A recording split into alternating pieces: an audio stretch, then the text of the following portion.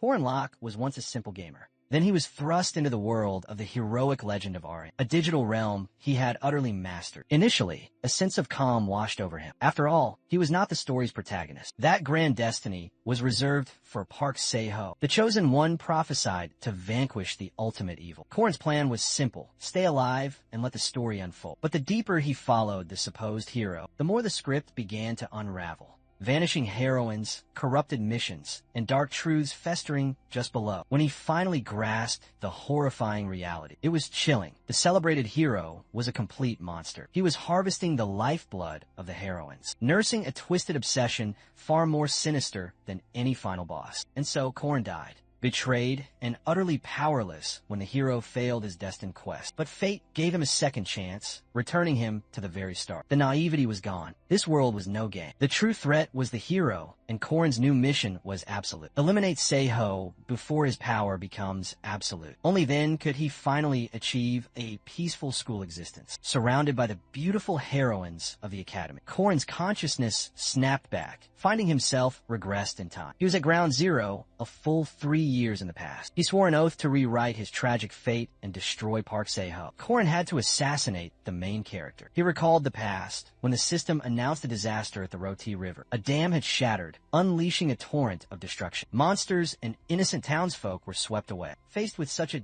devastating tragedy, Park Se-ho actually laughed, finding the chaos exhilarating. Back then, Korin had stared at him, bewildered. He couldn't comprehend his disturbing joy. But with the clarity of his second life, he knew Se-ho saw only a golden opportunity in the tragedy, a chance to monopolize all the experience points. Korin resolved to end him before he could grow, as long as he remained a mere rank 5 rookie like himself. Furthermore, the greatest power-ups were all concentrated at Merkaba Academy. The Park Se-ho who emerged from that academy was a true demon. Right now, he might not be an absolute monster, but nobody could predict the terrifying speed of his growth. With admissions starting in just 5 days, the optimal strategy was to execute Park Se-ho immediately, sprinting through the woods and gathering mushrooms. A system notification suddenly pinged him. It was a tutorial quest, a rescue mission for stranded people. The targets were security guards, whose carriage, bound for Merkaba City, had broken down in a forest swarming with infected beasts. Deep within the corrupted forest, the guards, Leon and Laura, celebrated. They had just slain a small rabbit-like monster in their path, basking in their victory until the carriage fixer called to them. The carriage is repaired now,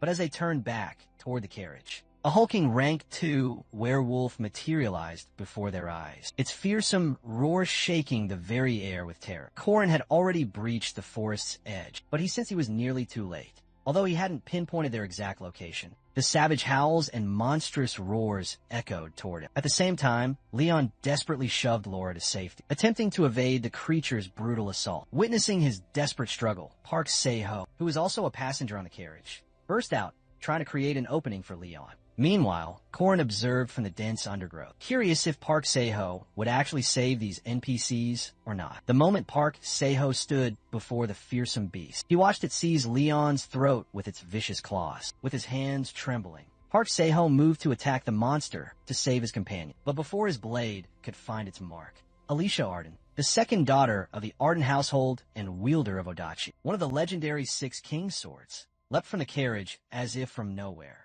She struck the beast, vowing to handle this creature by herself, and ordering a shocked Park Se-ho to stand down. And then, something horrifyingly familiar to Korin occurred. Park Se-ho plunged his dagger deep into Alicia's back. This confirmed Korin's suspicion. Park Se-ho was always a monster, an evil that he had failed to see before. Alicia stared back, her eyes filled with pleading confusion, unable to comprehend the reason for this sudden betrayal. But Park Se-ho offered a pathetic excuse that his hand had slipped. On the other hand, Korin knew the truth. If Alicia were to perish in this quest, it would allow Park Se-ho to claim the legendary Odachi, and with that power, he would join Linnea Arden's party. The Great Swordsman, a far more terrifying outcome. However, Alicia was so powerful that even after being stabbed, she adopted a battle stance and leaped back several times, widening the gap between herself and the werewolf. Centering herself, she employed her magnificent footwork skills, unleashing an incredibly potent aura, focusing that energy into her sacred blade. Upon seeing that she could slay the monster by herself, Se-ho hurled a dagger, seething with dark magic toward Alicia. Yet, she deflected the cursed blade with her own sword, arriving at the chilling conclusion that his excuse about his hand was nothing more than a treacherous lie. Alicia then pivoted to face the monster, and found its face mere inches from hers. Its massive jaws opened wide to devour her. She swung her sword with a blindingly swift motion, managing to land a decisive blow, plunging the blade into the werewolf's skull. But the werewolf still bit down on her head. Both Alicia and the beast collapsed to the earth as Park Seiho snatched her. Odachi, preparing to deliver the final, killing blow. He believed that killing an NPC would grant him EXP as well. Before he could murder Alicia, Korin covertly tossed a powder collected from panic mushrooms, a substance that forest monsters find irresistible. The moment the powder coated him, the forest monsters lunged forward to swarm him. Seizing the opportunity, Korin dragged the dying Alicia to a safe corner. He thanked the heavens that she was still breathing. Korin then used his own dagger to extract the monster's poisonous fangs. But during this critical moment, Park Seiho spotted him with her. Korin stood his ground, completely unfazed. He taunted him for holding the legendary Odachi, mentioning how he had killed 3 hornets in under a minute. When Park Seiho looked at him more closely, he instantly recognized him. It was none other than Korin Locke. Park Seiho immediately took up a defensive stance, gripping the Odachi with a white-knuckled intensity, demanding to know how he had found this place.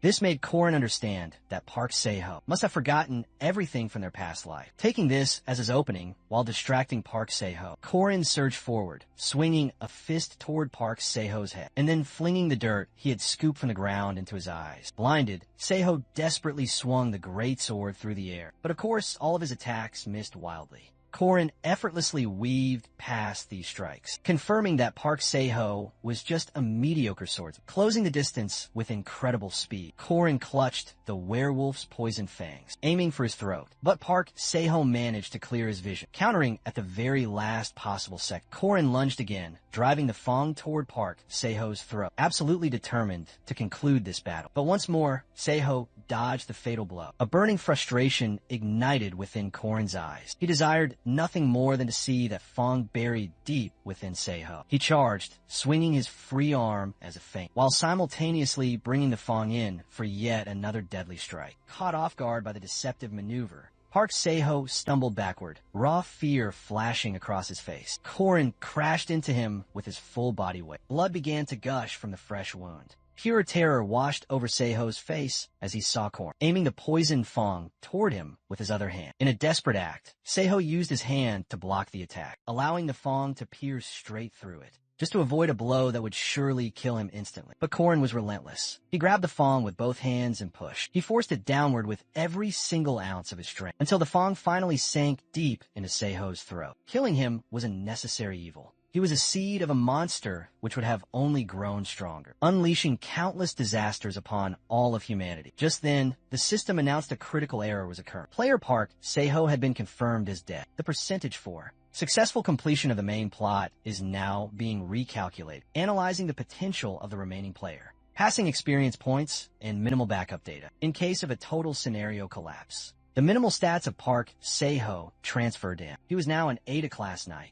the successor to the Martial Master. Subplayer Korin was about to celebrate this incredible turn of events, yet his attention snapped back to Alicia, who was gasping for air as he reached out to her. He saw she was afflicted by the peacock tree frog's potent poison. He noticed the dagger still lodged in her stomach, knowing from his training that creating this toxin was incredibly hard, without employing a variety of combinations. And if Park Seiho's skills had been just a little bit higher, she would have certainly been dead by this point. But since the poison fang remained inside her, she had to be detoxified, and the bleeding must be stopped immediately. Tightening his own belt around the area of her injury, Korin managed to halt the bleeding. He knew biting her tongue in agony would only cause more problems, so he brought Park Seiho's lifeless arm to her mouth, allowing her to bite down on it instead. In addition, he wrapped his own shirt around her waist, and soon she was lying on the ground in a peaceful state, while Korin began to prepare the necessary antidote. As the antidote was being meticulously prepared, Korin's mind was racing with countless thoughts. He had no idea how he had traveled 3 years into the past, but everything was different this time. He had killed the main player and even saved a life. His thoughts were broken when Alicia murmured, asking for his name. But Korin merely urged her to get some rest,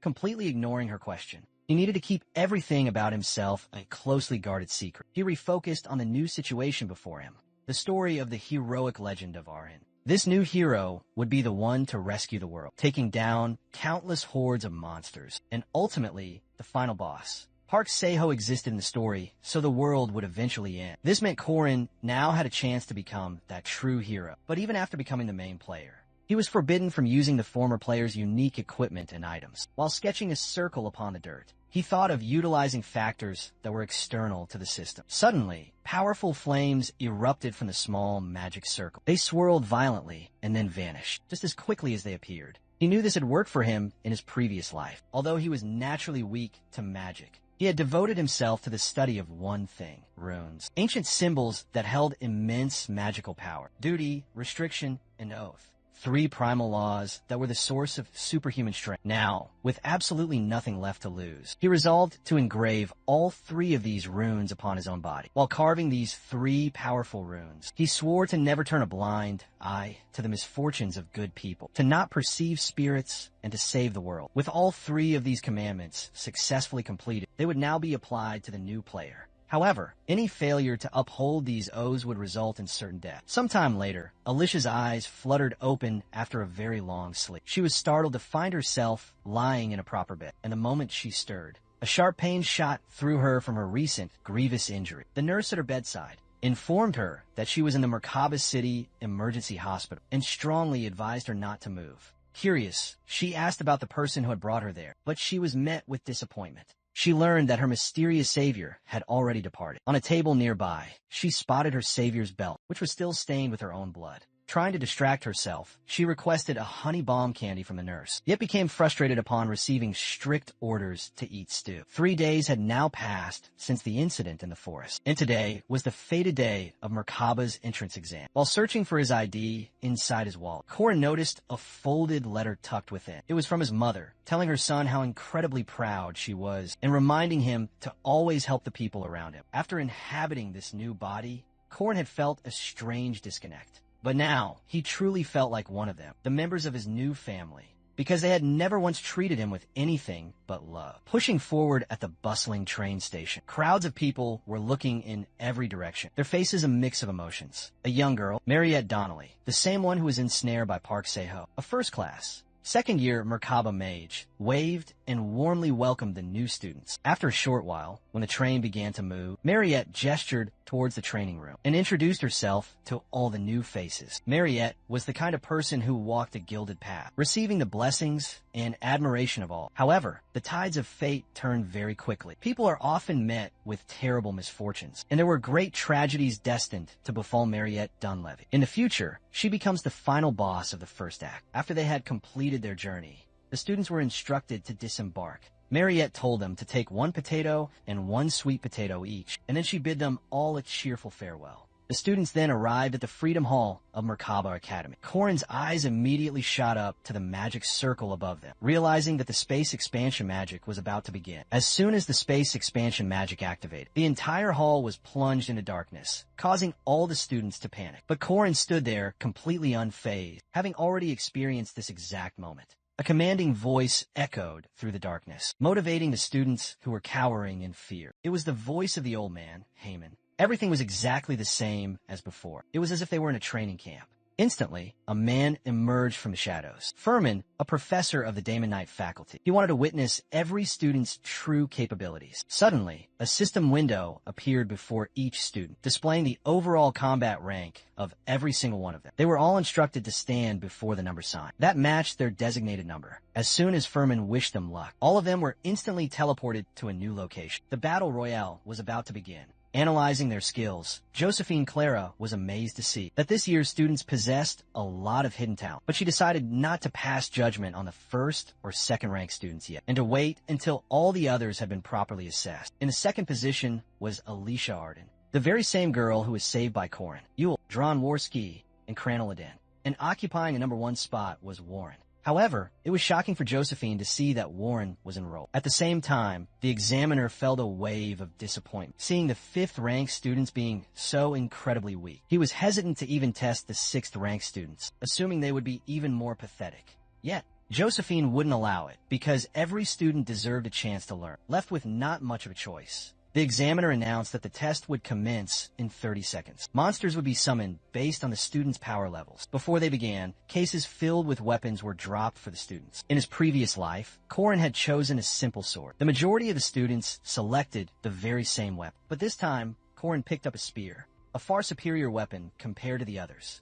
30 seconds passed. The moment Korin chose his weapon, 3 short hounds, 5th-rank monsters, materialized within his designated space. Korin smirked as he looked down upon them. Meanwhile, they let out savage roars, their eyes burning with a ravenous hunger. Abruptly, one of the short hounds lunged to attack Korin, but it ended up dead in the blink of an eye. This enraged the other hounds, and they surged forward together. But they too vanished in seconds after being effortlessly slain by Korin. He couldn't help but crack a smile, due to the fact that he possessed an overwhelming amount of experience in killing this particular species. It took Korin 12 seconds to kill these hounds. Killing them in such a short period of time filled him with nostalgia, since in his past life, he couldn't even kill these monsters in the very first round, and had been eliminated almost immediately. But this time, he was just standing there, calmly waiting for the next wave to arrive, knowing he was going to pass this test with absolute flying colors. But it was getting somewhat disappointing for him, as the next wave of monsters was not starting yet. Meanwhile, the examiner, watching them from the screen, was incredibly disappointed with the current players, who were being defeated by such pitifully small monsters. He fondly remembered his own time,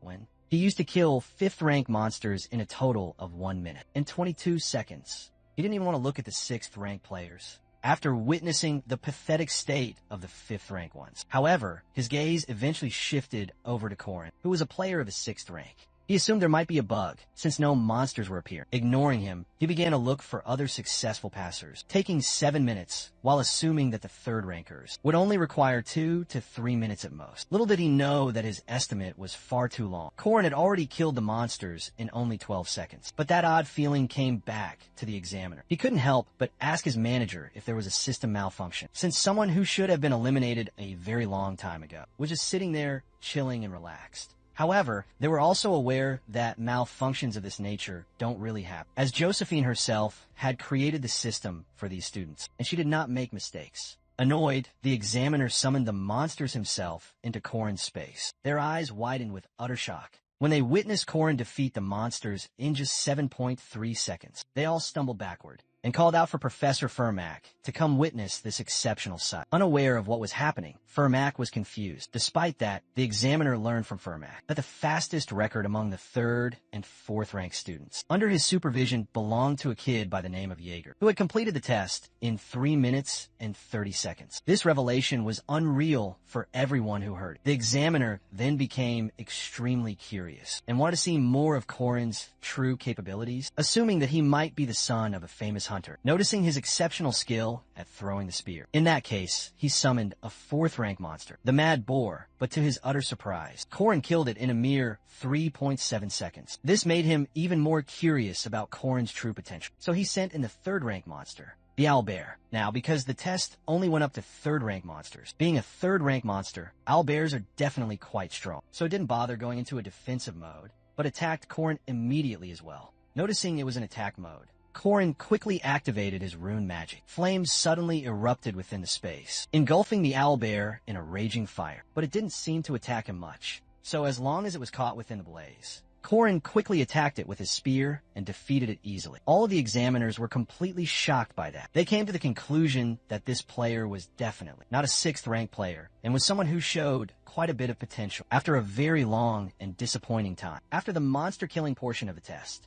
the evil spirit test officially began. As soon as the evil spirits were summoned, Korin couldn't see or hear them at all, because of the promise he had made while engraving the runes on his body to not perceive spirits. Korin still tried, waiting for a minute, but when it was finally confirmed that he actually could not interfere with evil spirits, he eventually gave up. Later on, at Merkaba Hall, the students were all talking about their ranks. That is when Korin's gaze darted over towards Jaeger Hinch Peter. In his past life, this guy had gotten himself killed by Park Se-ho because he was so full of himself. He's still the same, but it's probably just due to his young age. With that, Lark, a 5th rank player who looked clearly uncomfortable. In a past life, He was mercilessly bullied and could never get over his complexes. And he also had the same terrible luck as Jaeger and was killed too. Meanwhile, the director, Ryu Kazar, welcomed all the new students, wishing them luck and hoping that the students would be able to learn and would find their own unique path within this place. Later on, when they were all roaming around, Jaeger noticed Lark sitting by himself in a corner and decided to bully him, just like in a past life.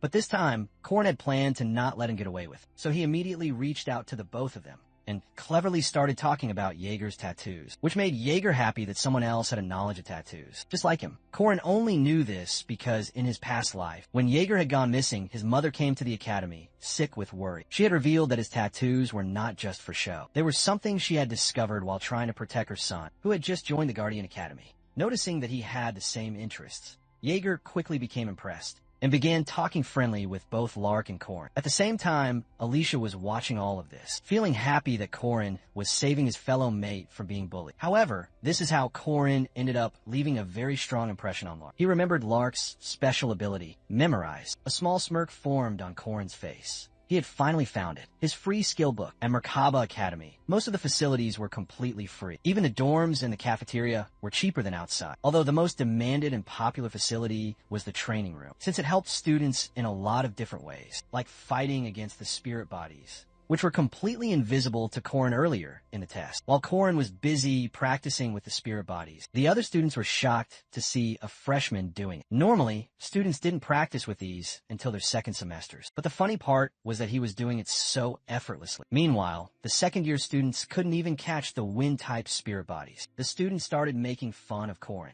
when he received a powerful blow right to his face. With that, the instructor finally walked in, demanding an explanation for why Korn was practicing against the spirit bot. Korn calmly explained that he was training his spear skills. This sudden attention was making Korn anxious. Why was this old man approaching him so directly? Had he made some kind of mistake during the entrance exam? But the instructor, seeing Korn's sheer determination, handed Korn 10 meal tickets as a reward and told him to come find it. If he succeeded, he'd personally offer his highest praise. With that, the instructor finally left, seemingly in a very good mood, while Korn quietly returned to his practice. He thanked God that everything had turned out fine. At the same time, Mariette was observing Korn's training. The way he was training so unstoppably showed his burning desire to get better. Therefore, after a tough training session and receiving a strong strike, Korn finally fell to the ground, breathing heavily and gasping desperately for air. Mariette quickly handed him a glass of water, assuring him that he had done very well. She said he should rest now and would be even better the next time. But Korn was relentless. He was aware of the fact that in his past life, he had Seiho with him, and because of that, they had potions and skill books from the combination window. But now, he had to do everything all on his own. So he didn't stop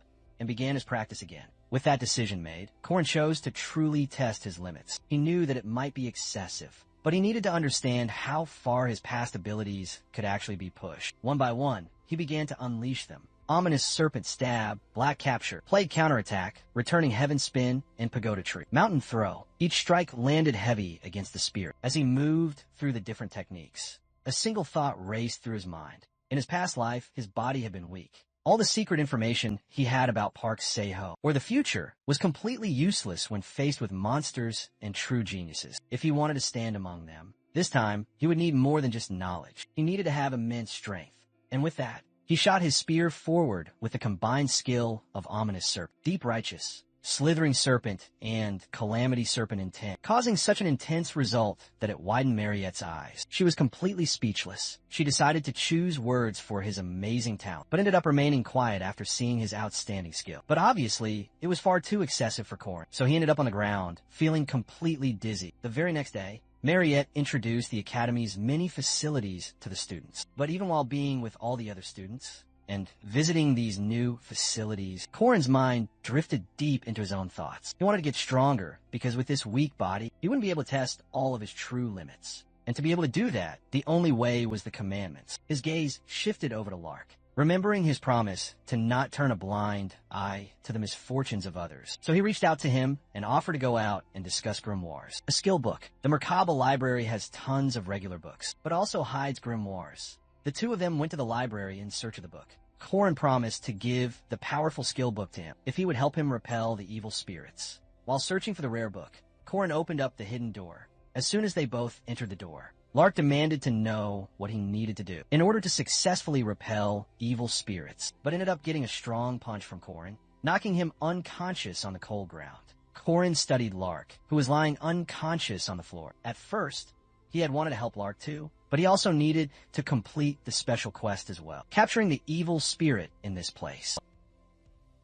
However, the true obstacle was the unique malevolent spirit, Sebastian Duke, whose devastating assaults were said to be so immense that mortals could not withstand a single crushing blow, finding only death the moment the quest commenced. Yet, bound by his sacred oath to never perceive any spirits, he was completely blind to this special spectral entity. Furthermore, its attacks were utterly useless against Corin. In this situation, he offers Lark's helpless form as a vessel for Sebastian to inhabit. You see, this world contains enigmatic energies referred to as factors, powerful forces that can twist ordinary humans into demi-humans, creatures like vampires or the savage werewolves. One day, Sebastian awakened as a vampire and unable to master his new urges. He tragically murdered his own servant despite his desperate resistance. He failed, fearing he would next slaughter his own wife and daughter. He sent them far away and sealed the gates of his castle to prevent any further catastrophe. He then used powerful magic to imprison his own soul inside a book, the grimoire, now concealed within the Academy's library. But the moment he took possession of Lark's mortal body, Sebastian lunged forward to unleash his fury upon Corin. Yet,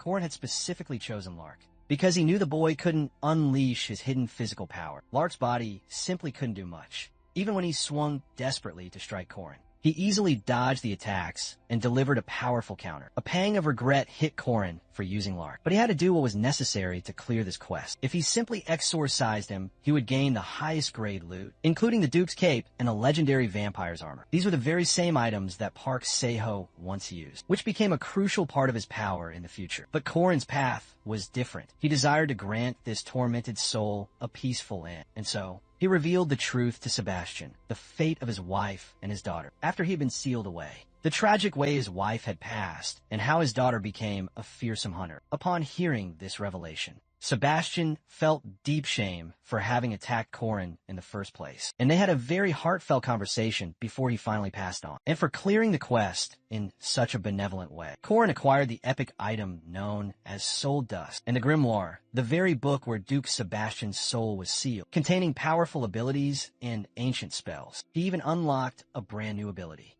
Persistent Warrior's Regeneration, a skill which can restore a wounded body. However, the moment Lark finally awoke, Corin urged him to remain still as an evil spirit had possessed him. He then handed him the legendary grimoire. Upon seeing the book, Lark's entire face lit up with absolute joy, and simply because Corin did not ignore the suffering of those who were kind. In accordance with his vow, he earned a massive 80 points, based on the world's mechanics. Only 5 stat points were gained with each level up. This was the same number of points he would get after leveling up 16 times. He began to wonder if this reward was compensated for the fact that he couldn't directly acquire stats from level. But regardless, it seemed like an incredible amount of power. 40 points came from saving Lark, and another 40 from Sebastian. Back inside the stamina training room, Mariette was busy handing out sweet potatoes to the students. She also wished Corin the best of luck for catching the spirit bodies today, but the other students found it laughable. The thought that a 5th-ranked student would be chasing after spirits. They found the very notion completely unreal. Mariette then decided to place a wager with the students on whether or not Corin could capture the spirit bodies. Gripping his spear tightly,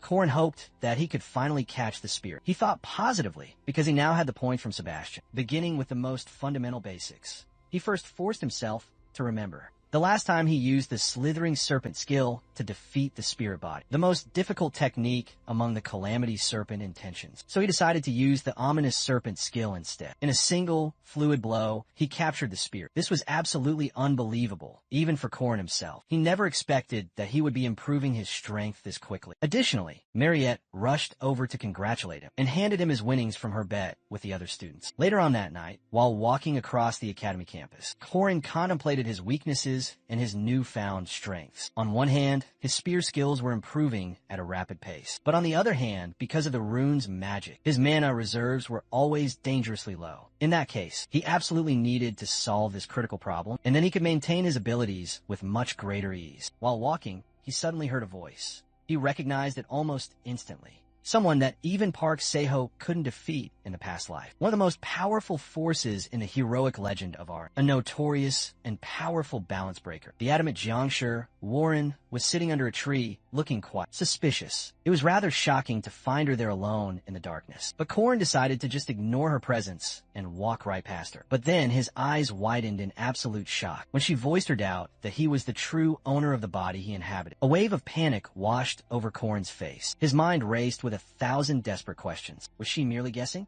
Or did she somehow truly know that Korin had possessed this body? Warren was an existence akin to a living corpse, possessing both human and monster aspects within her body. She could likely perceive the very color of a person's soul, existing somewhere between the realms of life and death. So this confrontation was something that was fated to happen. Her recognition that Korin had taken over somebody else's body. But Korin put on a brave face in front of Warren, pretending that her words had not affected him and were not true. In his past life, Korin had always doubted his true identity. He never understood if the real him and the original Korin, the one whose body he now possessed, were the same person or not. And if they weren't, then who was he really? These questions about his true self always haunted him. But in the end, none of it had mattered when he was lying lifeless on the ground. In that case, he calmly explained to Warren about his neighbor, Bruce, who would transform into a green giant whenever he became mad. Although his two different personalities despised each other, what he was trying to say was that being a new soul or the original one, either way, it made no difference whether someone chose it or not. They were all born into a specific body, and there's no sin in the simple act of being born. Hearing that, Warren gritted her teeth in anger, not agreeing with Korin in the slightest, because for her, even her own birth was a terrible sin.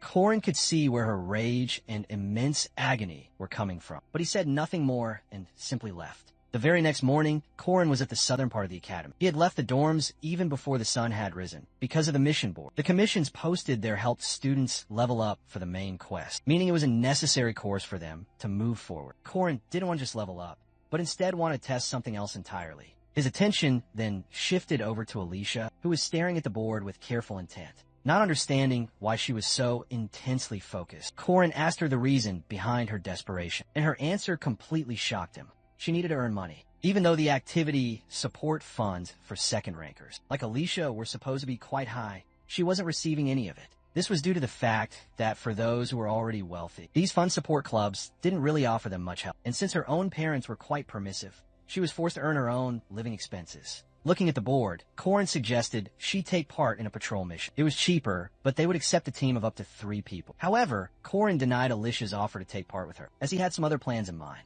He'll pick the best ones, find a butterfly cat. If he could save the cat that was dying because of the water monster, he would also help the owner with the prevention of their depression, and would obviously get rewards upon the completion of his duty promise. And just as he had planned, he did all of it. The commandment is now activating. This means that even the smallest missions will now boost his stats. This made Korin dance around with pure joy, but the people watching found him to be psychotic. However, his happiness didn't last for very long when he remembered what he'd forgotten. Even after making careful notes, Ki Jo-yoon was absolutely furious because there was no sauce to appease his desire to make chicken, even after adding in tons of different ingredients. Immediately, Korin arrived there and advised him to add some starch syrup. Ki Jo found this advice to be completely foolish, but ended up screaming with joy because he had finally cracked the dish. Even helping someone in this way caused Korin to earn more points. This was absolutely mind-blowing for him, because he had only told the recipe to the guy for his own selfish reasons, as it would be difficult for the people of Korea to survive without Yangnia. Chicken, seeing him acting all goofy and happy from the top of the roof of another building, Warren found him to be completely crazy. Josephine then approached her, informing her about taking permission before she was leaving. That is when Warren got a flashback of Korin telling her that being born is not a sin. But on the flip side, someone else was shouting at her, regretting that she had ever been born. Later on, at the official hunting grounds, Josephine announced that the first-year students would now be tested on their survival skills within the dangerous hunting grounds. They needed to reach the small cabin at the northern end of the forest, and if they did, they would pass. They needed to wear their rank armbands, and they would obtain points that would depend on their clear time. Korin noticed that Warren was not there. As always, she was never present for the practical tests. Just then, his attention shifted over toward Alicia. She was thanking him for having helped her out. She was now able to cover all of her monthly expenses. To her surprise, he handed her a candy that she loved, and without hesitation, she took it from him.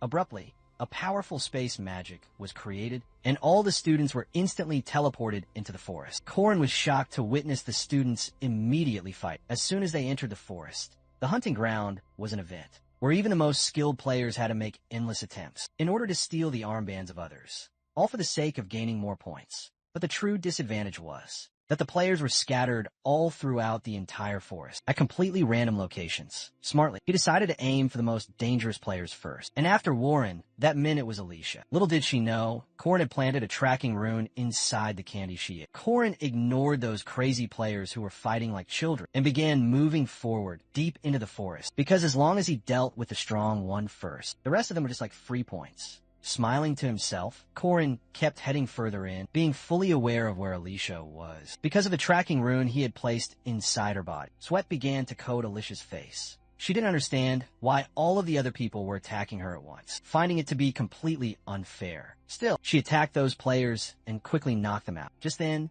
a guy lunged to attack Alicia.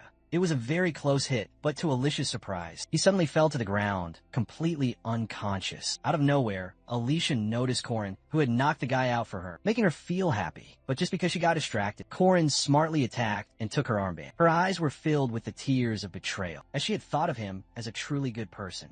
Alicia was a pure fighting type, second rank knight. She still found it hard to properly use her Vigilant Eyes ability. In terms of raw fighting power, she was about average among all the second ranks, but when she broke down in tears, feeling betrayed because she believed Korin was a good person, he only smiled evilly at her with a mocking tone. He told her to be a good person herself and hand over her armband. She had literally dealt with a huge group of students of third and fourth rankers who had all made groups just to fight against her. But she didn't consider Korin, a fifth ranker, to be a threat at all. But that was only moments ago.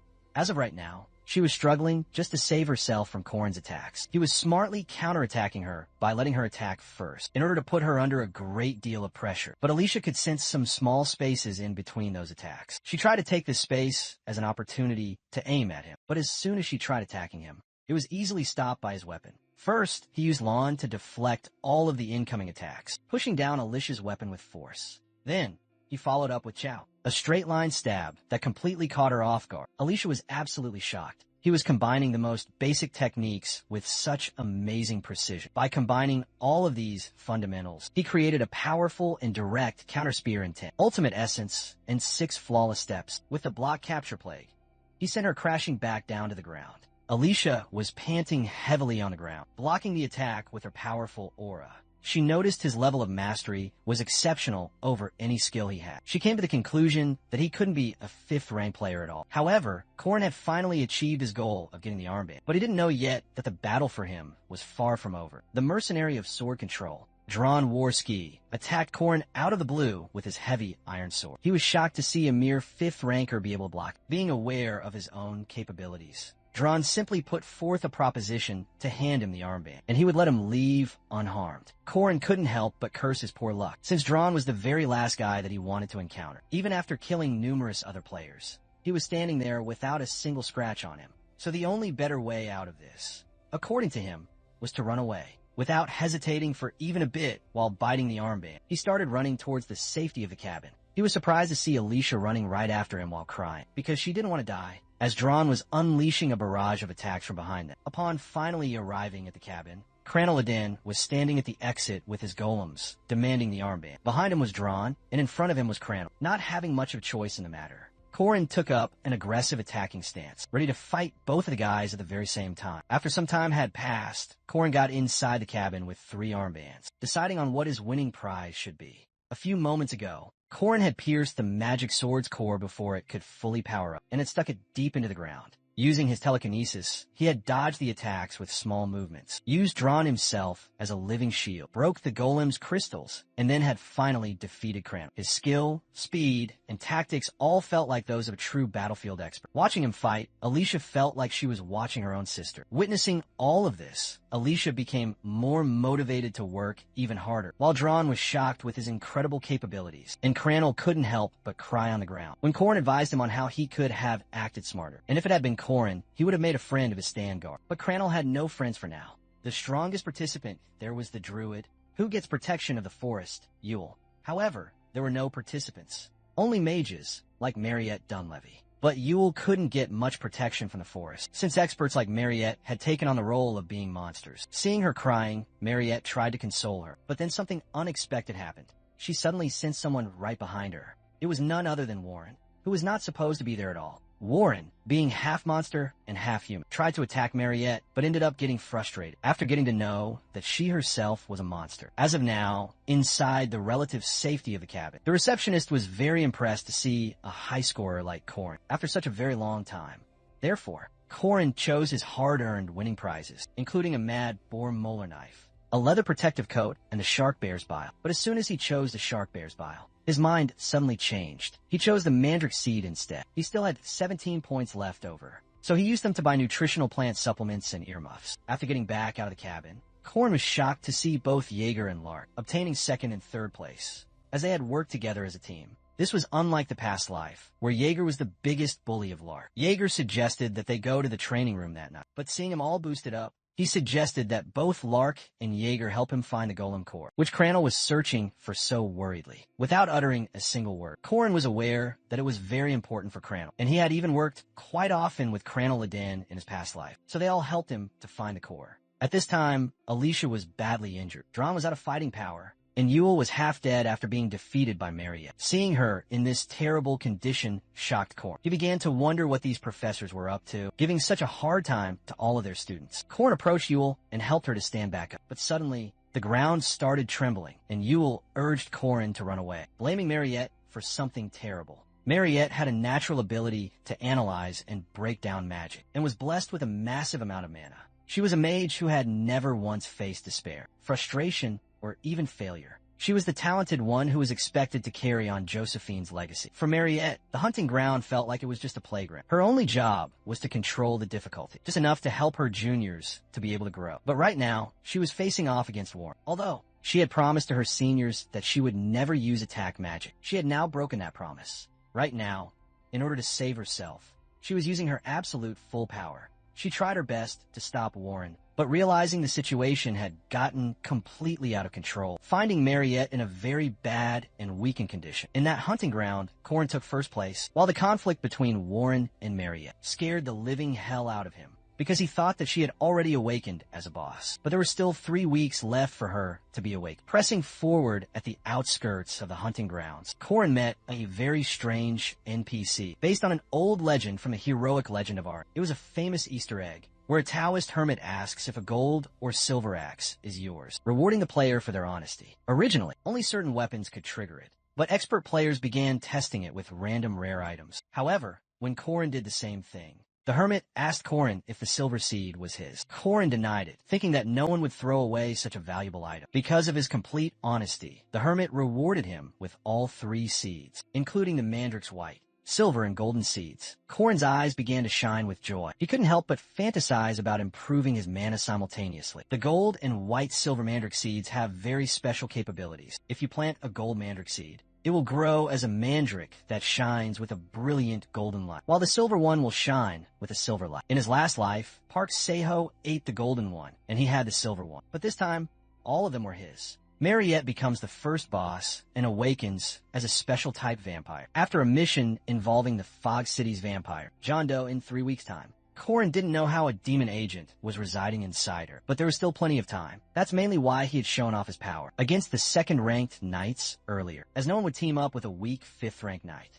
However, Mariette has finally woken up, still feeling weak because of her many injuries. Isabel, her roommate, tried to console her, but to her surprise, she was much quieter than usual. Meanwhile, Corin had aimed to save a girl from her certain misfortune, deciding to train Alicia up first, employ Dron, act kind with Yule, and become closer to the golem sorcerer, Crannel, to create a party for the upcoming disaster. It would all be okay, hopefully, if everything went exactly according to plan. And Corin was pretty confident about being able to save Mariette. On the flip side, something very strange had unfolded abruptly. Mariette had already transformed into a vampire, lunging forward to attack Isabel in order to suck her blood, declaring that she was feeling incredibly thirsty. Professor Josephine has banned Warren from leaving her room, or from having any visitors. Warren was allowed to have private lessons directly from Josephine, if Warren had wanted to learn. so Warren could self-reflect all on her own. Warren was getting extremely bored in her room, and even considered jumping out of the window just to be free. All of a sudden, Corin looked in through the window, hanging upside down, and reintroduced his name to Warren. Corin had brought a delicious cake for Warren, as he did not want to show up completely empty-handed. Corin asked Warren to open the window for him so he could enter, but Warren simply reminded Corin that coming inside was strictly against the school's many rules. Corin laughingly claimed that he was on a tree and not actually inside, and more importantly, Madame Josephine wasn't there, so Corin wouldn't get into any trouble. Corin had come to check up on Warren after the terrible incident at the hunting ground, but he noticed that Warren didn't have a single scar on her or any signs of any injuries whatsoever. Corin understood Josephine's concern to lock Warren up for 4 days for being a special case, a demi-human, and after what had just happened at the hunting ground.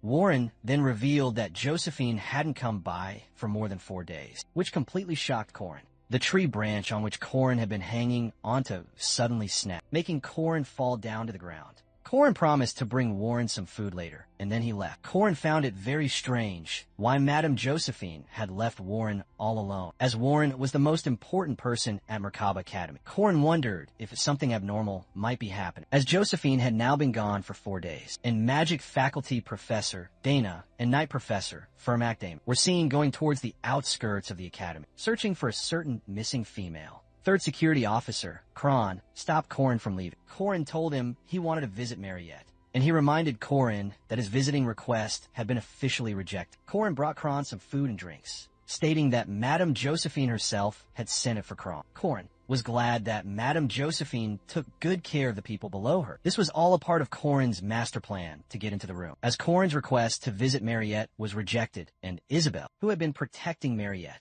had also gone missing, and there was a guard now assigned to the doorstep. All of this was increasing Corin's suspicions. Kron's stomach got upset after he ate the food, and Corin led Kron down the hall to the washroom. Kron asked Corin to guard the door until he got back, and warned Corin not to dare go inside. Corin accepted with a smile on his face, and then entered the room. As soon as Kron had finally left, Corin was in utter shock to see Isabel on the bed instead of Mariette, while Mariette was nowhere to be seen at all. Corin noticed a fresh vampire bite mark on Isabel's neck. Corin then realized that Mariette had already awakened her vampire powers, but he was in disbelief that Mariette was supposed to awaken her powers. A full month later, as Corin knew from his past life, Corin now realized that this was what the professors had wanted to hide, and they had gone out in search of Mariette. Corin recalled the exact steps to defeat Mariette from his past life. First, they would have to deal with the incoming monster wave. In the second phase of the fight, Corin and his team would hold Mariette back with their powerful magic circles. The third phase would be to finally face the monster, Mariette. And the last phase would require a special combination of first-year names. Corin knew it would be easier to move forward all the way to phase 3, but soon remembered that Corin's teammates, Alicia, was currently injured. Dron's weapon had been destroyed, and Ledin's golem was also destroyed. All of these terrible incidents were all Corin's fault, and the first-year names had been wiped out all because of Corin. Corin got worried for not having a proper team. In Corin's past life, Mariette had attacked her own roommate.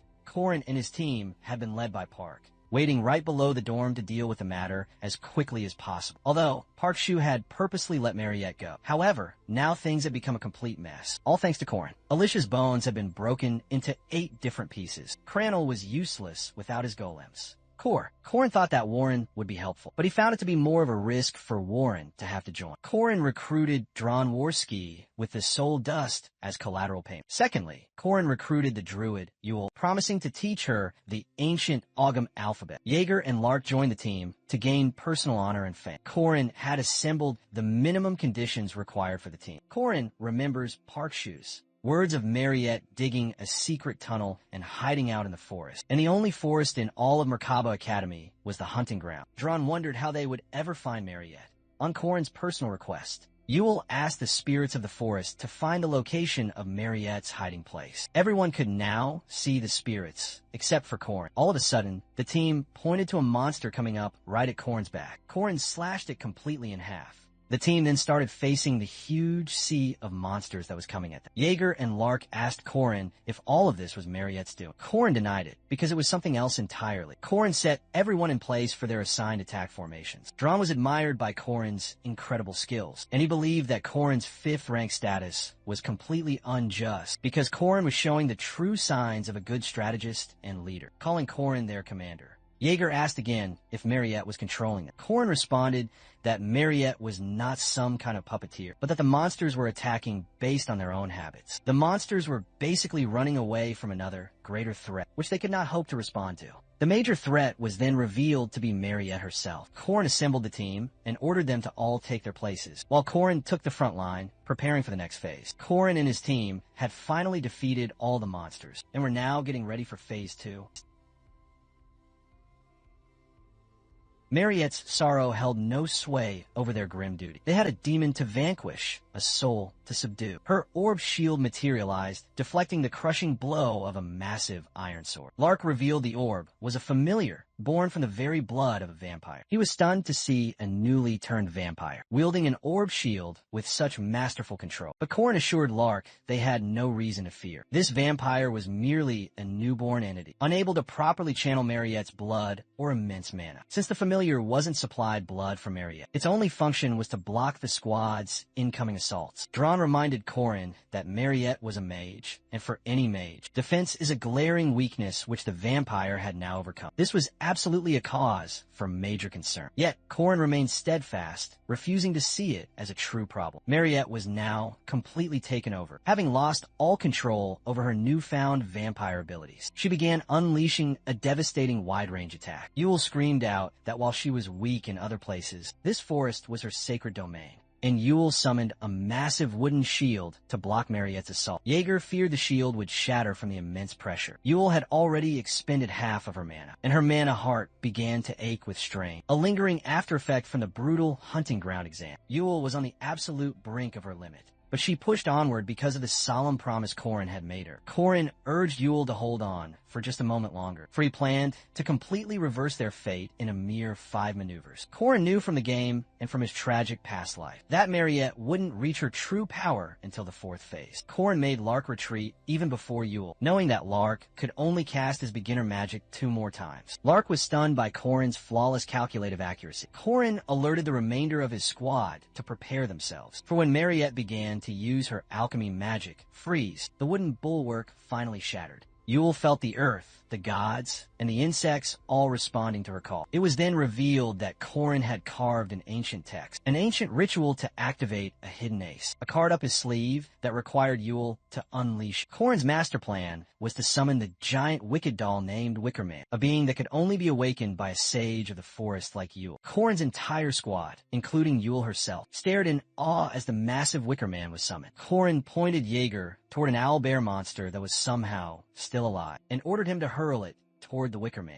Jaeger was astonished to realize that Corin was serious about the owlbear still being alive, and he tossed it just as Corin had commanded. In truth, it was Corin's plan all along to leave the owlbear alive, to be used by the Wickerman as a living sacrifice, as long as the sacrifice burned inside the Wickerman's hollow prison. Its golem-type magic would continue to fuel the Wickerman's rampage, until the sacrifice was completely burned to ash. The Wickerman charged ferociously toward Mariette. Yule was struggling to maintain control over the Wickerman. Corin reminded Yule that if she faltered now, every single one of them would perish. Mariette began firing powerful beams of energy at the Wickerman, and Jaeger worried if this was going to be a problem. Corin assured everyone that they would surely achieve victory with this move. But then, Corin was struck with absolute disbelief. He watched as Mariette completely extinguished the Wickerman's flames. Every single one of Corin's calculations had completely backfired, leaving him utterly stunned. Corin ordered Yule to retreat, as her presence would no longer make any difference in the fight. Corin then charged toward Mariette, with Dron and Jaeger following close behind. Dron unleashed his direct acceleration sword attack, but it failed to even scratch Mariette's protective orb. Jaeger, with a confident smirk on his face, landed an attack with his special move called Cumulative Destruction, and he successfully shattered her orb.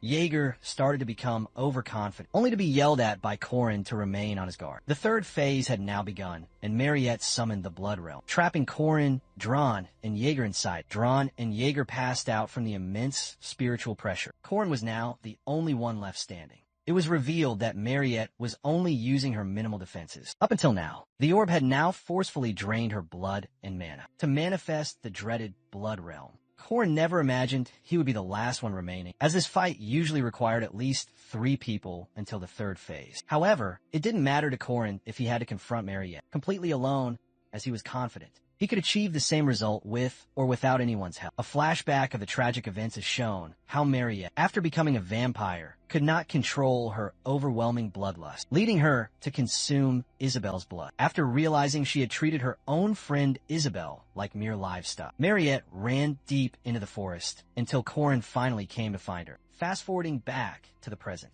Corin was now facing the hound demon that was summoned by Mariette. Daring to bite a human, the demon lunged toward Corin, only to have Corin face it down with ease. Corin mocked the beast, and the demon then somehow vanished, only for Corin to notice that the demon was moving at an incredible speed, making it completely invisible to the naked eye. Corin decided it was time to teach the demon a valuable lesson, and he attacked the demon's only weak point. Corin already knew the demon's weak spot from his knowledge of his previous life, making his work much easier. Corin admired the demon for protecting its creator, Mariette, until the very bitter end. Finally, he put an end to the demon's tormented life. Corin promised the dying demon that he would save Mariette, calling her the poor demon's mom.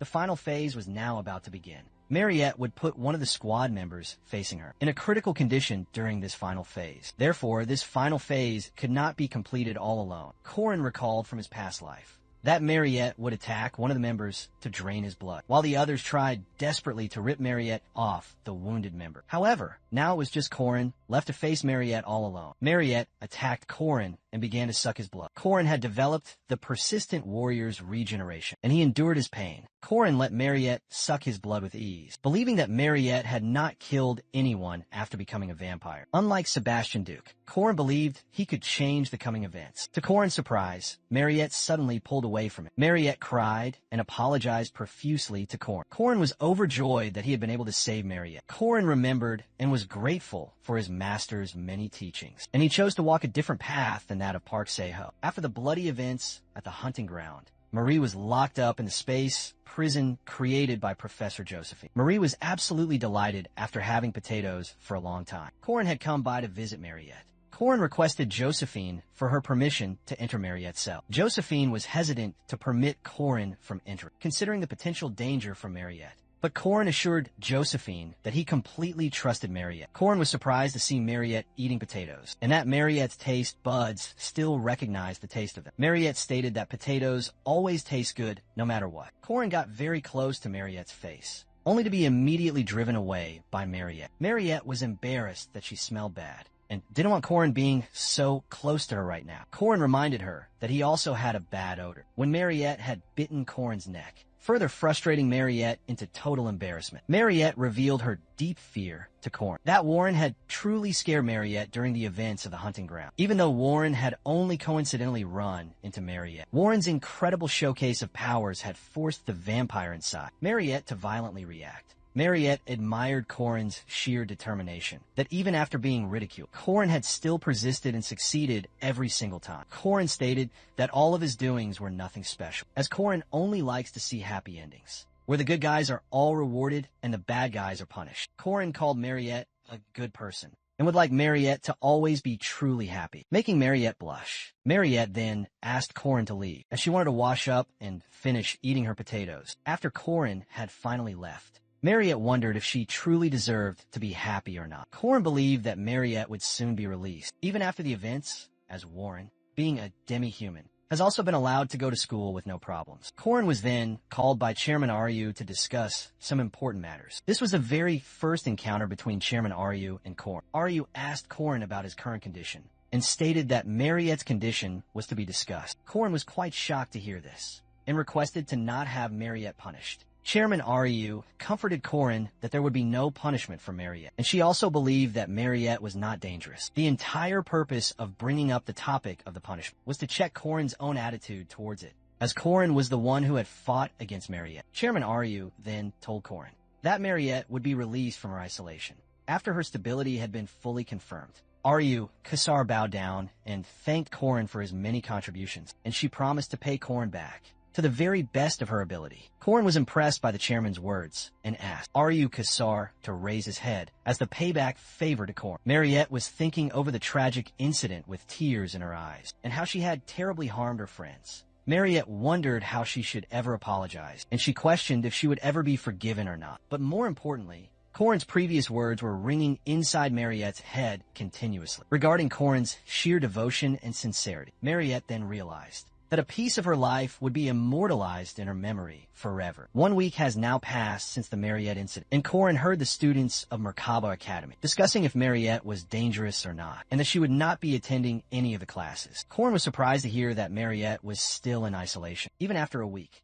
On the other hand, Mariette's isolation had already been finished. Although everyone was asking about her powers and her health, Mariette could not bear to let herself be free. With the heavy guilt of not seeing her friend Isabelle there, Mariette wondered if Isabelle was now afraid of her, and if she hated Mariette for the past events. Mariette was almost deciding to leave the academy for good, but she suddenly heard a soft knock on her door. Mariette opened the door to find Isabelle hugging her and asking about her health. Mariette inquired if Isabelle was not afraid of her. Isabelle revealed that right before she fainted, she saw Mariette's anguished face right after she had bitten Isabelle. Isabelle assured Mariette that they would be friends, no matter whatever happens. Mariette cried out, thanking Isabelle. Isabelle felt sorry for Mariette being all alone with her guilt and feeling bad for herself. Isabelle stated that she had already felt much better, but the hospital did not allow her to be able to leave. But a junior had helped her sneak out just to meet Mariette. The tall and handsome junior had already disappeared, with Isabelle looking around for him.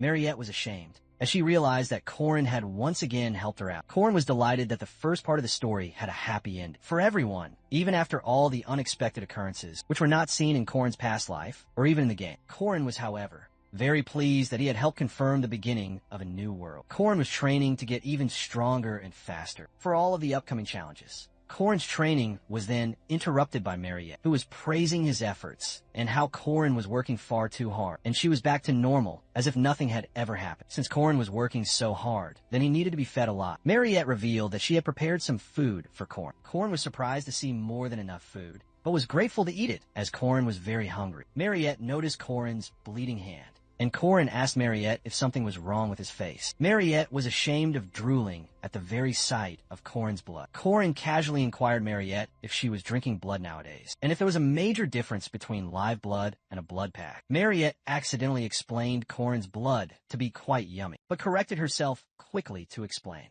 with an example of frozen meat versus fresh-cut meat for the blood pack and the live blood. Corin offered that Mariette could drink his blood sometimes, as Corin had the special ability to regenerate and endure. Mariette, being ashamed, quickly changed the topic, as she didn't want to be a bother for Corin, and said that Corin should avoid saying stuff like that. Mariette then offered Corin a small bottle of her own blood, stating that a vampire's blood acts as a powerful healing elixir. Corin drank Mariette's blood without any visible embarrassment, right in front of Mariette. Mariette asked if Corin liked the taste of her blood. Although the taste of it was quite bitter, Corin still felt much stronger than he had been in his past life. Corin believed that he could now begin the next scenario with the girl he had been training for.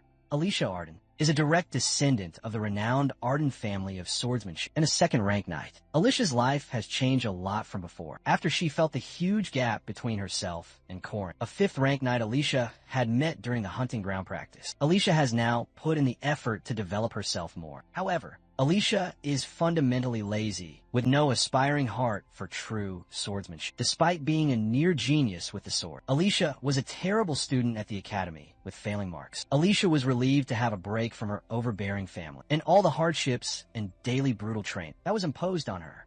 Instead, Alicia took the time to go shopping and enjoy her life. Corin catches Alicia inside the shop, inquiring about Alicia's notable absence from the training room. Alicia makes an excuse of having assignments and many missions. Corin offers Alicia a way to make more money by joining Corin's party. Alicia is pissed off at why Corin is always looking for her in Corin's presence. Alicia felt as if her lazy habit of just trusting her raw talent has been completely exposed. For Alicia, Corin's difficult methods are beyond hard, and Corin always gets Alicia to focus on the importance of the basics. Corin reveals the mission's massive reward of 2 gold coins for a party of 2 for just a second-rank mission. Alicia agrees to join Corin, thinking of buying new clothes from the reward she earned. Corin also wants Alicia to join him on a short-term mission with the enticing reward of 20 silver coins, increasing Alicia's greed to join for the massive reward. Corin had already anticipated Alicia's decision to join it for the money. Alicia usually preferred the patrolling missions to just follow the designated routes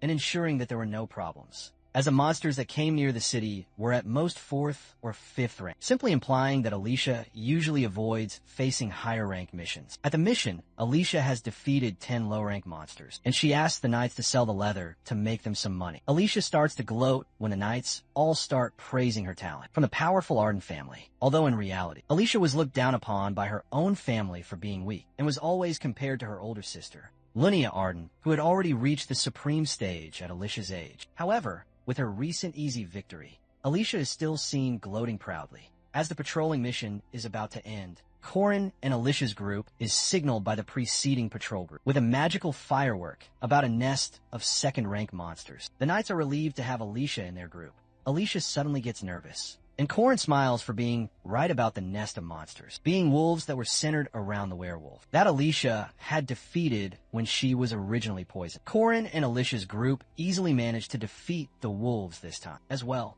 but all of a sudden, a first-rank monster, the Dullahan, appears, making Alicia extremely nervous. Alicia tries to fight the Dullahan with a desperate series of attacks. However, the monster dodges all of Alicia's attacks with relative ease. The Dullahan then gets a hold of Alicia.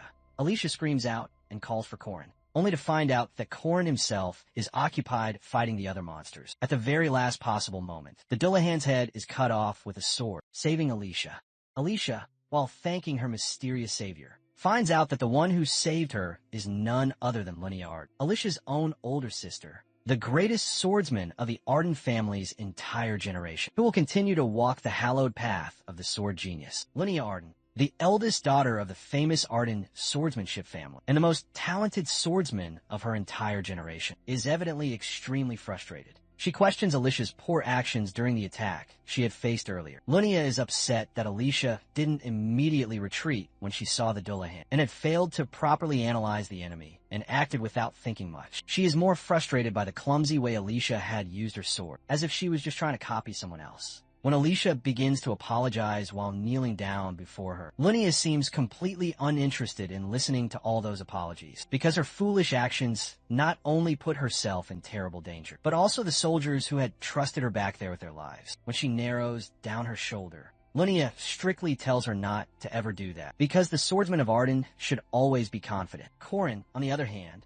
pretends to still be fighting the monster, but gets caught by Linnea for keeping an eye on Alicia. Corin walks up to Linnea, and they exchange their greetings. He remains mostly confidential with his information, only mentioning that he is the 8th disciple of the Hanging Spear school, and he is Alicia's friend.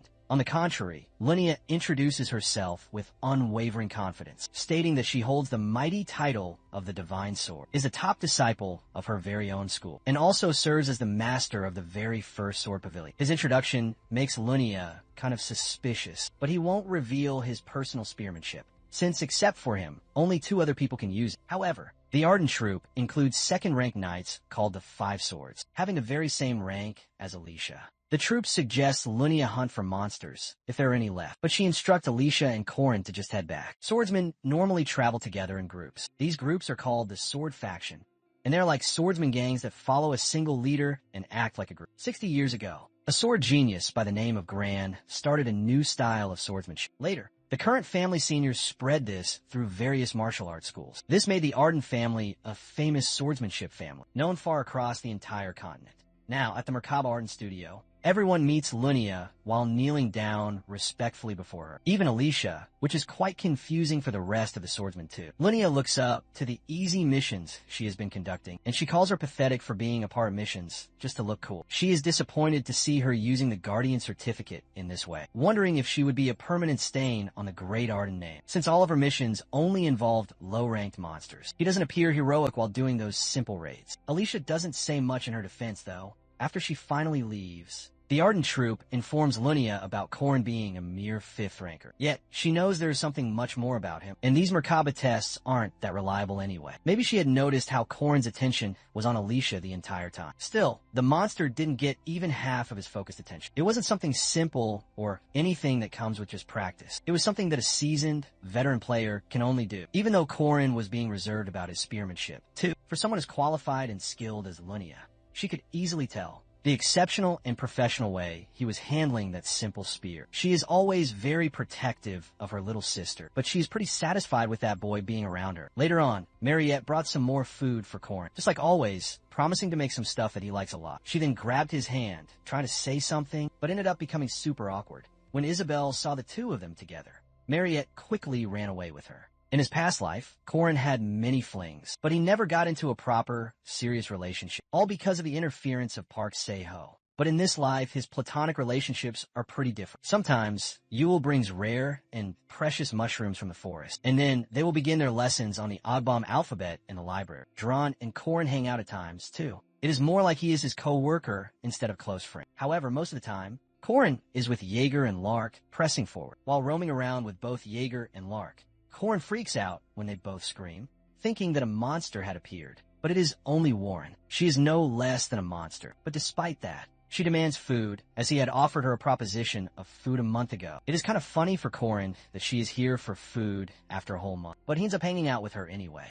Meanwhile, Jaeger and Lark run away from them, scared of Warren. After taking her out for food, she tries to eat some raw fish, thinking it doesn't matter if the food is raw or cooked, as long as it's chewed and goes inside. But when she eats the cooked food, she can't help but eat more and more. The weapon production is now completing. The second part is starting soon, midterms. All the students are now going crazy. Corin is just chilling, but when it comes to writing on the paper, he is completely blank, realizing he never studied in the past. Life, the faculty, exam is a way to redeem the marks that were ruined in the written exam. This exam includes the invigilation of knights from the outside. 15 students per team will have to defeat their instructor. But as soon as Corin's team sees their instructor, their eyes widen in utter shock and disbelief. Corin stands there, completely unfazed, since he hasn't seen the instructor yet. But then his jaw drops, and he trembles in fear. His instructor is none other than Linnea. For the official practical test, the guests that are invited are the elites of the famous swordsmanship family, the Ardens, and the 5 swords of the first sword pavilion. These 5 elite ones from the troop deal with the second rankers. All the girls use the special Arden-style sword formation, which includes the powerful 5 sword combo technique, causing an intense and fiery explosion. Dron stands there quietly, analyzing their slim chances of winning, which aren't very high. The 5 swords of the pavilion smartly blurred the vision of the students in order to attack them more calmly. As the number of students is quite large, Dron decides to attack them, rather than being in a defensive mode, charging his huge iron sword right at Melia. Alicia is handling Jenny, the high-speed sword, and dodging her powerful and relentless attacks. However, it is shocking for Alicia that Jenny works under her own sister, yet she is still handling her so very roughly. Jenny's attacks are so incredibly strong that they make Alicia stumble, ending up falling hard on the ground. The students witnessing this finally understand the power of the 5 swords. Finally, all the students are being knocked out, one after another, except for Dron and Alicia. Dron is so exceptional that his raw power stood against the 5 swords. Meanwhile, Alicia is still fighting desperately against Jenny. Jenny is trying her best to discourage her in order to pressurize her, but Alicia doesn't give up on the fighting. With all the power she has left in her exhausted body. In the start, Linnea was about to take the role of Jenny, meaning fighting with Alicia herself.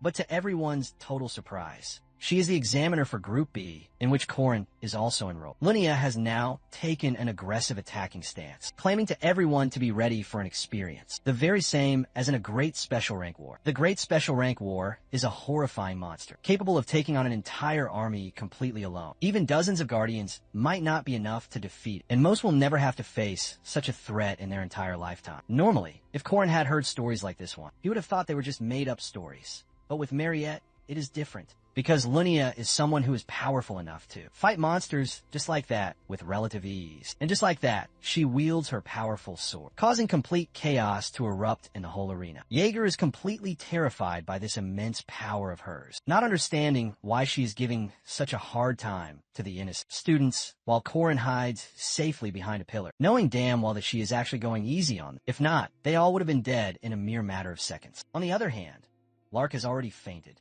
In just a few minutes, Linnea has wiped out all of the students except for one, Corin, who is still hiding behind the large pillar. She calls out for him, and he is immediately ready to surrender. Linnea smirks, okay with having him surrender, but she reminds him of the rare opportunity to defeat a true powerhouse. Corin can't help but tremble while witnessing her incredibly strong aura. Linnea and Corin had fought together in the past life many different times. She was someone who had taught him real-life combat techniques, but right now, he needed to actually fight her in order to become even stronger than her. Seeing him take up a fighting stance, Lunia doesn't waste a single moment and attacks Korin immediately. Korin, while dodging her deadly attacks and holding himself up after taking such incredibly strong hits, makes Lunia wonder who this guy actually is, since no mere 5th ranker would be able to counterattack against these powerful attacks. Taking a short pause, she sheathed her sword, taunting him for draining his energy. For a moment, Korin thought that maybe she believed he had done enough hard work, so she achieved it. But then he realized it was a territory cut, a move that hints at the most powerful technique of the mighty sword. Her blade surged forward, an aura of pure, killing intent aimed squarely at Korin. Sheer terror swept through the crowd, paralyzing both students and examiners alike. Frantic shouts erupted, demanding an immediate halt to the deadly examination. Lunia's ethereal form drifted through a world where time itself had ceased. Korin fought to drive his spear forward toward Lunia's specter, but he felt like a prisoner trapped within this frozen reality. He wondered if he was still unable to command his own territory. But still, he strained against the absolute pressure, his will reacting to the overwhelming domain. Witnessing him struggle against her power, Lunia required no further answers and brought the test to a close. She suggested he acquire a new spear, as his current one was too weak for his skills. She also understood that he knew the truth about Alicia, and that he had merely wanted to demonstrate his grasp of territory. She declared that nothing would change, even after this display, and coldly advised him not to interfere in their family affairs. As she walked away from him, Korin watched her departure, knowing full well that now that he had revealed his territory to her, things would not unfold as she had intended.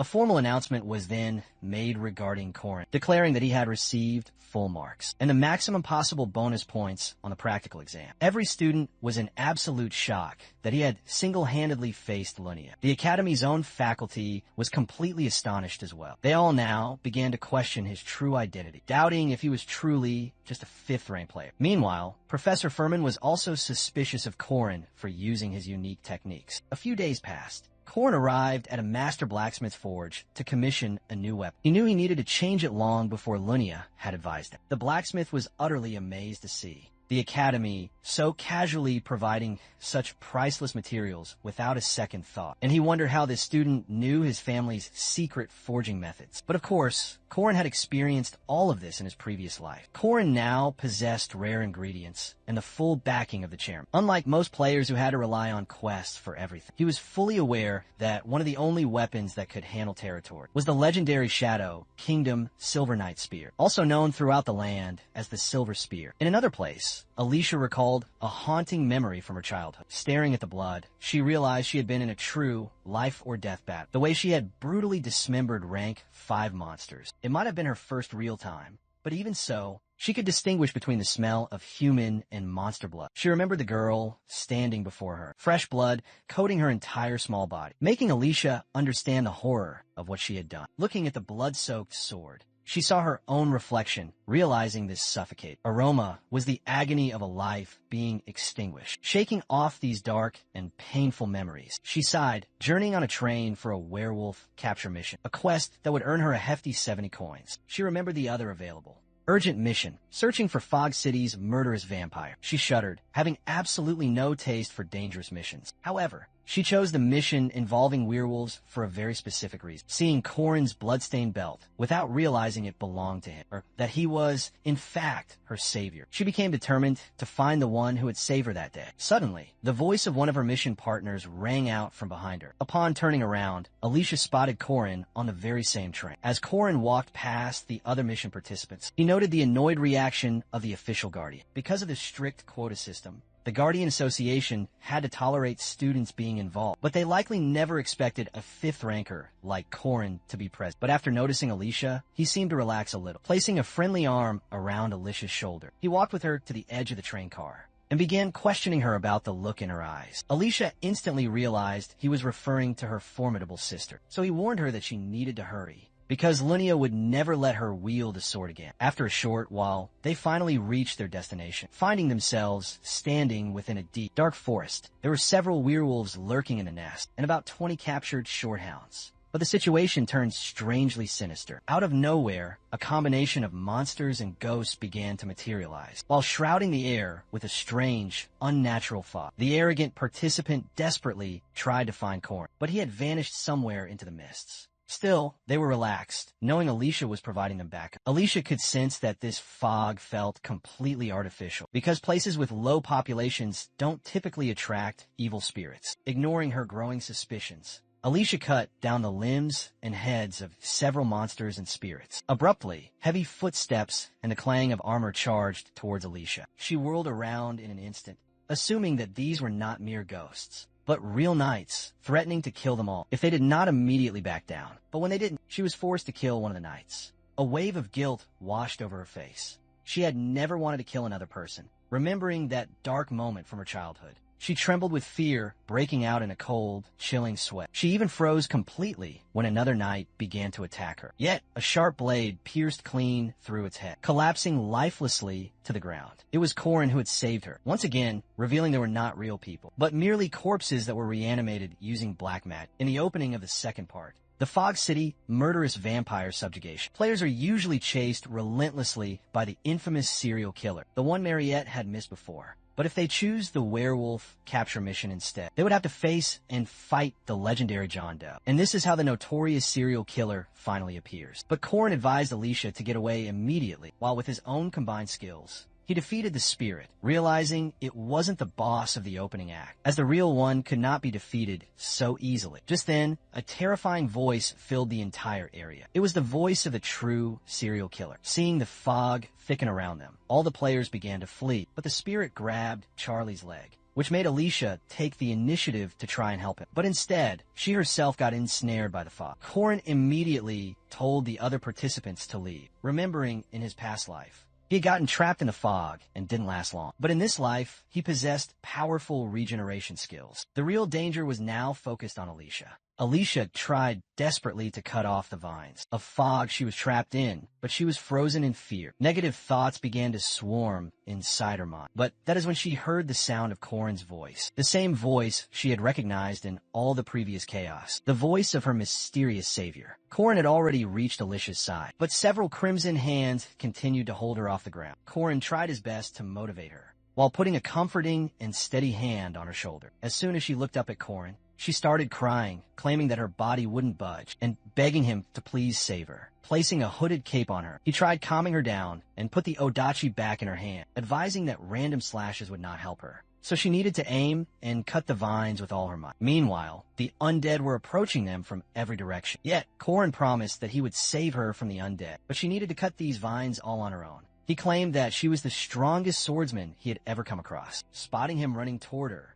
she saw his unyielding determination, even after having a much lower rank than her. So without having much of a choice, she swung her sword, using her grandfather's legendary techniques. She must be fully awakened in order to cut these. In that case, she used the Eyes of the Boundary skill, an ability that makes it easy to perceive other territories. Everything around her went quiet. She sank into the empty space. Taking one single step, she entered the frozen world. Using the first Arden sword style, territory division, and swinging her legendary sword, she delivered a precise blow, cutting off the entire upper body of the undead. This powerful impact affected everything in the immediate area. Half of the forest was cut down, and the fog immediately disappeared, as she had even defeated the murderous vampire from Fog City, John Doe. The mission members were overjoyed, but Corin was absolutely shocked, realizing that was the Sword Emperor's legendary domain severance. Alicia happily told Corin about her finally being able to do it, which meant she would now be the next Arden family head. But Corin was not happy at all. This wasn't meant to happen this early. While everyone else was celebrating their hard-won victory, Corin was cursing his terrible luck.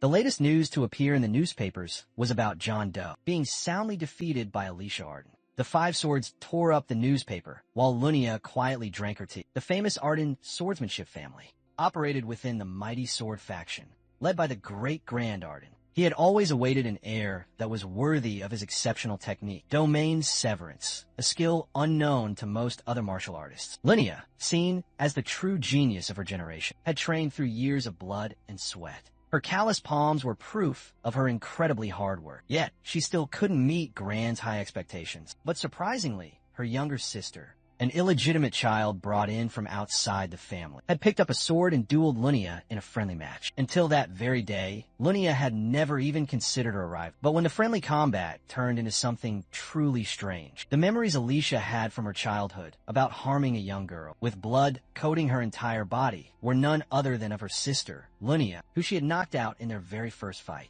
It wasn't about her incredible speed. It was something truly unfamiliar. A domain burnt. That was the day that Gran had appointed little Alicia as the candidate for the heir, too. Lunia remembered stroking little Alicia's head, who was looking happily into her own eyes, informing her big sister about holding the sword for the very first time. Lingering somewhere far away in her memories, she sipped up her tea, noticing the 5 swords, looking quite worried for her. But she had wanted Alicia to step into the territory. She ordered the 5 swords to prepare everything for the sword challenge. In her dorm room, Alicia was resting while Corin was looking after her. Out of pure curiosity, he asked her about the domain, even though it was far beyond her current capabilities. But Alicia revealed that he had believed in her, so she was able to do it. They were both interrupted when Mariette barged in, but seeing both of them so close to each other, Mariette's jealousy was clearly evident on her face. All 3 of them were then interrupted too, because Warren abruptly moved in from the open window, demanding the raw fish from much earlier. Ignoring this strange reunion, Alicia was being informed by Corin about the sword challenge proposition that she might get from Lunia after succeeding in domain severance. Alicia was freaked out, knowing damn well that if she fought her own sister, she would surely die. Despite all that, Corin decided to help her on just one single condition: if she trained and practiced hard in the training room, without any complaints. So Alicia quickly agreed to his terms, while Warren and Mariette looked at them both blankly. Later on that same night, May was taking a leisurely stroll around the city when a sharp knife flew right in front of her face, stabbing deep into the wall. May immediately turned in the direction from where the deadly knife was released, finding out that Warren was over there. May was not understanding this strange behavior of hers, but Warren claimed that he would buy her some sushi if May was caught. Meanwhile, on another dark street, Lena was struggling since Corin was already fighting with her. Sparks flew out in all directions with a heavy collision of their weapons, and the sharp clangs of steel could be heard everywhere. But it was nighttime, so nobody was around to hear. With a very evil grin, he claimed to have requested permission to train with the outstanding Wave Sword Master, Lena, the 5 masters of the Alicia Dojo: Guandao Master, Corin Locke, Knife Master, Warren, Flying Sword Master, Drawn Warski,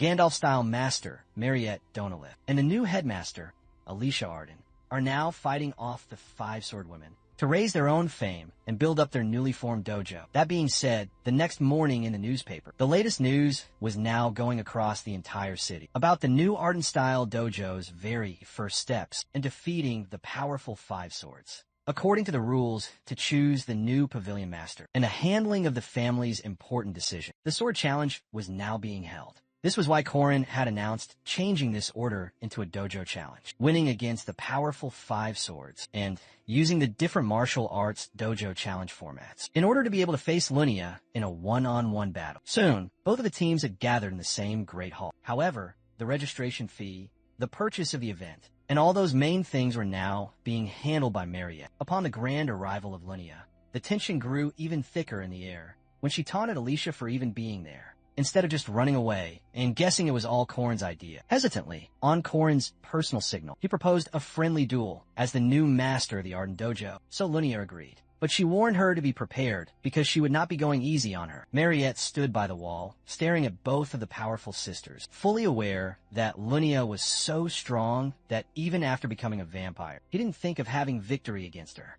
Right before the sparring session began, Lunia threw a small pouch over to Corin, the reconstruction fee.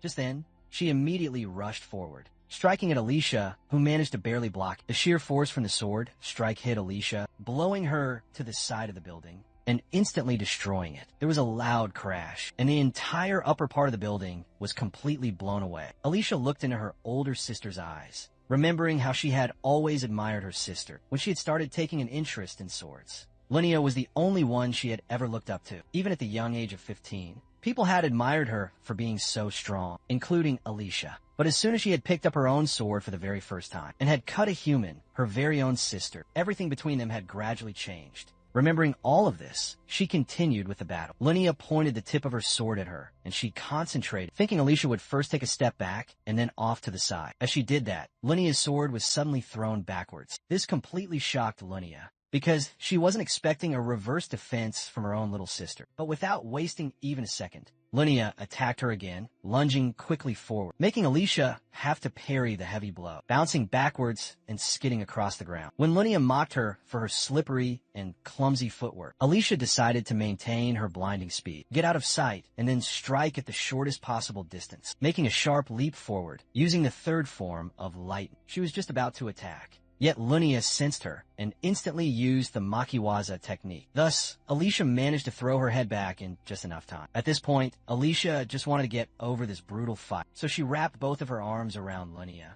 forcing her own body onto Linnea. But they both fell to the ground after Linnea pushed her. Both of their attacks were getting very intense, and Alicia could now see the domain right now. This was what Linnea had wanted to see. Her true self, the one that Alicia had always denied. When Alicia realized she couldn't win this way, both of them went into domain severance mode. Mariette and Corin couldn't see anything but a huge, fiery explosion erupting in the arena. One of the players had collapsed on the ground, while the other one was still standing firm. The winner had now been decided. But nothing could be seen, as the dust had not yet settled. Alicia won, and Corin thinks her only strength was domain severance. So he instructed her in some special techniques by exploiting Linnea's patterns that he knew from his past life. They captured the only opportunity to win in the fierce domain battle, and Linnea's sword was cleanly cut into two. Linnea promised that neither she nor her loyal subordinates would ever interfere with Alicia's work. Alicia ran to stop her, scared as she thought of herself as weak. And yet she had still defeated the pavilion master, Linnea. So she was afraid of the gaze that Linnea would now receive, along with her hateful attitude when she turned her back on her. The very first time Corin had met Linnea in his last life, the whole entire time, Linnea had looked for Alicia's murderer, but had failed since the true culprit was actually Park Se-ho. Linnea continued searching, even until Alicia's third death anniversary. At that time, Linnea prayed every single year on Alicia's death anniversary. Corin used to think that she had hated her,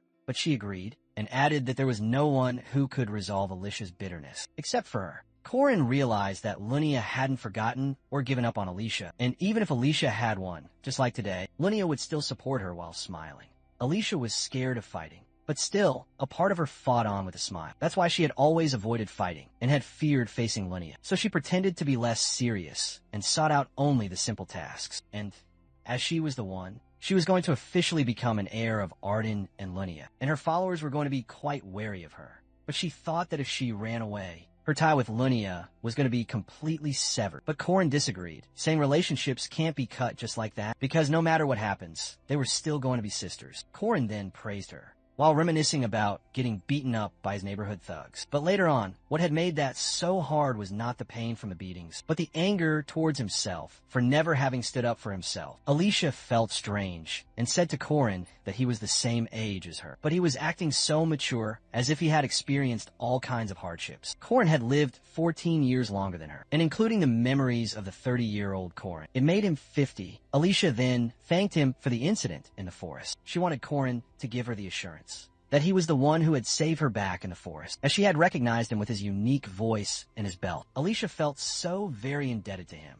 that she asked him for anything that he wanted. But unexpectedly, he only extended a simple hand of friendship, and she agreed. May asked Mariette to accept his blood, or he could offer her his own neck. Mariette assured May that she was fine, due to regularly getting blood packs from Professor Josephine. Isabel, who was eavesdropping from outside the room, got quite annoyed by May, and thought how those words made Mariette the most uncomfortable. However, her main concern was now Corin, who came and questioned Mariette if her class was over. He was a first year that was quite close to Mariette these days. After he offered her some of his blood, they entered the room and locked the door. Isabel wondered if they were now romantically involved, so she eavesdropped from behind the closed and locked door. Corin told Mariette about his new plan to build an inn on the land that they got after they registered the new dojo, and he asked her to invest in it. In the training room, Corin showed him a special voucher for a restaurant, which she recognized was for the Holy Panda. And when Isabel heard it, she got quite angry, realizing that the Holy Panda was renowned as the best spot for a date. And after just seducing Mariette just now,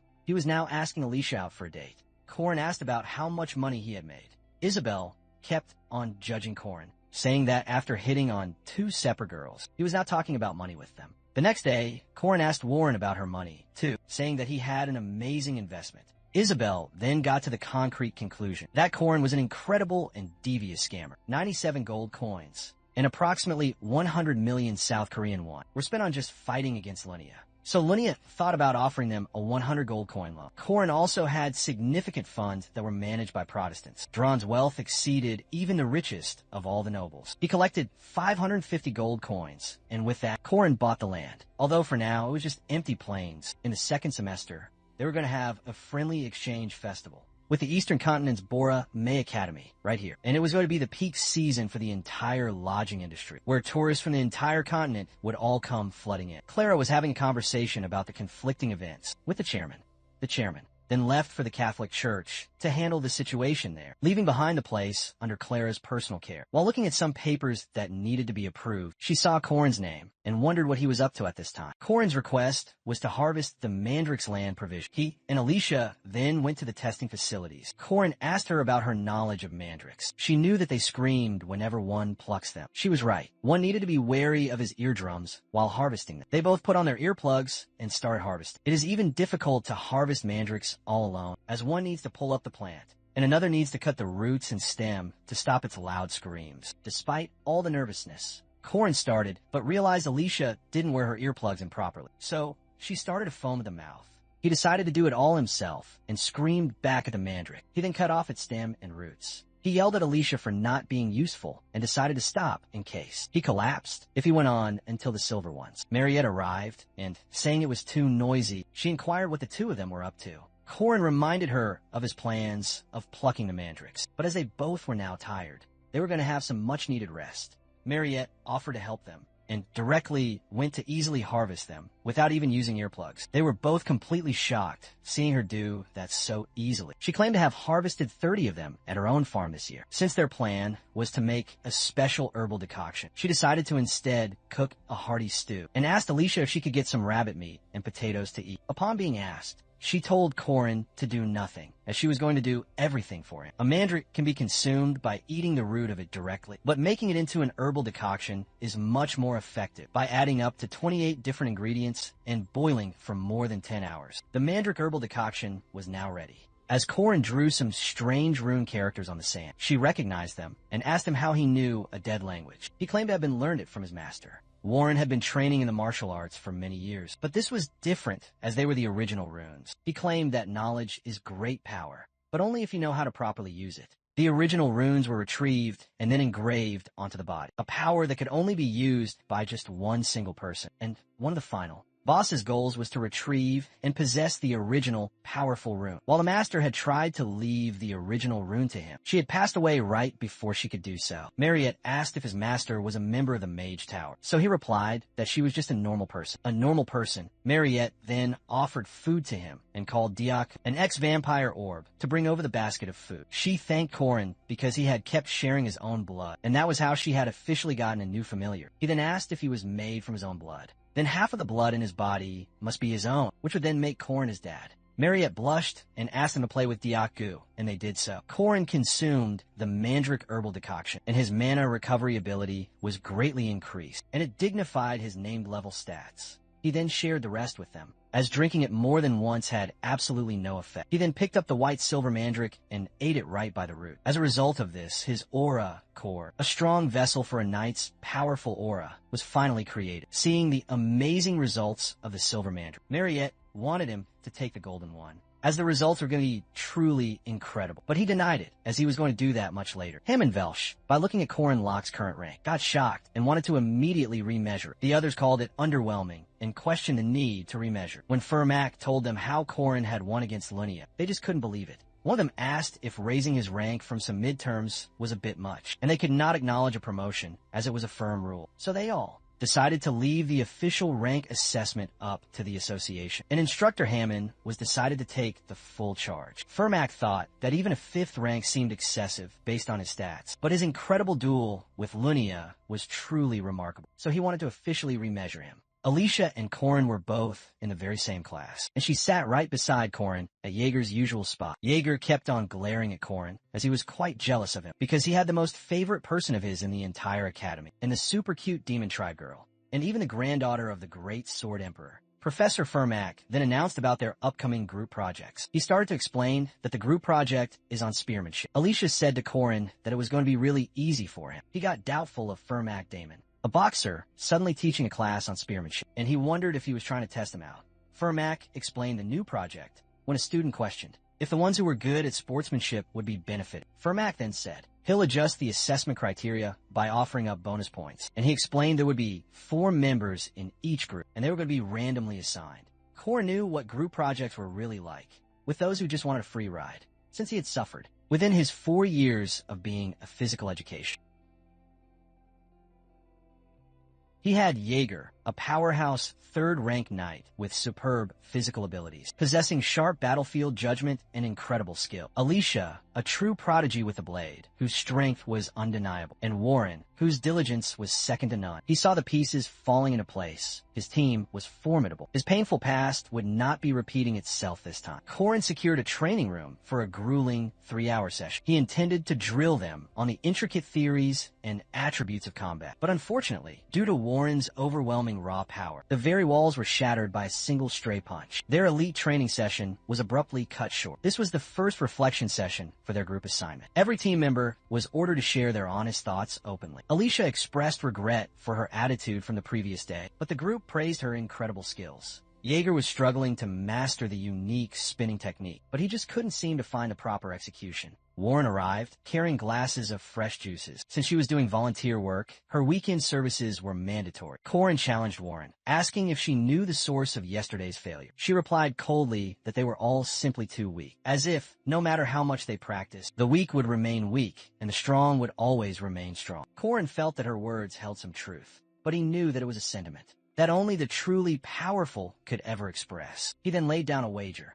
If he could kneel Warren down within a single minute, she would have to pay for their entire dinner. She agreed, but wanted absolutely no reward. The duel began on Jaeger's signal, and Warren's power was immense. So he unleashed the Tiger's sweeping wind, which is the second step, but Warren managed to shatter that form too. He then transitioned to the 8 trigram steps, but she didn't even bend her knee a little. Warren grew enraged and warned Corin to dodge her next attack. If he did not wish to die, and if he failed to do so, he was surely going to be hospitalized for at least 2 whole months. He tried desperately to block her strike, and even with his full power, some of his muscles ruptured, but he somehow forced her to kneel. Warren became furious and demanded they fight again, but Corin refused, as he had already won. A few days later, it took some effort, but he successfully quashed his group members' rebellion, so he could finally teach them. He would teach them spearmanship and prepare them for the presentation. Warren sent him a letter claiming that she was sick and wouldn't be able to join. He called her at dinner, gave her some food, and claimed that if she ate this meal, she was not going to be sick anymore. She finally admitted that she wasn't actually sick. Corin told her that it had taken him 3 years to get good, enough at martial arts just to make her kneel down. Somehow, they both made up and she started to eat. Warren then handed a detailed notebook over to him, which included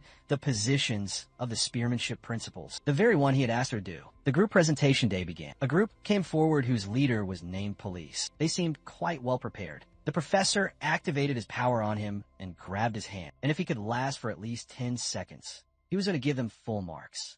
Furman surprised the students by announcing that anyone who could last 10 seconds against him would receive perfect marks for the project, without any kind of warning. He tossed his notebook high into the air and charged at the students with the speed of lightning. Using the down-ducking technique with a powerful boost, he effortlessly and quickly took them all down. Jaeger acknowledged how incredibly fast Furman was, while Corin watched in awe, realizing that the professor wasn't holding anything back. After catching his notebook perfectly in midair, Furman told the fallen students that while they clearly lacked practice, they did okay and deserved a B. No one dared to object. He then moved on to Group 2, and Corin overheard, some of them saying it was completely pointless to fight a professor. The group's leader bragged loudly about their North 9 Deadly Dragons technique, claiming it was like 9 dragons flying, but before he could finish, Furman attacked. He criticized their needlessly elaborate form, claiming they hadn't practiced properly, and gave them AC. When it was Group 3's turn, Corin stepped up confidently, acting as their esteemed leader. He told Furman that they would demonstrate the land and ZH forms of the 8 trigram spearmanship. Jaeger showcased land by effortlessly deflecting all incoming attacks. Alicia showed NA by pushing down on her opponent's weapon. Warren executed JH by stabbing ferociously upward. Corin silently celebrated, impressed by how incredibly well Warren had performed. Furman praised them all for removing any unnecessary movements and sticking to strong, simple, yet powerful fundamentals. He called their performance incredible and gave them an A+.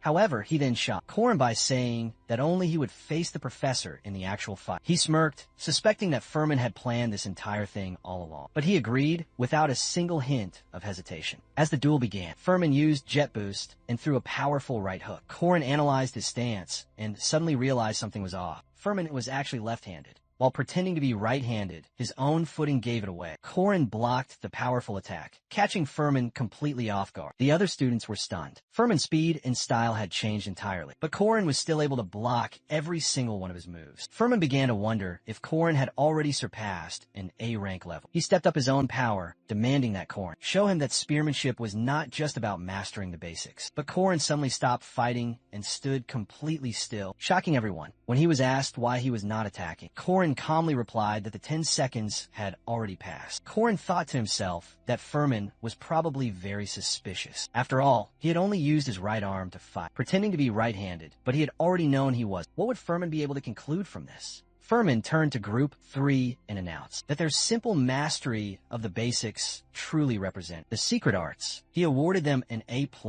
and as the group celebrated, he then asked Corin to meet him privately, assuring him it was just a simple talk in a secluded location. Furman asked if Corin was truly a 5th-ranked knight. He confirmed this, though Furman said his skills greatly surpassed that level. He smugly agreed, thinking to himself that although he was quite talented, he still couldn't sense spirits properly and could only capture evil spirits under very specific conditions, hence why he was not qualified to hunt any high-level ghosts. Furman revealed that the night faculty professors had recently discussed Corin's case. They had decided he needed to be re-evaluated, and he would now be given special missions. Based on their outcomes, his rank would be officially reconsidered. The highest possible outcome was a promotion to semi-first rank, thanks to all of his unconventional achievements. Corin was pleased because a higher rank meant more mission options. As a student, this would usually be a privilege in the 2nd year, but now he might be able to get it much earlier. He agreed to the reevaluation and asked what he needed to do. Furman handed him a sheet listing 4 semi-first rank missions. Corin must complete 2, 1 monster hunt and 1 evil spirit hunt, all by himself. He felt the immense pressure of the decision, but prepared himself. Soon after, Corin met up with Professor Furman, who greeted him as a thick fog covered the sky. Furman told him old stories about his youth, venturing into foggy lands just to hunt down monsters. He joked that the old stories would keep him entertained, which pleased Furman. Corin's first target was the twin-headed ogre in the city's western mountain range. Though it was powerful, the fearsome creature was still just a juvenile, and it was downgraded from 1st rank to semi-first rank. Furman also mentioned that the ogre was currently raising longhounds and a few other hunting dogs. Corin decided a frontal attack would be very unwise. Furman agreed, saying the Guardians valued good strategy, not just simple brute strength. When they arrived at the ogre's cave, Corin understood that neither Furman nor the nearby association staff would help him, unless the situation became truly life-threatening. And if they did have to step in, it would mean he'd fail the evaluation. Furman then instructed Corin to give his personal analysis. He inspected the surrounding area and confirmed that the ogre and all the hounds were currently traveling together. Based on the footprints, he deduced that there were 3 longhounds. Furman continued to test his knowledge and his strategies, which Corin answered confidently. Finally, he announced that he would use what was given to all of humanity in this fight. When Furman asked what he meant, Corin simply replied, "My head," with a very confident smirk. He added that unfortunately for the ogre and all its hounds, he was an absolute expert when it came to using it. Positions of demonic creatures are imposed in the world, and the cruel ruler of the forest is one of them. An ogre who is like a tyrant with 2 different heads. It controls the forest and considers it as its personal kingdom. The longhounds noticed that the female and her infant had both disappeared. They started looking at the mysterious traces in the ground. An intruder had dragged out the female, and after realizing this, the ogre expressed its beast-like fury, since the female was their trusted comrade. The longhounds, following the scent of her, started searching the forest along with the powerful ogre. The intruder was about to get a taste of his own medicine when the Longhounds unexpectedly were met with a sad, whining female. Just as they tried to save her, logs of wood started to fall down on them, so they ran for their own lives. After spotting a relatively safe place, they stopped there but failed to realize the true maliciousness of humans, as they were blasted to death with kinas. When the ogre saw this, he seethed in anger at losing his loyal pawns. The fire then got nearer to him, and the wooden logs started to fall down on him, too. Such trivial traps could never actually harm him, however, even after easily dodging the trap. He had no idea that it was only just the beginning. The twin-headed ogre was truly a natural hunter, with one of its heads gifted with amazing vision, and the other gifted with a good sense of smell. It wasn't that difficult to trace them, but there were so many traces that it was completely absurd. He thought the intruder had failed to even hide his own traces and scent out of his foolishness, and it was so ridiculous the Longhounds had lost to him. However, the ogre unexpectedly failed to locate his prey on the first day, due to there being numerous false traces. He was about to muster up his courage again when he was ambushed by Hagalaz. He would have been dead if it wasn't for his powerful twin heads. He had barely gotten grazed by a few sharp pieces of hail, but whenever he was about to sleep, the hail would start to fall, so he decided to just ignore it after a few more times. It was just one of falling.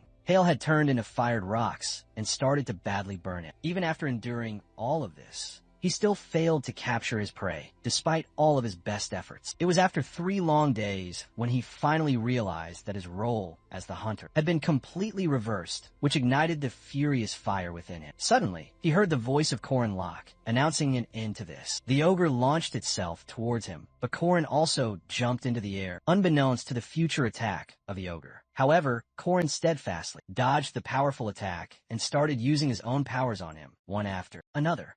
At last, the ogre knocked out. He nonchalantly yawned at not getting to use his powerful aura, even after completely filling his aura core. After he was made sure that the ogre was finished, he wondered if Mariette was currently doing fine. 3 days earlier, Corin had asked Mariette how much she truly trusted him, to which she metaphorically stated that she would believe him even if he said he was going to make kimchi out of potatoes. He then asked her how far she was willing to go with him. With pure disbelief, she enthusiastically answered, until the very end. Afterwards, he told her all about his secret plan and about needing both Alicia and Herford, but all she had heard was Alicia's name. So she had asked, with jealousy, why Alicia was a part of the plan. Although Mariette was a veteran guardian and a special type vampire, she was still just a girl in her youth. So her heart had trembled with Corin's bad choice of words. She thought it was a greater problem than she had expected. However, she knew that Corin was always one single step ahead, whether it was when he had saved her or when he helped out Alicia. But still, her one-sided crush on him had taken over. The true reason for mages wanting to become professors at the academy was not just for the Merkaba Great Library's amazing books, but also for the huge research building at its far west end, which had the undefeatable special monsters that were all sealed away. Professor Dana and Professor Furmak looked at the wild boar, which had eaten the iron mine whole, and its engraved origins. He asked Dana if the current research was based on the special entities, the alpha characteristics. She said she wanted to write a thesis on the huge influence of the special demon tribe on low-rank entities and the unique alpha energy. So he asked if he just needed to engrave a rune on this special monster. She affirmed and expressed her immense relief over having him there. He said how the dead languages are hard to use in battles, and as he was about to boast, she told him there was a special volunteer vampire, and Mariette walked in as the first act's final boss, against the second act's boss, the king of the Iron Mine. The haunted house mission was a basic, one that could be chosen in the second semester in the original game. However, you needed to be wary about the attacks from various household items to defeat the first-rank evil spirit that was possessing the haunted house, and then destroy the hidden magic circle in the dark basement. Usually, Corin couldn't sense spirits, but in here, he could. Sabancia Duke was now possessing the training room's magic tools, and it was the Geist phenomenon of possessing a home, meaning they could exert physical force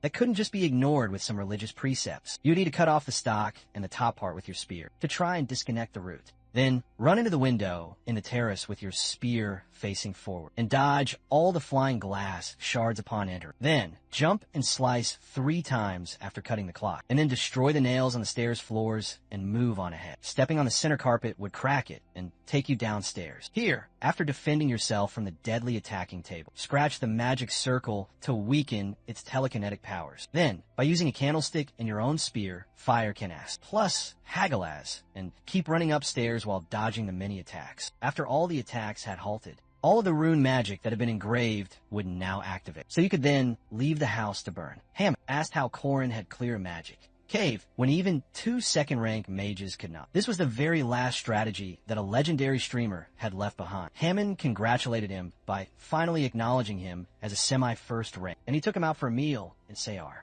Hearing the mention of Sayar, he realized it was a raw fish place where his reason to raid this entire region also lied. As I walked out, Corin noticed Diaku was following them, and he felt relieved. 88 years ago, in the polar region of the northern continent, the peninsula was enriched with countless amazing natural resources, including the Great Iron Mine. The miners there had witnessed a massive boar devouring it there, and that was the king of the Iron Mountain. Alicia ran down to the 4th floor basement of the test facilities in the morning, as she had been asked to buy corn. A few days ago, Alicia had called Mariette down to the 1st floor, but she had asked Alicia if she wanted to try the elixir. First, since she had needed to check if it was safe. When Alicia drank it, she liked it a whole lot, which made Mariette happy for her experiment to have worked out. Afterwards, Mariette explained to Alicia about the Iron Mountain's king, which was now sealed away in the testing facilities. Professor Dana asked Mariette about the big difference between special demons and monsters. So she answered that it was the strength of specials, like domination. Dana confirmed this and told how some demons called alpha entities emit a different sort of energy than all the others and were much stronger. They could dominate their own kin, but not other demons. However, it worked on some of the specials, since they could command any of the weaker demons. Mariette recalled the time when she had run away from the hunting ground and had the monsters offer up their own blood to quench her immense thirst. She said to Dana that she thought it was more like using their own fear instead of simple domination. So Dana explained the 3 kinds of species: monsters, evil spirits, and the demi-humans. She then asked Dana if she could easily command other demi-humans by just using her alpha traits. So Dana stated the requirement of more research, and she doubted its possibility, due to demi-humans being much smarter than regular humans. Dana then asked for the Fongbors to experiment with the alpha traits of a truly special monster, and she told her if she could use her alpha traits on them, theoretically, humanity should be able to control most monsters and all evil spirits. Mariette was content to be trusted. As a mage, when Dana asked if she had made the elixir tasty yet, after she confirmed, Dana asked her to dominate the boars. She manipulated them into coming out of their cages and to stop. But when they failed to understand the command to lie down, Dana asked Furmak to release the king's powerful seal, since the lower-ranked monsters lacked the proper intelligence. He released just the first seal, and Dana announced that the 1st, 3rd, and 7th resistance circles had all been activated. She asked to strengthen the chains of the 4th and the 6th seals, and the boars started to attack. When Mariette stopped them, Dana wondered if they were losing control due to them all being boars. Suddenly, the monster in cage 107 escaped. That was a manticore. Mariette shot some blood spears at it, and Furmak also joined in, but it was just too strong. Suddenly, a lab assistant alerted them about the monsters that were trying to escape from their cages, and he told them all to evacuate. Dana ordered the activation of the large-scale monster-resistant circles and all the sealing magic, and then to reseal the king. The magic circles and the sealing magic both failed to activate, and the king broke free of all his chains. At SAR, Corin and the man enjoyed the lavish feast to celebrate his promotion to semi-first rank. He got turned down for asking for soju, since he was just a 3rd year, a minor, and he felt devastated over it. Corin told Hammond a popular saying from the East about how alcohol needs to be learned about from the adults, and he asked him to be that adult. And Hammond got manipulated by his own admiring eyes. Corin's eyes shone with pure greed when Hammond poured him some drink. But suddenly, they heard a loud bark, and Hammond got very confused by it. Corin almost cried at Diaku's terrible timing, since it was going to be his very first drink in ages. When the king had freed himself, Furmak told Mariette to block it together with him. Using the Crystal Lance magic, she tried her best to block the king, but it unexpectedly shattered into pieces. She couldn't understand how it had had such little impact on the king, but Furmak appreciated it anyway, and he lunged forward toward the king. However, Furmak's attack did no real damage, and the king, using a powerful rune, Thurisaz Fehu attacked Furmak, destroying the entire wall by throwing him against. Mariette felt very anxious about both Furmak and the barrier system. When all of the caged monsters broke themselves completely free, the alert rang out throughout the whole floor as all the monsters ran toward them with pure rage. Code Veronica activate, commanding all of the workers to immediately evacuate, and the security team to activate all the available magic circles, and then mobilize the powerful spirit golems. The golem team activated, and the interception system engaged as they stood against the enraged monsters to try and stop them. Dana announced that all the monsters must not escape from the testing facilities at any given cost. Among the monsters, there were even the first-ranked demonic beasts, like a poisonous dragon and the mighty King Haran. The golem team fought hard against all the monsters, but the monsters outnumbered them all too easily, considering the ever-worsening situation. Support was then requested by Dana, as they failed to block the higher-level monsters without a magic circle. She worried about them escaping from the academy, so she permitted the consecutive lightning attacks in the shared area. They were on such incredibly thin ice that she wasn't even sure if their total budget would be okay. After using all of these rare facilities, the lightning attack activated and started striking the monsters. As one of them got very near to Dana, someone saved her by quickly attacking that monster, and someone said how their employer's insight was getting scarier. He turned towards the sound of the voice and was astonished to find Dron standing right there. Upon being asked about his sudden presence, he just brushed it off, calling it a field trip. Dron then called the monster towards himself, diverting their direction away from Dana and to himself. He then started to fight against them and lunging directly towards Dron's sword. The dragon beast let out a roar, fire from his mouth, and Dron assembled his own 5 swords. By using his debris fusion, Crannel made a new golem out of junk to fight all the monsters. Crannel jumped with happiness when the techniques he had learned from Corn finally worked. A few days ago, Corn had told him that stamina was true power, and he had given him some new golem magic techniques after force training. Corn had further given a book to him, which he was reading when he had discovered the technique, and in return, he had asked for today's field trip. The golem fought on against the dragon, but they were still getting pushed back, so they wondered if it was due to the monster being first rank. Yule then used her root supplementation and made a junk wooden golem. She wondered how Corin had known it already, to teach this to her beforehand. Dana then noticed the poisonous dragon moving up to the 3rd floor, so Alicia quickly defeated it and let out a sigh. Dana felt relieved at all of the appearance. Students here being no less than a 2nd-ranked knight or a mage, and she felt thankful to them until she finally realized something. She asked them why they were all at the testing facilities, so they all called it a field trip, as they didn't want to mention anything about Corin. His plan of never being there at the academy was going quite smoothly. The realm of the blood barrier was now activated, and they felt relieved about preparing it all beforehand. By following all of Corin's words and stopping the king from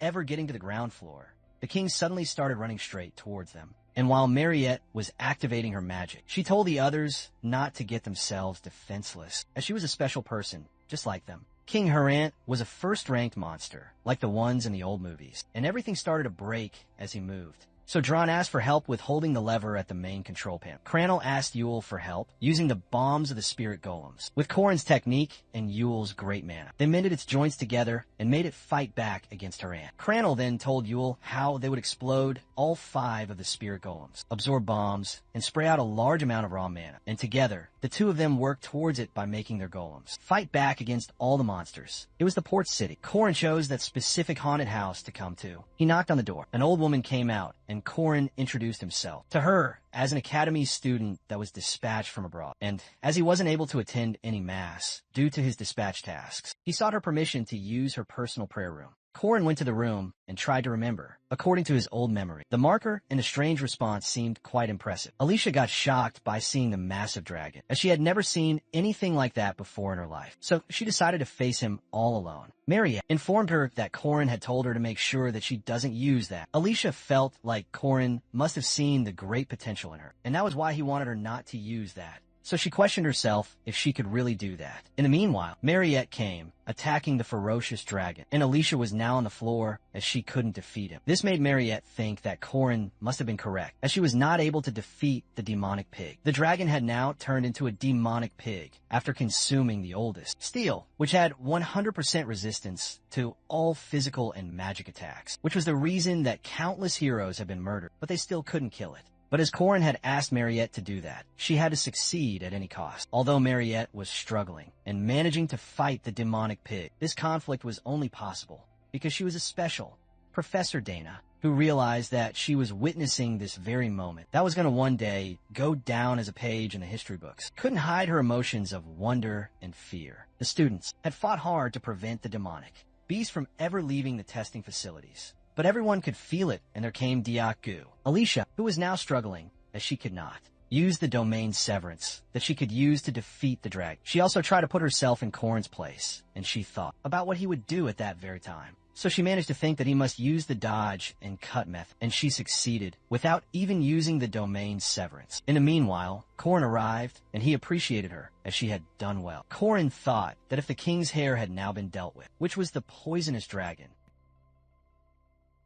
Alicia was stunned, believing Corin's arrival was impossible. She urged him to first report the dire situation with the demonic fiend, with Mariette still holding the line against the beast. Alicia prepared to charge in and assist her comrade. The bespectacled girl questioned Corin's grand strategy, as he had dragged her all this way from the sanctuary of the church. Corin needed her to help him monitor the monstrous boar's movements. She was baffled why they focused only on the pig with hordes of other monsters nearby. The reason was a brilliant gambit, a cunning plan that Corin had already revealed to Mariette. The strategy involved feeding the beast rocks inscribed with potent rune magic. This would apply to all creatures held within the testing facilities. And after they had consumed a multitude of these rune-etched stones, they would be lured in with the promise of actual food. Essentially, the plan was a complete annihilation of the enemy forces. This would be achieved using the rune resonance activation function, and this resonance could be triggered by his mighty silver spear, a weapon forged from runestone, if given enough preparation time. With his trap set, Corin brought Alicia back to vanquish the beast. From the ashes of the battle, the high-ranking monsters that survived the devastating resonance blast emerged. A fearsome 30 remained, with the demonic boar standing as their leader. The legendary heroes of Arhan, a new generation, had finally assembled. These were the future saviors destined to protect the entire world. Corin turned to Mariette, checking if she could still fight on. She confirmed, and together they prepared to re-engage the enemy. The epic counteroffensive was now underway. Corin knew his team was more than just a gathering of elites. It was a perfectly balanced force. Yet, the party members still felt unease. Their hesitation stemmed from the terrifying nature of their opponent. It is the king of the Iron Mountain, a sovereign that has never been ruled, a beast that crushes its foes but has never known subjugation. It is a force of pure devastation, devoid of any mercy. Alicia yelled the command for everyone to scatter immediately. This tyrannical king, a creature that devours everything in its path, was now unleashed. Corin ordered Craniladin to keep pressure on the boar, no matter the cost. He commanded Yahello to raise massive plans to hold it back somehow. The rest of the team was ordered to spread out and flank the beast, but its power was immense, shrugging off their initial attempts. Corin ordered Dron to strike from the sides with both his magic blades. Dron recognized his employer was a master strategist, one who patiently waits for the opportune moment to strike, always with the highest regard for safety and success. A seasoned mercenary has no reason to defy such a command. His twin blades, one of flame and one of lightning, ignited. They've been enhanced with the finest grade 1 mana stones, a handsome reward he received after the Mariette Dunlevy affair. Yet, defeating this creature was proving to be an impossible task. Despite their relentless barrage, it had not sustained a single scratch of damage. Corin deduced that to harm the king of the Iron Mountains, their assault needed to be a perfect 50-50 split of physical and magic. This was a common weakness pattern derived from the original runes, the 8 sacred texts required to enter the realm of paradise. The power of this flawed concept was the key. Physical attacks were only effective against its crimson fur, while magical assaults could only harm its azure-colored hide. And the final secret weapon was its shimmering golden fur. He ordered Yahello and Crandall to grab onto something and hold on tight. If their footing failed them,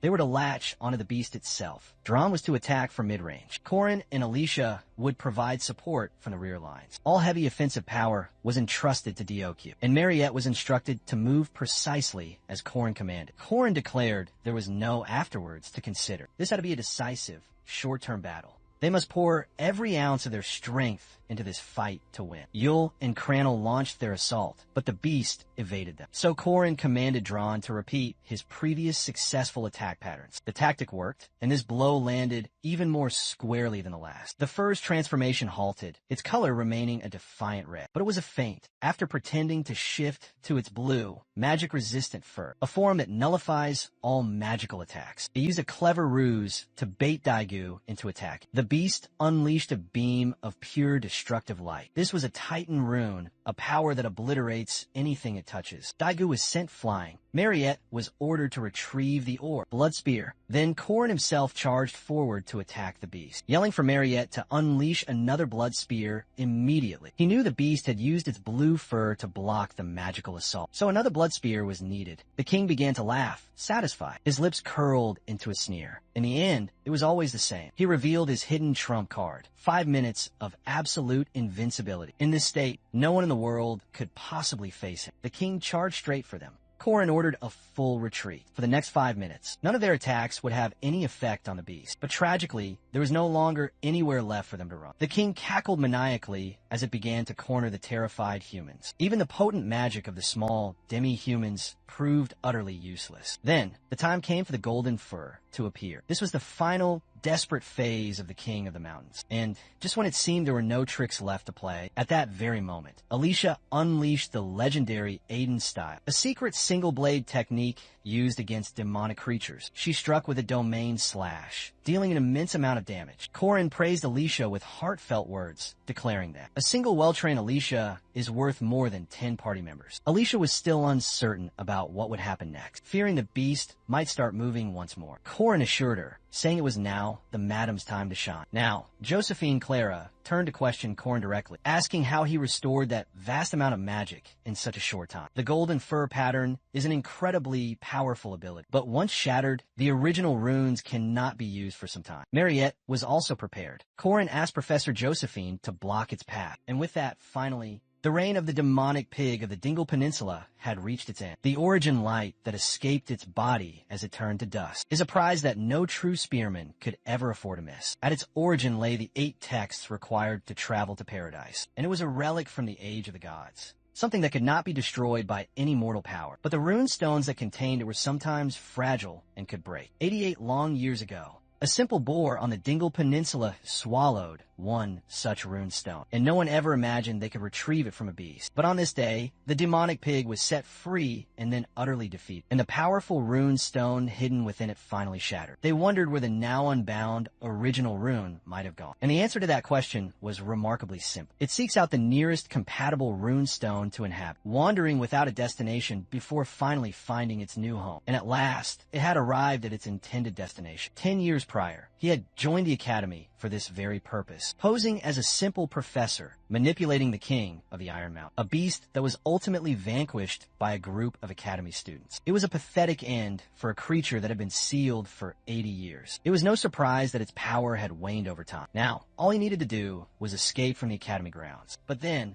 Furmak appeared before him. Corin informed him that since he was the disciple of his disciple, and his own master had renounced him, then Corin was his martial uncle. He then demanded that Furmak show him the proper respect. Furmak sensed that Corin had somehow discovered his true identity. Corin told him that he could not return to the origin, but this was knowledge that a simple student should never possess, and he suspected that perhaps Josephine had been the one to tell him. Furmak became enraged and declared Corin to be his sworn enemy, for despite his mastery of the 6-step spearmanship, he was unaware. Corin had thwarted all his schemes and now stood directly in his path. Furmak was a renowned first-ranker knight, a legend in his own right, the shadowy mastermind who orchestrated the unsealing of the Iron Mountain King. He was the final boss of the saga's second act, the one destined to emerge alongside the feared king of paradise, and one of the 4 great executives of that organization. His power was at least on par with the legendary rank of Linnea. Arden Furmak questioned Corin with a condescending sneer. By revealing a mere sliver of your supposed talent, do you truly believe you can stand against me?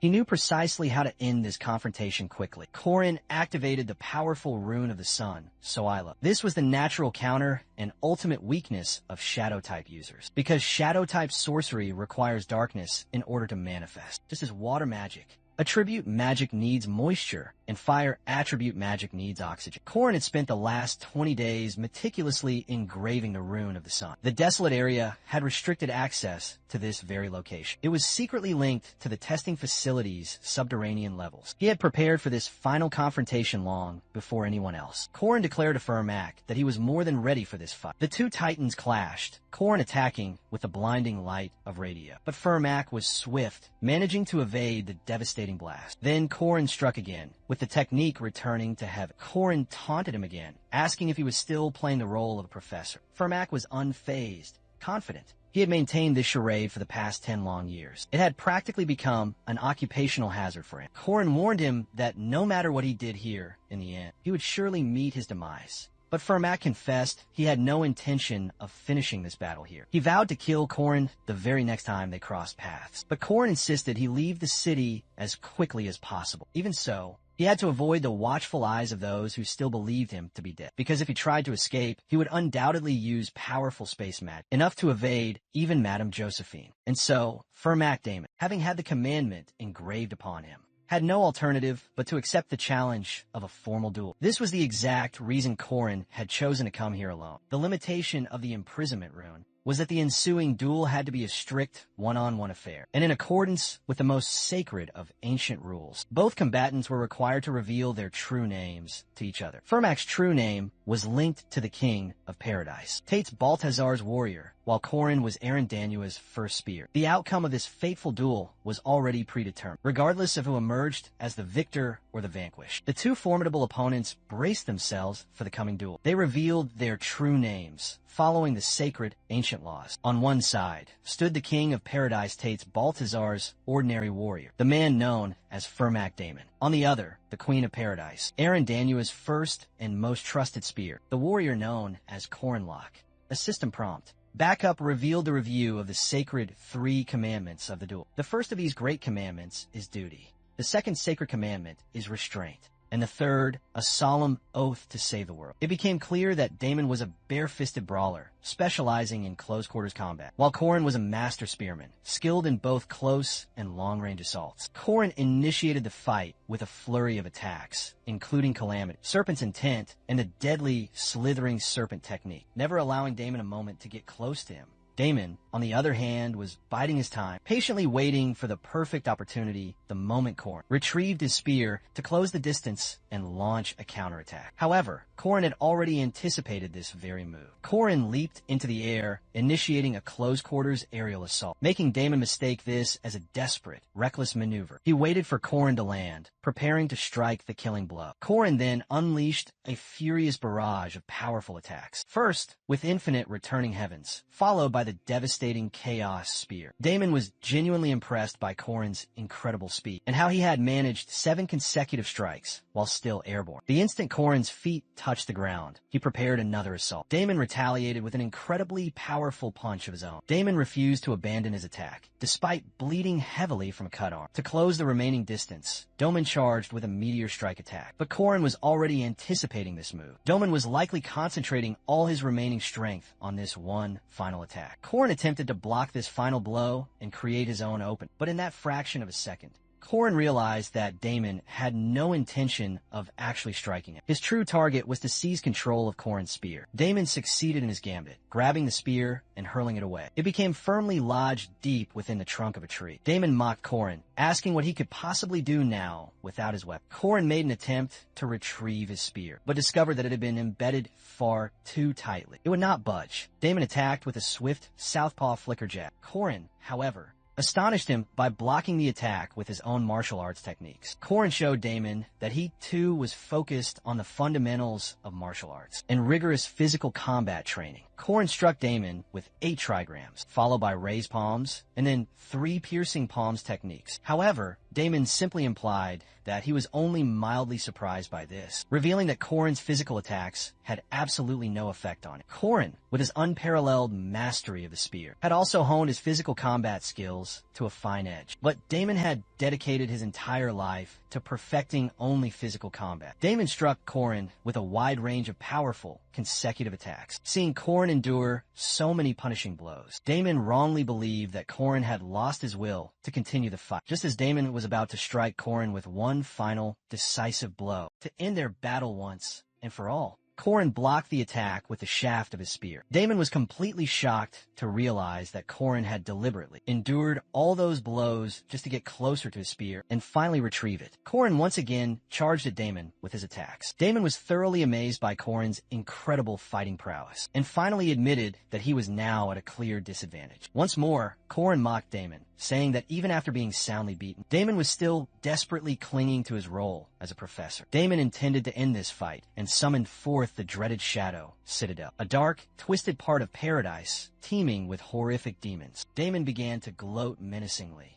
boasting that Corrin would never be able to escape the demonic horde or his own powerful blows. Corrin laughed as he had one final trick up his sleeve. He pulled a golden mandrake from deep within his back. The mandrake's terrifying scream cannot be blocked by any known magic abilities, not even if the creatures are powerful shadow demonic beasts. Damon yelled out, asking if Corrin truly believed he could survive such a petty trick. With a confident grin on his face, Corrin replied that Damon would most certainly die here today. Corrin mockingly questioned Damon what he planned to do now that his demonic beasts were gone, and the mandrake would continue to scream indefinitely. Corrin revealed that he possessed abilities called regeneration and tolerance, so Corrin would quickly adapt to the ear-splitting scream and survive the golden mandrake's agonizing screams. He then tauntingly questioned Damon how long he would be able to withstand the torturous screams. Calling Corrin a coward, Damon summoned the Shadow Servants X-12. Damon stated that Corrin's chances of defeating him were now absolutely zero. As soon as Corrin had stepped foot inside the Shadow Fortress, his fate was sealed. Damon charged forward with the Shadow Demon, and the beast grabbed hold of Corrin. Corrin freed himself with a powerful attack known as Returning Demonic Spear. Damon then charged towards Corrin, along with his demonic minions, preparing to unleash his deadly attack combinations. Frustrated by this dishonorable tactic, Corrin reminded Damon that this was supposed to be a sacred one-on-one battle. He then tore off his own shirt, revealing his secret weapon. A brilliant, blinding light erupted from Corrin, disintegrating the Shadow Servants instantly. Damon was utterly shocked to see the runes of the sun covering Corrin's entire body. Because of this, the Shadow Servants couldn't even get close to Corrin. Damon thought that Corrin was a complete fool to let his body go up in flames with the sun runes. Corrin suggested that Damon engage in a true one-on-one, a pure combat duel without any more of his petty tricks, and challenged him to come at him with all of his power. Corrin sensed that Damon was his true arch-nemesis, his destined rival. Damon activated a life-threatening skill known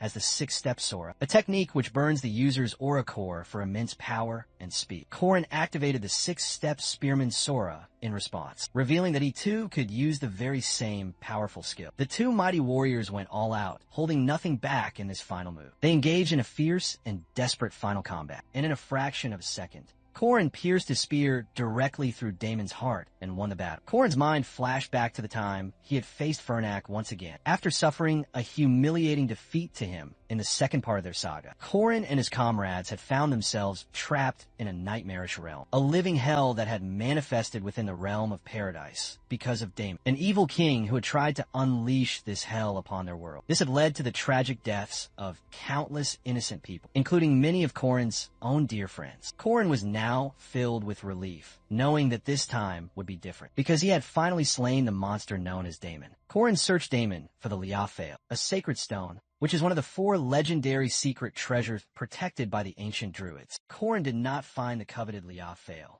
but instead discovered an original rune in Damon's possession. Corrin vowed that he would never allow Tate's Balthazar to obtain this rune, as Balthazar intended to collect all 8 of the original runes to bring Shadow Paradise into this world. Corrin gazed down at Damon's lifeless body, and he wondered, why was it so important for Damon and Balthazar to kill innocent people? Corrin understood Damon and Balthazar's anger and resentment for the world, but the way they were taking out their anger was unforgivably wrong. Corrin collapsed to the ground from the sheer pain of his severe injuries. Corrin had believed he had grown accustomed to pain due to his regeneration and tolerance abilities, but this was too much, and he lost consciousness. He was rewarded with a map to Findias' son, another of the 4 legendary secret treasures, for vanquishing the great evil known as Fernac Damon. However, Korin was far more concerned about the golden mandrake and the precious runes than any reward. Korin awoke to find himself being carried on Alicia's back. Korin asked Alicia about the status of the cleanup. Alicia replied that Professor Dane was currently overseeing the cleanup efforts. However, she was visibly upset that Dron had simply abandoned them. Alicia informed Korin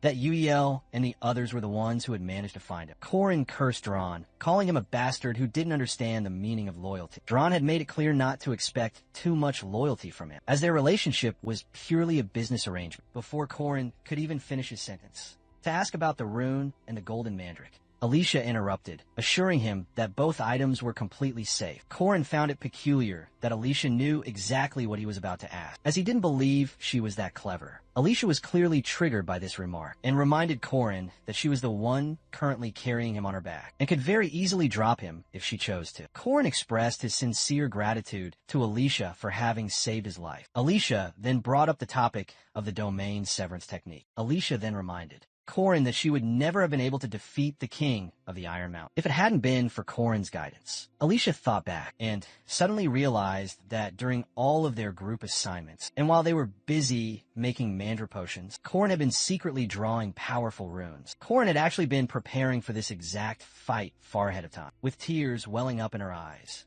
Alicia told Korin that there was nothing wrong with them fighting together as a team, and she asked why he felt he had to face the monster daemon all by himself. Korin simply stated that it was better if fewer people had to die. Korin's friends soon learned about his epic battle and his severe injuries, and decided they should all go and visit him at the hospital. They burst into his room, hoping to surprise him with some snacks, and to be there to comfort him during his time of loneliness. But to their utter amazement, Korin's friends saw 3 stunningly beautiful women diligently taking care of him and happily serving him delicious food. Korin noticed his friends and, with a wide smile, asked why they had bothered to bring snacks, as he was already completely full. This sight left Korin's friends burning with an intense, jealous rage. Korin's friends began to question their own decision, wondering why they had even come, and feeling that they shouldn't have visited him. The girls, on the other hand, were completely oblivious. They were chatting happily about how rare it was for them all to get together like this. With Korin at the center of their attention, the girls suggested playing a fun game, and they also kindly invited Korin's friends to join in with them. Hearing this invitation, Korin's friends began to weep with tears of pure joy, finally getting some much-desired attention from the beautiful girls. They started to bless Korin for his good fortune. Suddenly, there was a sharp knock at the door, and everyone began to wonder if someone else was scheduled to arrive. One of Korin's curious friends went to see who the visitor was, and was completely shocked to see the people who had just arrived. He asked what had brought them to this place, completely dumbfounded. Korin answered that he had been expecting their arrival, and that he was planning to go and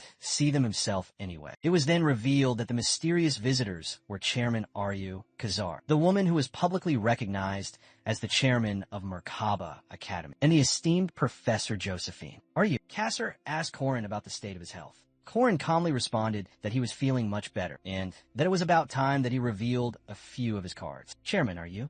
Kasser apologized for having to send away Korin's dear friends, explaining that they had some highly confidential matters to discuss with him. Korin understood the gravity of the situation completely. Aryu Kasser stated that they had a great many questions to ask him, as this recent incident wasn't something they could simply overlook, like they had done with the Mariette affair previously. Korin bluntly exposed that Furmak had been working as a spy, and the other two did not seem the least bit surprised by this revelation. Korin quickly realized that Chairman Aryu and Professor Josephine had already discovered Damon's shocking betrayal, and he suspected that they did not yet know the entire truth of the matter. He then revealed that Furmak Damon was, in fact, a disciple of Tate's Balthazar. Josephine refused to believe Korin's seemingly impossible story, to which he added the details of the moves which Damon had used in their battle. Korin further clarified that he was the same as Damon in that regard, knowing those powerful moves. Josephine was outraged upon hearing this, and demanded to know if Korin was also a disciple of the dreaded Balthazar. Getting up from his hospital bed,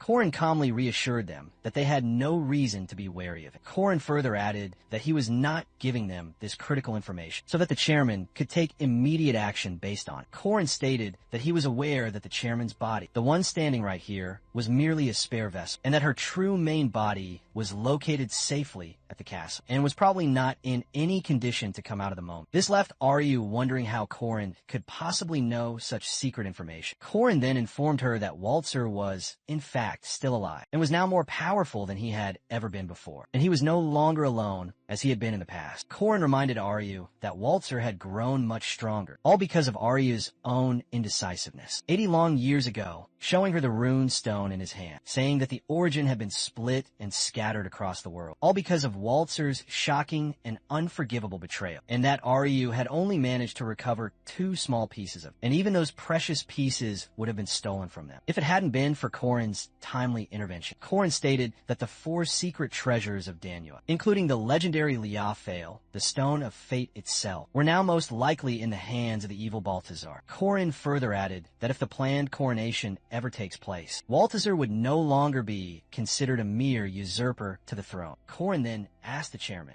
that she should be able to guess what terrible things would happen if that fateful coronation were ever to take place, calling the chairman by her true name, Manhwa, completely shocking her to her very core. Korin realized that it was all becoming clear why Professor Josephine, despite her 80 years of dedicated tenure at the academy, had never once become the chairman herself. But rather, all the previous chairmen had merely been spare bodies of Manhwa, constructs made of rune stones to watch over and protect the world. Aryu inquired of Korin what he intended to do now, to which he simply replied that both of them shared the exact same goal, that is Korin's commandment, and he would gladly become her first spear. Korin was even willing to be treated like a loyal dog by Aryu, if it meant he could protect the world. Kusar reminded Korin that she was the adult, and it was her sacred duty to protect children like Korin, not the other way around. Korin called Aryu by her true name, Manhwa, and reminded her that he had not forgotten her, her warm and selfless act of sacrifice for Korin in the past. And now, it was his turn to protect her in return. At the castle, Manhwa was conversing with her trusted advisor, Josephine. She was hesitant to allow Korin's decision to be the one to protect her. Aaron simply could not believe that Balthazar was truly still alive, and she questioned whether they could truly trust Korin or not. Aaron instructed Josephine to keep a close watch over Korin for the time being, just to make absolutely certain that he could, in fact, be trusted. Aaron could not make this decision solely based on her personal feelings, as she now held a much greater and more serious responsibility, and they could never be certain if Korin might be lying about everything. Aaron could not understand for the life of her why Korin was looking at her with such incredibly sad and knowing eyes. The Merkaba Academy summer break closing ceremony had finally taken place. The ranks of the students were to be officially reassigned based on their performance. This ceremony held a very special and significant meaning for all involved. This newly reassigned rank would be recognized as an official rank, given to the deserving students directly by the esteemed Guardian Association. The students were all praised for their diligent efforts and their outstanding performance throughout the entire semester. The chairman began announcing the names of the students who were about to receive their newly reassigned and official ranks. The second-year magic class valedictorian, a true prodigy, Mariette Dunleavy, is hereby promoted to the prestigious semi-special rank. Mariette, despite having faced many unfortunate and terrible hardships, had shown an incredibly strong will to persevere, and she had contributed greatly to the prevention of a huge incident at the testing ward, even after her transformation into a vampire. Mariette earned her achievements by assisting Professor Dana's vital research, and her subsequent conversion into a vampire significantly increased Mariette's already formidable mana reserves, and she had shown her efforts in holding back the terrifying king of Iron Mountain, single-handedly preventing a great many potential casualties. These heroic efforts made it impossible not to increase her official rank. Hearing this stunning announcement directly from Chairman Aryu, the students began to praise Mariette enthusiastically, proclaiming that she was the youngest semi-special rank guardian in history. The students were overjoyed to be able to witness such a legendary moment. Chairman Aryu then began announcing the names of the other students who, much like the heroic Mariette, had made great contributions to stopping the catastrophic incident that happened at the test ward. The students were shocked and curious to know that. Who else had made such significant contributions to increase their ranks? The students had no idea about the others who had contributed so bravely. Even though the terrifying incident of the Iron Mountain King was widely known to have been a massive and dangerous incident, many of the specific details of the incidents were kept top secret, such as the very existence of the legendary Iron Mountain King himself, and the shocking betrayal of the trusted Professor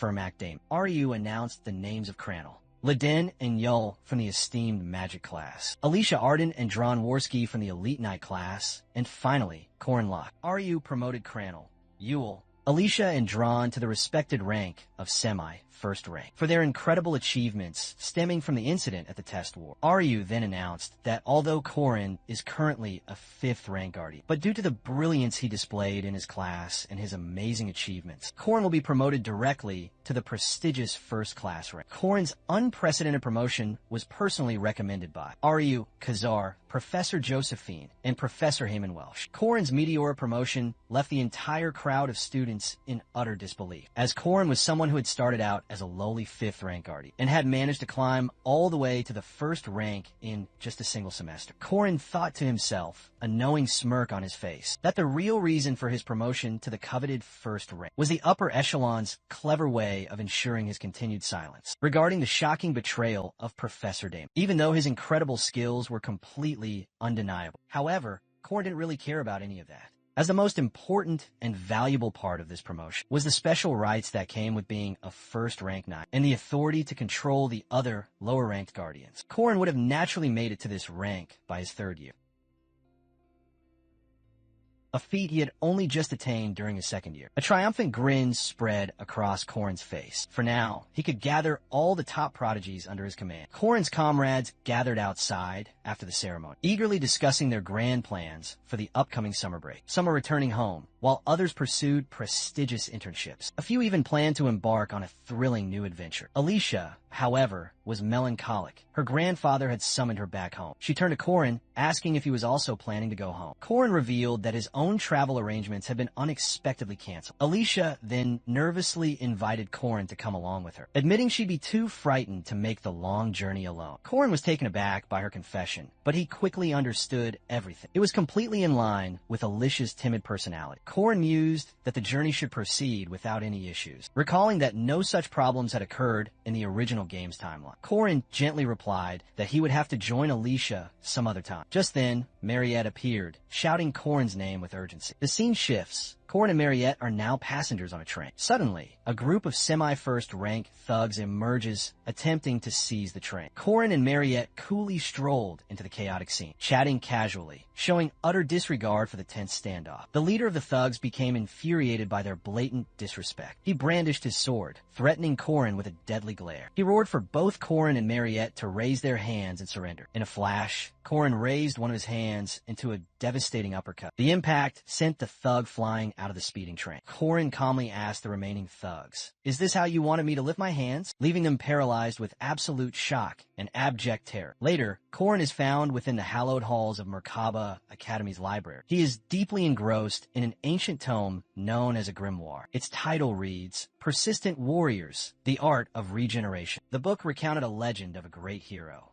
He discovered a dying warrior on a battlefield that reeked of blood. Against all odds, the warrior remained standing, having anchored his body to a boulder using his own intestines. The hero asked the warrior if he should grant him a merciful death. The warrior requested only a drink of water to soothe his burning thirst, promising he would be eternally grateful to the kind hero. Moved by the respect for this tenacious warrior, the hero gathered water in his cupped hands from a nearby spring. He offered it for the warrior to drink. As soon as he did, his grievous wounds healed and his body began to regenerate. Korin snapped the book shut, thinking the tale had become too intense. Suddenly, a student possessed by the spirit of Duke Sebastian approached Korin. He inquired about the state of his grand castle in the south. Korin confirmed that the ancient castle was indeed still standing. The Duke then told Korin that if he ever had occasion to visit, he should search his old office, as he might discover something important. Korin asked what he might expect to find there, to which the spectral Duke cryptically replied that even he was unable to find it during his previous life, so the discovery was now entirely up to Korin's fate. He expressed his admiration for Korin's profound courage and humility, because Korin had possessed the clear option to simply flee, but he had bravely chosen not to, and for that reason, the Duke held a deep respect for Korin. The spirit then left the student's body, after thanking Korin for the news about his wife and beloved daughter. Flashing forward once again to the present timeline, Korin and Mariette have finally arrived in the vast southern territories. Korin had decided to accompany Mariette on her journey, as she was a native resident of the southern region.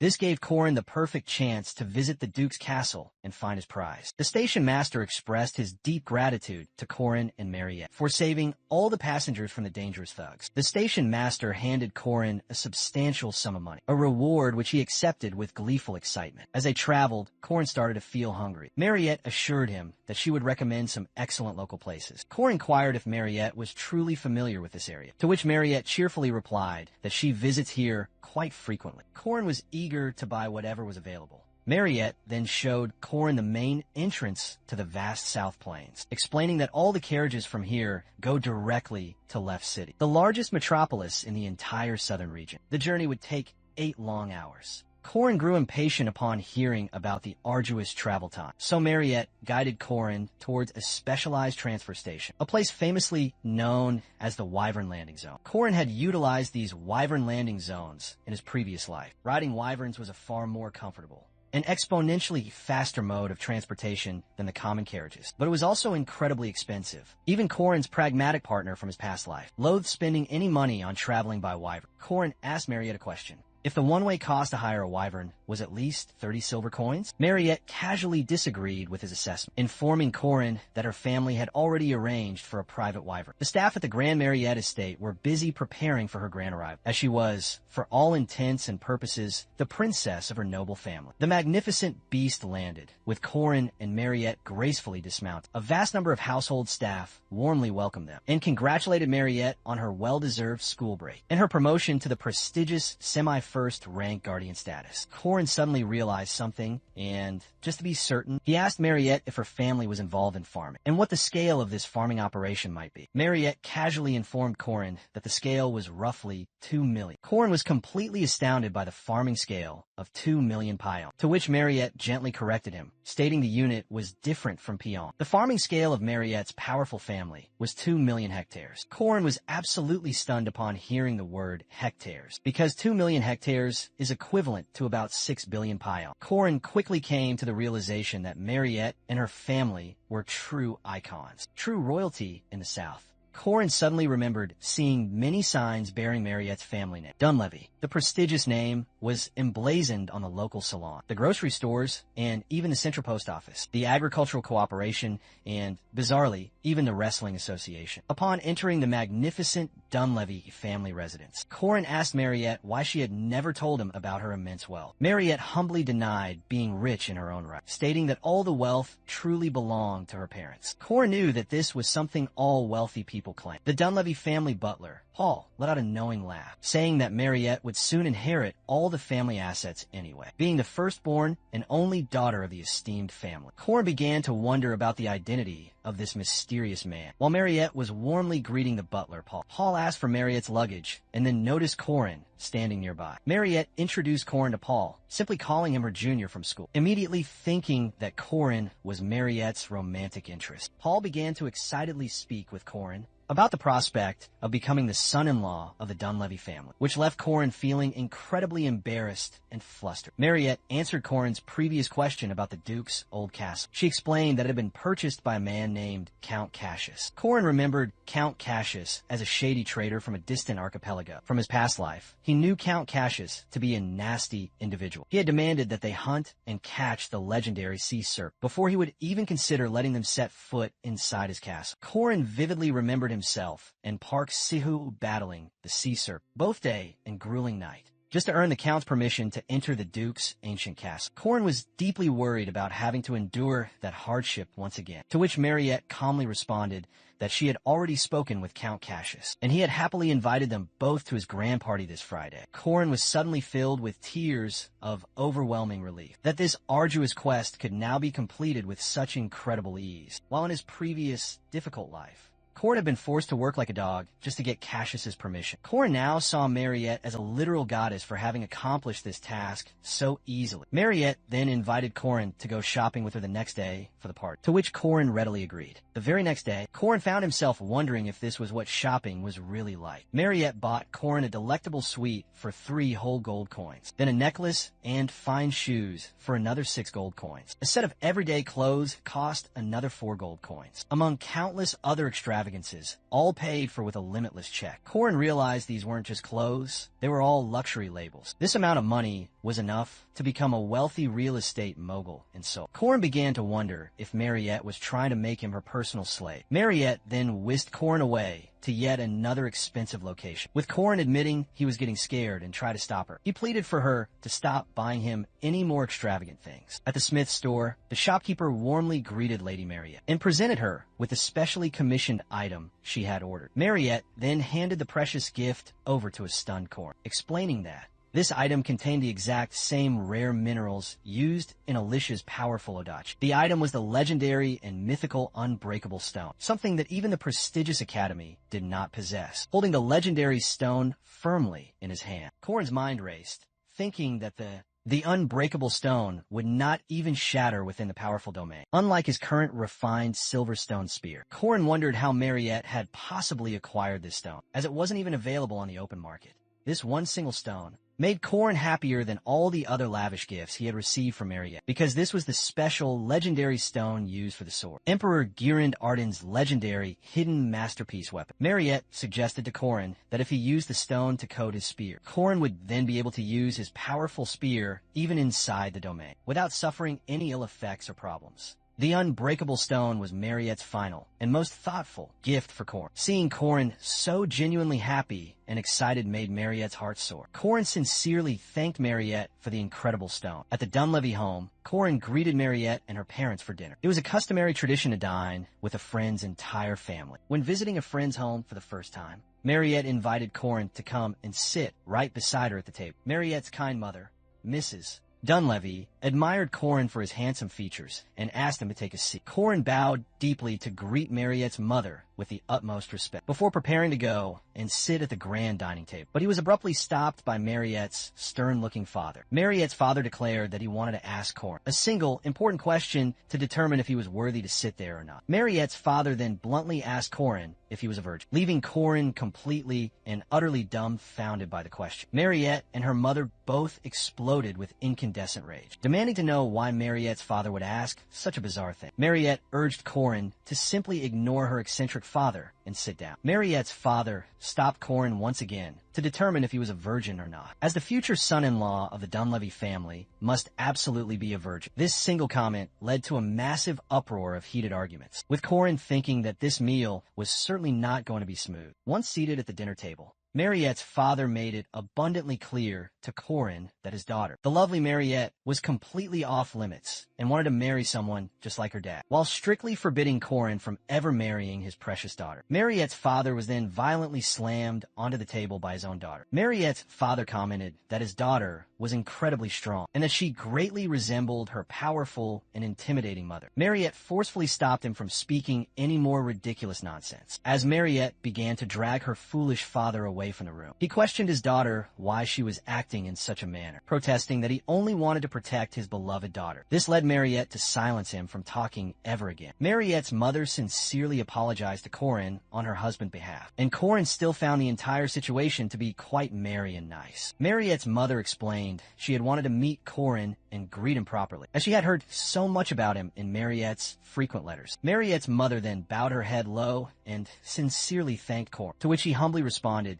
that he only did it because he was able to, and that the most important thing for Corin was Mariette's continued happiness. After hearing Corin's heartfelt and noble response, Mariette's mother was visibly shocked and impressed. She greatly admired Corin's upstanding personality and selfless nature. She remarked that everything Mariette's letters had said was indeed true, and while she was at it, Mariette's mother almost mistakenly referred to Corin as her dear son-in-law. At that moment, Mariette's father charged back into the room, interrupting his wife and stating that he would only allow them to hold hands. Mariette's father once again repeated himself, insisting that his future son-in-law must absolutely be a virgin, only to be soundly pounded by an enraged Mariette the very next second. Mariette's mother warmly welcomed Corin and advised him to ignore her husband, adding that she herself was quite liberal in her views. Mariette was completely embarrassed by her parents' outrageous actions. Corin simply smiled at the charming quirkiness and merriness of Mariette's family. The very next day, on Friday, Mariette accompanied Corin to the Duke's castle for Count Cassius's grand party. Cassius himself greeted Mariette warmly at the grand entrance. He proclaimed that he was extremely excited and honored for Mariette to visit the Blandria family. Seeing all this forced jolliness, Corin couldn't help but wonder if this was the same stiff and unpleasant man who had once sent him to capture the deadly sea serpent just to allow Corin to enter his castle. A grand announcement was made. Mariette and Corin were announced as they entered the lavish party. Corin felt a swell of pride, thinking that if he had not saved Mariette, Corin would never have been able to witness Mariette looking this happy, and the people of the South would have tragically lost their beloved princess. The ladies at the party were amazed to see Mariette at the Blandria family's party. They whispered that Cassius must be of a much higher value than they thought. To have Mariette herself accept his personal invitation to attend, the Dunleavy family wielded a massive influence throughout the entire South. For Cassius, having Mariette's prestigious presence at his grand party was far more beneficial to his reputation than catching a sea serpent. Corin suggested that Mariette enjoy the party for a little while before they went to investigate the Duke's mysterious office. Corin and Mariette had both brought their combat gear with them. They intended to ask Cassius for permission to enter the Duke's office. Once the party had finally reached its peak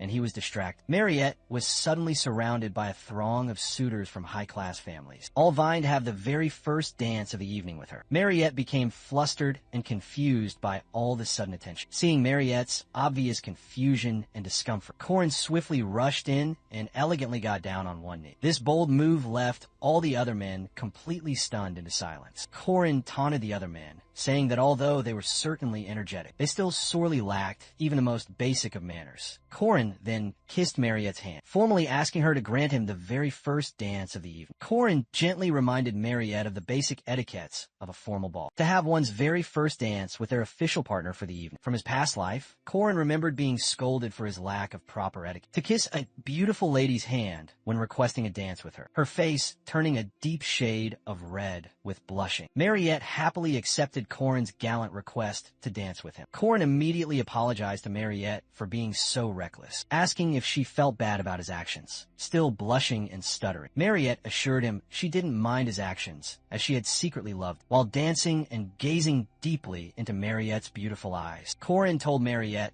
that he felt as if he was abandoning his savior, the one who had helped him get to this point, and he felt he should return the favor. Corin felt a heated, passionate feeling while talking so closely to Mariette, and he was almost on the verge of confessing his true feelings to her. But just then, Mariette accidentally stepped on his foot with her sharp high heel. Mariette profusely apologized to Corin for her clumsiness, telling him that she was not a very good dancer at all. Bearing the intense pain, Corin assured her it wasn't an issue. Corin then suggested that he should take the lead in their dance with Mariette. He asked her to place her left foot directly on top of his own foot. Corin's foot might get dirty, and their dance would surely look awkward. But Corin told Mariette not to care at all about what others might be watching. Mariette's sole focus should be on Corin himself, her partner. Her only goal should be to focus on enjoying their dance together. Corin expertly guided Mariette through the dance and complimented her grace. Corin and Mariette gazed deeply into each other's eyes as they moved, both laughing and having a wonderful time together, sharing a truly dreamlike and unforgettable moment. After Corin and Mariette's magical dance had concluded, the suitors once again gathered around to ask Mariette to dance with them. Mariette politely declined all their offers, excusing herself by saying she was tired and that she wished to rest for a little while.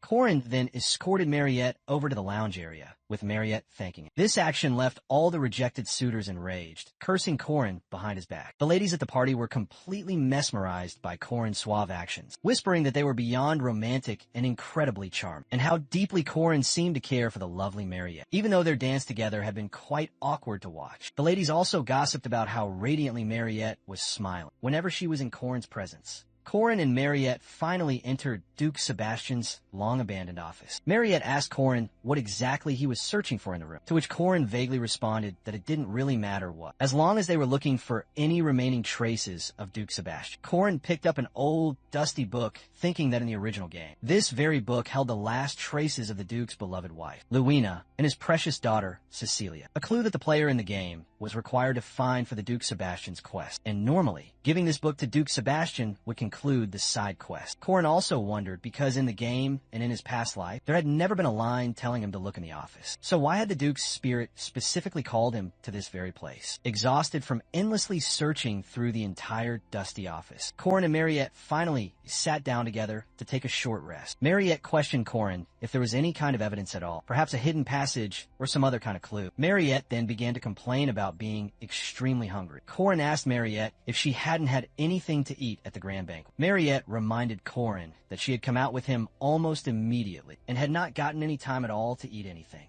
With a steamy, intense gaze, Mariette began to admire Korin's sharp jawline and collarbone. Korin immediately realized what Mariette truly desired from him, as this was a natural and expected sign with the development of their relationship. Korin gave Mariette his silent permission, and she began to hungrily suck Korin's blood directly from his neck. Korin calmly asked Mariette if she had had her fill yet. Mariette was confused because Korin hadn't seemed to feel any pain, to which Korin explained that he had developed a persistent warrior's tolerance, so he didn't feel any pain from her bite whatsoever. This revelation left Mariette completely stunned with pure shock. The very topic of the persistent warrior's tolerance reminded Korin that he had received this incredible skill alongside the mysterious soul dust. Korin immediately asked Mariette to summon Daiku. Korin stated that Daiku was currently a little bit hazy, closer to an astral body, just before his physical body materialized. Mariette made Daiku hold on to this ethereal state a little while longer, on Korin's urgent suggestion. As Daiku began to slowly disappear, a mysterious and powerful presence suddenly entered the ancient room. Korin quickly prepared Mariette, telling her to be on her guard. Seeing the Duke's form appear, Korin felt it to be such a drag. He thought that the Duke's soul should have told him beforehand that it was going to be something like this. It was then revealed that Duke Sebastian's powerful spirit was sealed inside the great library's ancient and powerful grimoire. The Duke had made the drastic decision to separate his body and his soul when he couldn't die and was suffering from the insatiable desire for blood. The physical body of Duke Sebastian was now standing right in front of Korin. Sebastian wondered how a random person like Korin had come to visit him, bearing the remnants of his very own soul, and he demanded to know what brought Korin to his ancient castle. Korin humbly introduced himself as Sebastian's distant and unworthy junior. Sebastian complimented Korin's handsome and striking appearance. Korin compared Sebastian's current assessment to be much better than his encounter with him back at the Great Library. Korin questioned Sebastian. How was his body moving without a soul? Sebastian sharply interrupted Korin, stating that the questions here would only be asked by him, and him alone. This made Korin believe that this might not just be a simple present. After all, Sebastian Duke was the legendary great general who had ruled the entire South 800 years ago. The entire world knew Sebastian as the strongest warrior of all time. Flashing forward again to the present moment, Korin is locked in a fierce and desperate battle with Sebastian. Duke Sebastian remembered that Korin had already met his soul, and he asked Korin if he had been the one to kill it. Korin answered that he did not kill Sebastian's wandering soul, but rather had helped him to find peace and finally ascend. Korin had thought Sebastian would bring more than the grimoire as a gift. This time, Sebastian believes that if his soul had guided Korin to his castle, then Korin would never have brought a filthy vampire along with him, something that the great Sebastian despises above all else. Sebastian dismissed all of Korin's statements as nothing but lies, and he flatly refused to believe a single word that Korin said. Korin once again asked Sebastian how his body was moving without a soul. Sebastian revealed that since his body was that of a powerful vampire, it needed a small piece of Sebastian's own soul trapped inside the castle itself to prevent him from becoming a mindless beast like Mariette. Korin tried to make Sebastian believe that Mariette was successfully controlling the immense powers of a vampire. Sebastian refused to believe Korin's outlandish claims, as Sebastian himself had to rid himself of the bloodlust for 800 long years, and in the process has completely worn out his immortal soul. His senses and even his emotions have faded. However, the one thing that did not disappear for the tormented Sebastian was the overwhelming taste of fresh blood, for which it is revealed that Sebastian has sewn his own mouth shut. Korin deeply regrets bringing Mariette here and putting her in such grave danger. Korin assumes that since Sebastian just has his body for these 800 years, Sebastian might still be incredibly strong, at least as strong as a semi-rank warrior. Even now, Korin activates his powerful six-step spearmanship technique and intends to face Sebastian with his full, unrestrained power in order to defeat him. Corrin charges with the devastating Calamity Serpent, the ultimate essence, and the incredible Rising Serpent Skies techniques, while Sebastian counters with the poisonous Dragon Head charge. Sebastian shows Corrin the terrifying power of creation, a power which Sebastian gained from slaying a mighty dragon long ago, and he charges with a powerful attack called the Final Demonic Sword Dragon Murder. Corrin realizes too late that he had greatly underestimated Sebastian's true strength, and he collapses to the ground. Sebastian then slowly approaches Mariette, calling her a petty, insignificant beast and mocking how she hopes to live a human's life. Mariette is completely confused by Sebastian's hateful and cryptic words. Sebastian questions Mariette if she doesn't consider herself a monster, and if not, then how positive is she that she can overcome her own will? Because in the end, Mariette will eventually kill all those she loves, just to quench her insatiable bloodthirst. Sebastian then charges towards Mariette, intending to end her miserable existence. Mariette manages to save herself, and she desperately summons Diaku to her aid. Sebastian easily traps Diaku with his powerful 8 trigrams binding technique. Sebastian is genuinely impressed by Mariette's incredible speed, and he compares it to be even faster than his own speed. During the peak of Sebastian's legendary prime, Sebastian mocks Mariette for being nothing more than a foolish beast, relying solely on her brute strength with absolutely no strategy at all. Mariette cries out for her beloved Digu to come back to her side. Sebastian then shows Mariette the legendary Romania sealing sword, and he explains that this is a powerful binding sword used to seal immortal beings. Sebastian's deep-seated hatred for all vampires is now clearly visible, as he repeatedly calls her a beast and insists she will always remain one, remembering Corrin's encouraging past words to her. Mariette refuses to believe Sebastian's venomous and cruel words, and she tries to assure Sebastian that she has truly changed for the better. Sebastian thinks that the path of Mariette's death is the better option, for both her own sake and for the sake of Corrin. He continues binding Mariette with the power of his ancient sword, while Sebastian laughs maniacally at Mariette's complete helplessness. Mariette's desperate gaze falls upon Corrin's exposed neck. Witnessing this, Sebastian is assured that vampires should not be allowed to exist, as Mariette,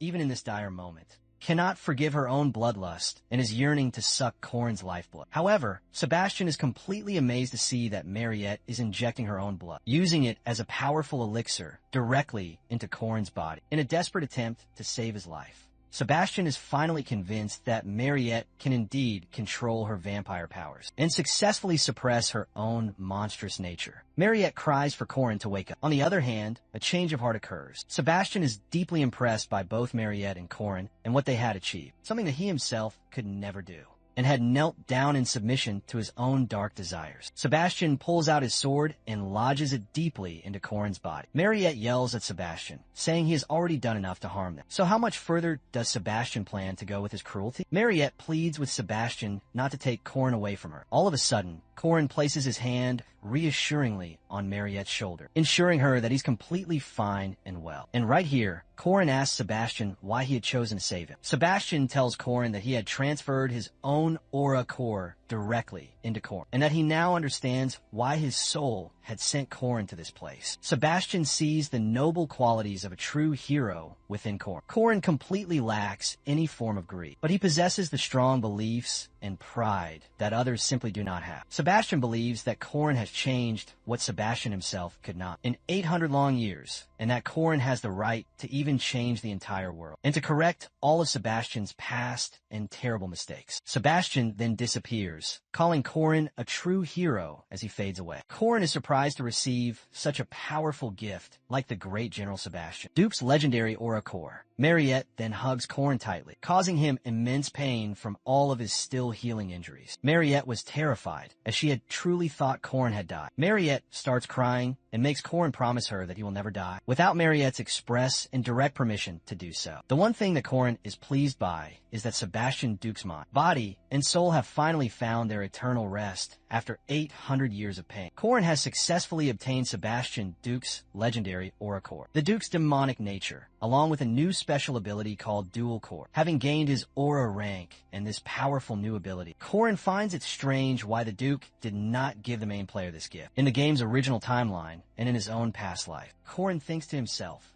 it would have been much nicer if the Duke had just given Corrin this gift, without all the intense fighting and unnecessary suffering. Korin sees that both his and Mariette's clothes are completely drenched in blood, and he decides that they should wash them. Korin is waiting for their clothes to dry, while Mariette is resting, with only a thin cloth covering her bare body. Just then, a maid enters the room unannounced. She is completely shocked to find Mariette and Korin without any clothes on, and seeing Mariette lying peacefully in Korin's lap, she assumes the worst, mistaking them to have engaged in physical intimacy with each other. Korin desperately tries to clear up the huge misunderstanding, explaining that he is just drying their blood-soaked clothes. The maid notices all the sweat on their bodies, his powerful muscles, and the hot, steamy air in the small room. This only serves to make her initial assumption seem much more clear. Korin still tries to clear things up for the flustered maid, but the maid apologizes for intruding and quickly runs away, telling Korin and Mariette to enjoy the rest of their private time. Korin is completely embarrassed and questions the meaning of the maid's words, and he tries to stop her from getting the wrong idea about them. Korin believes something has gone terribly and irrevocably wrong. Hearing this news, Mariette's father becomes absolutely furious, and he threatens to kill Korin for messing with his precious daughter. It took nearly 20 agonizing days to clear up this whole misunderstanding. Korin wisely decides to hide out in the mountains for those 20 days, while Mariette's enraged father has his people relentlessly search for Korin for having supposedly violated his daughter Mariette. Korin spends those days training his aura. Korin breathes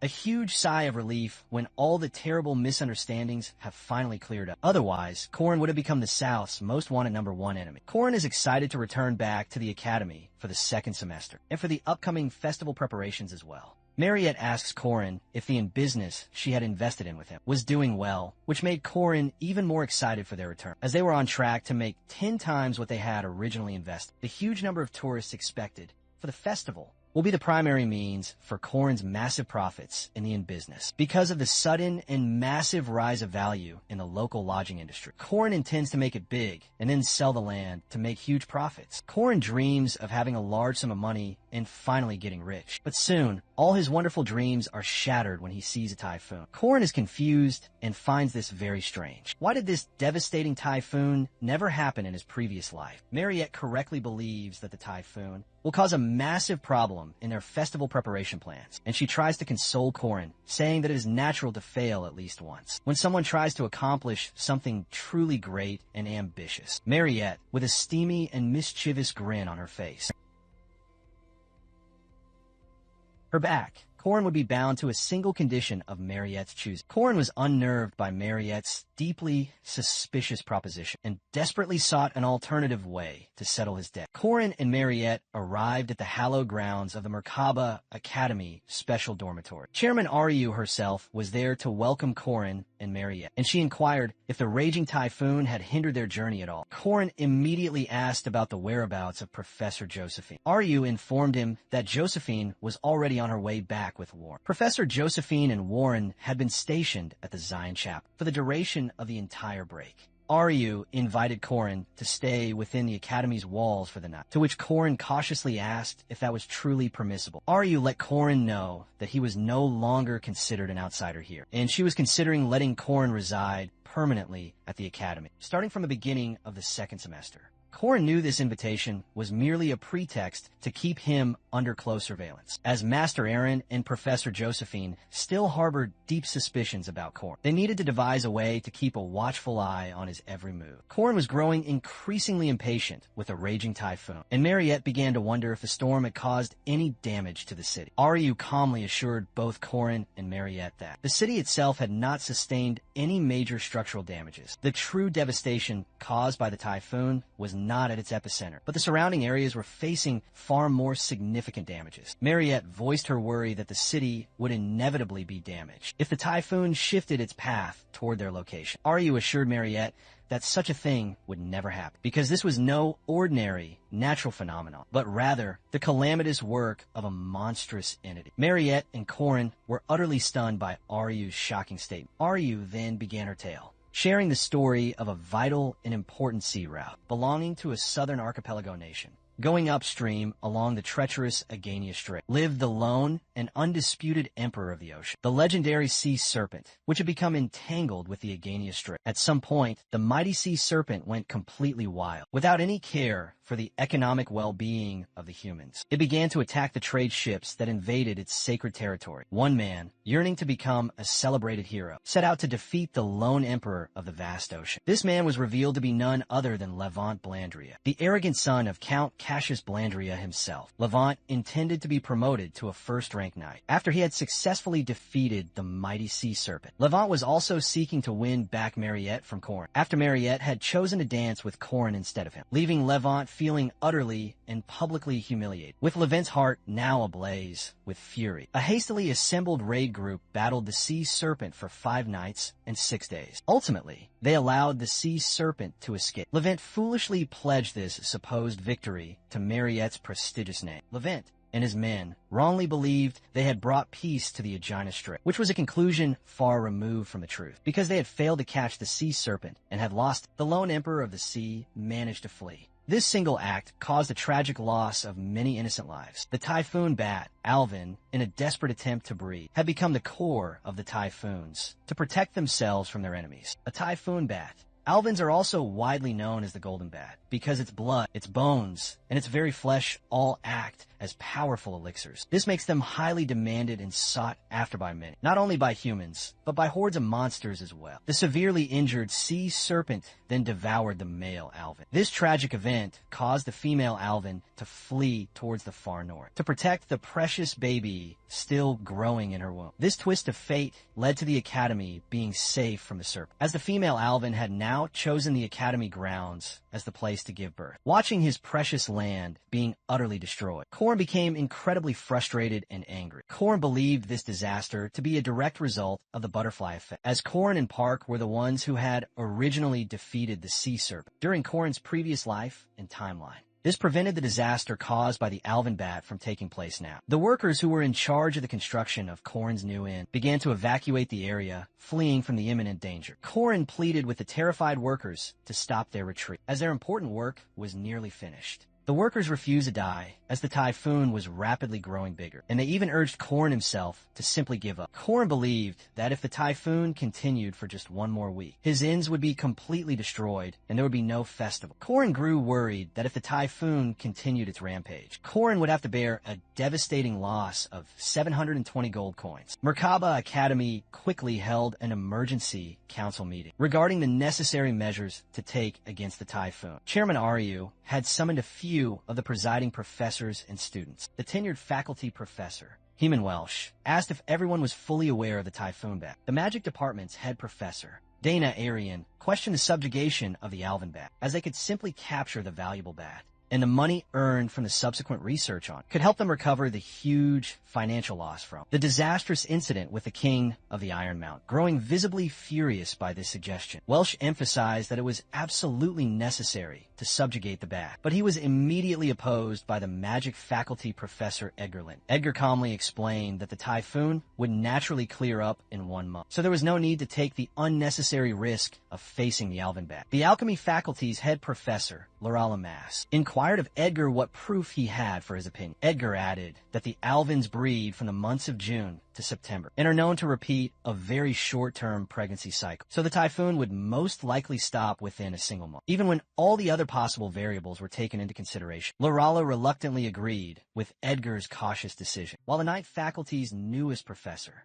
the man named Ogun Rentré, stated the importance of at least trying to subjugate it once, as the return of the students to the academy would be pushed back, and all of their carefully laid festival plans would be completely disrupted. Lorala agreed with Ogun's assessment, but she still decided that Edgar's much safer approach was the better option. Just then, Corin interrupted the heated association meeting. First, he addressed them respectfully as professors. Then he quickly corrected himself to call them his esteemed seniors. Corin humbly asked everyone present to listen to what he wanted to say, even if Corin himself still lacked their immense knowledge. Corin reminded everyone that they had all sworn an oath to be brave, and to realize the virtues of kindness and justice in their actions, that they would never go against their sacred creed, even when facing death itself, and that they would all unite to protect the weak and defeat all evil, as all of them present were revered as guardians, the sworn protectors of all of humanity. Edgar tried to reason with Corin regarding the planned subjugation. However, Corin made Edgar realize the terrible loss of the people on the street, losing both their homes and their very livelihoods, and that Edgar could not simply calculate human lives with cold, hard money. Edgar was dumbfounded to see Corin possessed such a sincere and noble nature. Corin became emotional, declaring it wasn't about oaths or outdated chivalry, and that Corin simply wanted to save innocent human lives. He then requested everyone to help save the helpless people, almost mistakenly revealing that all Corin truly wanted to save was his end. Everyone praised Corin for being such a passionate knight at such a young age. Heman suggested that they form a subjugation squad under the Guardians' names in order to save the helpless people from the storm, to which Chairman Ryu readily agreed and gave her final, decisive word. Corin's passionate and convincing acting performance led everyone to quickly form an official subjugation squad, and they all headed out immediately towards the raging typhoon. Edgar stated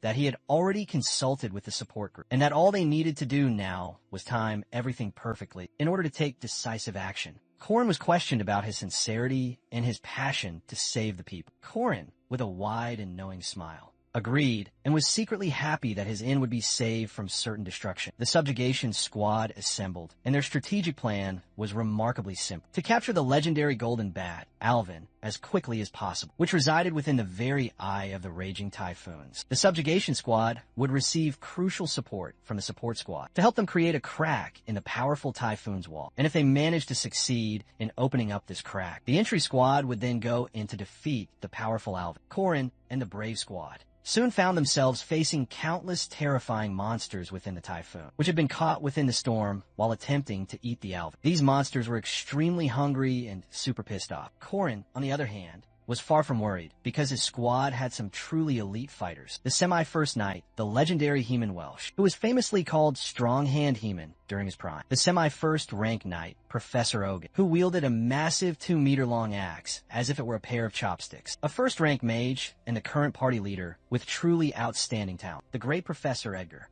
and above all, a simple second-year academy student. The first-rank knight and crazed warrior known as Bird Jacker, with these powerful members making up the core of the squad. It was a complete piece of cake to defeat these rampaging monsters. Burglar gets extremely pissed when Corin asks if he is a half-giant. In the midst of fighting all the monsters, the main focus of the squad was to capture the elusive villain. Corin and the squad needed to enter the very eye of the typhoon before the widespread damage could spread any further. And of course, for Corin's inn, to his great concern, the subjugation squad charged bravely towards the eye of the raging typhoon, making Corin extremely excited. Upon entering the typhoon, the squad was surprised to see a much smaller typhoon within the main typhoon. It was revealed that the Alvin had noticed the intruders entering the typhoon and had created this smaller, more concentrated typhoon with the very last of her remaining power, acting out of her powerful motherly instincts. Edgar wondered aloud if they could even get through the second typhoon. Professor Ogun believed that if they could somehow endure the damages to their bodies, then they still had a very slight chance of success. Edgar fired a signal flare to request immediate help from the support squad. Seeing the signal, Professor Dana excitedly unleashed her powerful mage powers, as Dana was finally getting the chance to show off her true powers for the very first time in a long while.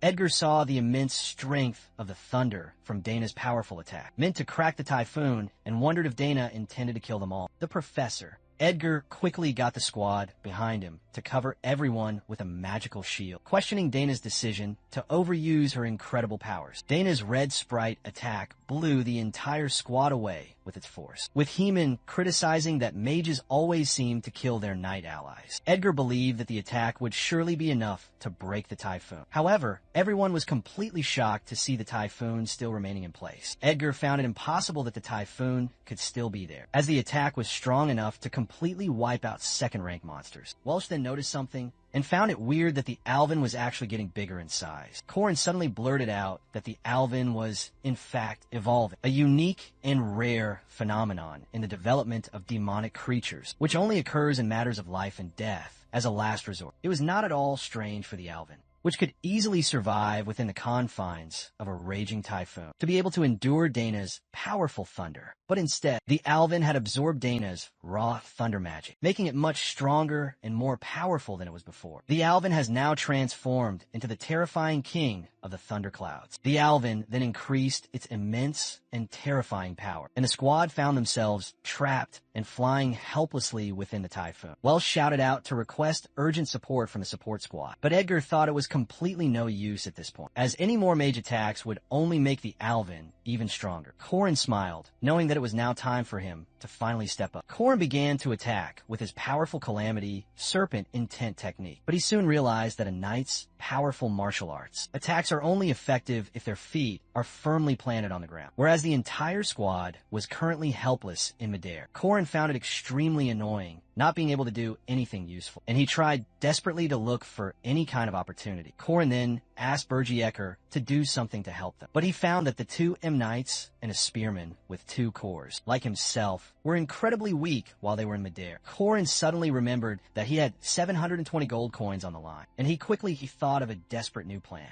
He borrowed Bergiecker's head as a stepping stone to jump forward. Corin then jumped over all the other squad members to get further ahead, in order to finish off the Alvin, as Corin refused to surrender to a monster. Blinded by his desire for revenge, Corin charged to attack the Alvin, but he found himself suddenly stuck in some strange, sticky slime. Corin threw his spear towards the Alvin for a powerful macro hit attack, but the spear was easily deflected by the creature's defenses. Corin realized yet once again that his feet needed to be firmly planted on the ground for any of Corin's powerful attacks to have any effect. Corin was now ready to give up all hope, believing this to be his final, inglorious end. He thought to himself that he never should have invested the money, but instead, he should have used it to buy some yummy and delicious snacks. Just as Corin was about to give himself up to the raging typhoon, Corin heard a strange sound within the typhoon of someone else fighting the Alvin, and he wondered who on earth it could possibly be. With one single, fierce blow delivered to the Alvin, the mysterious person brought the fight to a decisive end. The typhoon suddenly disappeared, and the entire squad fell down from the sky. It was then revealed that the mysterious savior of Corin and the squad was none other than the powerful warrior, Warren, who had just returned to the academy with Professor Josephine by her side. Warren was grateful that the brave rescue squad had come save them. The disastrous incident caused by the typhoon bat that had hit the city had caused only some minor damages to the area,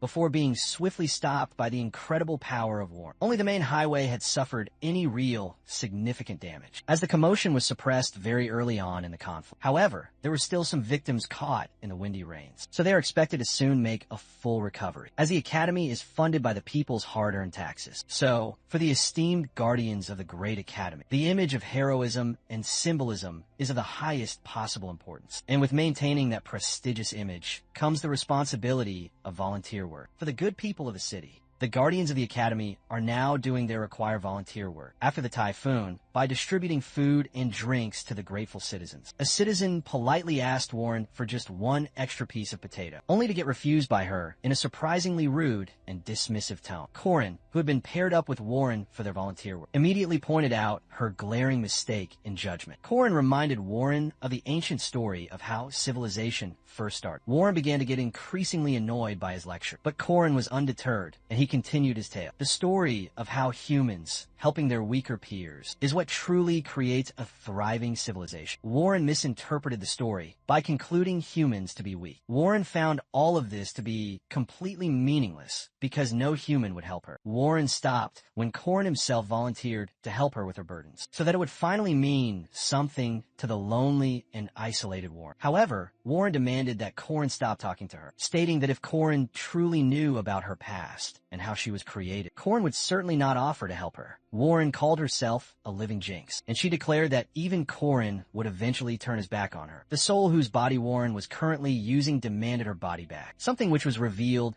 to constantly haunt the tormented Warren. Warren then began arguing with the disembodied soul, and she later asked Corin again if he would help this version of Warren. In Merkaba City, where the prestigious Guardian Academy is located. It is widely said to be the safest and most secure place in the entire world. However, this statement is far from being the absolute truth. There are dangerous back alleys in Merkaba City, led by the Black Star faction, who are the undisputed leaders of this dangerous, lawless area. It is revealed that the infamous Black Star faction make their vast income by means of illegal liquor distribution and by selling and trafficking in innocent slaves. The Black Star faction has also wisely invested in many other businesses in order to solidify their powerful position within the city, such as selling their illegal liquor to a small local pub, and yet still claiming protection money from the very same pub. Corrin is seen to be getting drunk in one of the local taverns, who are currently in business with the dreaded Black Star faction. Corrin then proceeds to create a huge scene, and he demands to see the manager for selling the bootleg alcohol. The leader of the Black Star faction enters to see the source of the ruckus, and the one who is causing it, the powerful leader, sees that Corrin is just a minor and a student from the nearby academy, and he tries to let go of what Corrin did by offering to pay Corrin's tab. Corrin, assuming the powerful leader to be the simple manager, pours out his entire mug of liquor directly onto him. The leader allows the other members of the Black Star faction to beat Corrin up in order to teach him a valuable and painful lesson, as he believes that his members are strong slave hunters from a while, and that they're all like a pack of red, insane dogs. He then calls Corrin a mere pup, compared to his powerful men. Upon hearing this insult, Corrin proceeds to beat up the gang members of the Black Star faction to a bloody pulp. This action completely frightens their powerful and intimidating leader. When asked about his identity, Corrin tells the leader that he's a dog man who catches dogs just like them, and he delivers one final crushing punch to the terrified leader. This single act made the name of the Black Star faction disappear for good. It is then revealed that Corrin had a much different motive for his actions, for entering the tavern on that fateful night, other than simply dealing with a lowly and insignificant gang faction. The real reason that Corrin had targeted the Black Star faction was to free the innocent slaves that they had managed to capture. All of the slaves that had been captured by the Black Star faction were demi-humans, who were currently locked up inside small, dirty cages, and were being treated no better than common animals. The humans were habitual of ostracizing the demi-humans from their society, leaving the demi-humans to be treated like animals by the cruel gang members. Corrin then freed all of the terrified and grateful demi-humans, leading them towards the waiting carriages that were waiting for them, which had been provided by the benevolent and powerful Dunleavy family. Corrin asks one of the demi-humans about two young siblings named Run and Ron. Corrin is genuinely surprised to see that Run and Ron are mere children, as Corrin had met them before in his previous alternate life, and in that life, these children were already in their 20s. Corrin, however, knows that the bodies of the mysterious were humans developed. Based on their current level of mental and emotional development, Corrin gently approached the two siblings, trying to greet them warmly. Ren tried desperately to protect Ron from being beaten up by him, and it was clear that both of the children were extremely frightened and traumatized. Corrin remembered Ren being a ripped and gruff woman from his past life, and he wondered how Ren could possibly develop into that in just 1 year. In Corrin's previous and forgotten life, Ren and Ron had been working for the Catholic Church as powerful villains, and both of the werehumans had been incredibly difficult enemies to face, but they had somehow managed to be killed by his partner, Park, who Corrin had intended to save Run and Ron before they could be sold to the church, in order to prevent himself from having to face them as mid-level bosses in the future. Ren pleaded with Corrin to leave them alone and not to harm them, but Corrin instead hugged both of the siblings to ensure their complete safety. Corrin asked for their names, and they introduced themselves as Run and Ron. Corrin then introduced himself as a guardian and told them his name was Cornlock, to which Run and Ron both came at ease and relaxed into Corrin's embrace. Corrin began to wonder if he should hand over the two were human children directly over to the other guardians or not. Corrin is seen drinking at the tavern with a bar employee named Lenya. Corrin is still thinking that he had intended to use Run and Ron to keep Corrin's enemies in check. Corrin asks Lenya to take Run and Ron to the safety of the inn and to get them some much-needed food. Corrin now knows that he has to save the tormented Warren all by himself. The very next day, at the Merkaba City landing zone, at the Eastern Platform Village, there are 3 visitors who are seen land. The conductor asks the visitors for their official registration, but he comes to know that it is the senior Professor Kong, Ryan himself, an official from the Barama Academy of the distant and mysterious East, with his 2 most trusted disciples, Jin Hyuk and Kong Yua, by his side. So the conductor warmly welcomes them and escorts them to a waiting carriage. It is then revealed that Kong Ryan and his disciples have a murderous intent, and that they want to take their bloody revenge against the poor Warren. 1 month after the terrible Typhoon Bat incident had concluded, the Merkaba Academy is seen preparing for their exciting upcoming festival. The festival, quite unlike its cheerful and misleading name, is actually a brutal academy exchange war, where students from the 4 great academies of each region compete, and they battle it out in their constant strive for absolute mastery. Corrin's friends are all seen discussing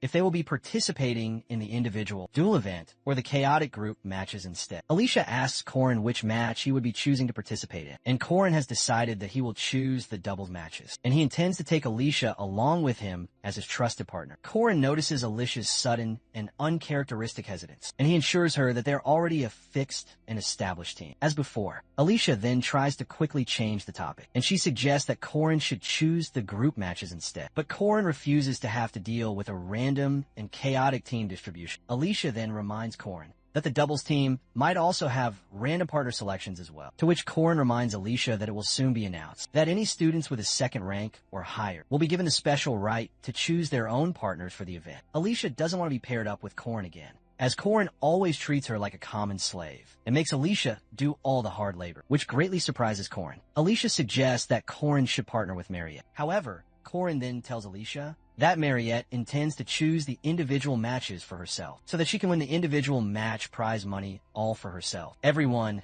then notices the participants from the east making their grand entrance. The Fighting Hound, Seojin Hayek, and the Swordmaster, Kong Yua. They are entering with their esteemed professor, the legendary immortal Taoist, Kong Ryan himself. Corrin remembers Jin, Hyuk, and Yua to be the main protagonists of the story's 3rd part. The Heavenly Yiksha, Kong Ryan, requests that Professor Josephine transfer Warren to the Boreum Academy, to which Josephine flatly refuses to accept his unusual request. Kong Ryan believes this to be a perfectly reasonable request, being Warren's closest living blood relative, as Warren was the very center of the tragic and devastating accident that they had all faced just a single year ago. An accident that had turned Kong Ryan's magnificent castle to ashes. Ryun reminds Josephine that she had taken Horan during that great disaster, and now that Ryun knows of Horan's current whereabouts, he wants his precious niece to be returned to him. Josephine states that Horan is a very special and unique case, and that Ryun should be well aware of that fact by now. Josephine finds it very strange that the reason Rayon requested this meeting immediately after his arrival at the academy was for the sake of the poor girl Warren.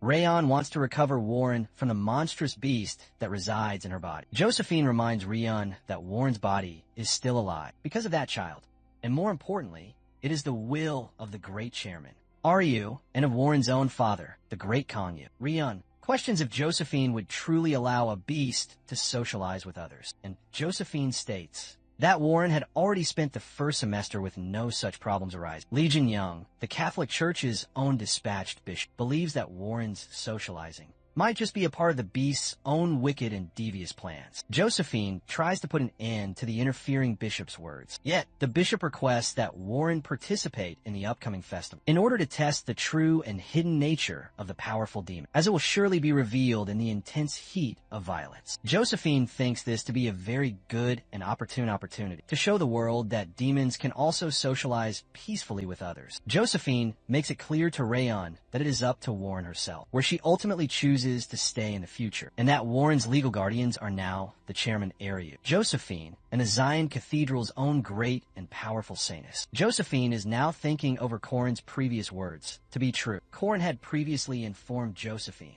that Balthazar's dogs were hidden somewhere within the upcoming festival. When she inquired about their identities, Corrin stated that he did not know the specific details of their plan, but he guessed that it was somehow related to the Catholic Church. In Bora May, the Catholic Church wants to expand its sphere of influence, with increasingly desperate attempts to do so. While Bora May has sent its own students to participate in the festival, it is revealed that the Heavenly Yiksha is a very important incident that will ultimately decide the overall future direction of the Yahello's kingdom. Corrin asks Josephine to keep a very close eye on the Catholic Church, and he requests that Josephine have the Boreum students stay at and located in the outer regions of the city, so that Corrin himself can keep a close and watchful eye on them. Josephine still does not fully trust Corrin's intentions, believing him to still be one of Balthazar's loyal and dangerous disciples. However, Corrin then shows Josephine his sacred oath as a shadow warrior in an attempt to change her mind about him. Josephine questions Corin about him owning the inns in the outskirts and trying to make a hefty profit with his stalls and in business. The festival's group match preliminary round officially takes place. Warren is the only one who is absent from the named characters, so Corin believes that Warren might be participating in the brutal individual matches instead of the group event. Kong Ryan is the official judge in charge of the intense group trials, and he will be determining the 16 guardians who will participate ahead. The primary topic of the exams is to save the helpless civilians, and the participants to have their armbands ripped off will be eliminated. Ryan cast a powerful 8 gates array to form the arena. It is revealed that the stone dolls will be acting as the civilians. After a guardian touches a civilian, the guardians can then give them specific commands. Guiding a civilian to safety earns them a single point, and destroying a civilian would deduct 2 points from each guardian. Corin is happy to see his friend's passion and excitement for the event. On the other hand,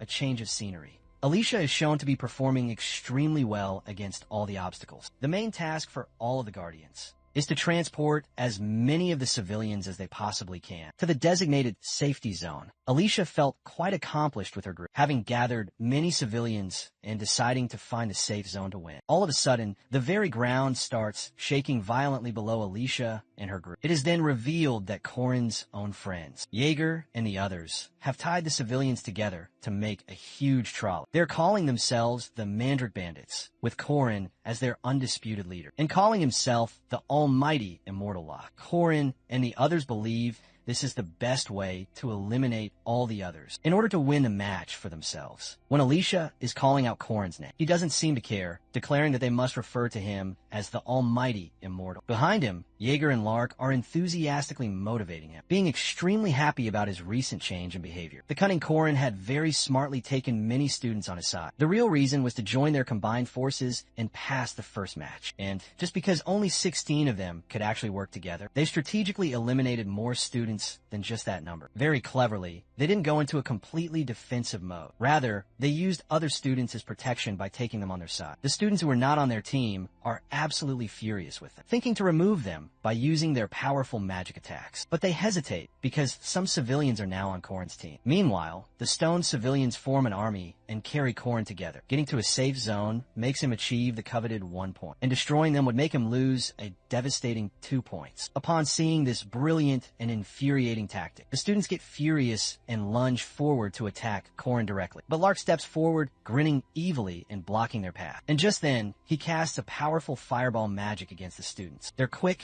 and efficient grouping had given them a big advantage, while they had immediately grown in their overall numbers and surrounded themselves with most of the valuable stone civilians. The others were much slower to group up and focused on finding safe zones. Instead, though, after a grueling 30 minutes of being eliminated, Corin has a tense and dramatic encounter with the lovely Alicia. She is screaming at him, demanding that he stop his rampage. On the other hand, he is proposing that she should join the ranks of the Mandrake Bandits and demanding her colleagues' armbands as a sign of her loyalty. He is promising to give her the coveted position of vice president then. But when he sees her hesitating to make a decision, he instructs his opponents to bring Alicia's armband directly to him.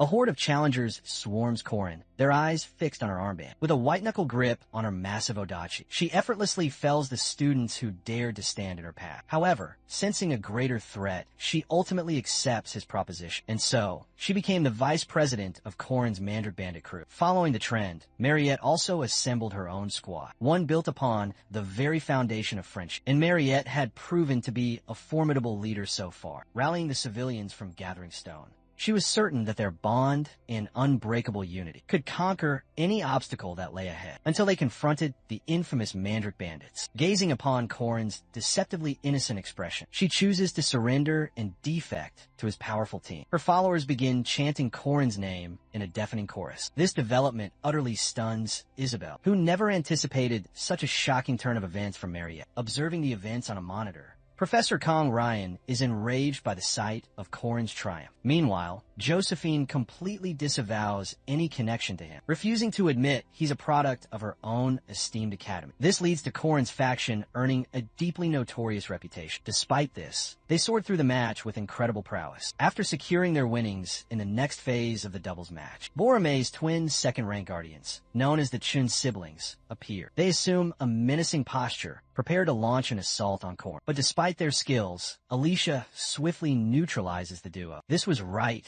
after Korin had deftly evaded their initial onslaught. Simultaneously, a pair of spectators are critically assessing Alicia's abilities. They had anticipated a display of power far beyond the ordinary, having heard the legends of her being the Sword Emperor's granddaughter. But now their focus shifts, wondering about the mysterious Korin. They have prepared for the two widely known powerhouses, the warrior Burjacker and the charismatic Maria. However, Kor being a major player was never in their calculations. After all, the Chun siblings are notoriously difficult opponents, and Korin sidestepping their attack with such ease reveals his immense hidden talent. They can sense his seasoned experience from his very posture, his breath control, and what's more, the way he analyzes his foe before unleashing a perfectly timed strike. These onlookers find his presence irksome, hoping he won't interfere when they finally deploy their grand formation. However, a mysterious figure standing among the spectators had been listening intently to their entire exchange. His visage grew dark as he processed their words. Back within the academy grounds, Warren wanders alone. A wave of nostalgia about her transformation into a yiksha crashes over her. The eerie silence of the campus vividly recalls that fateful day. This strange emptiness is a direct result of the festival. Her consciousness is pulled back to a terrifying vision. Before her, a towering structure is being devoured by flames as she stands atop a pile of smoldering skeletons, watching the building crumble into ash and ruin. In a flash, Warren's focus is violently drawn elsewhere, a sudden ambush, but then she perceives something more sinister. Bloodlust. It's an incredibly potent and dangerous skill. Warren whirls around. It's the same suspicious man, SAE Jin Hyuk from the crowd, now wearing a smirk. He seems impressed by her sharp awareness, given that most would fail to detect it and simply collapse. Warren feels a chill of danger. She knows something is wrong here, and so she demands to know if they have crossed paths before. When he hears this pointed question, the man's entire demeanor undergoes a chilling transformation. A strange, twisted emotion flickers across his features. He offers a wicked grin and feigns ignorance of her identity before making an attempt to depart. SAE Jin Hyuk claims he was merely attempting to startle her, having mistaken her for a different person entirely. And yet, Warren couldn't shake a strange feeling of familiarity with him. But she dismisses it and walks away. One of the female spectators from before, Yinhua, remarks that he shouldn't have acted so rashly in this place. But SAE Jin Hyuk seems completely unconcerned about it, because the Master's 8 Gates formation will work on that monster, essentially to contain this powerful entity and avert its rampage. The 8 Gates array of utter annihilation is required to be unleashed. Still, Yinhua cautions him, telling SAE Jin Hyuk to bide his time until the yiksha is provoked. However, her scheme involves igniting the fire from the orchid, and the consequences will fall squarely on that boy. Within the second round's arena in the Elhaz Kingdom, the central Nazria city is alive with activity. Inside a local cafe, Korin is struggling to process that they've traveled so far for this match. He had been utterly floored when Professor Josephine revealed the abrupt change of venue for the group match, a decision made by Professor Kong Ryan. She then begins to interrogate Korin, because Barama's side alleged that his bandits had plundered their supplies. Naturally, Korin vehemently denies looting those specific provisions, but he did indeed steal something else, supplies being covertly transported through the Catholic Church. These materials are critical for Kong Ryan's clandestine operation to construct the formidable 8 Gates array, utter annihilation, and seize control of Huarm. It becomes painfully obvious that the tale of Barama's stolen goods was a fabrication concocted by Kong Ryan and Li Jinya, so they could mask their own far greater theft and cunningly acquire the components they so desperately needed. They moved with haste to conceal their true intentions. Korin's train of thought is broken as Alicia chatters at him, placing food orders for the both of them with excitement. But he cautions her, reminding her not to consume anything here. At that exact moment, Kong Ryan strides into the cafe. Upon realizing the full roster of students is present, he immediately begins a sinister head count, and the moment his count is complete,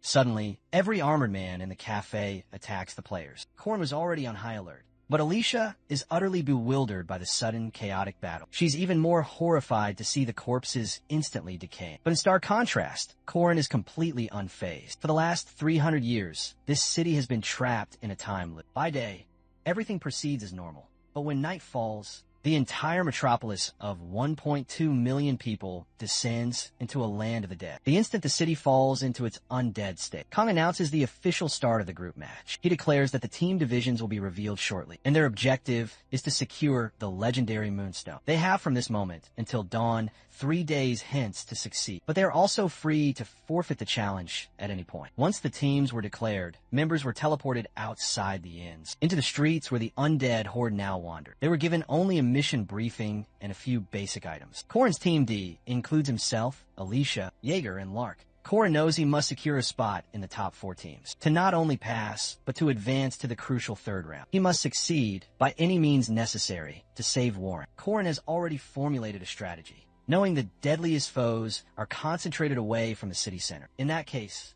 they'll concentrate their efforts on the lower level zones at the city's edge, where the undead's power will be far more manageable, and Corrin's spear will be the vanguard that forges their path. They executed his plan with perfect precision. Soon, they reach a steeple on the city's periphery, move to a vantage point, and target only the glowing moonstones from the undead that have consumed the precious stones. Corrin declares their intent to take down the stage boss, immediately ordering Lark to prepare his flight magic. But before Lark could even begin to cast a spell, the Revenant Titan and its horde lunge forth to ambush Group D. Corrin and his entire team are sent into a panic, screaming for Lark to activate the flight magic now. But it seems fate was not on their side, and a poltergeist strikes, a bizarre phenomenon where a spirit forcefully possesses an object. And just like that, Lark was instantly eliminated in the chaos. The undead siege the steeple tower, which begins to crumble. The 3 remaining members scramble towards the highest point, desperate to avoid being crushed by the falling debris. Both Alicia and Jaeger start to mock Corrin's abysmal luck. It seems these disastrous events consistently befall them, but only whenever they find themselves near Corrin.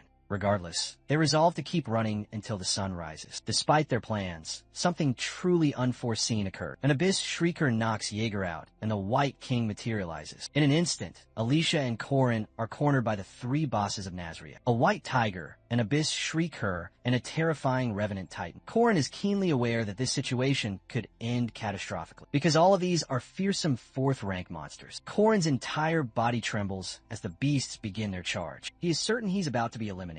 But then, a blinding flash from a mysterious warrior's spear, mirroring the brilliance of Corrin's own, intercepts the devastating attacks. Seizing upon this sudden opportunity, the 2 of them flee and find a temporary safe haven. The cloaked stranger is relieved to see they've escaped unharmed. But at the very same time, this person demands to know how he is familiar with her spearmanship. Just then, the cloaked figure turns to face Corrin directly. His eyes widen in utter shock. This is his disciple from the future, his master, Aaron Daniel. In his prior timeline, during the winter break of his 2nd year, Park Seoho had summoned Corrin to the chairman's office. Seoho had wanted to make an introduction to a certain individual, an individual who could make him exponentially stronger. That individual was none other than Aaron Daniel. It was thanks to Seoho that Corrin had his fated encounter with the very person who would become his legendary master. Back in the present, Aaron has escorted both Corrin and Alicia to a fortified building, a place where the undead are highly unlikely to breach. As a token of her immense gratitude,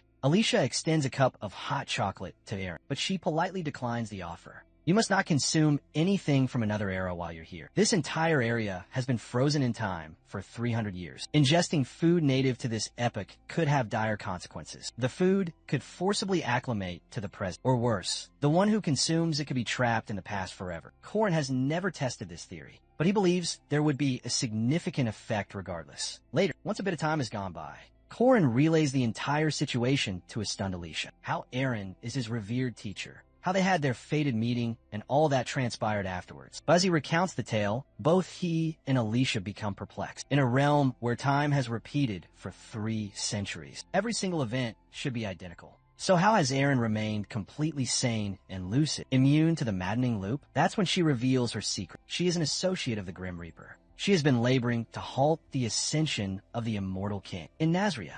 But now, that very king is on the precipice of being born at the city's heart. Hearing this, Korin demands they mobilize without delay. Eren requires an aid, and he is more than willing to fill that role. This is the ultimate quest of the Nazria domain. The player and the Grim Reaper are to aid the unknown Spearman in preventing the birth of the dreaded Immortal King. Neither Eren nor Korin hesitates to accept this grand mission. Korin is aware that to diminish the king's vast power, the three undead bosses absolutely must be vanquished. Wasting not a second, they arrive at the city's epicenter. The Revenant Titan stands menacingly before them, a colossal mass of decaying flesh wielding a gargantuan weapon, flanked by minions. The moment it senses their arrival, it charges, but Korin and Eren react in perfect sync. They unleash their devastating combination attack, Tiger Weeping Wind and Whirlwind. A great magic spear of lightning erupts from their weapons, slamming into the undead behemoth and staggering. This is Korin's signal. He gives the nod to Alicia, and in a blur of motion, she disappears from view. An instant later, she rematerializes next to the monster, her Odachi cleaving through its neck. In a single, impossibly clean strike, the moonstone clatters to the ground. One is down. Just one target remains now, as dawn is fast approaching. They resolve to return on the following night. Alicia quickly drifts off to sleep, and Eren advises Korin to do likewise. As she observes him, a sense of deep pride wells within her. He has learned an incredible amount, all from her teachings. He affirms this with a small nod, admitting that she taught him spearmanship's legendary 6 steps, the profound theory of infinity origin, and so much more. Eren is taken aback by the notion of having selected a successor. He knows she chose Valtzer prior to him, a decision she regrets, but that very choice ultimately guided her to him. She playfully pokes his cheek, a gentle smile gracing her lips. She is happy to be so cherished by her own disciple. She wonders aloud what the future might possibly hold. Korin, on the other hand, is consumed by memories of the past, of her great sacrifices, of her death, a death that came because he became her new priority. A burning regret sears through him. He failed to expose Park Seo-ho's true identity in time. Time after time, he has attempted to alter the past, only to fail. Even his entry in the festival to save Hwarn had not prepared him for this strange twist of fate, meeting his master in this cursed city 300 years in the past. Now, with events unfolding in ways he cannot foresee, he fears that all his efforts may once again prove to be for naught. Eren perceives his turmoil and offers him gentle reassurance. Everyone experiences failure. What truly counts is pressing forward. She vows to bestow her blessing upon his future. So for now, he should simply rest, even for a short while. Yet, as he allows his eyes to close, a vortex of questions continues to churn in his mind. Only the passage of time will reveal what destiny awaits. On the following day, the next match commences. Warren carves through her adversaries with breathtaking ease, her power level far exceeding everyone else present. But she was given a strict warning: hold back and be lenient on the others. They pose no actual threat. Josephine had also spoken to her about Korin, stating that he is the most powerful among all the students. After completely dominating round after glorious round, she advances into her 8th and final match. Her challenger hails from the Boromé Academy. It's him, the very same boy who had ambushed her previously. SAE Jin-hyuk. His expression darkens the moment he recognizes her. But even with that cocky smirk, he cannot conceal his palpable tension. They have met once more, and this time, neither has any intention of holding back. SAE Jin-hyuk unleashes a veritable tempest of attacks. Sky Wind Kick, instantaneous arrow fighting, Hound Combatant, and the deathly full moon hit. Every single blow carries an unbelievable speed and destructive force. The entire stadium erupts, shocked by this raw power and ferocity. Everyone was aware of his strength,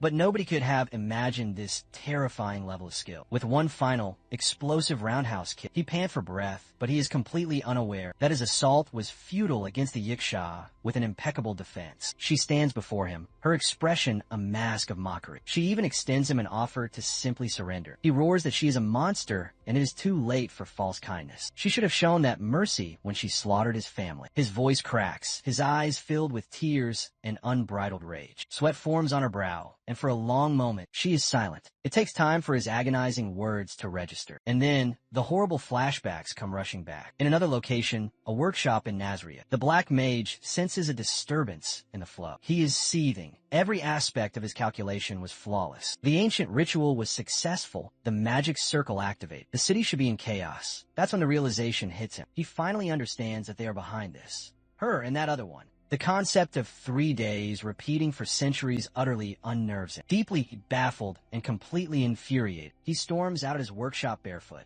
staring at the colossal magic circle etched into the city's very bedrock. A circle powered by pure, moon-drawn mana, stronger than any grand magic known to history. Then he spots it. A foreign component has been woven into the circle. It is in the ancient language of beginnings, an original rune that has been lost for over 300 years. And just as this horrifying epiphany dawns on him, she materializes. Her very presence confirms everything. She's still confronting the same immortal king who must be defeated. By the second dreadful night in Nazria, the duo has already vanquished the Abyss Shrieker and the White King. It was only through her meticulous planning and guidance that they could, despite the massive difference in their ranks, triumph over the undead. Now, only the Immortal King awaits. On the third night, they finally confront him. But there's a single critical admonition. They absolutely must not awaken the immortal king within. The Black Mage, who raised an undead legion 300 years ago, in his quest to become the undead king, looks even more grotesque than imagined. He questions if the mage has not yet fully become a lich. She lets out a soft chuckle, clarifying that the soul extraction is incomplete. Unlike most liches, he is devoid of sharp intellect and tactical refinement. Suddenly, with absolutely no preamble, the spear in his hand shoots forward like a viper. He charges, proclaiming he will deal with this threat alone. His strength now surpasses even Mariette's, and he's fully aware of it. But then, the Black Mage counters with a devastating doom bolt. A colossal explosion illuminates the entire battlefield. It becomes immediately apparent that this battle will not be easy. Without delay, the enemy follows with time curse, death, wind, and apocalypse. The assault is truly relentless. But within that storm of chaos, he loses his line of sight, and that is when his golden opportunity presents itself. Demonic technique, slicing through everything and vanquishing him with ease. This outcome is not surprising, at least not to him. This is a repeat quest for him. He has conquered this foe many times over. She is visibly impressed, but before a celebration can begin, they realize that she has vanished. He discovers her on a rooftop, gazing out upon the cursed city. She knew that this was not the mage's initial rebirth. And then she reveals the staggering truth. It has been 36,000 times. Nazria's timeline resets itself every 3 days. The Black Mage harnessed a lunar eclipse to transform the city into undead. 300 years, 3 months, and 27 days in the past. Each and every cycle resurrects 1.2 million undead, only for them all to disappear along with the Immortal King. And she has been forced to live through every single one. At long last, she confesses the whole truth to him. The true reason why it all endlessly repeats. The reason this damned city is still even standing is because she herself made it so. If 1.2 million undead were to pour out of Nazria, the entire world would inevitably be consumed. To forestall this apocalypse, she used an original rune to tamper with his grand magic circle. However, reversing the deaths of 1.2 million souls would have immense repercussions. He understands now the Death God has been observing him, the one who had managed to deceive death. Gohonlok. He wonders if the Death God knows he is a regressor. The Death God resides within the confines of the system window, as the one who reaps the souls of the dead. His primary objective is the cleansing of these souls, permitting them to enter the cycle of rebirth. This is precisely why the undead, who perpetually revive, are the most disturbing beings in his eyes. So it was her who caused the repetition of these 3 days. And the sole reason the Death God descended upon this land was to eradicate the original rune that defied death itself. Yet, she brokered a deal with him. The undead create more of their kind with every life they extinguish. If they escape, those departing the city will leave no human soul to purify. Despite this, he was presented with 2 choices. Either forfeit the chance to purify 1.2 million souls, or gain the ability to purify the entire world. His selection came with 3 conditions for the contract. First, he will stand watch over the 3 repeating days. Second, each time she vanquishes the Immortal King, his memories will be reset to 3 days prior. Third, and finally, her departure from the city and the repetition of days will be separate. Those exact 3 nights repeated for 300 agonizing years. But now, she confesses this task is becoming too difficult, because after she surpassed the 20,000th repetition, he started to realize that the days were repeating themselves. That being said, Korn becomes absolutely furious. He questions her relentlessly, without stopping. For how much longer will she continue to slaughter these beings? Is her sanity even capable of withstanding all of this? Is she absolutely certain she can always defeat the Immortal King? And how many more times must this cycle be repeated? She remains eerily composed, resolved to continue this cycle for as long as she possibly can, acknowledging that he arrived here to save someone, so he should focus on saving the world instead. Sacrifices must be made. With these final words, she turns to depart.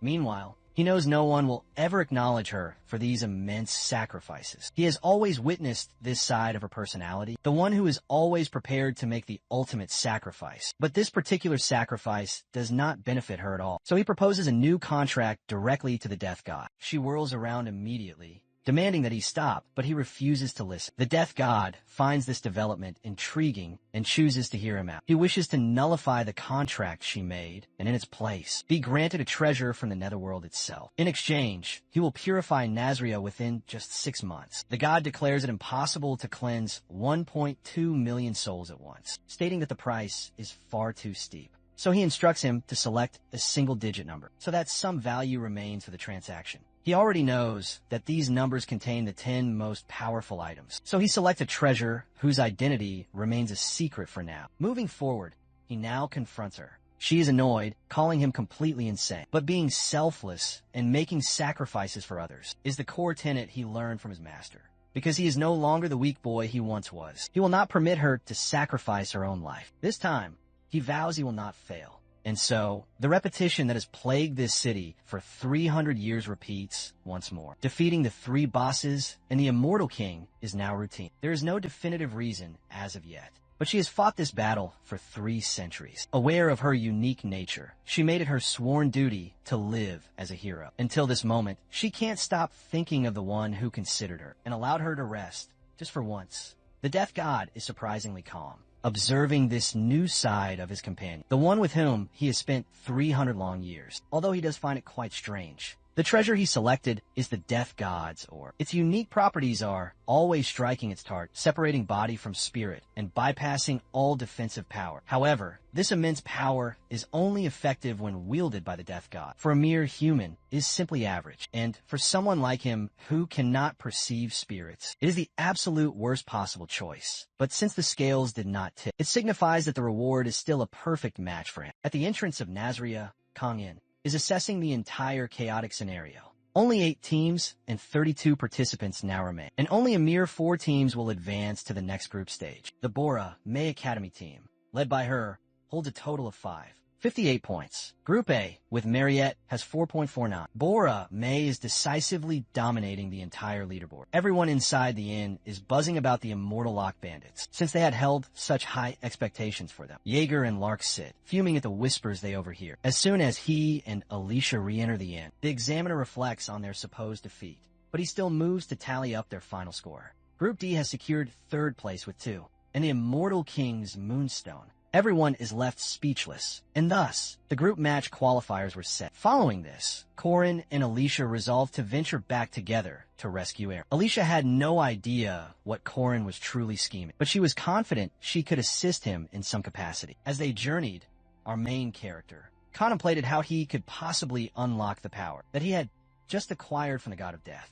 He obtained the treasure of the Netherworld in a manner different from what he had planned, but if he plays his cards right, the Death God's Orb could be the ultimate ace up his sleeve for Part 3. A hidden trump card to aid a conceited kid like our protagonist. Upon their arrival back at the academy, they learn the startling news that Warren has been taken into custody. But before we discover how this came to pass, let's delve into the tragic story of Ran.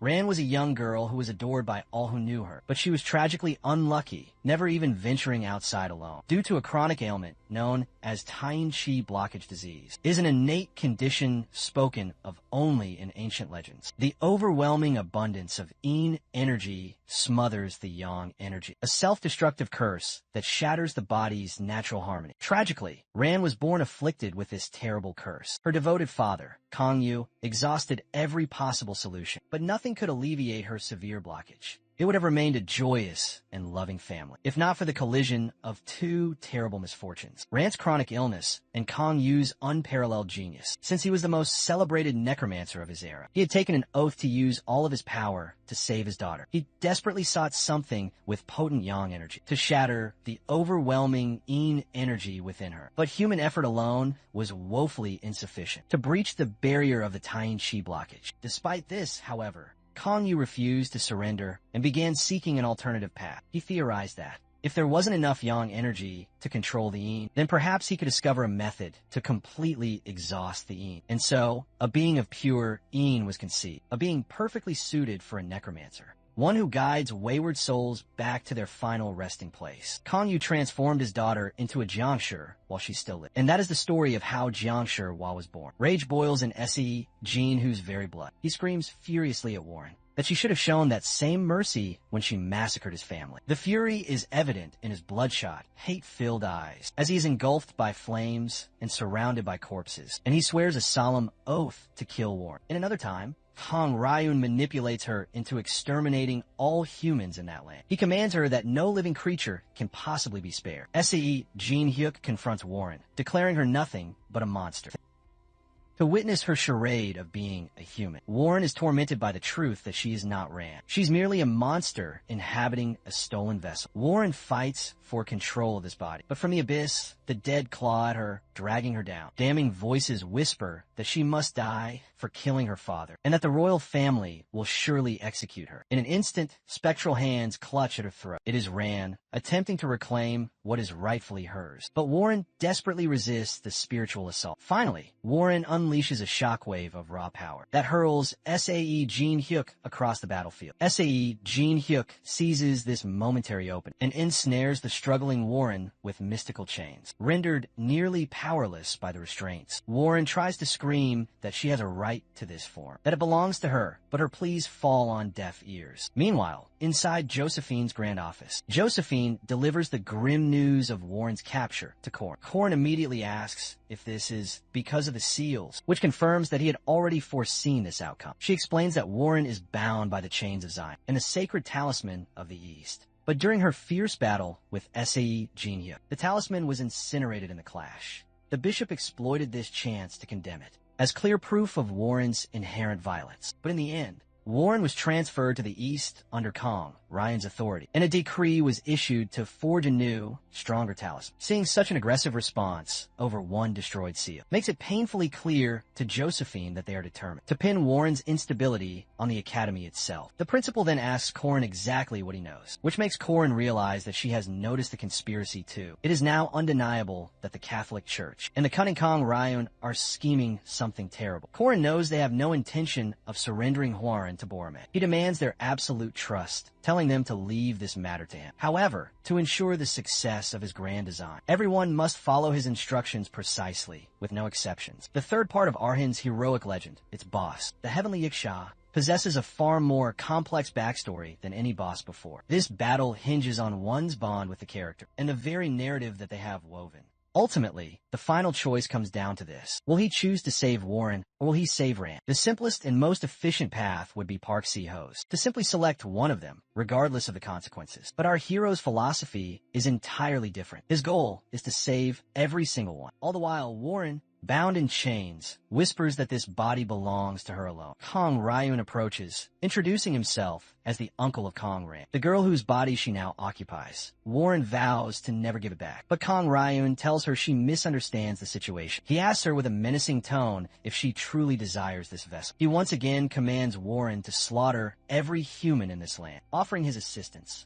Suddenly, Ran's ethereal soul manifests behind him, stating that his voice never reached her. That was always this way. Kong Ryun continues his machinations, offering the body to Warren. 2 days following their return from the group match, the competitors were granted a period of rest, a brief reprieve for the students who returned from cursed Nazaria, and Korin must now make preparations for Boromet. Korin questions Mariette about the food stall they established just outside of the main inn.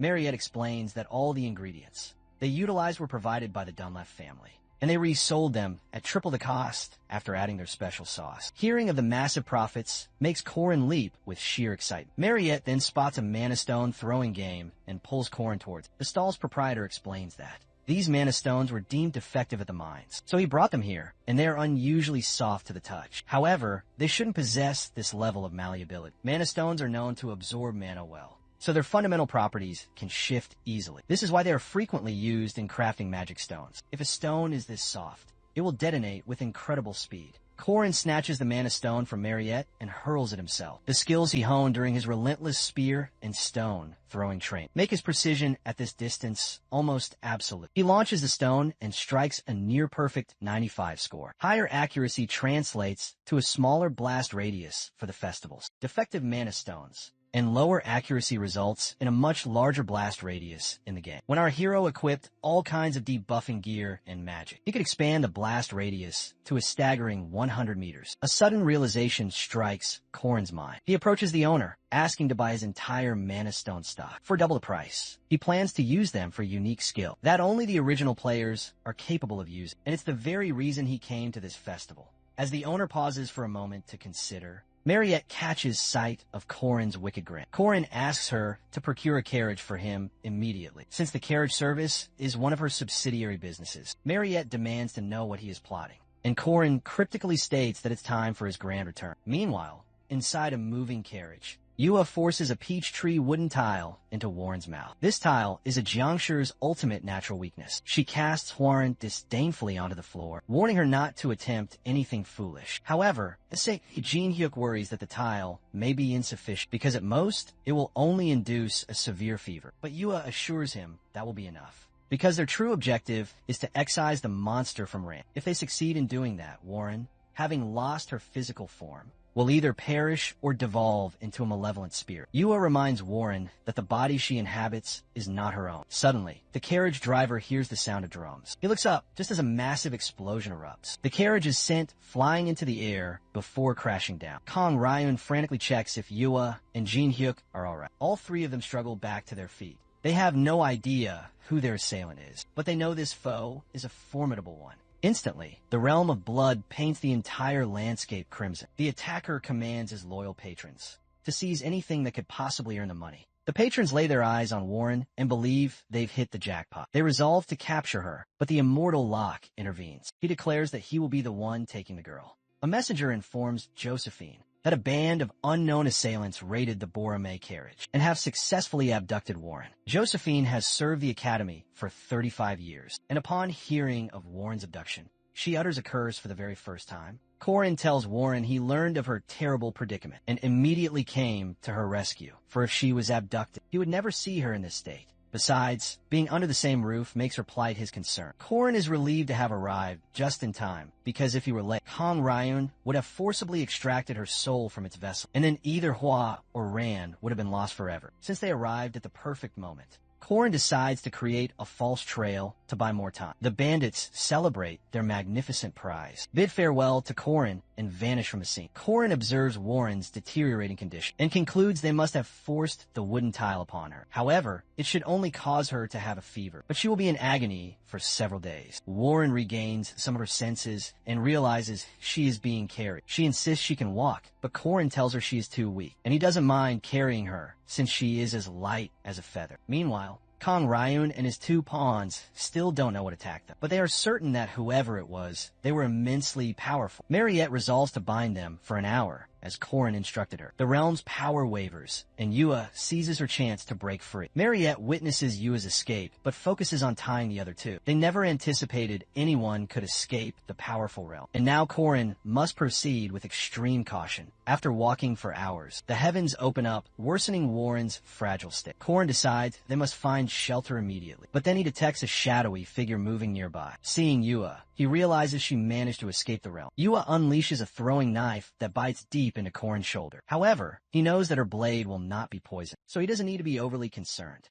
Corrin gently sets Warren down, telling her he is about to fight. He turns to face Yua and tells her, "I'm not one to bet on something with such a low probability." Corrin unleashes the returning heaven's second technique, and a rotating demonic spear. But Yua effortlessly parries his powerful attack. She reminds him that he is being delusional, for even imagining he has a high chance of victory against her. She returns his attack with her own, which makes Corrin realize that her aura is as incredible as he feared. Yua is a true sword master and the strongest knight of Borromée, also known as the Sword Fairy. She possesses a vast reservoir of aura. The aura that is visible to the naked eye proves her immense power. Yua tells him to cease playing games and unleash his full strength, because she is certain that he must possess an aura core as well. However, he has learned through his schemes that his aura core is a secret weapon, one that must be kept concealed until the very last moment. However, The aura core he acquired by aiding the Sabancia Duke's ascension is more of a curse, as our hero has not yet mastered its control. It is like a dam, endlessly accumulating energy that cannot be released. Realizing that Korin will not reveal his hand so easily, Yua resolves to force him to use his full power. Suddenly, a brilliant light engulfs everything. Yua unleashes her Slaughter Dragon sword technique, and a bolt of lightning descends from the heavens. She then unleashes her second devastating technique, the True Dragon Strike. Our hero counters with the Calamity Serpent intent and the fearsome Slithering Serpent attack. A colossal explosion erupts as the two mighty attacks collide. A blinding light obscures all vision for a brief moment. After the blinding blast finally subsides, Korin stands in his original position, completely unscathed, and he calmly informs Yua that she went a little overboard. Seeing Korin completely unharmed by such a fatal blow makes Yua wonder about his true identity. She demands to know why he is going to such lengths for this child, but he simply states that he is merely an abductor. However, Yua is certain that this is just a blatant lie. She reveals that she is the child's cousin, and that the child is not human, but monster. She reminds him of the Moonlight Castle tragedy. Korin tells her that someone else bears the blame for that event, but it is always the underlings who must do the fight. He tells her that the dojos are incredibly brutal, and that everyone is obsessed with challenging them.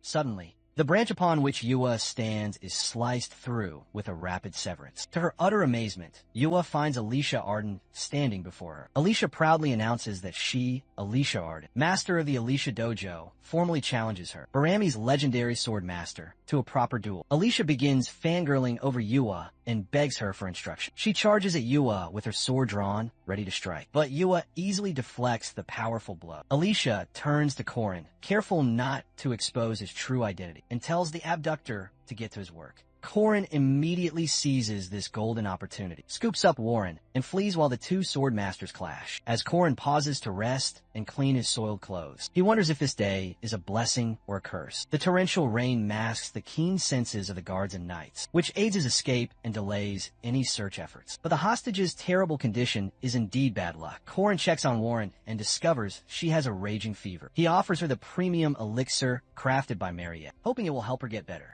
He explains to Warren that they are in an owlbear's habitat. When these beasts can't locate a suitable cave, the owlbears will hollow out massive trees like this one to construct a makeshift nest. Warren's condition shows no improvement, which makes Korin wonder if the potent elixir requires some time to take effect. He realizes it will not be enough on its own, so he resolves to go and hunt a nearby bear. He thinks that perhaps wrapping Huaran in a thick bear fur might help her to finally recover. As Korin begins to walk away, Huaran musters all of her remaining energy. She stops him in his tracks and begs him to stay with her. When Hua was first brought into this world, her first sight was her master weeping before her and calling her his daughter. He believed she was Ran. The newly born Zhongsher assumed that was the name for her. She called him father, not understanding what it meant. However, this simple act brought her master immense joy, and as he embraced her, one knew she would have to pretend to be Ran forever. Otherwise, her beloved father might abandon her. Immediately, she became terrified that he would seek out his real daughter, and she envisioned a dark future where she had to give this body back. However, it was not long before her fabricated existence crumbled due to a minor incident, and Kanyu discovered that Hua was not his true daughter. The first time Hua ever saw blood was when she obliterated the sea beast that invaded their city. It was her own father who had ordered her to kill the beast, at the insistent request of the Lord.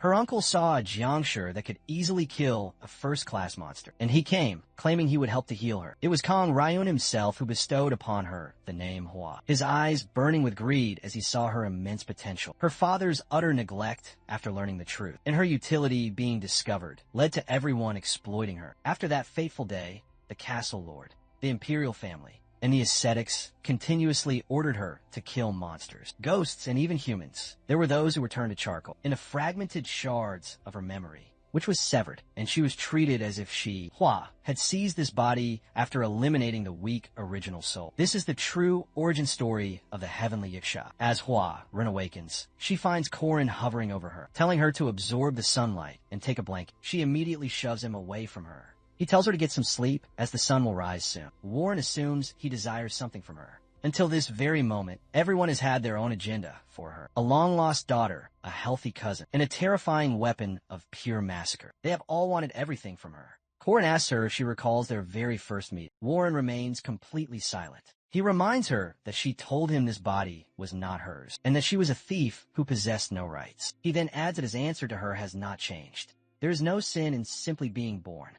Warren becomes enraged and tells him that it is irresponsible and dangerous to speak so carelessly while allowing a monster to roam free, and that Josephine and the chairman both know this. She asks him if he truly believes she'll cease to be a monster just because of his cliche and empty words, or if the entire world will suddenly change. Our hero couldn't care less about the state of the world. He tells her he does not know if the world will ever change, but he only wishes to save the person standing before him. Our hero is the one and only player who can aid those trapped by their fixed, tragic misfortunes, and he believes his desire to save people is enough. Warren is silent for a very long moment, and then admits that she is afraid because this body isn't hers, and everyone constantly tells her to return it, and she knows that she must return it. But she's terrified of what will happen if she does. She demands that Corin tell her if she must give it back. Corin tells her yes, which makes her think he is just like the others. He then adds that she must first discuss sharing the body. Warren believes that sort of talk is reserved for humans, and she's a monster. Our hero tells her that there are humans far worse than any monster, and there are wicked people who masquerade as heroes, while secretly slaughtering innocent people. So, it is not her inherent nature that truly matters, but rather her choices and the actions she takes. She hasn't yet made any final decision, and Corin offers his aid until then and tells her to rest. However, it was ordained from the very start that Hua could not yield to Ran, but she cannot confess this to Corin, because if she did, the only hand that had ever reached out to help her would vanish. She was in agony, unable to either grasp or reject that hand. The following day, they resumed their long walk, searching for a very specific jujube tree. They finally reached the lightning-scorched jujube tree, of which they can use but one piece as it burns so intensely. Corin knows that since they are deep within the forest, they will desperately need this jujube wood. He explains to Warren that a jiangshi, with its overwhelming yin energy, has several weaknesses, and jujube wood is saturated with immense amounts of yang energy, which is why it's often used to repel ghosts. He hands the piece of wood to Warren, telling her that if she consumes it, her yang and yin energies will be temporarily brought into balance, and her jiangshi traits will be neutralized for a period of time. But if she eats it, she will lose her command over this body. Warren explodes in fury and throws the wood away. However, Corin believes she must accept this responsibility, because she cannot simply reap all the rewards for herself without shouldering any of the burden. After all, he knows what those at the extremes of greed become, and he does not want Warren to suffer the same fate, which is why he needs her to make a choice and be accountable. Corin retrieves the jujube wood and offers it back to Warren, but then a voice suddenly interrupts them. Jin Hyuk has finally located them, and he sneers that Warren is quite clever for finding someone to cling to. In that moment, Corin steps in front of Warren to shield her, knowing that he or Yua will never abandon their chase. Corin knows he must settle this conflict once and for all, as he readies his deadly spear. Jin Hyuk addresses him as Corin Lork, but Corin corrects him, stating he is the immortal Locke. Jin Hyuk asks if he has lost his conscience along with his disguise. He immediately begins his assault on Corin, and then shows him his leg, revealing that Warren was responsible. Corin challenges Jin Hyuk, asking if he can utilize alchemy without the aid of an alchemy circle. As Corin begins to reveal his true power, Jin Hyuk is shocked to realize that his adversary might be on the same level as his own sister, or perhaps even faster. As Jin Hyuk prepares to strike, Corin sees that he has grown reckless, leaving himself wide open. However, before he could seize upon this vital opportunity, someone else decided to end this foolish game. A rain of talismans descends, trapping our hero completely. Kong Ryun emerges, telling Corin to cease his struggles, because this talisman holds an 8-array formation, the very signals that guide his thoughts, his muscles, and the very flow of his strength. None of it will obey his commands as he wishes. Corin struggles to even get to his feet. He screams for Warren to run. Kong Ryun approaches Warren, who is now cornered, and places a talisman upon her head, causing her to instantly fall into a deep slumber. He explains to Yua that this talisman seals Hua's consciousness, and without her conscious mind, her soul will be lost forever through utter annihilation. Yua sighs with relief, realizing they can finally restore.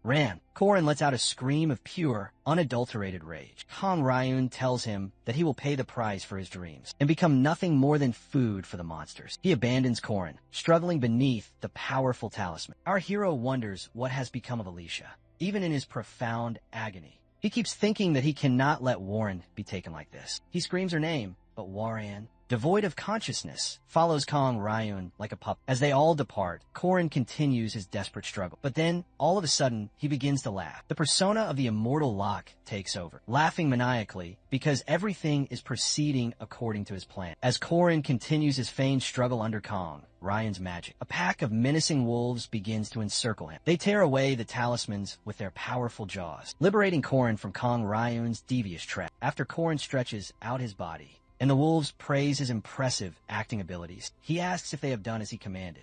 Rin and Ron inform him that Lenya will handle it. They ask him what he has instructed her to do, but he only tells them something about the deep corruption within the defense industry. Meanwhile, the bishop tells Yua he has failed to find the thieves who stole the crucial items or any viable replacement. For this, he begs for her continued patience because he does not wield the same influence as her or her allies. Yua believes the bishop has drawn far too much attention to himself. The bishop longs for the days of old because back then, these people would never have dared to speak to him like that. However, he knows he must humble himself because he needs their immense power. He tells Yua that the thieves are like shadows who do not reveal themselves with ease. He then informs her that he's found a merchant group that has been conducting business with the Eastern continent for a very long time, and they can provide the necessary substitute items. As he speaks the name Mandrake Merchants, Yua feels a strange sense of familiarity with. Meanwhile, the announcer proclaims the highlight of the festival, the final round of the great group match. Kong Ryun is secretly negotiating with someone about an item, while Hwarin is kept hidden from sight,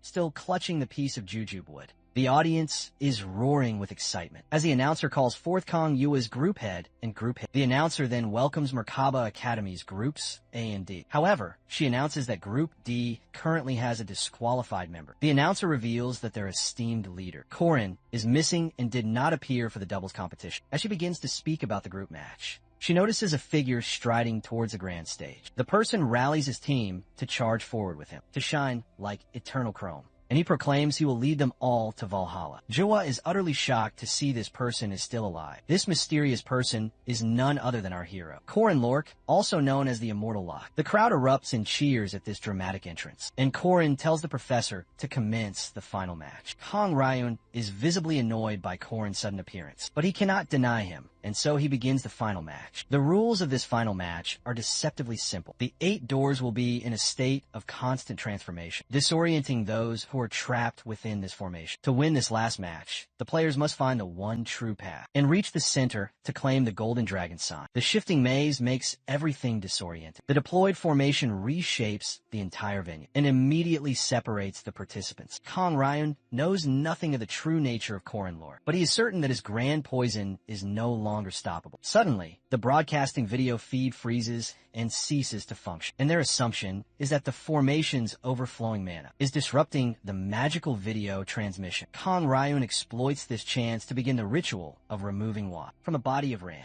He commands Yua and Jin Hyuk to guard the Black Tortoise of the North, because as long as that point is protected, it matters not if every other part is utterly destroyed. As Yua departs to carry out her solemn task, she tells her uncle to take good care of Ran.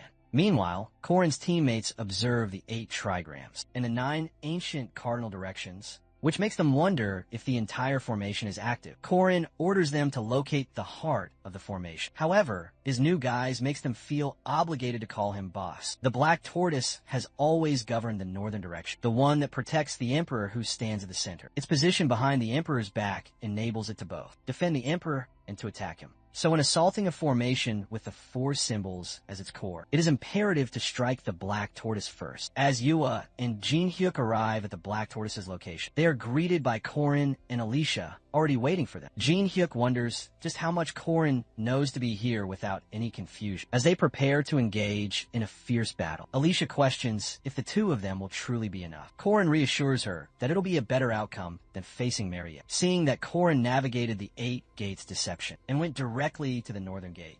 Makes Yua begin to wonder if her uncle's legendary 8 gates have already been deciphered. However, she believes that to be an impossibility because it has a grand total of 365 alterations, including stone soldiers, dense fog, and maze-like pathways. Yua is certain that even the most brilliant formation, sorcerer, could never escape this deadly formation. Once they have been trapped, Korin sees Yua contemplating and reveals that he knows about her recent purchase and that he simply followed the tracking rune engraved on that item. Since the group of bandits stole the items needed for the formation. Yuhua was forced to buy new ones from the Mandarin merchants. It suddenly all clicks into place for her. And Korin confirms that he was the one who stole them. The Mandarin bandits and the Mandarin merchants were all his pawns. Yuhua becomes enraged and tells him that the two of them cannot win against her. Since Alicia lost to Yuhua intentionally last time, Korin encourages her to claim her well-deserved revenge.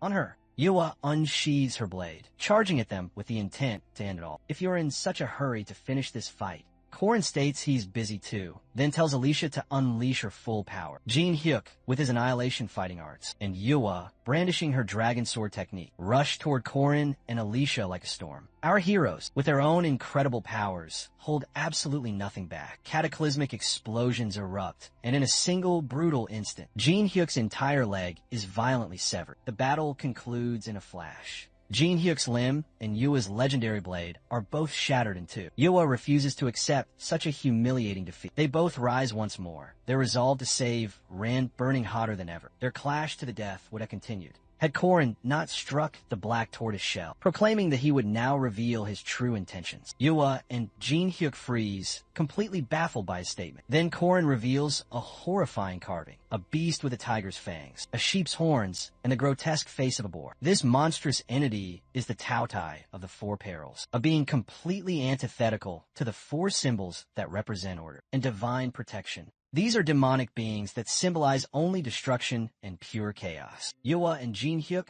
are utterly bewildered. Why is a Taotai carved onto the black tortoise shell? A dreadful premonition occurs to them, but they quickly dismiss the impossible thought, believing a master like Kong Ryan could never overlook such a detail. But Korin tells them the utter annihilation ceremony is not being performed to exorcise Hua from Rant's physical body. But for the exact opposite, he reveals that from the very beginning, Kong Ryan was never concerned with saving Rant. His true obsession was always Hua.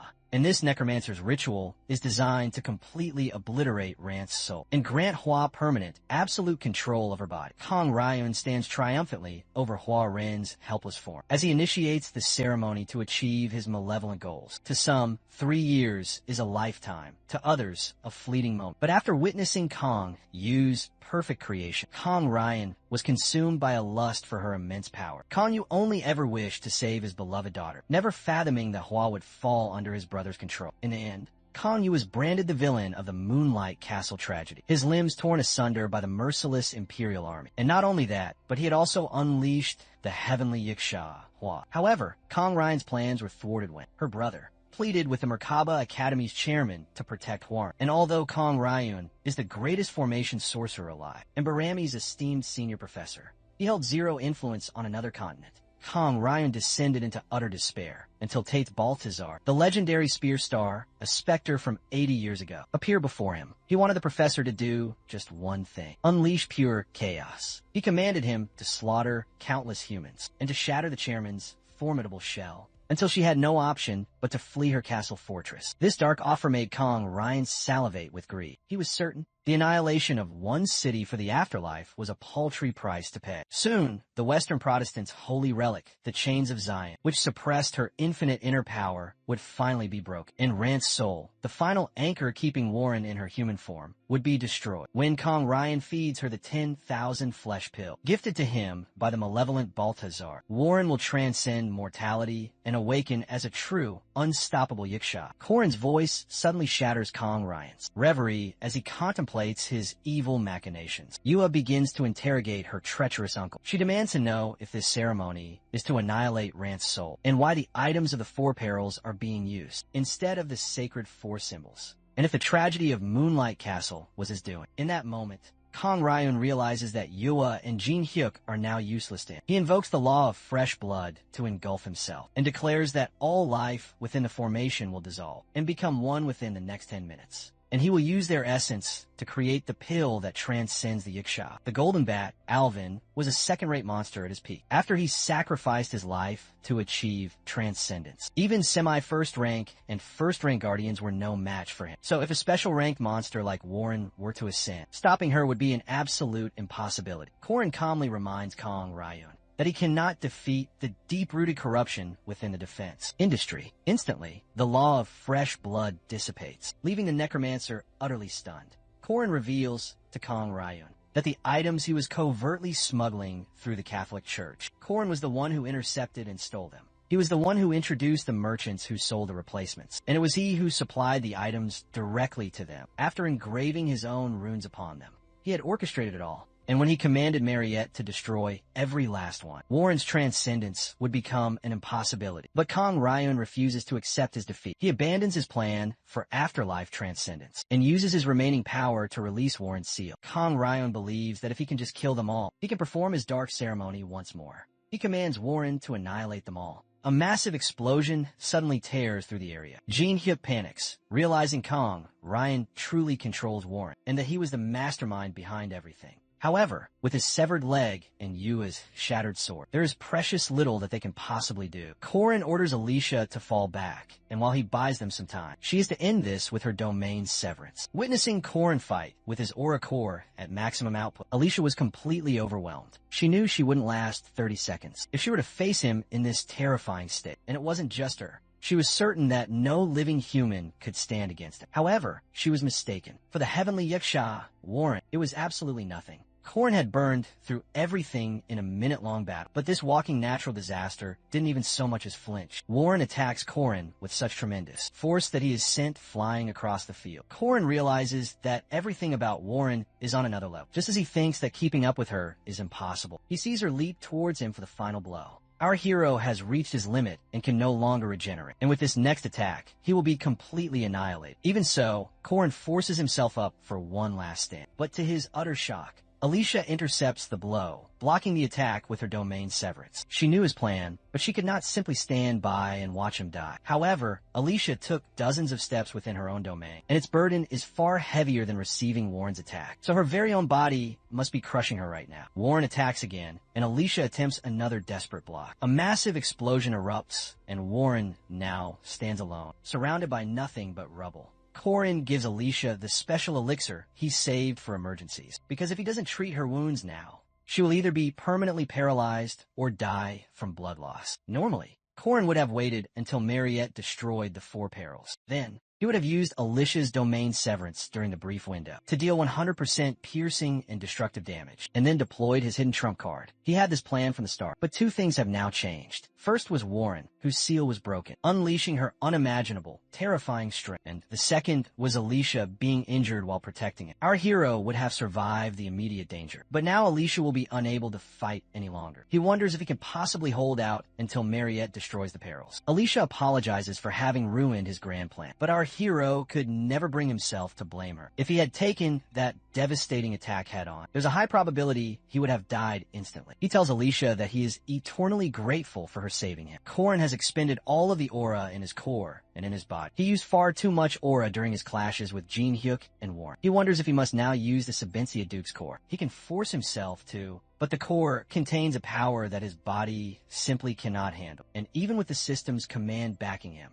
Korin is not certain that he can possibly withstand. Alicia then points out that Warren has not used her right hand this entire time, and she might be concealing something within. Suddenly, Korin recalls the juju Woody had given to her. He realizes that she is still carrying the heavy burden of choice. He gets to his feet and speaks directly to Warren, praying that she is still conscious somewhere inside. But he realizes that he is left with no other choice. He had given Warren the juju wood, because Warren cannot have all of the benefits for herself. He understands what pure greed is like, and he refused to let her end up like that. He wanted her to finally make a decision. Korin steps forward, trying to reach out to Warren. He recalls the legendary Sabensia Duke's swordsmanship and knows that his demonic energy has been passed down to him. From this moment on, Korin aims to recreate the grand myth of the Sabensia Duke from 800 long years ago. He, with his demonic spear, and Warren, with her demonic chi, charge at each other. An explosion erupts as the 2 forces collide. This clash of raw, untamed powers isn't just a battle. It is a collision of myths of the heavenly Yiksha and the Sabanshi. Duke,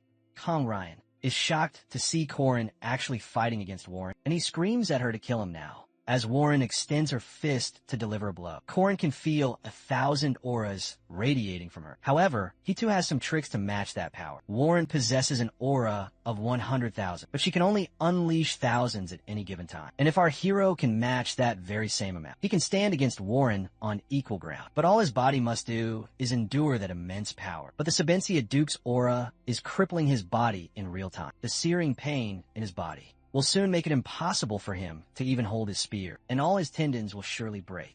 But even then, Corrin refuses to yield because Warren is still not using her right arm, as Warren and Corrin continue their earth-shattering clash. Corrin takes a gamble that could cost him his own life. He plants his right foot and pulls his left arm far back. He sinks his very consciousness, his breath, and his muscles, and unleashes a punch that could be used only once. And this time, he did not miss, as he strikes her with the 8 trigrams extreme fist. A massive explosion erupts. Corrin sighs with relief, realizing he has finally broken through Warren's absolute defense. However, that was all that he could accomplish. He could not subdue her, because death was now closing in on him. Seeing Corrin lying on the floor, completely weakened, Kong Ryun laughs maniacally at him, telling him he can't do much. Warren stands over Corrin, her powerful fists now clenched, as she prepares to deliver the final, decisive blow. The chains suddenly begin to restrain her once more. Corrin rises, revealing he had been stalling so that Mariette, Yua, and Jin Hyuk could destroy all the items within the formation. Kong Ryan is stunned to see his grand plan fail. Josephine appears, points her sword at him, and tells him not to move. With Kong Ryan now apprehended, Corrin turns his attention to Warren, who is still bound by the magical restraints. He rips away the talisman that had kept her unconscious. Slowly, Warren's eyes begin to flutter open. As she regains her consciousness, she finds Corrin standing before her. He tells her again that he will help her until she decides, and urges her to make a choice that she will not regret. Warren resolves to repay Corrin by proving she is not a monster. She is the choice that she herself makes.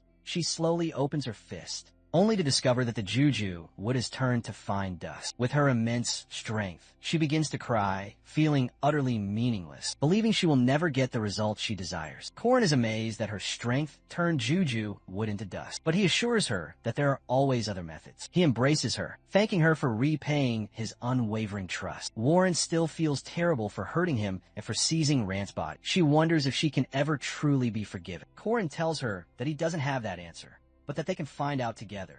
Following Kong Ryan's ultimate failure, the entire incident was handled exactly as they had decided, by keeping it an absolute secret. Barami's senior professor. Causing such an event is already a major problem, and this dark ceremony involving Hwarin would draw even more attention to her. Those who feared her power would surely denounce her, and others would seek to control her power. Josephine later informs Corrin that they are trying to make it appear as if Kong Ryan suffered an unfortunate and tragic accident. And even Barami's own chairman has agreed to this, given that this is a huge consideration for them. They even requested financial compensation for all the damages, which the chairman initially tried to avoid paying, but it all worked out in the end. Josephine knows they are in no position to trust anyone, but still, she is deeply thankful to Corrin for all of his help. Corrin is optimistic that they will eventually come to trust each other. Josephine says her final goodbyes and leaves Corrin to rest. Meanwhile, Mariette is overjoyed to see that Corrin is finally awake. She checks on him and sees that he has lost his fingernails. She feels sad that he constantly pushes himself and ends up hospitalized, and begins to cry because she is the one who feels hurt. When Corrin inevitably hurts himself,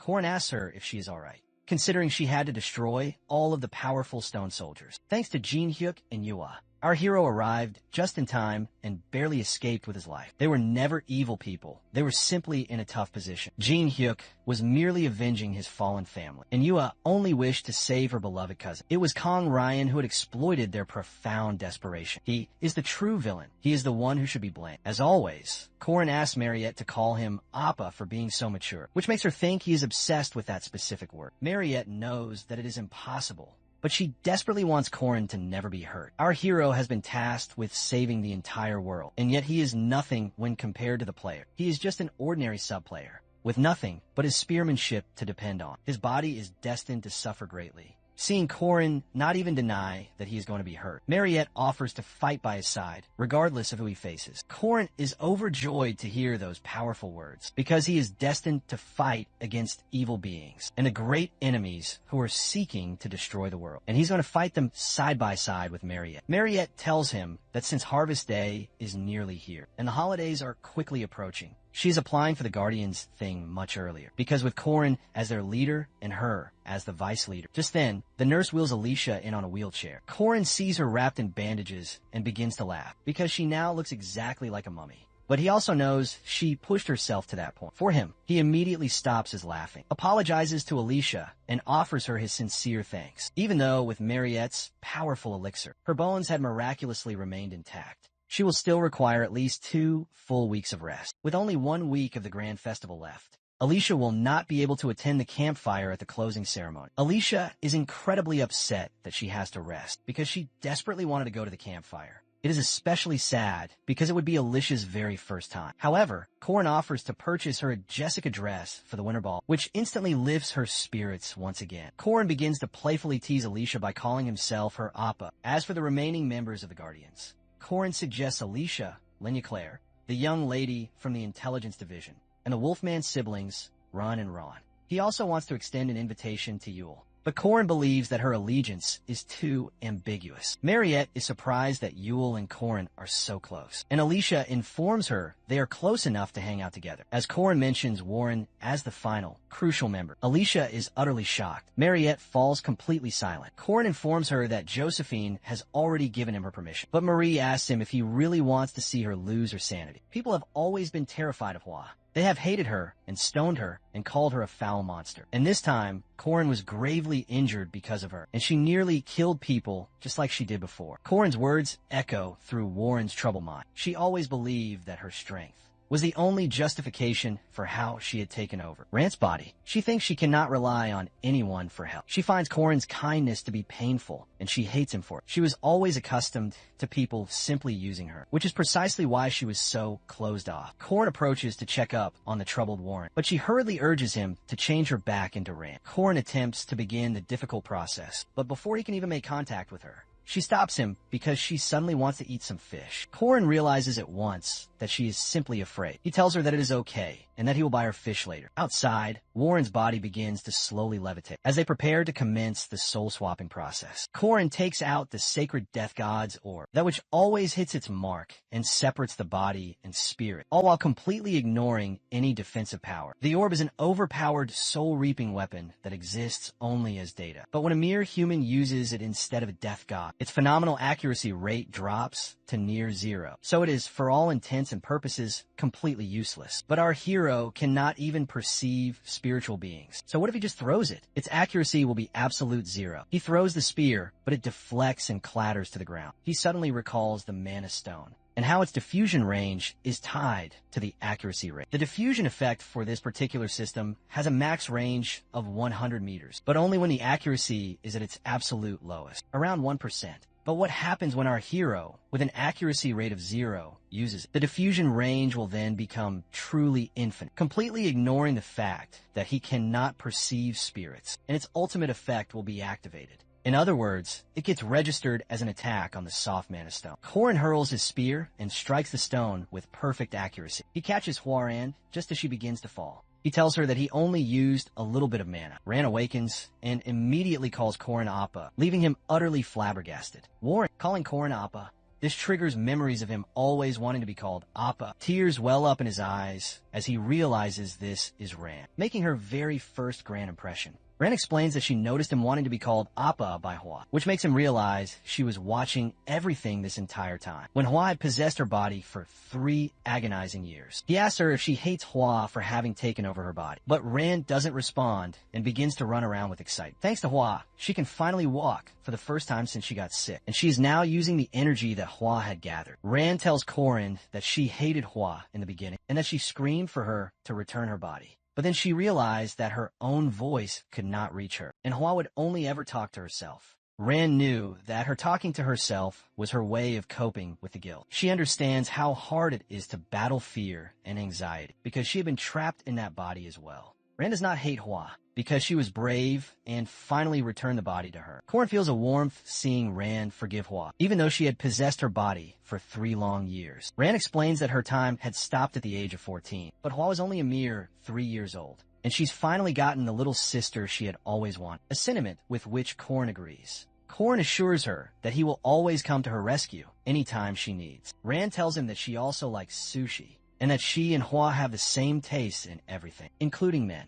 She starts touching Corin, telling him that if he were to marry her, he would actually have 2 wives, and she demands an answer from him. At first, Corin thinks that she is just teasing him, but Ran assures him that she is being completely serious. And back in her hometown, everyone is married by this age. Corin tells her to ask for Hua's opinion as well, since they are both sharing the very same body. Ran kisses his cheek, and instantly, Hua takes over again. Hua tells him not to take her words seriously, because she was only speaking utter nonsense. Seeing Hua talking to herself again, Corin realizes that she is now speaking directly to Ran. Warren tells Corin to meet her at their usual place for dinner at 7. Corin knows that food is Warren's unique way of apologizing. As Warren's marriage proposal runs through his mind, he wonders if she really is just an innocent kid. The church knights believed that they would be able to capture the Protestant princess. But thanks to a certain individual, their plan was a complete failure, and they have no idea who he is or how he unraveled their plans. They were just following Jin Yang's direct orders. They assembled 100 cross-charge squad members, and in order to incite Warren's latent danger, they took a massive risk and moved through the century-old tunnel. Corin tells them they should have simply used the chapel knights. The squad leader calls him out for behaving so arrogantly, and Corin knocks him out cold with just a single hit.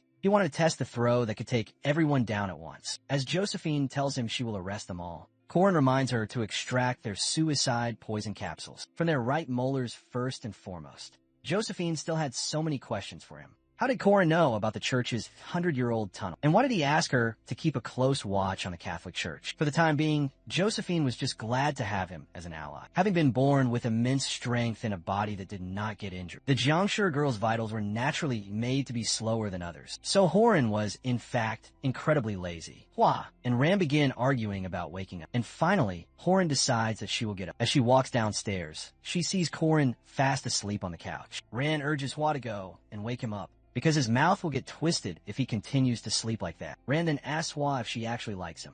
Hua tells her that she doesn't understand him at all, because he does things that she never asks for, and he pushes himself way too hard. Hua tells Rand she doesn't like Corin. She says that she hates him.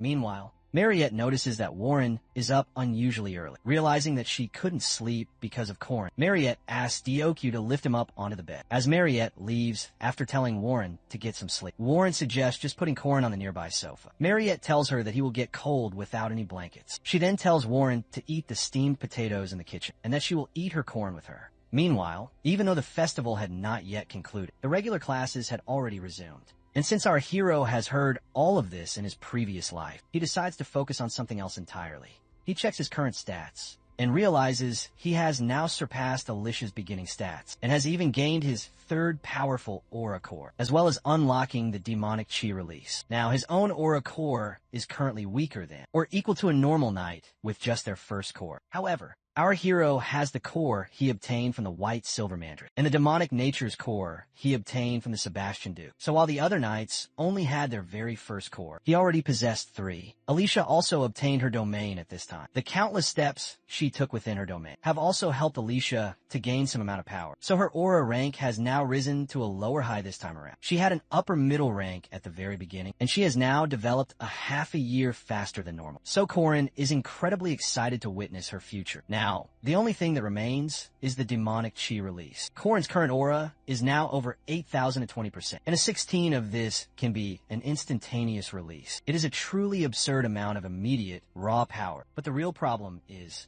when Corin had tried testing it out in the nearby hunting ground, he couldn't feel its effects at all. He starts getting overly excited, thinking he will be able to split the skies and cut down dragons with his spear. Suddenly, the teacher reveals that she will now be checking notes. Corin snaps back to the harsh reality and begins to wonder if Lorala is angry that everyone has been sleeping in her class. It is highly likely that Lorala will punish them by forcing them to clean out the entire classroom. The issue is that this particular classroom is exclusive to the alchemy faculty, which means it will be filled with filth from countless experiments. Corin knows that he needs to write something down if he wishes to avoid this terrible punishment. He starts to look around. On his left side is Jagar, but on his right, his hand touches someone else's, and he finds Ran holding his hand, and she offers to show him her own completed homework. Ran tells Corin to just copy down her homework. She then invites him to have lunch with her. Corin accepts her offer and volunteers to buy. Meanwhile, the other students are watching him and wondering if he was always that close to Huarun. The other student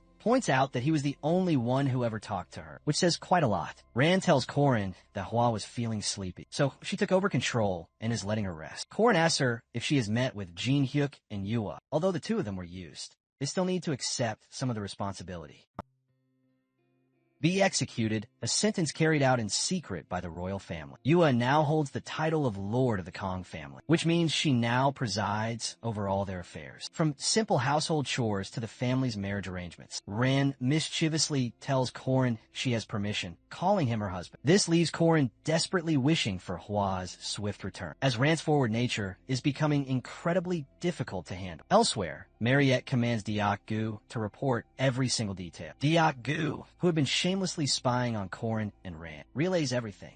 Mariette is aware that she and Korin are not dating, but she cannot suppress the sting of jealousy. While Mariette is typically a reasonable person, it is undeniable that her cooking for him holds a deeper meaning. Diak Gu then reveals Rant's shocking two-wives marriage proposal. Mariette now understands she can no longer remain passive. She needs to make a grand gesture of her own. Her mind races with schemes, from potato farms to diamond mines. Or perhaps she should just be more direct. However, she immediately dismisses that bold thought, believing she couldn't possibly be any bolder. She spirals into a panic, asking Diak Gu if he understands the feeling of liking a boy, but all he can reply with is bone. Later, Mariette presents Korin with a bowl of ox blood soup, a rustic dish often prepared by the workers on a ranch. Korin's eyes light up with pure delight upon seeing the soup. Mariette had worried he wouldn't enjoy the bloody dish, but the very instant he tasted it, he declared it was delicious. In a flash, a system window appears, stating that his strength has increased by 30 points. Korin is ecstatic seeing this massive upgrade, and blurts out to Mariette, "I love you." Mariette feels a wave of relief for trusting in Diak Gu's advice. Meanwhile, Rand tells Josephine that her friend is having a problem. Whenever this friend sees a certain someone, her heart begins to race, and she feels light and euphoric. Josephine knows she is referring to Korin, as he is notoriously lucky with women,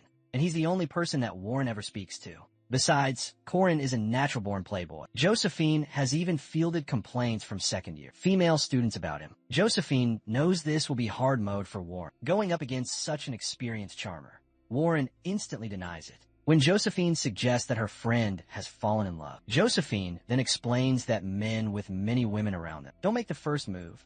The girls approach them. Josephine tells Warren about a 100-year-old romance novel, advising her to be bold, intensely passionate, and utterly determined, and to eliminate the other girls if she wishes to win his love. The great misfortune for these girls was that they were taking romantic advice from a witch over a century old and unmarried. Since Hua and Ran lacked any experience, they decided to accept this questionable novel-based advice. Josephine wishes Huaren the best of luck before departing. Meanwhile, Huaren resolves to go and find Korin. She finds Diokyu outside, but looking in, she sees Korin with Mariette. Warren watches the two of them from the window as her heart shatters. She had believed that Korin would be there for her, that he'd help her. But she was also painfully aware that his kindness extended to Mariette too. And still, she was deeply hurt by the sight of them together. Perhaps it was because she thought she was someone special. As her eyes fall upon Mariette, sinking her fangs into Korin's neck, Warren realizes this is far more than a senior and junior relationship. Ran asks Hua to leave this matter entirely to her, vowing that she will eliminate anyone who dares stand in their way. As the entire group enjoys dinner together, Alicia grows excited for the upcoming dessert. She comes from a remote part of the countryside, so they never had any dedicated dessert shops. Korin wonders just how remote it must be to lack a dessert shop. He has journeyed to the east on quests before, and he had come here for dessert, never imagining he would gather so many companions. At the same time, Warren and Mariette offer Korin cake. Korin chooses to accept Warren's delicious crepe. Warren then takes Mariette's offered strawberry cake. To make Mariette jealous, she then asks Korin to feed her. Mariette and Warren begin a passive-aggressive war of words. Warren inquires about her famous potato farm cakes and questions whether they can even be called a cake. Jaeger senses the atmosphere becoming incredibly tense and wordlessly asks Korin if he is responsible for this. Jaeger, Lark, and Korin all get up to escape to the bathroom. Mariette and Warren continue their verbal sparring about how living in the countryside is fresher than the corrupting city. Although they are both smiling, Alicia knows it is not a genuine smile and wisely decides to focus on eating her food. Mariette informs Warren that Korin will be traveling south with her to relax in a luxurious hot spring. But Warren tells her she will be asking Korin to visit Zion Chapel with her because receiving a blessing from the saintess is better than a smelly old hot spring. Mariette becomes enraged and tells Warren that Korin is coming with her. Korin, who is still hiding in the washroom, is suddenly struck by a wave of intense, killing intent. Alicia finally decides to enter the heated conversation and informs both Warren and Mariette that Korin had some urgent business in the east and had already agreed to watch a solar eclipse with her. Suddenly hearing this revelation increases Mariette's killing intent even more. A few short days ago, Yule told Corin about a powerful spirit from the eastern forest. Druids, who are beloved by the spirits, are said to travel with them, regardless of their own affinity. But even so, embarking on such a long journey is quite unusual, which means the druids named Uskas and Findias have been found. Findias is the very location where Clam Soles, one of the 4 great and powerful secret treasures, is currently hidden. The druid who protects that land is Uskas. In the original game, these were unobtainable story items, only ever collected by Tate's Balthazar and his evil minions. And Park couldn't even defeat Balthazar before his own demise. Weakening the enemy would be a better path for Park, but if only he could obtain one of the treasures that his great enemy was destined to acquire. Corin wouldn't even know where to begin his search, but thanks to the reward he gained from defeating Fermac Damon, he had all the information transferred directly into his mind. Corin can now obtain Clam Soles during the next solar eclipse, when the sun is at its lowest power. During his 3 years of playing, there is only one solar eclipse on the 8th of February. Both Findias and Uskia are located beyond the eastern part, deep within the territory of the beast. King Findias is the sacred domain of the druids. It's a hidden location, but Corin was certain that Yule, with her newly increased strength, could find it. Corin is thrilled that everything is going as planned, and soon he will acquire the Clam Soles and ruin Vulture's plans. Corin informs Mariette that he must leave, and he isn't certain of the Sabancia Duke's full abilities, so he needs to consult the sword-crazed person in the east. He finds Mariette giving him an incredibly intense stare. She then hands over her personal family sigil, which could grant him assistance in most known places. Corin asks her if she really wants to give this to a nobody, but Mariette tells him that he is far from a nobody. He tells her that he might require her assistance,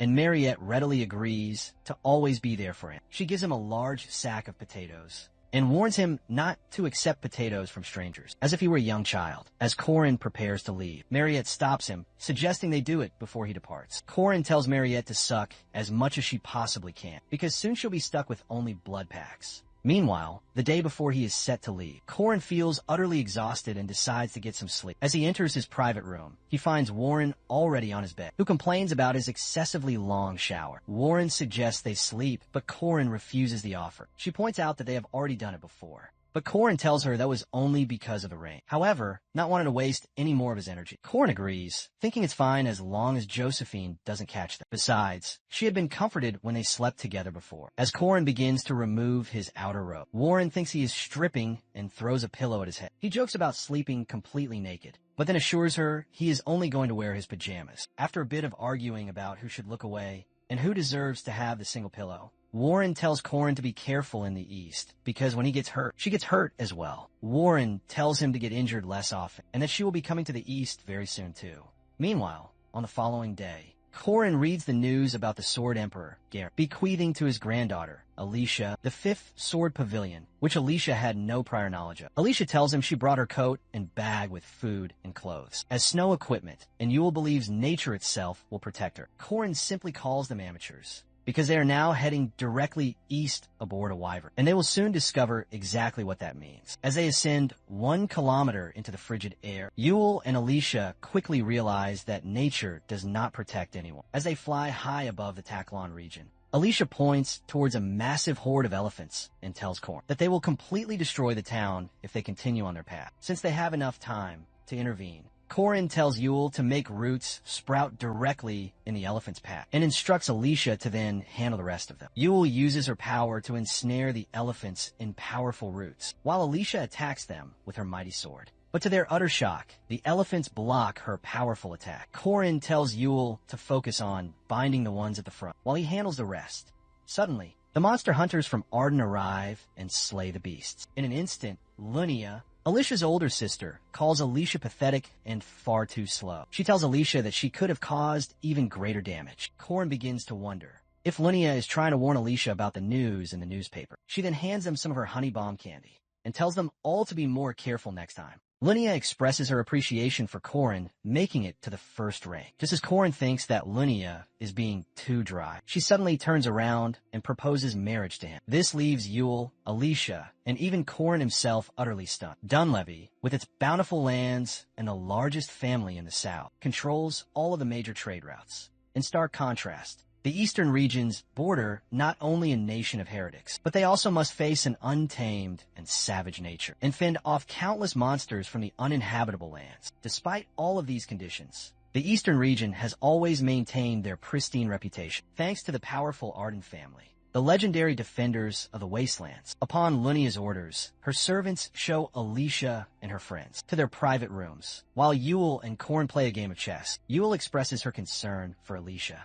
and thinks she might be punished for not slaying the elephants properly. But Korn assures her that will not happen. Suddenly, a servant appears and tells Korin that Lunia is summoning him. As Korin enters into Lunia's lavish room, he assumes she has called him here for punishment. After she confirms that Korin is turning 18 and is unmarried, Lunia asks him if he would consider marrying her. At first, Korin thinks that she must be joking, but Lunia assures him that she is being completely serious. She tells him that his mature way of thinking, his martial arts prowess, and his looks are perfect and definitely her type. Korin never thought she would be the type of person to care about looks, but Lunia reminds him that she is still a woman, so she wants to choose the man whose face and body she will be seeing. Lunia tells Korin that she is doing all of this because of him. When Alicia had defeated her, the demented Sword Emperor, Gezer had appeared and told them to appoint Alicia as the 5th Sword Pavilion Master. This led to her supporters losing all of their confidence in her, which Korin would understand since he had arranged all of it. Lunia began to lose all of her crucial support and started receiving proposals from various swordsmen, offering to help restore her good name.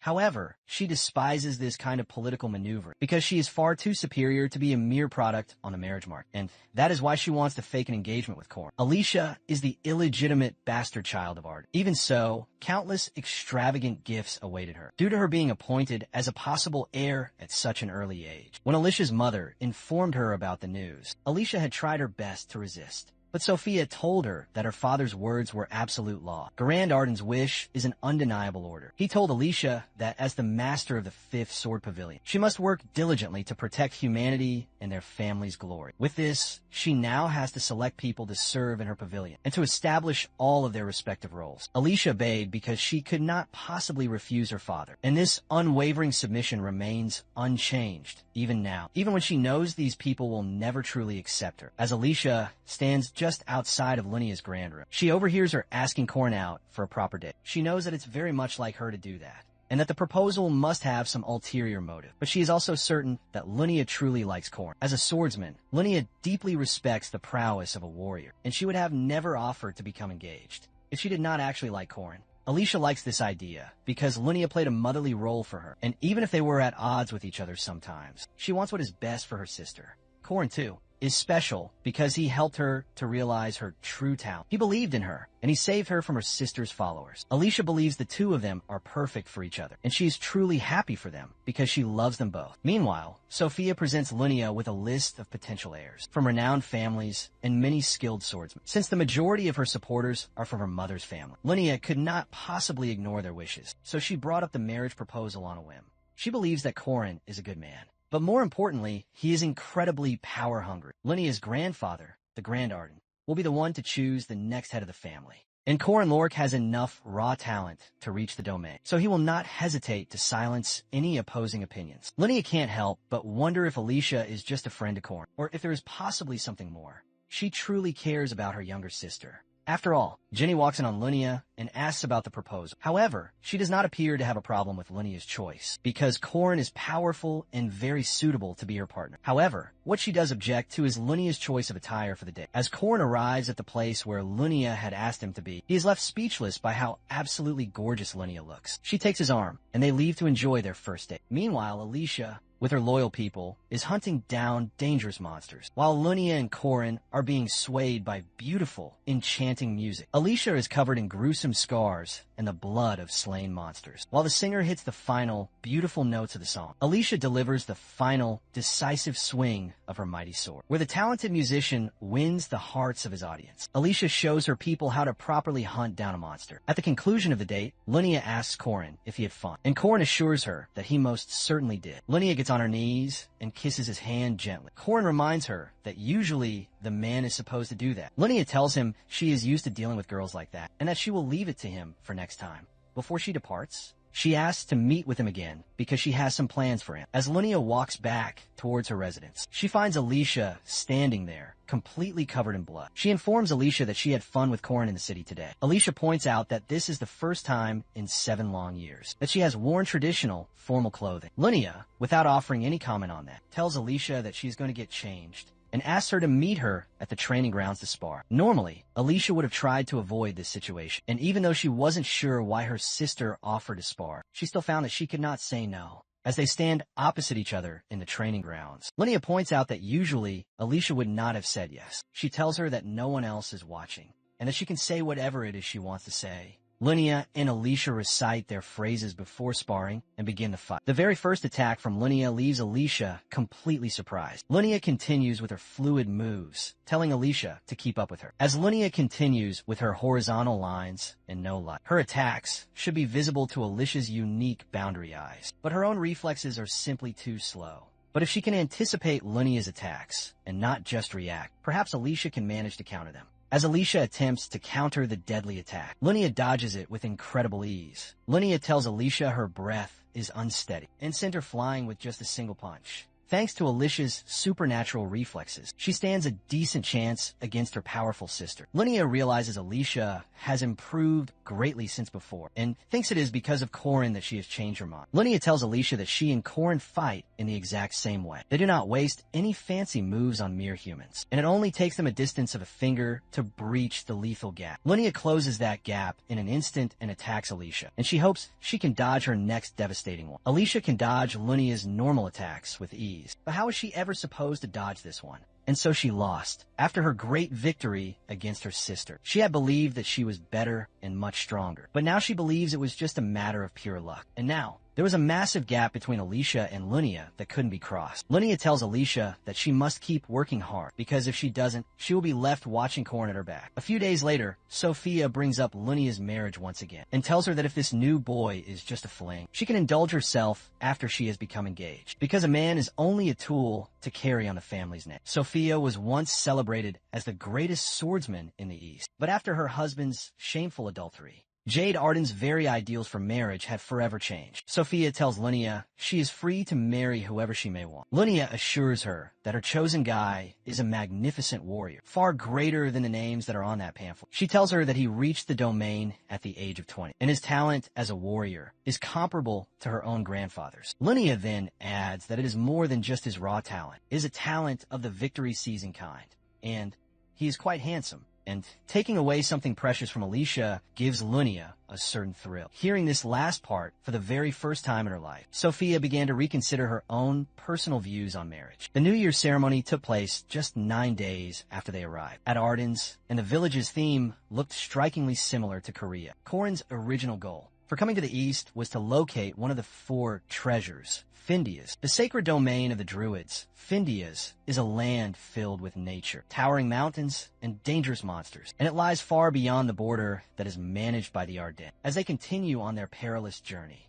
Yule finds a local spirit to ensure that they do not become lost in this dense forest. Corin thanks Lunia for all of her help in crossing the dangerous border, and she tells him she is just there to serve as his guardian, since they are all so young, and she is now his fiancée. However, without Warren or Mariette present, Lunia is a truly great support for them at the moment. Alicia tells Lunia that she should not say things like fiancé, because people might begin to think weirdly of her. But Lunia tells her that she doesn't care about what other people think. Alicia insists that she should not bring down Corin's potential. Like that, at long last, they reach the entrance, and they only need to cross the gateway. As everyone passes on through, Corin finds himself separated from his team, which is to be expected of a place guarded by a sage-level druid. He immediately recognizes the spell, one that is designed to charm those entering through the barrier. Corin wonders if it is the 8-ray formation, just like last time. It is a sacred test to determine whether the travelers with the druid are truly worthy of entering this place. Corin is now ready to take on any monster or illusion that they might throw to test his mettle. Suddenly, Corin hears a familiar voice and begins to sweat. As he slowly turns around,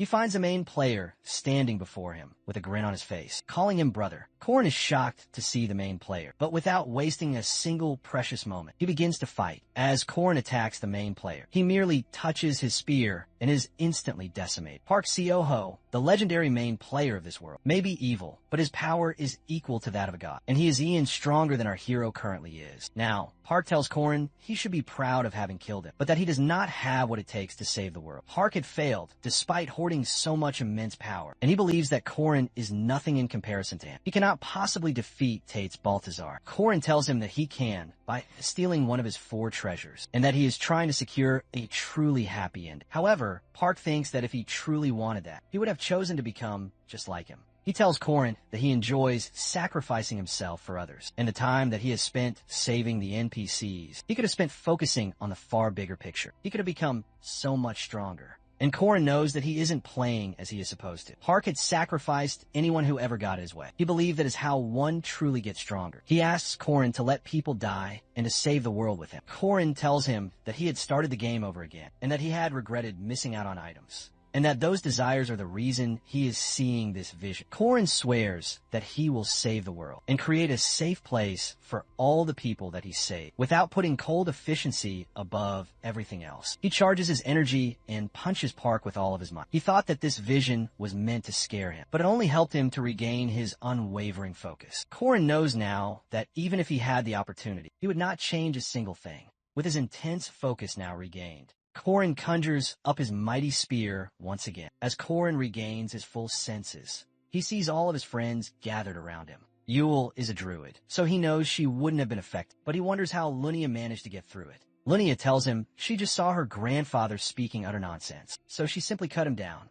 However, Alicia is by far the most vulnerable one, so they all hope that she wakes up very soon. Suddenly, they hear the sound of a leopard talking. He is impressed by how quickly they were able to clear the fog. The mystical leopard then transforms into his real shape and welcomes Yule and all of her good friends. The leopard turns out to be the guardian of Findias and Uskias, and he offers to lead them all to the sacred land of Findias. It is only at this moment that Lunia realizes that this place is the domain of the 4 treasures, Findias. Yule tells her that all of the people who reside here are her kin. However, Lunia is curious if she can get a place here for herself. Uskias knew about a young druid searching for this sacred place, and he asked them why they are here in the wild. Korn tells him that he is looking for the legendary sun sword, Clam Solace, and because he is here as the first spear of the Queen of Paradise. Aaron Danua, our hero, is the one and only rightful successor to his great master, even after he has regressed. Korn realizes Uskia said that he, too, is looking for the treasure. Suddenly, a tall shadow walks in and recognizes Korn, but he was not expecting him to be quite that unhinged. The shadow is the fearsome monster of Murius, the king of the shade, the great beast king Dunscape. He tells Korn that there is only one available throne, and when the dreaded age of shadow finally comes, his goddess will be devoured by all of the beasts.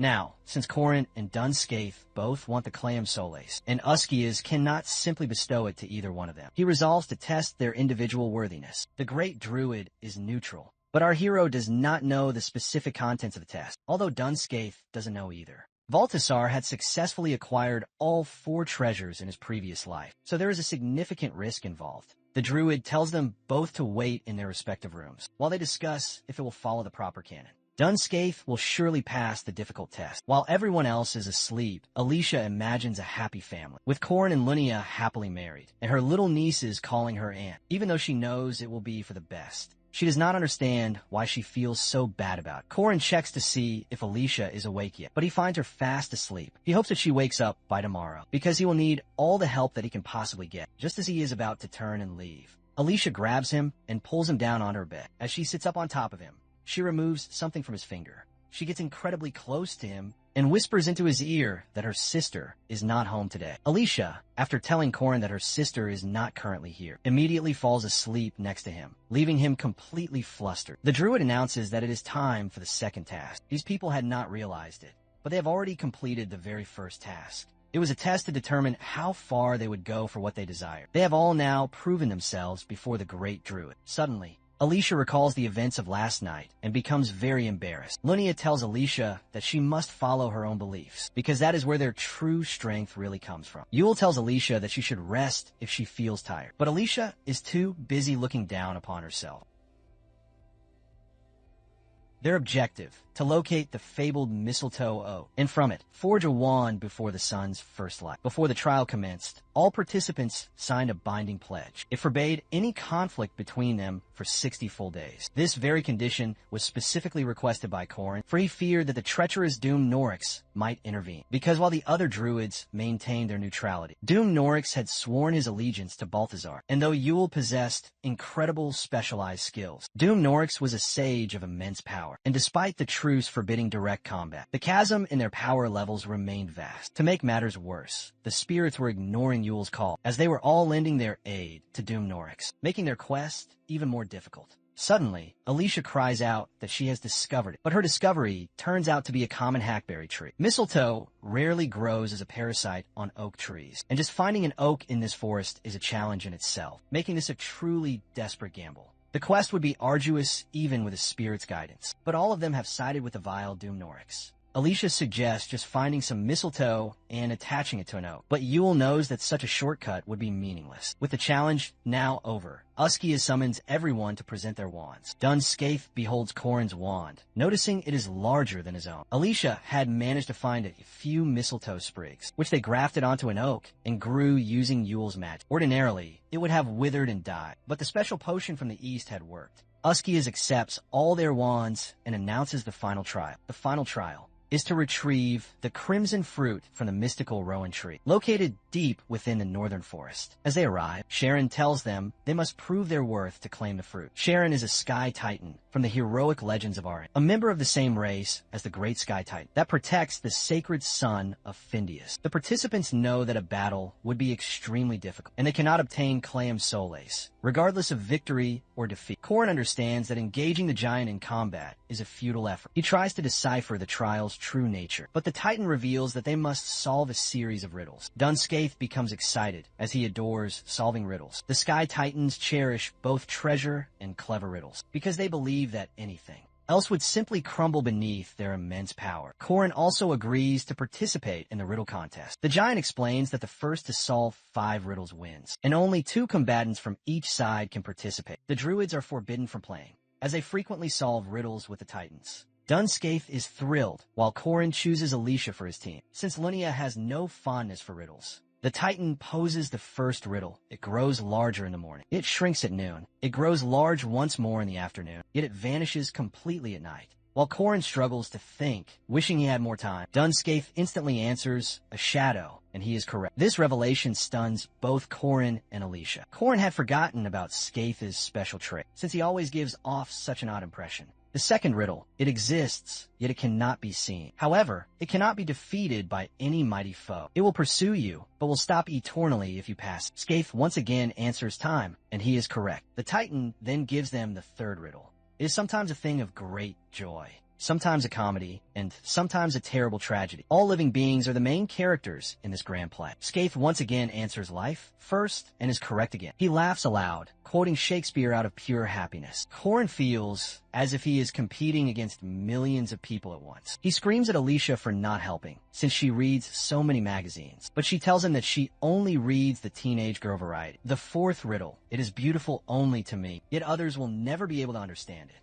It may be violence to some, but it is an escape for all others. Corin struggled once more, wondering if he was always this unimaginative. Suddenly, Alicia raises her hand high into the air. She rethinks the riddle and asks if the answer is an affair. Everyone is completely shocked by her answer. Alicia assumes that she is incorrect, but the Titan actually accepts her strange answer. Alicia is incredibly embarrassed by her own answer, as she notices Corin will no longer look her in the eye, even though they had managed to break Skaith's winning streak. They had to accept defeat after he got the next 2 riddles correct. Skaith had claimed the fruit, and they had ultimately failed. However, Yule believes that this task does not end here, and it just won't have an item for the upcoming task. Yule begins to search for enemies, but she cannot find any, and she cannot locate any of the local spirits either. Corin realizes that they have not seen any monsters here here either. This entire forest is notorious for its spirits and monsters, and to find neither of them can only mean two things. Someone either killed all of the monsters and spirits, or scared them away. Skaith begins to laugh with a truly evil tone, as Doom Norix prepares his sinister and evil plans. As the dark spell concludes, the entire forest glows an eerie green. Korra notices something approaching them at an incredible speed. He shoves Yule down and shields her from the incoming attacker. As the brilliant green glow finally fades, they are shocked to find a humanoid monster before them, and they wonder why such a being is here. Lunia's jaw drops completely to the floor as she recognizes the legendary Arden-style swordsman, the Sword Demon. The demon territory lies far beyond the Arden territory. It is a place where the mountain beasts and powerful demons, who think of themselves as the true lords of the forest, maintain a very fragile and delicate balance. One old man, with just a sword, broke that equilibrium. He did not summon any of the demi-humans, because they had all given in to their beastly instincts, though there were some very rare occasions when a monster with a completely human form would emerge. It is unknown whether it was for the sake of living or of dying. The Sword Emperor that found this sword-wielding creature laughed aloud and began a very one-sided master-disciple relationship that only the master himself was aware of. On the 8th day, he bestowed upon the monster a name. He called it the Mighty Sword Demon. The only ones who ever knew that name were Corrin and the very same old man who had named it. However, in a not-so-distant future, it will be known throughout all of the lands, as it is destined to rise, to become the strongest swordsman in the heroic legend of Arden, and will eventually join Valtazer's nefarious side. But seeing how he had just attacked Doom, Norix and Skaith, Korra believes he has not yet sided with Valtazer. Even so, he feels deeply uneasy. Next, the Sword Demon rushes to attack our terrified hero. Korra knows that he cannot possibly dodge, but then Lunia steps in with her powerful combo to fight alongside Korra. Lunia is completely shocked by the Sword Demon's swordsmanship skills. As she fights him in a hand-to-hand battle, she notices that it doesn't just use both of its hands, but also its feet, which are like sharp daggers too. This demon, who controlled countless swords all at once, now faced a new opponent, who swiftly controlled her distance with just a single sword. The victor will be determined by the ability to cut through the gap between them. Corrin and Alicia then step in to attack the fearsome Sword Demon, but to their shock, it effortlessly dodges their combined attack. Corrin goes in again for another chance, insistent on not missing his target. But the demon uses its domain severance and 8-hand peerless skill. Corrin is incredibly impressed by its raw power. Moving just once is a difficult feat, and yet the Sword Demon attacked 8 separate times. Alicia and Corrin, with all of their might and powerful combos, only managed to block 5 of them, while the other 3 head straight on towards Lunia. Lunia can sense the coming domains, but she is simply too slow. Corrin thinks that Lunia will be hurt, but then he sees her pull off a technique that Alicia would only ever learn. In the endgame, she uses Warding Aura combined with some other combos, and successfully manages to strike the Sword Demon. However, she misses all of its vital points, so they move in again to finally finish it off. The Sword Demon has not yet reached the stage that Korra knows of. Eventually, it will learn the skill of 1,000 peerless hands, and will be able to cut through anything and everything, which is why Korra knows he must end it right here. Suddenly, Skaith jumps in and attacks the Sword Demon, the king's own subordinate, surprises even the Sword Demon, and forces it to retreat. The Great Beast King done, Skaith and Legislator Doom Norix are beings with near-immortal levels of pure life force. They're the very monsters that Corrin and his friends must face. After the great fight, Yule feels bad for not being of any help, but Alicia and Lunia assure her that it is perfectly okay, because everyone is safe and sound. However, Lunia begins to wonder where the Sword Demon learned the powerful Arden-style sword skills, and the only possibility that she can think of is that it had learned them through thousands of fights. Lunia believes that there is only one person who could do that. Suddenly, her own grandfather, Grand Arden, walks in, confirming her wild theory. Lunia thinks that he must be mad for teaching a monster those skills. Garen Arden tells her that he was just passing the time, and that he did not actually teach the monster. He had only ever shown it. The grandfather reveals the domain, and thinks that it is exciting that the Sword Demon uses a monster's own sword to tread upon the domains. He adds that he can even see the next stage of swordsmanship, while Lunia thinks that her grandfather is completely mad. Alicia asks him to teach her the ways of the sword, because she is tired of always being so powerless. Garant Arden agrees to teach her the sword, and thus begins her awakening into that very same madness. The entire group goes back to Uskias, and Corrin asks him about them not having the sacred fruit. He asks Uskias whether they can still be a part of the last test, or not,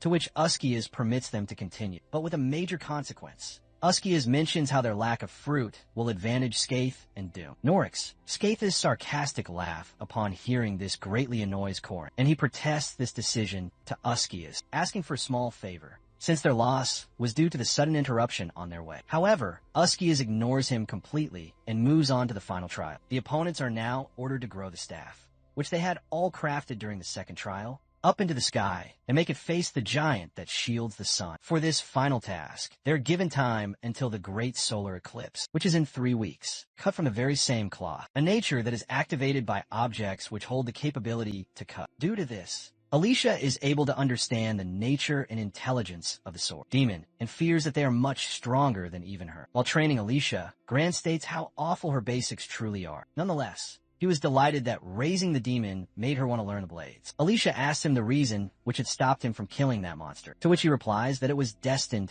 to reach the Sky Sword. When she asks him what the Sky Sword is, he proudly claims to have created it himself. Alicia lunges at Gran, filled with great annoyance, and he prepares himself for their sparring match as well. He explains that anyone on this particular level will be able to cut the skies and to cut into the fabric of the world itself, and that is the swordsmanship that he wishes to witness. Mariette, in the Elha's kingdom, Southern Castle, seeks her mother's formal permission to leave. She proceeds to depart in order to see Corin before the solar eclipse on the 8th of February, but she feels incredibly nervous. Her brother tries to stop her, saying that her break should be devoted to her family. However, their own mother stopped her brother, saying Mariette should go and find herself a man and make her own family. While leaving, Mariette announces that she is borrowing Hraesvelgr, an eagle-shaped originator of the mighty wind. On her journey, Mariette could feel the sudden appearance of a new competitor in her love life. The Saintess, Estelle, is informed about the arrival of Warren. Thus, she permits her entry. As soon as she sees Warren, she jumps towards her for a warm and loving hug and asks her if she is doing fine after the great trouble she had gotten into at the festival. Without answering directly, Warren asks the Saintess to lift the seal that is limiting her vast powers, since she wishes to be a proper wife for her beloved husband. After inquiring about it for a bit, the Saintess lifts the sacred seal up to the very first lock. Without wasting a single precious minute, Warren runs to leave when the Saintess offers her the use of a wyvern. Since she needs to cover 24,000 kilometers, Warren claims that she is faster than any wyvern and that she wants to arrive there before the other woman does. They remark that it would take her 3 full weeks to get there, but Warren jumps from the window, saying it will just be 2 days. On the other hand, Estelle finds it very interesting for Corin to be stuck between these 4 women: Dunleavy, Lunia, Alicia, and Horan. After 4 very long days, Corin curses the Sword Emperor for being so incredibly harsh with Alicia. During their spar, he treats the deep wounds on her back, mentioning how she could die from blood loss at this point, before she could even climb up the massive tree. They turn to look at the tree and realize how bad their situation truly is. Nevertheless, Corin encourages her that things will surely work out. Alicia thinks about how he has always been this incredibly positive, even in the most hopeless of situations,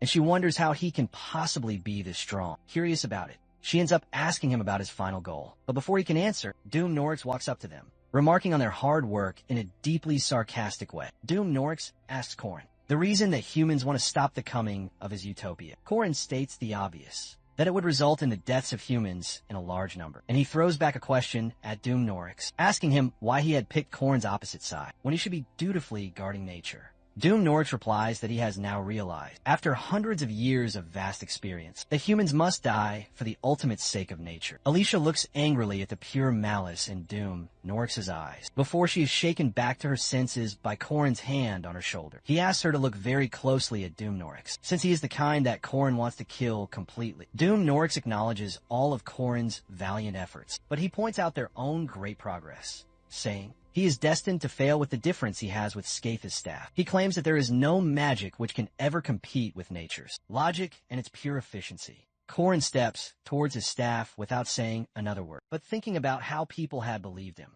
back when he suggested throwing the gold mandrake into the lake. Except for some certain people like himself, Corin had experimented with the gold mandrake, and to him, he's the first one to have created a fertilizer from it. Korin had even used a few precious drops of it when he was growing the sapling into a gigantic staff. He pours it into the rich soil around the staff, showing off his unique creation to the shocked Doom Norix. The short staff grows incredibly high up towards the sky, while Korin calls Doom Norix a mere newbie, despite his many long years of vast experience. After the magical tree has grown higher than they could ever see, Doom Norix praises Korin's impressive abilities and advises him not to let go of the moment when the sun weakens if he ever wants to get the Clam Solace. As for his very last and final farewell, Doom Norix grabs a hand of Korin's and bows down before him, entrusting all these things to him. Alicia is about to leave to call for Lunia, asking if they are now leaving, but Korin quickly stops her. He says they will be leaving in a week, after they have prepared all the food and clothes for their long climb. With that being said, he looks back up at the colossal tree and thinks about how the final battleground will be set high above the skies. He tells Doom Norix to be very well prepared, since he has gathered a strong and powerful team for himself. A full week passes by, and it is finally the day of their great climb. Korin feels restless over the fact that neither of his helpers, Warren and Mariette, has arrived at the location yet. Two men find both Mariette and Warren by the Great Barrier, and they bring them directly to Uskias. The three of them talk about how the girl states have greatly altered from when they had first brought them a few days ago, and notice that their mana and aura is now far too powerful. They begin to wonder what kind of visions the two of them are having, for to nearly risk the entire domain if this continues. Thus, Uskias decides to enter their visions himself to lead them out. The other men offer their help, but Uskias prefers to divide his own consciousness into two and to lead the both of them out of there himself. Mariette is now envisioning Korin's wedding with none other than Jenny, and she criticizes how they already have their own kids, even before Jenny's own graduation. The three small kids seem to look exactly like Korin, but what shocks her even more is the very sight of Jenny as Korin's bride. A full year after the wedding, Mariette feels bitter to see the couple, and she thinks about how that kid should have been her very own. She looks at all of the efforts Korin is putting in to get ready for their grand anniversary, but when she notices him wearing the same clothes he had worn to his wedding, she becomes incredibly envious and thinks about how she would have gotten him all new clothes, food, and all the treasures and powers he rightfully deserves. Even now, she still wishes to give him all of that if he would just greet her once more with a warm smile. Right after she thinks this to herself, Mariette is struck with a grand idea and decides not to give up on it. She plans on turning Korin himself into a powerful vampire, using her elderly vampire privilege right when he dies, after he has lived his short life of a mere 100 years. At this very point, she doesn't care, even if her relationship with him becomes that of a mother and her child. Her devious plan extends to giving him another 100 years of new life, until every single trace of Jenny finally fades away from his very life. Next, we come to Warren's visions, where she sees Korin getting married to Mariette, while she is sitting on the branch of a tree right outside her house. She accepts her great defeat for having lost Korin to another woman. She feels devastated about the only person she had ever loved or touched as a nun, but she is taken out of her thoughts by her conscience's voice. Her own alter ego asks her about all of her secret wishes, to which Warren confesses about how she had wanted to live a life filled with love by Korin's side and have a very normal and happy family. Her alter ego then pushes her to work on achieving her desires. So Warren gets up from there and enters into Korin's large house. Korin greets her, but without greeting him back in return. She grabs his hand and then jumps right on top of him, caging him beneath her when he confusedly questions her behavior. She blames it on him for looking at someone else besides just her, and she digs her sharp teeth into his very skin. She says that his very first time should also be reserved just for her, the very same way she has given him all of her own first times. In her own personal vision, they sleep together holding hands, and a mystical bird leaves them a baby in the bright morning. She feels deeply satisfied after she has finally won Korin, but her great happiness does not last for very long, as she is finally led back to the harshness of reality. Instead of Korin, Warren seems to be sleeping while holding Mariette's hand, and they both look at each other with completely bewildered looks. Uskias clears his throat in order to grab their attention, and he introduces himself as they both quickly sit up. He informs them that they are now late to go and meet Korin, since he has already started climbing the tree 4 days ago. The girls then ask Uskias, with great confusion, how he knew they were looking for Korin. So out of sheer embarrassment, he turns away, saying he knows all. Being the great sage druid, he feels quite embarrassed about the things that he has just witnessed in the strange visions of the two young girls, and he swears never to speak up about the dark and secret desires of the three girls. Korin, along with his 3 loyal members, keeps on climbing up the great tree, but he reaches absolutely nowhere. Korin remembers that Balthazar's army obtains all 4 of the treasures. Iredver, Cleve Solis, and Elia fail canonically. And while he was chasing after them in the game's story, he was able to visit Gorias and Nereus. But the sacred treasures were already gone, as was to be expected. However, Korin now remembers the specific text from the game, stating that the Undry of Nereus is in the deepest darkness, like it was in the bottomless pit of snakes. Similarly, Korin thinks about how Uskias mentioned reaching the skies and then grasping the sun. He wonders what if it was just a euphemism. Hinting, Yule then alarms Korin about the clouds that are descending, to which he clarifies that it is actually the tree, which still has not yet finished its growing. They soon arrive at a great castle with walls about 50 meters long. However, Lunia claims that it seems far too small to be the castle of a sky giant, and she guesses that it might just belong to a normal giant instead. After she hears this, Yule gets confused and reminds them of Uskias' own words, when he had told them that the giant guarding the sun would be here. Therefore, whatever is actually in here, they just cannot use the main front door to get inside. Korin gets a new idea after he hears this and realizes that their way inside was the very fruit they couldn't get. He suggests they just knock on the door and shouts out very loudly, calling for the giants to come outside from the great castle. Alicia feels very unsure about Korin's current plan, but he tells her that they are just going all in. At this point, the giants question who is outside, and they open the door. They are very surprised to see mere humans. Whereas, Alicia is astonished to see the giants being almost higher than a rank 1. When the great giant demands that they show him the key, Korin refuses, just as he is about to crush Korin under his mighty punch. Korin asks him to stop, and he states that they are the Forerunners, who have been approved by Uskias himself. He further clarifies that their own great master will bring the crimson rowan tree fruit to serve as the key. The giant then asks for the name of Korin's master, to which Korin tells him the name of Dunskate, planning to impersonate someone who has the required fruit. Korin makes the giants believe that their truly heroic master will surely be bringing the required fruit, as he has the approval of both Servon and Uskias. He further claims to have brought even a druid with him to deliver the sage's very important words, and he points directly at Yule. Yule gets incredibly nervous at being dragged forward, whereas the giant demands that she prove it. She conjures up a Walperdinger using her powers, which makes the giant believe in all of Korin's words. However, he still feels quite skeptical about the actual key. Once again, in order to convince the powerful giant, Korin says that they were told to announce their own arrival first to the great giants as a sign of their good manners. At long last, the giant agrees to accept them as his honored guests, but he reminds him of his conditions regarding the sun. When the giant returns back inside the great castle, leaving the massive door open for them to come on inside, Linnea asks him if this was what his entire plan had been. Korin smirks at her innocent question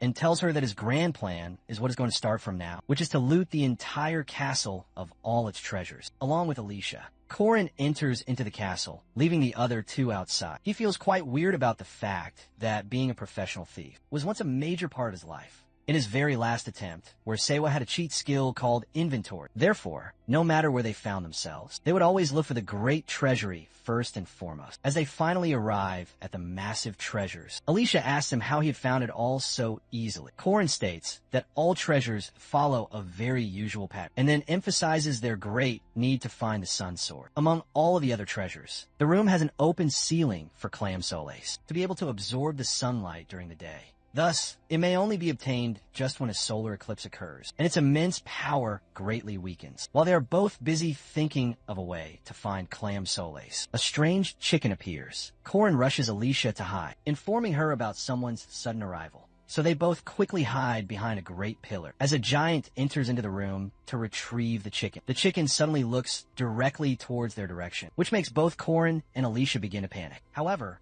much to their great luck, the chicken just lays a single golden egg and then looked away. They realize that it is the very same chicken, which has laid all of this great and immense treasure. And Korin begins to drool upon the thought of having unlimited gold if they were to just steal the chicken. Alicia shakes him out of his greedy thoughts, reminding him that they are here for the sun and not for any gold. The giant picks up the chicken and then leaves. But Alicia keeps on lying over Korin, as they were while they were hiding. She is suddenly reminded about her strange dream from earlier, and she asks him what he really thinks of Linnea. She mentions her good traits and confesses to feeling drawn to her, as any other man would be, which makes Alicia's heart completely break. Corin then tells her that they need to be quick, since they just have 2 days left before Skaith gets the sun. Through all the proper and legal procedures, Alicia gets up from Corin, and through the open ceiling, she looks up at the moon, while Corin also thinks about the traits that they have been told about Clam Soles. Together, they come down to the very same question. If Clam Soles is actually the moon that is floating above them, which should be a half moon today instead of a full one like it is now. They return back to their personal rest place, and the other 2 girls enter the room as well. Corin tells them about how Clam Soles looks just like the sun during the days and like the moon in the night, floating high above them. He further explains that it won't be as far away as the actual moon and the sun. However, with the clock ticking down, 2 precious days were spent devising a strategy to reach Klaus Solis. But alas, the party could not conceive a viable path, and the fated hour of Skane's arrival loomed ever closer. However, a new, audacious scheme began to form in Corin's mind. He'd overheard the giants plotting their grim feast upon the humans. As destiny would have it, the sky giant Servon had etched an ancient decree into their very bloodline, a sacred law which prevented them from ever striking a druid. It compelled them to yield the sun to the one who possessed the red rowan tree fruit. Hearing the giants' plan to feast after the deed was done, after they had delivered the sun and descended back to the mortal realm, Corin felt a grim satisfaction. His days had not been wasted after all. The heavens darkened, the solar eclipse began, and Skies arrived at the fortress. Skies was ecstatic, on the verge of claiming the sun. But suddenly, the castle doors burst open from within. A colossal walker man emerged, followed closely by Corin and his allies. The giants erupted in furious shouts, calling out to them. Before Skies could even process this chaotic scene, Corin began hailing him as his revered master, all while brandishing the chicken from the treasure vault. He proclaimed that he had faithfully executed Skaya's command to pilfer the golden chicken.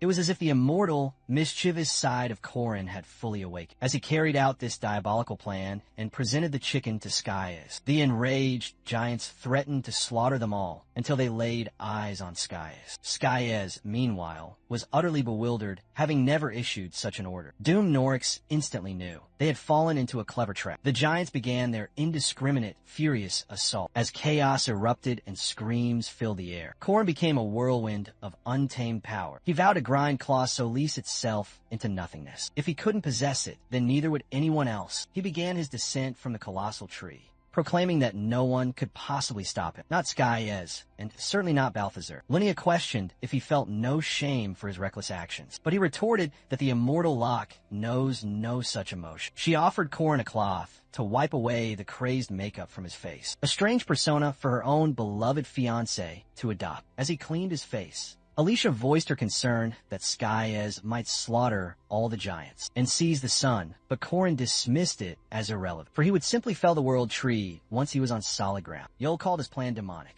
but he coolly stated that victors alone are the authors of history. Thus, if he could not claim Klaus Solis for himself, he would just chop down the trees and maroon 2 of the king's most powerful servants in the sky for eternity. But to their utter misfortune, just as they were nearing the surface, they were met by a beast whose only hunger was for the Song of Blades. Awaiting them was a fated duel between life and death. As they drew closer, they were horrified to behold the Sword Demon. To contend with this fearsome entity, Linnea boldly stepped forward. She unleashed her warding aura to shield herself and her companions. The Sword Demon, however, effortlessly bypassed Linnea, making her wonder if his strategy was to eliminate the domain users first. The Sword Demon's power was legendary, so immense that he was recruited into the ranks of the king's servants. But now, he was nothing more than a monster, a being with almost no link to the world-ending prophecy. This meant that in this brutal confrontation, Corin could not call upon the aid of the commandment. The Sword Demon lunged with blinding speed directly at Corin, unleashing a furious storm of slashes against him, leaving him grievously wounded in an instant.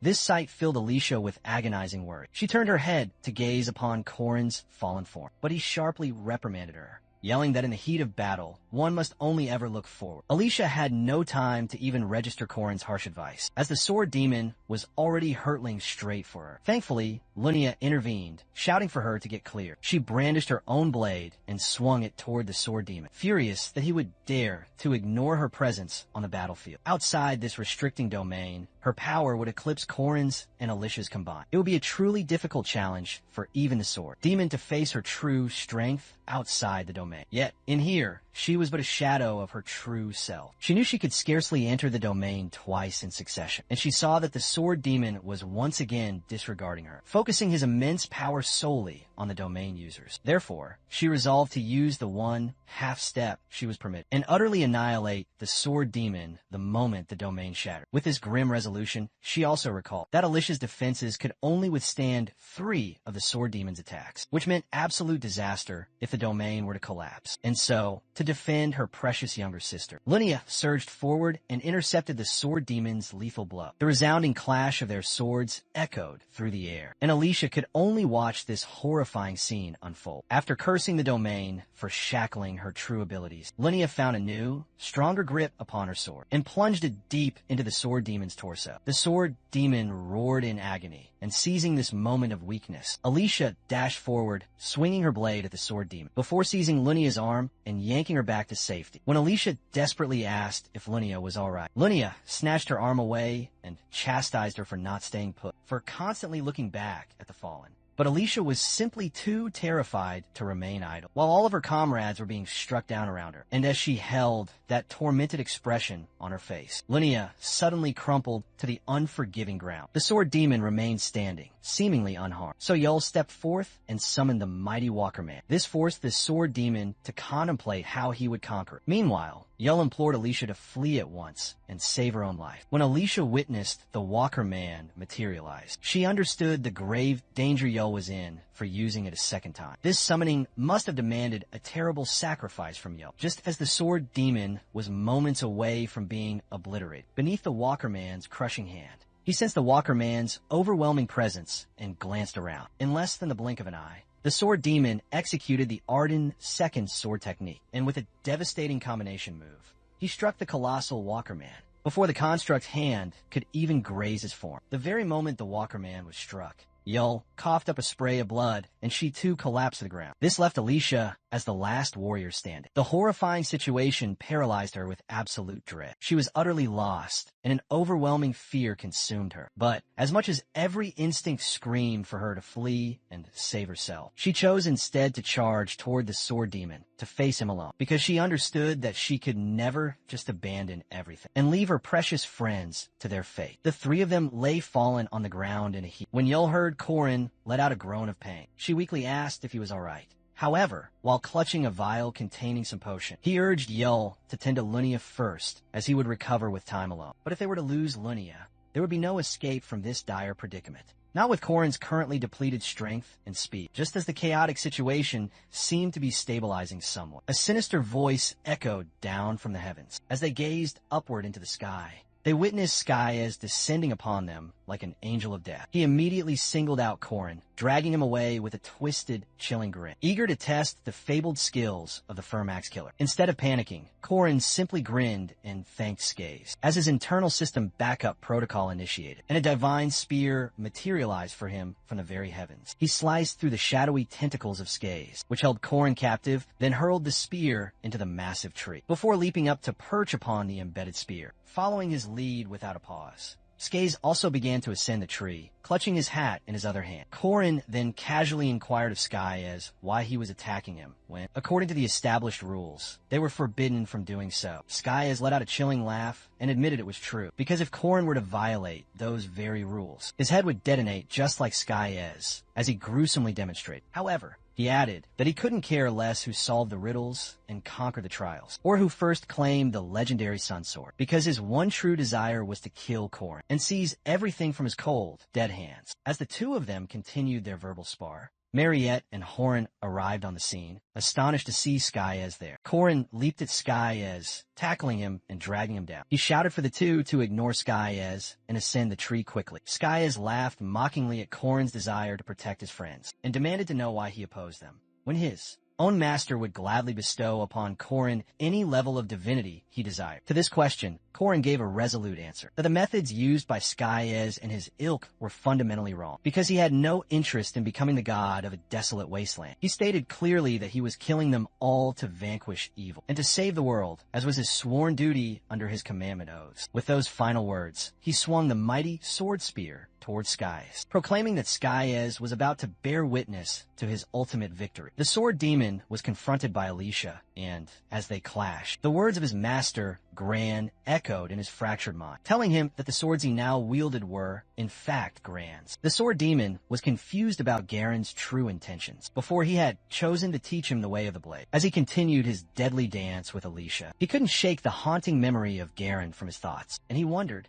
did Garen know that he had not mastered the blades on his own? It was because every time he faced a new adversary, the sword itself seemed to diminish his body's natural capabilities. And even after acquiring such immense power, he still felt like nothing when compared to the legendary Gran. Alicia appeared to be holding her own quite well against the sword demon. However, he couldn't fathom why he was down here battling mere humans when he could have easily ascended to the skies by climbing the trees. Alicia took his attacks with ease and kept retaliating with renewed vigor. At this point, her eyes began to glow an ethereal blue as she reappeared, and she taunted him, asking if he truly thought she could not cut him. When the sword demon lunged at her for yet another assault, she swung her blade with impossible speed, slicing him before he could land a blow. The sword demon seemed unable to comprehend the situation. As the predator, his prey should have been easily torn asunder by him, and yet he could not land a single cut while she remained perfectly unscathed. Furthermore, the sight of her laughing at him only deepened his state of utter confusion. It didn't matter what powers or spells he unleashed upon her. She effortlessly evaded them all and mocked him with her laughter. This enraged him even further as Alicia taunted him for being too slow. After nimbly dodging all of his attacks, he finally understood the vast chasm that separated them. It was that, despite possessing more than enough energy and stamina, he was no longer able to keep up with her incredible pace. Since she had grown exponentially faster, he used multiple spells and powers, but it was no match for Alicia's blinding speed. He suffered numerous cuts from her sword before he could even mount a defense. This made him realize that this was the first time he'd felt so powerless. After unleashing his domain severance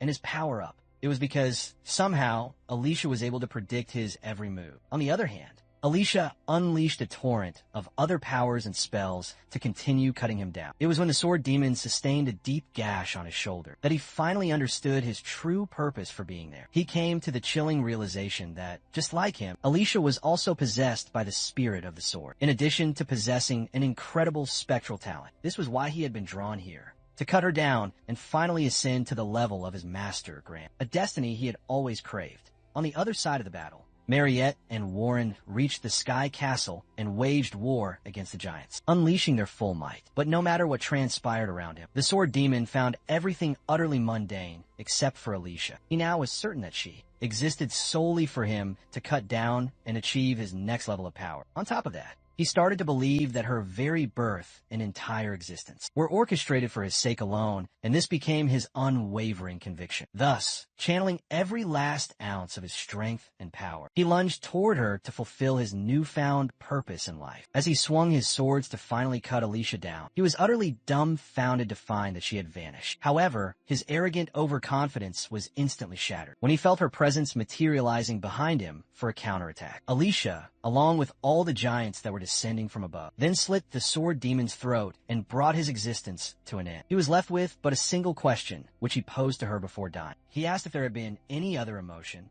greater than her desire to cut during their monumental battle. She remained silent for a long moment and thought back to Lunia and Korn's advice to always keep looking forward during a fight and never look back. Alicia took a single step forward after striking him down, and turning around, she declared that she would now advance. This was an outcome that should have been utterly impossible, since the sword demon was the ultimate and most powerful adversary of her entire life. However, there was still something higher than even him, a power that could be forged by taking a single step forward, a fleeting miracle born from endless and domain crusher. Alicia cut down the colossal tree, just as they had planned all along. As the sword demon spiraled closer to oblivion, he finally understood that he was the one created for Alicia, not the other way around, as he had believed. It was he who mastered the blade, also that she could take a single step forward. Korin, despite being critically low low on energy and strength, persisted in his desperate struggle against Skaze. Along with that, he continued his arduous climb. But Skaze relentlessly pursued him, launching attack after attack. Dune Skaze was known as the Beast King, for his death held no meaning. He was an entity of pure, endless darkness, comprised of countless serpents and toads, and 3 ancient dragons. His very existence was one of the 4 legendary secret treasures. When Skaze's serpents closed in to strike Corrin from all sides, Corrin merely smirked, proclaiming that the tainted soul of a beast could never hope to defeat him. He then produced the Death God's orb and severed the attacking serpents, and announced aloud that Skaez had been a soul reaper from the very beginning. Skaez lunged forward once more,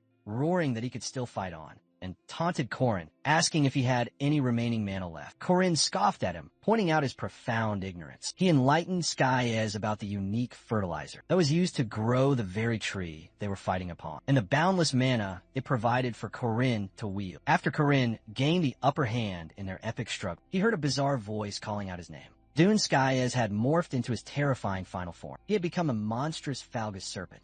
He asked Corrin a chilling question. How long had it been since the entire army had merged into a single entity? But Corrin just smirked and called it a bit excessive, before stepping forward to engage in this one last, desperate battle. Dune Skaze transformed into one of his many terrifying final forms, the Falgas Serpent, and at this critical juncture, Corrin's strength was almost completely depleted. He couldn't help but grow weary of how this relentless battle dragged on. Skaze revealed that he had been imprisoned in a palace of shadow by the queen, and had been confined within a minuscule pot. However, now that the throne was vacant after she was sealed away, he swore to begin devouring all the things she had protected, and his feast would begin with Corrin, the first spear of the queen. He hissed and threatened to consume Corrin whole, along with the very flesh of the last remaining goddess, Manhwa. Corrin grew tired of him spouting such nonsense, and reminded Skaez of what he had just told him about creating the very land they were fighting upon. With that declaration, Corrin leaped onto a branch and soared upward, and activated the powerful rune magic of resonance activation. So when Skaez, in his colossal serpent form, began to coil himself around the world tree, Corrin told him to look down before he committed to his attack. While ascending the tree earlier,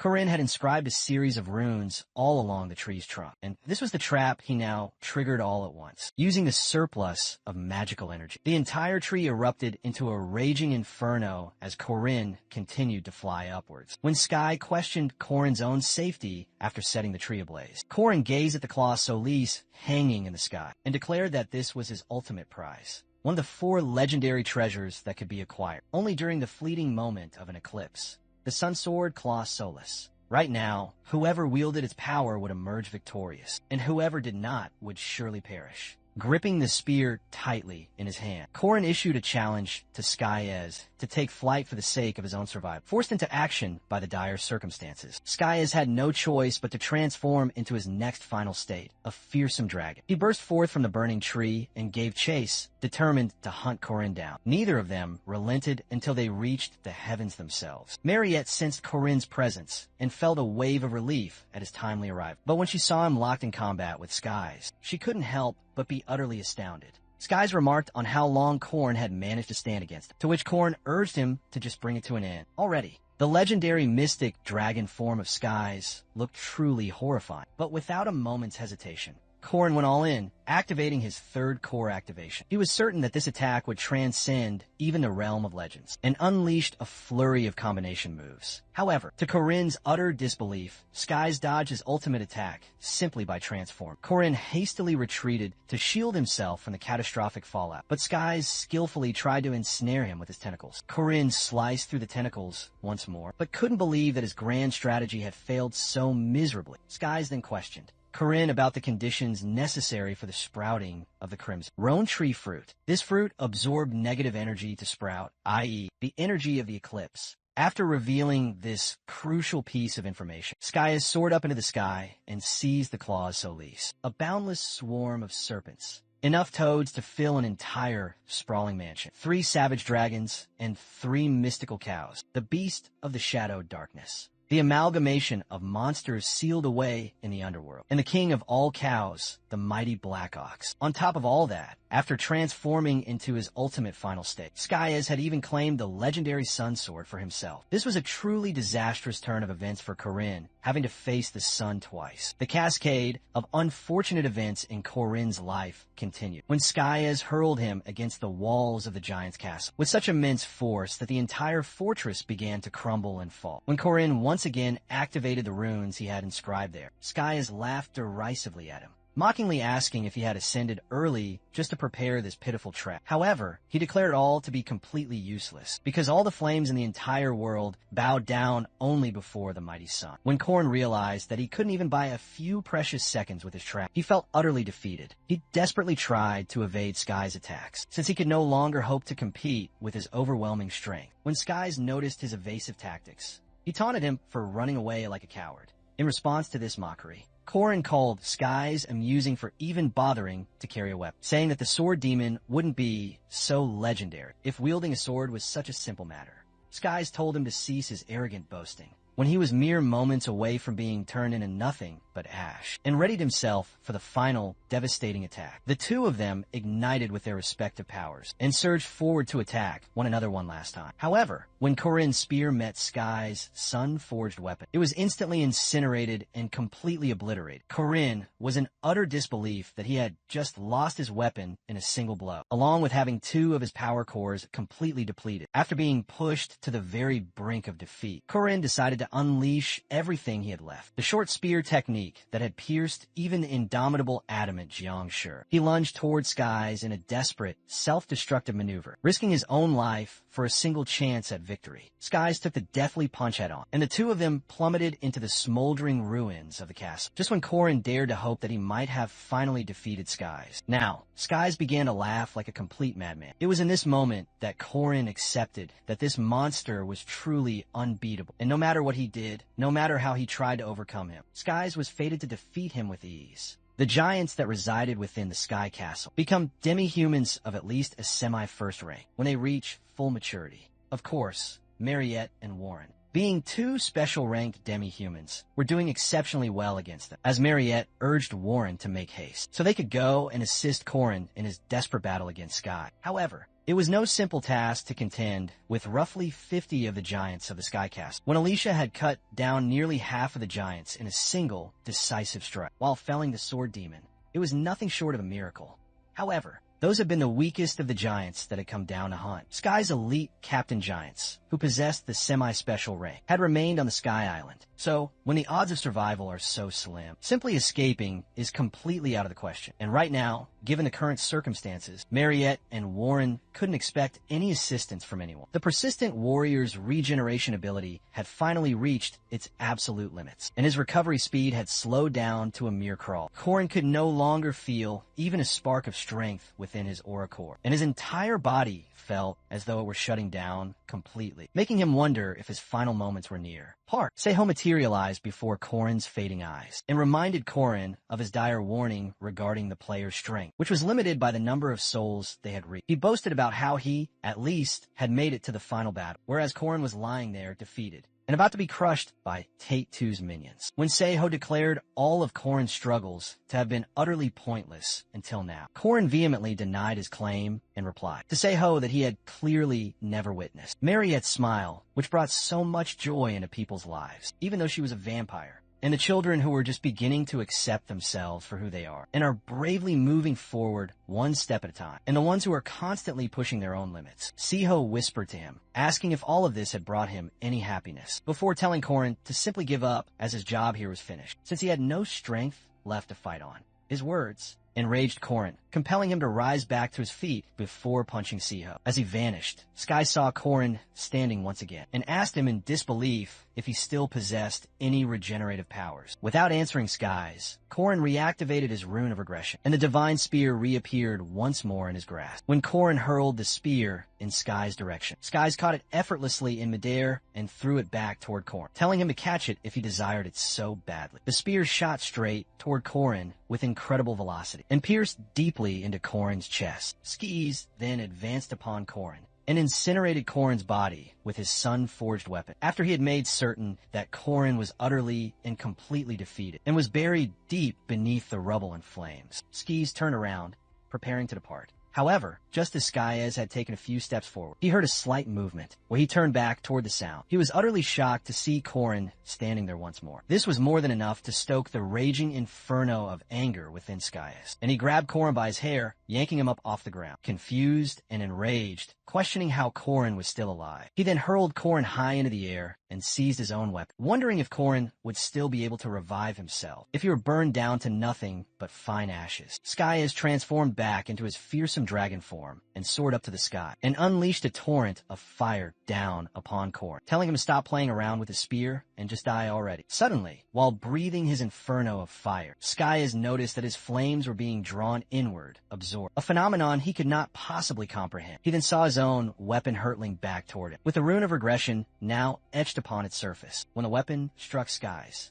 Korin mocked him for his countless transformations and stated that he was, in the end, just a servant of the king. In the end, when Korin asked Skyez what he believed Korin to be, Skyez called him a profoundly unfunny individual and screamed for him to just die as he unleashed his fire. Once again, in a previous game, Park Seho and Korin had reached the final boss, which meant that the king's servants, the wielders of the 4 secret treasures, had somehow been defeated. Korin is the first spear of the queen, and the only human being to be fully aware of Claw Solis's true, terrifying powers. Its rightful owner in the last game had been Korin himself. The weapon of Skyez transformed into a small, condensed orb of Klaus Solis, and Korin consumed it.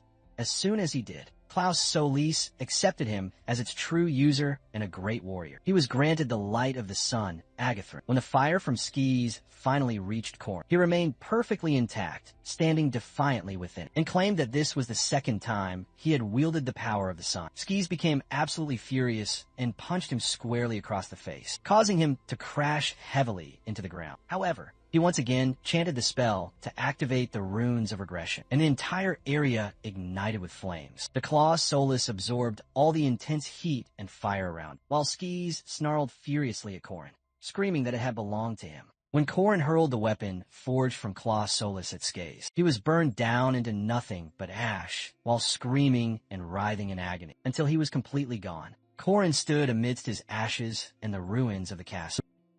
He dared them to return, even if they bolstered their ranks, for his resolve was absolute, a relentless force that would not be stopped, not until he had fulfilled his vow to save this entire world. Meanwhile, Warren and Mariette waged their own desperate war against the giants, unleashing a torrent of their most lethal techniques, such as the Crimson Bow, which tore through the flesh of the colossal beasts. Amidst the chaos, Mariette suddenly cried out Howren's name, demanding to know if she too sensed that strange disturbance from Korin's direction. She had, but pointed grimly to the overwhelming hordes of giants still standing. They were trapped, unable to rush to Korin's side. Mariette proposed a desperate gambit. She would forge a path for Howren with Diaku. But before she could even finish her desperate plea, a blinding radiance erupted from the heavens above them. The two warriors, and even the giants themselves, gazed upward to behold Korin descending into their midst. He was aglow, radiating the pure, brilliant light of the sun. With their ancient powers sealed by the might of the sun, the giants were left with no choice but to submit to Korin, the one who now wielded its absolute authority. They fell to their knees in reverence, bowing before Korin, while the girls rushed to his side in relief.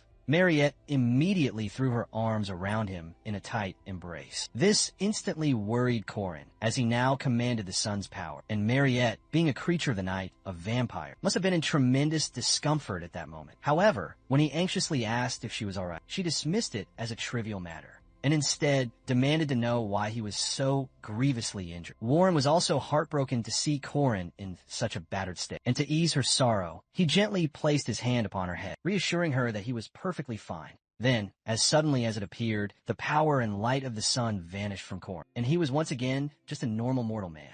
This abrupt change immediately seized the giants' attention. It was in this moment that Korin knew they were in grave peril, because the giants began charging toward them, intent on his annihilation. He had never imagined a power would fade so quickly, and the three of them, along with the loyal Daioku, began a desperate flight for their very survival. Their escape became increasingly difficult and frantic, as the giants' massive strides consumed the ground between them. The colossal king of the giants rapidly closed the distance and leaped upon them, vowing to devour them, and then every last human in the world. Just as Korin realized they were about to be captured, A flash of brilliant blue light erupted, and the giant's arm was severed from its body. When they turned around, they saw that the legendary Gurren had arrived, at which point Corinne wryly commented on how late he was. Resting the massive blade upon his shoulders, Gurren strode towards the giants to protect Corinne and the others, remarking that his old body needs time to climb to such heights. He then noted how perfectly everything had resonated just before. He told Corinne to leave the giants for him to handle.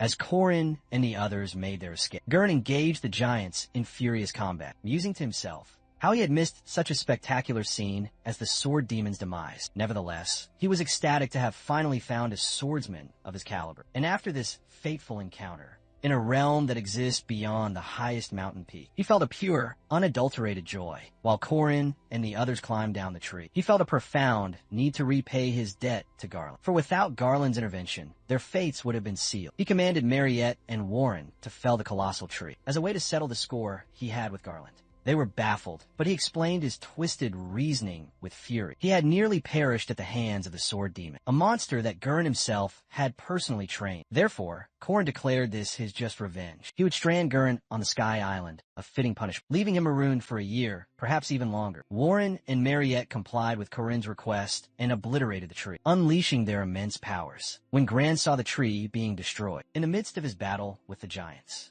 he was in utter disbelief at what Corinne had just done to him. That night, Corin sat perched on a tree branch, gazing up at the moon. When Alicia awakened and wandered outside, he inquired about her condition after the battle, to which she confessed that while her body ached, it was her heart that was truly in turmoil. She lamented how all she had ever desired was a simple, ordinary life. After being accepted into the academy, she just yearned for a normal school experience, filled with fun and all the mundane, simple things. However, due to the cruel twist of fate, she had been pushed far from the path of the ordinary, and had become a person who couldn't resist the primal urge to cut down her enemies. When Cora sensed the profound shame she felt for her own nature, he reassured her that it wasn't something to be ashamed of, as long as she kept her moral compass and choices firmly on the right path. By that, he meant that she must never draw her sword against just anyone, but only against the bizarre freaks who make twisted choices. He then urged her to take pride in who she was, if she ever hoped to live a normal life with her extraordinary powers. Seizing this opportune moment, she asked Corin to promise her that he would stay by her side and look after her, since she now considered herself a strange person, because she feared the day she might make the wrong choices. And to that end, she asked him to do ordinary, simple things for her, like wandering around town on the weekends, or enjoying desserts at charming little cafes. For her sake alone, Corin finally agreed to play along with her request. And so, the epic saga of the Sky Island reached its conclusion, though not without one final, chaotic twist at a feast. Corin dropped a bombshell, announcing his sudden engagement. The two girls froze mid-bite, staring at Corin in disbelief. In a state of shock, they demanded to know who he was getting engaged to. Before Corin could even utter a single word, Linnea gracefully entered, addressing Huaran and Mariette as Corin's companions, and then formally introduced herself, declaring that their engagement would take place in just 1 week. The girls remained in a state of stunned silence, still unable to process this sudden turn of events. When they were asked by Linnea to be her bridesmaids, Corin witnessed their devastated reactions and decided to prolong this cruel prank for a little longer, to extract a bit more amusement. They both began to weave elaborate tales about how they had passionately fallen in love with each other and would be wed on the night of the next full moon. He hadn't even finished his sentence when Mariette abruptly rose to leave, her mind already consumed with plans to turn Corin into a vampire sometime in the future. Corin was utterly bewildered, unable to comprehend what had just happened to Mariette, until he laid eyes upon Warren, who was openly weeping. She sniffled as she congratulated Linnea and Corin, wiping away her tears. When he finally realized his joke had gone disastrously too far, he tried desperately to explain everything to them. But Warren also fled from the room in tears. Corin slumped to the ground in defeat, utterly lost and unsure of what to do, at which point Linnea laughed and called him her truly sinful fiancé. The night wore on, and Warren and Mariette were still nowhere to be found. Corin wondered where the two of them could possibly have gone, as he was desperate to apologize to them for his actions. However, he worried what would happen if they had run away from him, once and for all. He placed the blame on the heavenly Yiksha's incredible physical prowess for making it impossible for him to ever catch up to her. Suddenly, Corin sensed a presence standing right behind him. Upon turning around, he saw that it was none other than Warren, so he attempted to speak with her, but she refused to talk and strode past him without a single word. Another girl, who looked just like Warren, then appeared from the front and walked toward Corin, clad in a nightdress. She approached very close to Corin and boldly declared that she would be sleeping with him tonight, which left him utterly bewildered and confused. Hua stated her desire to sleep by Corin's side, so he allowed her to sleep beside him. However, as she drifted off into a peaceful sleep, he pondered how boldly she had made her demand of him, when she now looked as innocent as a child, clutching his hand. Throughout the night, Hua clung tightly to him in her sleep, and in the morning, she was the first to awaken from her slumber. She stood before the mirror and spoke of something that was not coming. When Corin asked what she was talking about, she replied that she was speaking of the crane, and asked him why it had not yet arrived. While stretching his weary arms, Corin informed her of the absence of cranes in this region, adding that they likely stayed far to the north, as they are found in great numbers near the northern kingdom. He then told her to get ready for their morning meal, and the two of them proceeded to freshen up. Over breakfast, Corin told Hua that his engagement was merely a fabrication, and asked her to relay this information to Ran as well, as he had only intended to surprise them with a joke. As Hua prepared a bite of food, he commented on how skilled and busy she had become. However, she cut him off mid-sentence, extending the chopstick toward him, and asked him to eat the bite of food she offered, offering to travel alongside him if a situation like this should ever arise again. Corin was taken aback by her sudden gesture, but he accepted the food anyway, before thanking her and accepting her offer. Now that he had cleared the air with Warren, Corin needed to locate Mariette and explain. However, the problem was that absolutely no one, not even the most loyal servants of Arden, had any knowledge of her current whereabouts. This predicament left Corin with only a single option. He would have to seek Diaku's assistance.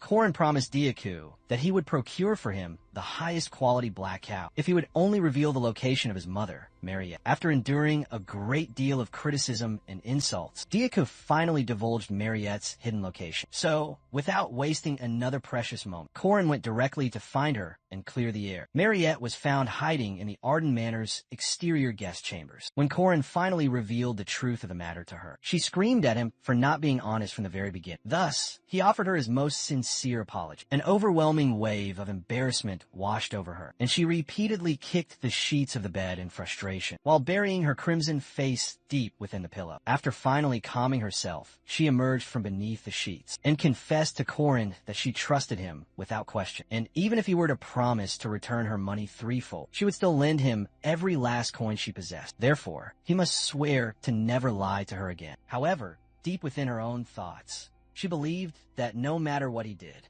he was fated to belong to her one way or another in 100 years. In the end, all the girls who harbored feelings for Corin discovered that his engagement to Lunia was nothing but a sham, and their public dates were merely a ruse to deceive others. But Alicia still remained completely unaware of the truth, blissfully ignorant that their engagement was entirely fake, as she found herself seated at a neighboring table to Lunia and Corin in a restaurant, attempting to spy on the two of them. Consumed by jealousy, she couldn't even comprehend why she was there, nor could she recall how or when her feelings for Corin had first blossomed. She wondered if it had been there from the very beginning. The fateful sword-breaking incident, the terrifying serial killing incident, or if it was a more recent development after he had promised to remain by her side. However, Alicia was violently jolted from her thoughts as she witnessed the scene that unfolded before her very eyes. Lunia rose from her chair and gently grasped Corin by his chin, while leaning in close to his face. He uttered her name in a questioning, hesitant tone, to which she playfully replied that they should give the onlookers a sweet scene to witness. When Corin finally understood her intention, he also slipped into character and began to flirt back with her. Seeing him flirt with such natural ease, she remarked to him that he was still quite slow in certain aspects. Corin asked Lunia if he was missing something important, but she simply denied it and turned back to gaze at the now empty table, where Alicia had been seated just moments before. Lunia then announced that it was time for her to depart, mentioning how truly wonderful the date had been. So much so that she might actually consider him as her real fiancé. On the fated day of the engagement, Lunia and Corin looked absolutely breathtaking in their white attire, and the grand ceremony finally commenced. As the ceremony progressed and the couple shared a dance, they suddenly heard a voice cry out. When they turned around, they saw Alicia with tears streaming down her face, refusing to accept this sham of an engagement. Seeing Alicia finally standing up for her own heart. Lunia was reminded of how Alicia had once lived with a brilliant spark, but had gradually lost that inner light over time. Until this very day, she wondered if Alicia had finally made her decision. When she saw Corin being dragged away somewhere by Alicia, mid-ceremony, the woman urged Lunia's mother to pursue Alicia, but Lunia suddenly pretended to collapse from the shock of it all. Meanwhile, Alicia dragged Cora to Hwoarang's side, and the three of them took flight using the mighty eagle. After Lunia had ensured that they had made their escape, she gracefully rose from her mother's arms and declared that she was far too shocked to meet any other potential suitors for a while. And this is how the grand wedding ceremony in East Arden completely fell apart. After Corin and Alicia were safely inside the eagle, Corin questioned her about what had just transpired. So she presented him with a letter from Lunia and explained that Lunia had known about his plan all along. So they had assembled a trustworthy team consisting of Alicia, Mariette, and Warren. When they asked him where they should head to next, he told them to keep flying, as they had a great deal to accomplish this way. And with that, their brief respite in the eastern regions came to a dramatic end. The queen battled valiantly against the king's ever-growing army for 4 long, consecutive nights of bloodshed, and her enemies continued to grow stronger with each passing moment. She was being pushed ever closer to her absolute limits, and was reminded of how Corin's life would be utterly destroyed if she were to fail in her duty to purify this sacred place. When the final question was posed to her, asking why she wasn't nervous with the impending deadline, she confessed that she was in fact quite happy, because this meant that Corin would be returning to her very soon. 3 years prior, before Corin's fateful regression, Corin was sparring with Eren, but after a short while, he surrendered. However, Eren could clearly see the truth. He had practiced relentlessly, and his fundamentals were as solid as rock. Eren then asked him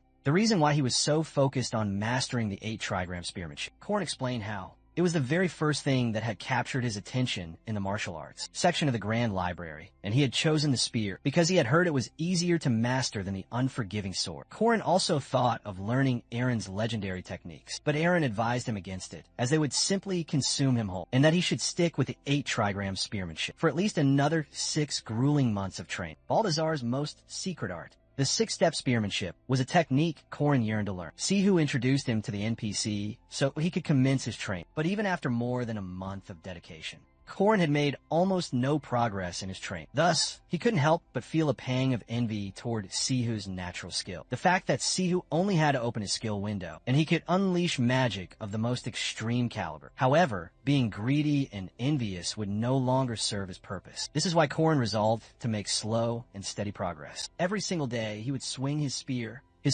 unleashing a tremendous amount of pure mana, the raw energy enveloping his entire surroundings. And he ended up mastering the 7 basic forms of the art. After having mastered these 7 fundamental forms, he attempted to perform the 8 advanced forms. And after trying, it actually worked for him in just 2 short months. Karen had been successful, and Eren could see how badly his hands were damaged. She held her hands in shock, completely stunned, stating how she had thought 6 months was a very short estimate. She couldn't understand why Corin was so desperate to grow stronger. He explained that if it were simply about being stronger, then Seigo was already more than strong enough. Corin explained how sometimes even the hero needs a loyal companion, someone to whom the great wagon could be entrusted. And the most crucial thing is, if he becomes stronger, then fewer innocent people will have to die. Hearing this, Eren realized that Corin was, at his core, a good person. But Corin disagreed with her, calling himself nothing more than ordinary, which brought a warm smile to Eren's face. The Mage Tower Rebellion incident was when the mages of the tower sided with the dread Firmak Daemon, shattering the protective shell of Eren Manhwa, who had disguised them as the esteemed chairman Eryu. Once the shell was destroyed, the true Eren returned to the mortal world. According to the original scenario,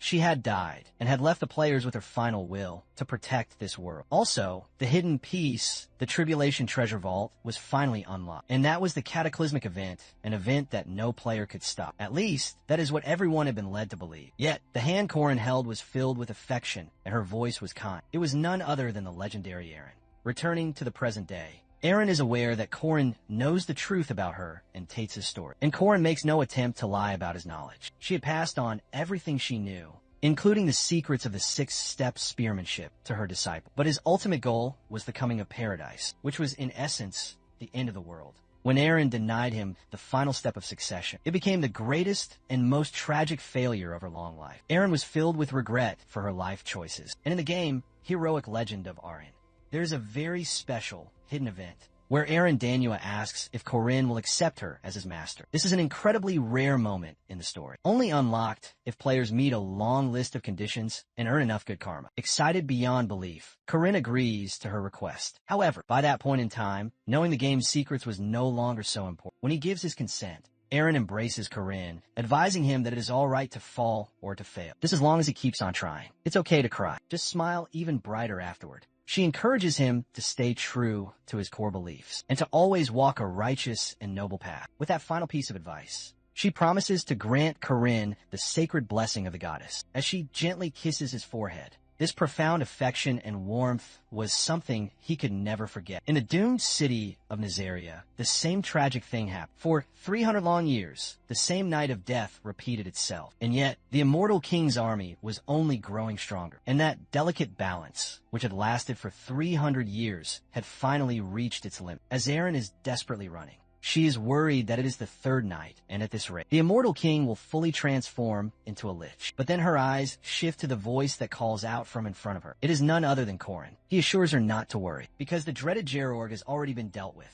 Additionally, he tells her not to be in such a frantic rush, because they have plenty of time since he has come to save her. When the immortal King Gerorg was finally slain, the city's time rewound by 3 days, and all the undead vanished along with it, as if nothing had ever happened. This city has a population of 1.2 million. Aram has forged a pact with the Reaper himself, because if even a single undead were to escape the city, then everything would be utterly annihilated. By day, this city is as normal and peaceful as any other city. But when night falls, it transforms into a city ruled by the undead. And this horrific cycle continues in an endless, agonizing loop, though they must defeat all the undead bosses and slay Gerorg within a span of just 3 days. To accomplish this, Erin has split her very soul in two. Her soul has repeated this 3-day cycle for 300 long years. But Gerorg was beginning to notice the strange time loop, and now the loop has finally reached its breaking point. So Corin struck a new deal with the Reaper. Now, with the deadline rapidly approaching, they have looped through time 3 more times. At night, they battled against the undead hordes, and by day,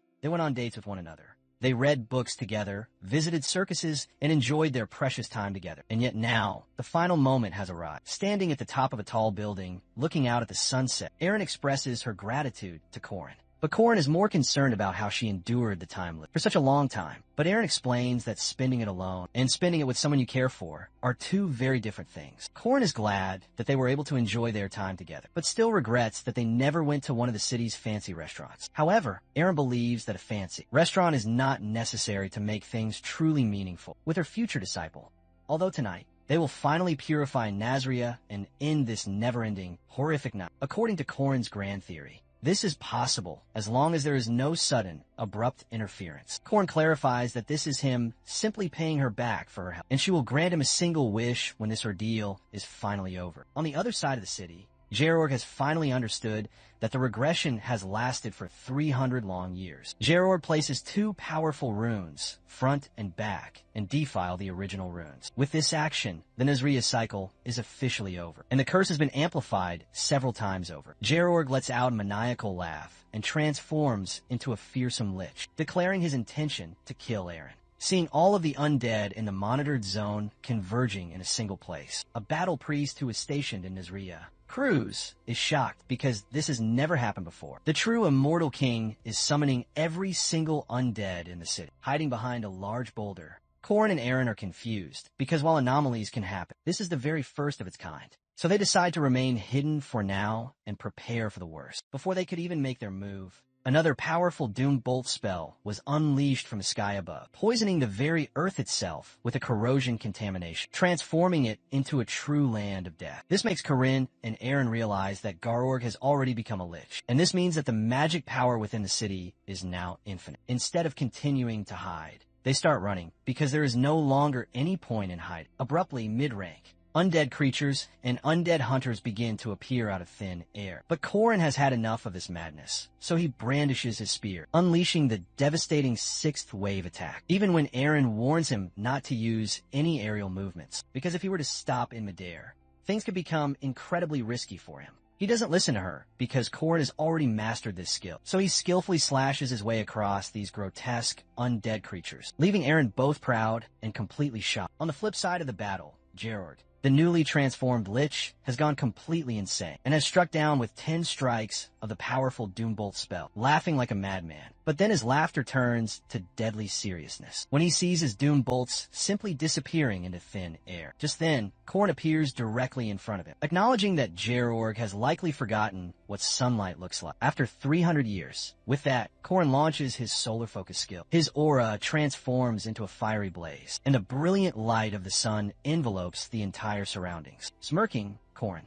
declares that this is the sun, which Gerorg has not laid eyes upon for hundreds of long years. When the fire completely surrounds Khorne, Gerorg can't help but scoff and laugh at the sight, assuming Khorne has suddenly manifested such incredible power. With that, Gerorg unleashes the Doombolt's maximum output, intending to remove the energy of that false sun. In addition to all of that, Gerorg finds it amusing that Khorne actually thought he could win with this, since the magic of the endless moon is currently blessing her. However, all of a sudden, the character Geir gets a profound shock when bright lights begin to appear on the undead creatures, and on him as well. He is even more startled upon seeing a number of runes inscribed. The rune of the sun and the rune of fire glowing all over the floor. The runes have spread out over a massive, large-scale area. At that moment, Khorne agrees with Gerorg's assessment that suddenly manifesting this kind of immense power is not possible. He is stating all of this while generating raw power with his bare hands. These last 10 days spent with Eren. The only reason Khorne had the leeway to act like her disciple is because of the numerous battle traces that have been left behind by a true hero who doesn't mind being completely forgotten. Those are the traces that have slowly built up over 300 lonely years, because during her tons of brutal battles, Eren wrote powerful runes all over the entire city, releasing the concentrated power of the sun. A partial release of the energy of Klaus Salas. Ronin creates a widespread, raging inferno in the surrounding area, declaring that this is the final, decisive night. Pausing for a moment, Khorne threatens the immortal king to leave, as he unleashes the ultimate claw, soulless solar manifestation, causing such a brilliant, bright light that it literally melts and burns away the undead creatures slowly, just as they are melting and burning away into nothingness. Khorne strikes them with the ultra-large-scale purification. Upon its activation, this blinding energy covers the entire landscape with a pure white light. Georg screams out in agony, pain, and utter astonishment, not understanding how someone who is a mere human could possess this much power. After 1.2 million deaths during 300 long years of darkness, all the shadows are now swallowed up by the sun. Finally, the darkness has vanished, and the city has returned to normal. Just then, the death god himself appears before them, praising Khorne, for he had done it, as he had never thought. This would be caused by something from the tribulation. Treasure vault.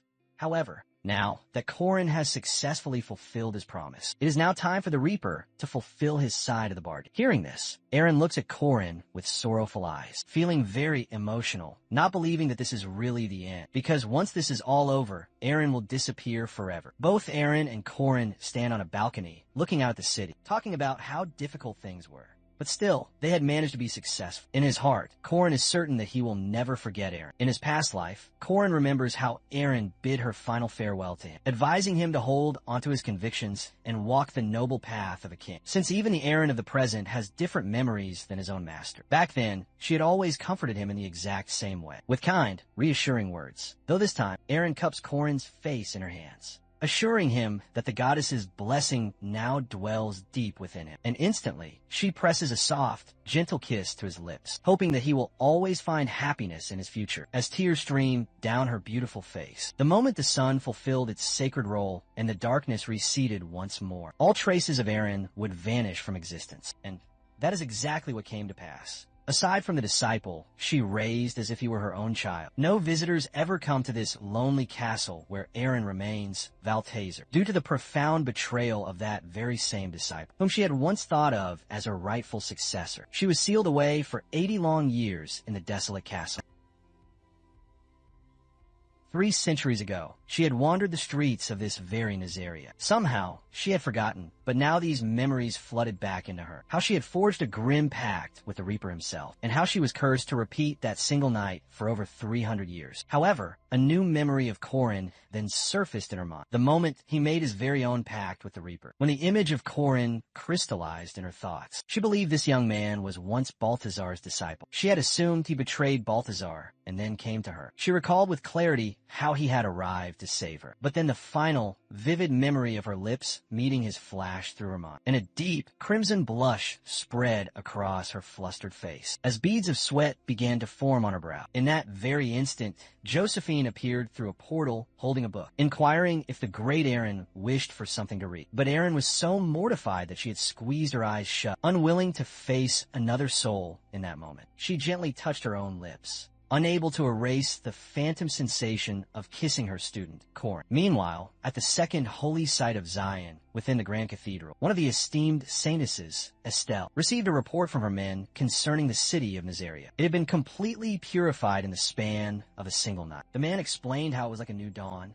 and surely a divine blessing upon all of humanity. For years prior, Estelle herself had journeyed to Nazaria and had achieved a purification through a sacred prayer ritual, but its effects were fleeting at best. The city reverted to its cursed state after a mere 3 days. Now that the dreaded place has been cleansed for good, a new kind of suspense and terror has begun to spread, because no one has any idea who is behind this miraculous purification. Estelle issued a decree: find the one who purified Nazaria. This incredible news became the talk of the entire continent, reaching the Mage Tower and even the church itself, and also journeying toward the unforgiving frozen north. In the northern kingdom, upon the Dingle Peninsula, in a brutally frigid atmosphere where monstrous beasts constantly roam, the people there are perpetually prepared for battle. Thus, this land inevitably became a place where only raw strength is revered. And 80 years ago, a legendary figure appeared in this very place. This brutal land was the only suitable home for this man. Tate's Valtazer. Now, seated upon his throne, Valtazer was in the middle of an interrogation. One of the unfortunate men was begging him, desperately trying to explain he was not the one from whom the sun was stolen. But when Valtazer unleashed a searing bolt of light at the poor man, he finally revealed that the culprit was Corin, as he is also the one who might have slain the dread Firmac. The terrified man explained how Corin called himself Aaron's first spear, when Valtazer muttered Corin's name aloud. It made the people around him realize that Valtazer was familiar with this name. Thus, Valter revealed that he did, in fact, know him, because his fated rival has now shifted from the boy. Hart Sihot him, and Valter resolved to personally meet this Corin, if he truly claims to be the Spear of Aaron. On the other side of the world, standing before the academy, Corin smiled, because he had now become a second-year student. This academy was established to manage the special demi-humans in the school, within a place called the Integrated Dormitory. In essence, it is a dormitory created to isolate Warab and Mariette, and Josephine had become a professor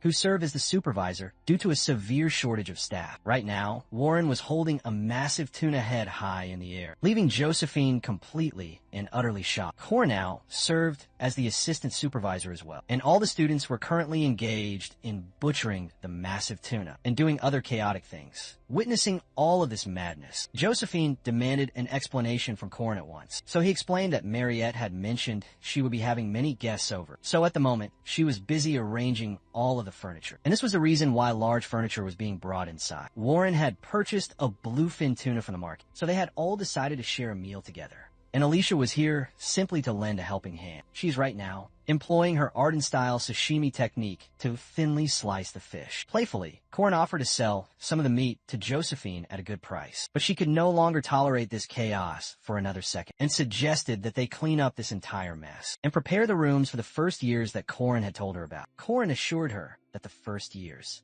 he had mentioned were a brother and sister pair, so they could share a single room, which could be prepared by him alone. However, Josephine informed him that she would be helping him herself, because there were 2 additional rooms to be prepared. Since there are new first years arriving at the academy tomorrow, she requested that Corin be the one to guide them. Hearing this, Corin couldn't help but let out a smirk, because he demanded to only do it if she would listen to his one request. Basically, the great responsibility of guiding the first years is bestowed upon outstanding second-year students, and Mariette has now become a third year. Thus, the one chosen to guide them is now Corin. Now, aboard the train, Corin explains the inner workings of the academy to the new students, while Warren holds a cheerful happy enrollment board in her hands. As he gives them the grand tour and waits for the students to ask any questions, the male students instead end up complimenting Corin's fine attire, leaving Warren feeling incredibly awkward. Upon arriving at the academy, Warren decides to depart, as someone annoying is coming to find her. Before Corin could pry any further into the matter, Warren had already taken to the skies and flown away. Even though flying within the academy grounds is strictly strictly forbidden. However, it now finally felt real to Korin after guiding the new students that he was, in fact, a second year. Though his attention soon shifted to the two sibling pairs, Run and Ron, who were heading inside the academy and had denied any offer of help from Korin, claiming they would handle everything on their own from now on. Seeing them, Korin was absolutely certain these were the students who would garner the most attention. Right then, his gaze shifted over to Alicia, and he asked, who was in charge of guarding the formidable Westgate, but she was currently busy guiding the other students. Unexpectedly, a new voice called out his name, confirming if he was Sir Korin. Upon turning back to the voice, Korin saw a new first-year student named Miriam Elizabeth Elris, who greeted Korin with a radiant and warm smile. The very moment he laid eyes upon her, Korin realized just how wrong his prediction had been about Run and Ron receiving the most attention this year. Hearing the royal name Elras, Korin immediately knelt down before Miriam, leaving Alicia gasping as her gaze shot toward him in utter shock. But while one may not recognize their face or first name, there is not a single soul who would not know this royal surname. Kneeling down, Korin kissed her hand with the utmost respect, as this person is the second princess of this very country. Additionally, she is the infamous villainess of the heroic legend of Arhin's era. The way Korin behaved so respectfully greatly impressed Miriam, and she praised his impeccable etiquette, curious as to where he had studied it. Lowering his gaze, his expression suddenly darkened, and he revealed that he had learned it from someone he knows. The harsh reality is that Miriam is the one from whom he had learned. During their very first meeting, she had demanded that a true gentleman should kiss a lovely lady's hand and ask for a dance if a lady stands before him. Even after that fateful meeting in Korin's past life, they had shared some sort of relationship, and other things had happened too. But in the previous life, they had never met, within the walls of the academy. However, both Miriam and Korin were interrupted when Estel, Hadasha Elras, greeted him, overjoyed to see Korin there. She wondered if they could possibly shake hands, and without any hesitation, Korin reached out to her and greeted her as he introduced himself. When Korin acted with such formality, Estel assured him not to, because they were now students of the same academy. With that, she turned her gaze upon Miriam, addressing her as Mir, while pretending she hadn't noticed her at first, giving the lame excuse that she's simply so small. Miriam couldn't help but become instantly annoyed, and also reminded Estelle to never call her Mir. However, Estelle reminded Miriam to call her Auntie or Sunbae as well, and also declared that she has returned, starting from this very day, acknowledging the fact that it has been a little over 2 years since she had taken her leave of absence from the academy. Annoyed, Miriam stated how respect is only given to those who are truly above them, and the only thing that Estelle has, according to Miriam, is some useless chunks of flesh. With that, Miriam thanked Alicia for escorting her to this place, addressing her politely as Alicia Sunbeam before taking her leave. Estelle followed after her, giving Korin a quick and cheerful goodbye. Alicia and Korin stood there completely stunned and motionless, as sweat trickled down their faces in disbelief, because Miriam had shown such immense respect to Alicia, while Korin was still in the process of digesting everything that had happened, being aware of one simple fact: he was completely and utterly doomed. Now, on the way to the Great Hall, Ren and Ron were feeling a little bit scared, but still, they tried their best to act confident. This is when Miriam greeted them and offered to shake their hands, since they were all from the same academic year. Hesitantly, Ron stepped forward and extended his hand toward her, but that is when Miriam grabbed his wrist with a harsh grip, stating how they had killed each and every one of the beastmen. But still, these disgusting mutts were left. With that said, she threatened him to never, ever touch her staff, and then threw him harshly to the ground, as his sister rushed to console him. At the exact same time, Korin was confused as hell and felt like he was walking on thin ice, not knowing what would happen to him next, because these two new characters were introduced very late into the original story, so they weren't even supposed to be here at all. And still, they had appeared in the academy at the exact same time. Not having much of a concrete idea, Korin thinks that it is maybe because of his purification of Nazria. He had been far too careless. Later on in his class, Korin was not focusing on a single thing, knowing that he was in some very big trouble. The professor in the class spotted him not focusing and asked him a question, but when he didn't answer, the professor ended up deducting his academic marks. This only made things more frustrating for poor Korin. Pressing onward, he was walking down the long corridors, calling it an unwritten rule to go through the orientation and then finish class early on the very first day. As he entered the special dormitory, Korin recalled that the earlier plan was to just have Josephine, Mariette, Warren, the Wolf siblings, and himself inside the special dormitory. But now that Korin remembered, Josephine had told him about preparing 2 additional rooms, as 2 more people were apparently coming to stay. Just when he realized what had happened, from inside the room, a voice suddenly called out for him, It was Miriam who was sitting at the edge of the bed, ordering him to maintain his courtly etiquette. But then, Corin explained how a gentleman only kisses a lady's hand once per day. This made Miriam let out a soft chuckle, making her wonder how a commoner knew so much about proper etiquette. With that, she told him to support her when the royal succession officially starts next year. Not looking at her, Corin revealed that he is a lowly guardian. She could not really gain much from his humble support, as Miriam revealed that he is the knight who carried a holy relic, recognized by both the Catholic and the Protestant churches. Clause Solis. Corin walked and stopped directly in front of her. As Corin stood directly in front of her, she could see how suspicious he was of her intentions. So she grabbed Corin by the neck and pulled him down toward herself, claiming she would pay him for his services in advance. As she lay down upon the bed, she wrapped her legs around his waist and demanded to know what Corin wanted from this royal, whom nobody had ever touched before this day, since she would give him whatever he wants, and he could ask her for anything. While she stretched her arms out languidly on the bed, red streams of energy began to surround the entire room, and Corin looked at her as if he were completely hypnotized. Lying on the bed,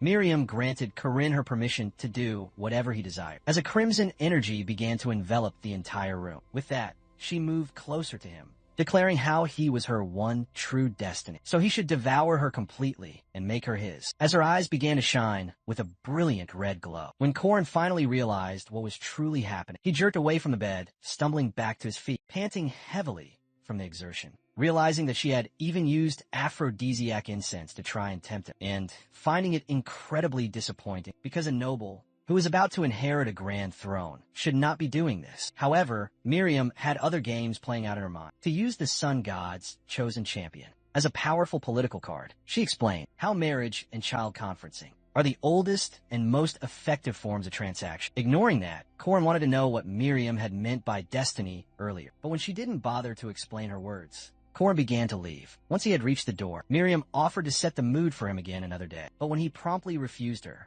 she explained how her conditions might yet change his heart, wondering how confident he was with his final decision. Looking back and smiling warmly at her, he revealed that he had learned from someone he knows to be extra careful when it comes to beautiful women. With that, Corin exited the room without another word, leaving Miriam smirking to herself as she thought of working even harder. Corin was panting heavily, as this encounter had been very dangerous. And the strangest part is that he has been getting into these kinds of situations much more often. Corin recalled a similar incident with Mariette, also one with Alicia, where she had said strange things to Corin because she had chosen theater as her main elective and chose to play a part about a torrid affair. And then Warren holding his hands at every single chance she got. Ever since Corin had swallowed the sun itself, his body has been flowing with a powerful yang energy because Warren releases an endless amount of pure Een energy. Due to her legendary 9 Een Meridian physique, even just touching him feels good to her now. During break time, she keeps holding his hand and insists on staying for a little longer. Later on, at the crowded cafeteria, Corin discusses this new issue about women clinging to his body with Jaeger and Lark. However, at first, Lark and Jaeger remain completely calm about it, but then they start to grab him in a fit of anger, calling him a shameless playboy and suggesting he just pick one woman. All of them freeze in their current positions when Miriam herself approaches them, though. Both Lark and Jaeger sit back down at their places and hear their conversation, with their jaws hanging open, since Miriam requests Corin to give her a private tour, because she is going to be visiting the city center very soon. Seeing him, Jaeger thinks that they don't have to give this guy any advice, as it feels that he will be split in 5 different ways any second now. Lark agrees. At first, he was incredibly jealous, but now he is taking this all in academically. He thinks that Corin's body must be releasing powerful pheromones, and for some unknown reason, their own immune systems prevent them from being affected by it. When Jaeger doesn't get what Lark is trying to say, Lark signals for him to just look at Corin, who is now talking with the esteemed Professor Arya. Jaeger's eyes widen with utter and complete shock, because both of these dumb guys, pretending to be smart, think that Karen has some serious issues, and is also interested in men. Later on, Professor Arya announces to the first-year students about Merkabia's sacred ritual, which is a practical training session at the legendary hunting ground. However, this time, rather than facing monsters, a few second years will be their opponents. With that, the practical training officially begins. At the deadly hunting ground, some innocent students are impressed by a new student, German Luther, as he is a second-ranked student. They decide to form teams and then plan a winning strategy. On first impression, German Luther looks like an ordinary kid, just like all the others, but he can't help but feel disgusted to be on the same rank as the lowly wolf siblings, because there is nothing he could do about losing to Princess Miriam, who is currently ranked first among them. German is aware that he would have left this academy if he was not appointed for his sacred, holy mission. Last semester, a covert unit from the Order had infiltrated the academy in order to eliminate the monster, but they were captured. At that time, Bishop Renaud denied any connection in order to save them, but now they had sent in German Luther. So now, he has to hide the fact that he is from the Order and act as a perfect model student at the academy. Running, the 3rd and 4th ranked students call for German to follow them as they see their opponent approaching. However, German has no other choice but to build up their trust by completing the practical training with them. Some students find it unfair that there are more than 400 students, so it might be very tough for the seniors. However, German has other, more pressing concerns. The main objective is to defeat these seniors and steal their insignia. So he has decided to act and to lead these foolish kids, and later on, use them as his pawns to achieve his ultimate goal. Everyone's attention shifts to their backs when they hear a loud, thudding noise coming from directly behind them. From afar, Josephine looks at the students, who are all scared, and recalls how Corin decided to do the new student orientation, but put a condition on it to include the returning students that he had chosen for the hunting ground test. Standing there, Josephine wondered if listening to his strange request was a right thing to do at the time when students thought that the second-year students might have a tough time fighting. For 100 new students, they had no idea who the second-year students of Merkaba Academy really were. At first, it is Yule, who has mastered the ultimate druid technique of the Wicker Man in only half a year. Then Drawn, the magic swordsman mercenary, who got a super expensive magic sword set because of a very successful investment he made. And Cransel Rude, the Golmancer, who now controls a massive super golem. Other than that, there is also Warren, who needs no further introduction at all. And lastly, the head of the Arden family herself, Alicia. They're all giving a very hard time to the new students, and chaos has now erupted in the deadly hunting ground, with no one able to fight back against them, or even raise their weapons to properly defend themselves. On the flip side, some students are running away in terror by seeing a strange figure emerging from the deep shadows, having grotesque clown makeup painted on his face. It is obviously Corin, yet German stands frozen in place, confused and a little bit hesitant to act. German takes out his own weapon, and here's how the person calls all the new students fools, because they have all run away in fear. By seeing clown makeup, inscribing runes of fire upon ground, Corin unleashes fire, spreading absolute horror in the hunting ground, creating even more commotion as fire erupts everywhere around. German shivers with fear as horror slashes across his face. Corin is aware that German has absolutely no idea that the person who transformed Merkaba Academies, notable second years, into veritable super soldiers was the very same clown who stood before him. While some students faint and cry, German is unable to move from his place because of his intense fear, and Corin can't help but enjoy this spectacular sight, demanding to know why he is looking so serious all of a sudden. With that, he gets a little bit closer to him, grinning and ordering him to simply smile. Meanwhile, German trembles as sweat trickles down his face. After being born in the St. Michaela Monastery and walking down the path of unwavering faith his entire life, German had times when he wanted to ask if God truly existed, but he is sure of one thing in his heart. The devil does exist after looking at this clown in front of him. As German tries running, Corin uses his spear between German's legs, making him fall hard onto the ground.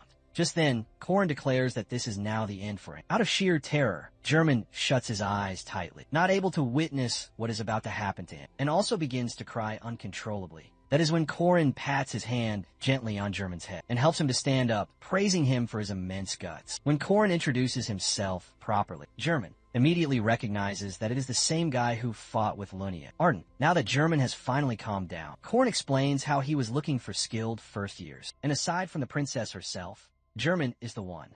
Extending his hand, Corin offered German the chance to work with him. Surprised, German immediately shook hands with Corin, agreeing to the offer. The first thing Corin needed to do in this hunting ground was to scout German, the spy of the Order. That Corin is already aware of.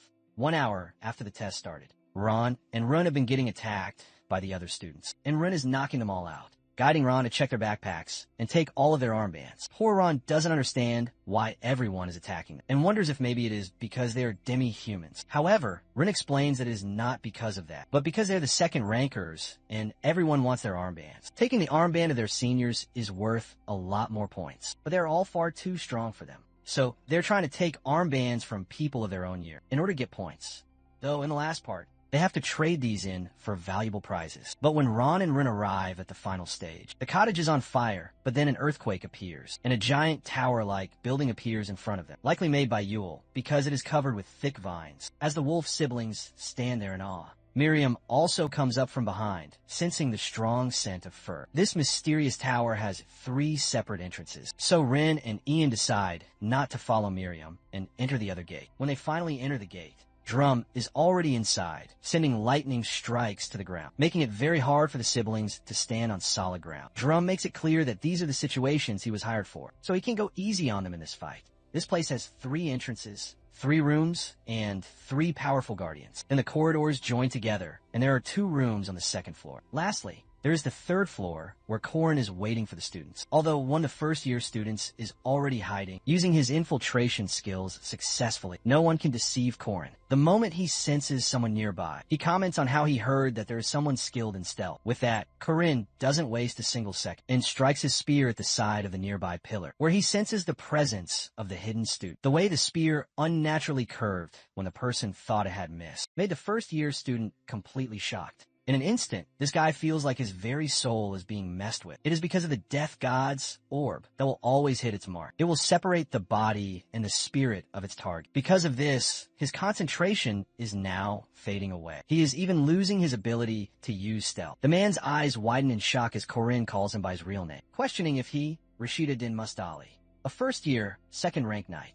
is using a technique from a legendary assassin clan. For a moment, Rashid pauses in his tracks, but then gets out of his hiding spot completely, warning that Corin should not have mentioned it, and attacks Corin from behind with his deadly whips. At first, Corin lets the guy attack him and dodges it with ease, but when Rashid doesn't stop his assault, Corin grabs his spear to attack him back. Rashid had always wanted to stay away from a life of bloodshed, wanting to leave his dark past far behind him. But now that this senior in front of him has mentioned it, Rashid can't help but try to kill Corin to hide his true identity. Moving swiftly, he unleashes fire against Corin in a desperate attack. But little does he know that fire and heat are Corin's greatest expertise, as Corin dodges the fire, leaving Rashid completely surprised. He explains how Rashid deserves a great reward for doing this much, so he should go up and address his well-earned points. With that, Corin also mentions that it doesn't matter if he has learned magic, swordsmanship, or the art of assassination, but that his stealth ability is needed very soon too. The second thing Karen needed to do in this hunting ground was to test the skills of the most worthy.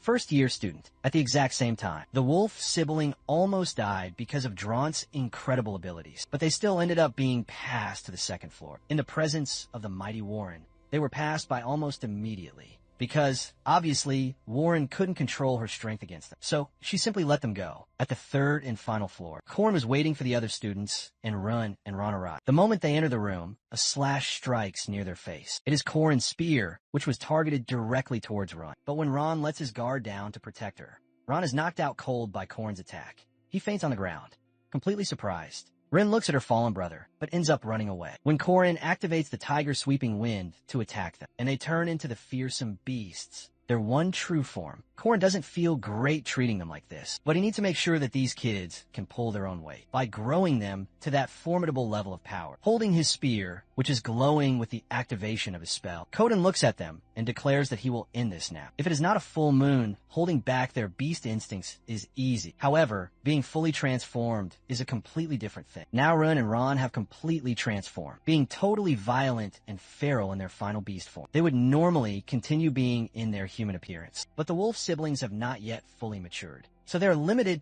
to this primal beast form for now. While he's transformed, Ron, who is completely harmless in his human form, now acts like a thirsty, rabid dog. On top of that, he has to fight the two of them as they attack together. Corin reflects on how communication between beasts can be done completely wordlessly as they launch their coordinated attacks. And as for these siblings who have gone through so many things together, they have no opening left between them at all. When Corin tries to attack Rin directly, Ron comes in between them to save her from the blow. Thus, Corin explains to them, while fighting, how Ron should be attacking the enemy, instead of just saving his sister. Using his spear, Ron uses this opportunity to knock Ron out of the fight, telling him to never give a single moment's rest to his opponent. However, Rin is a little bit smarter than her brother Ron, so she attacks him, but her attacks are not yet precise, launching attacks on them in return. Corin explains how they need to attack their vital points. At this rate,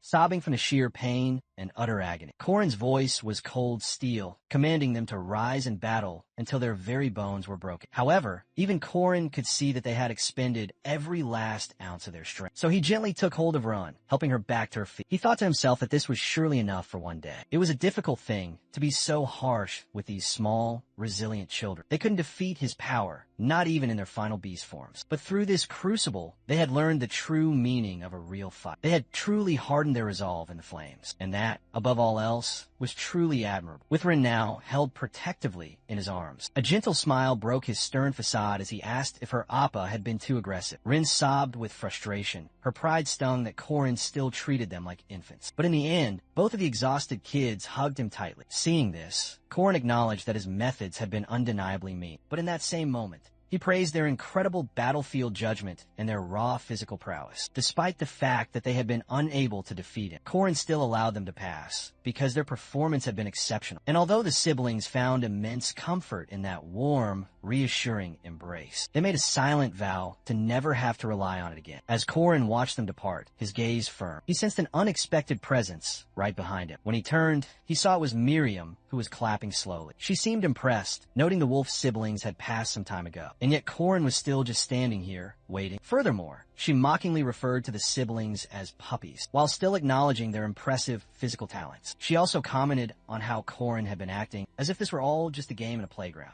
while he was dealing with the two of them. Korin sharply reminded Miriam of his current role as an examiner. So if she truly wished to pass, she would first have to defeat him. And when it came to her own trial, he would not show her the same mercy he'd shown those siblings, especially if she decided to finally unleash the thing that she was currently concealing within her dress. Then he would be forced to use his full power to fight her back. As she turned away, Miriam reminded him that she had been ready to remove her dress earlier. But Korin had not fallen for her seductive trap, so she would concede this battle. Declaring this, Miriam turned to take her leave, though the thing Miriam had concealed was a deadly snake familiar. And yet, even though Korin had revealed his knowledge of her secret weapon, she had not shown even the faintest glimmer of surprise. Korin was certain this would be another difficult ordeal, just like last time, because he had no idea how to deal with this dangerous person. Elsewhere, a different group of students had reached the top of the tower, where a sign was placed, instructing them to go back to the entrance. This cruel joke sent the exhausted students into a rage, having absolutely no other choice. The poor kids began their long journey back to the entrance, blaming this entire mess on that maniacal clown, Korin, calling him a complete madman,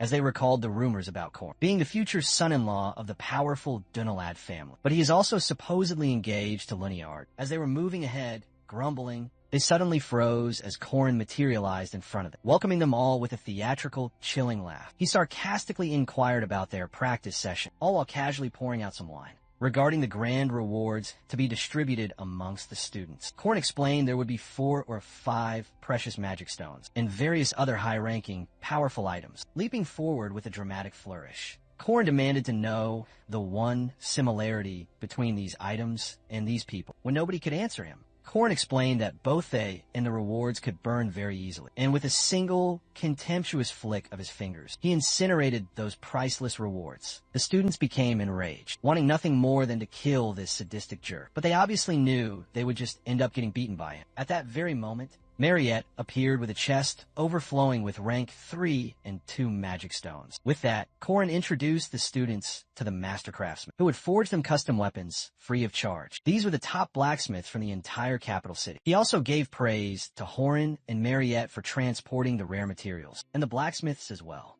On the other hand, Alicia was setting a grand dinner table with an array of gourmet dishes, made with only the very best of ingredients. Seeing this feast, the students went crazy and began to dig in. After all, today was a celebration meant for them. All the fine ingredients and chefs had been transported here by Mariette, and also the so-called scammer blacksmiths, whose dirty little secrets have been exposed, were all summoned here by Warren. However, the way these seniors were now behaving was shocking to all the students, because they were all acting with such sweetness and profound kindness, now that they were no longer fighting against them. Alicia looked at Korin, reminding him that the cost of the expensive magic stones that he had just gifted to 400 people was entirely on him. Korin explained that aside from liquid assets like the inn, he had indeed spent his entire net worth on this, though to him, money was not truly important, but their lives most certainly are. He was saving up his money from the beginning, all for this very moment, so that he could finally give his juniors access to powerful magic stones. Korin was aware that they could not all become a formidable fighting force just by being gifted with some expensive equipment, but their chances of survival should now go up quite significantly. Even though Korin tried not to feel any sense of anxiety, he couldn't help but feel this way, especially at this time. Keeping German by his side, recruiting the skilled Rashid,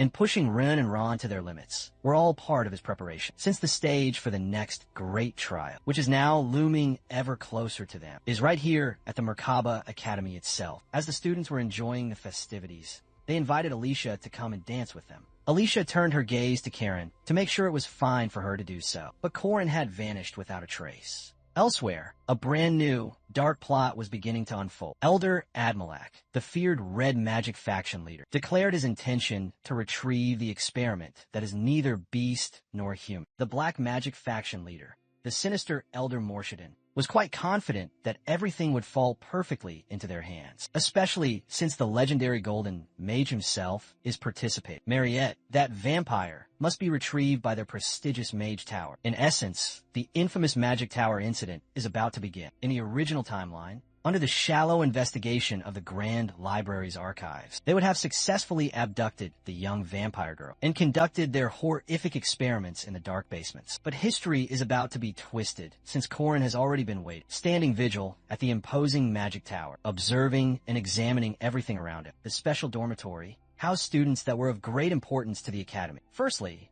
it was only Korin and Warren, but now it is almost completely full. Every morning, Korin spars with a powerful Warren, then showers, and then sees that the new students have arrived on the second floor. At the very end of the floor, the two princesses have their royal rooms. Princess Itel had gone to the chapel for her morning prayers, while Miriam had gone off to her private lab. It is not like the original story at all. And as both of the princesses are now living at the academy, Korin is worried about these drastic changes. However, on the other end of the hall are the wolf siblings. Smiling to himself, Korin opens the door to their rooms and tries to wake them up. But these two sleepy cuties demand to sleep for just a little while longer. Though these kids would have grown up to be formidable villains, they are obviously very tired right now, as Korin pushed them past their absolute limits during the recent test. But they are obviously still like little toddlers. Thus, Korin helped them to brush their teeth in the morning. According to the original plot of the story, these siblings are very useful, since they were originally mid-bosses. So it would be very nice if they grew up quickly into their final beast forms. But right now, Korin doesn't really care about that, because these kids who went through something so awful in their past have turned out to be this incredibly cute instead. Looking at them, Korin can't help but think of changing their tragic future. Without even hesitating, at the chairman's private office, Ario informs Koten about the mages from the Mage Tower who are visiting here. When Korin asks them for the reason, Josephine explains to him that they are here and to search about the careers of students studying magic. Korin understands that the Mage Tower is always severely shorthand, so the students much prefer working at the prestigious academy rather than at the dreaded Mage Tower. Frowning, Josephine realizes that Korin knows a great deal about the Mage Tower. At first, the Mage Tower had a complete monopoly on magic and mages. It was a place where vile corruption was commonplace, and the elder mages were always giving a hard time to the juniors. But due to the rise of the Merkaba Academy, the Mage Tower lost its fierce rivalry with the academy, after losing its formerly dominant spot. This is when the Great Witch Hunt finally began. The Mage Tower naturally followed the will of the Order, as they would treat the demi-humans as their test subjects. When the heroes from the academy became aware of this, they took a brave step to end the witch hunt for good, and that legendary event was called the Witch Revolution. Though, in front of the great Josephine, Korin claims to not know any more than they do. After all, she was a participant in the Witch Revolution 80 years ago. Lowering her somber gaze, Josephine clarifies that it was a very long time ago, and she did not do it alone. Aryu adds that he was also there too, and so is Baltasar. Korin is aware that the topic of Walter, the great traitor, is a sensitive topic for his beloved master, Aaron, but he needs to use what leverage he can. Since they think of Korin as Walter's secret student, Korin has planned on leaking future information to them, disguised as if it were all part of Walter's grand plan. Thus, Korin spills how the Mage Tower is also related to Walter, leaving Joseph 1 and Aryu completely and utterly shocked. Both Aryu and Josephine understand that this is classified information of the future, and that the visitors have a secret motive, besides just assessing the library or scouting out new students. Later on, while sitting with the beautiful Mariette, Korin explains to her how the Mage Tower is probably coming to visit her, and only her, and that the vampire blood that flows in her veins is of great importance to the ruthless Mage Tower, which has a great need to study the demi-humans. But Mariette is aware of how problematic it will truly be if they were to try and lay a single finger on her.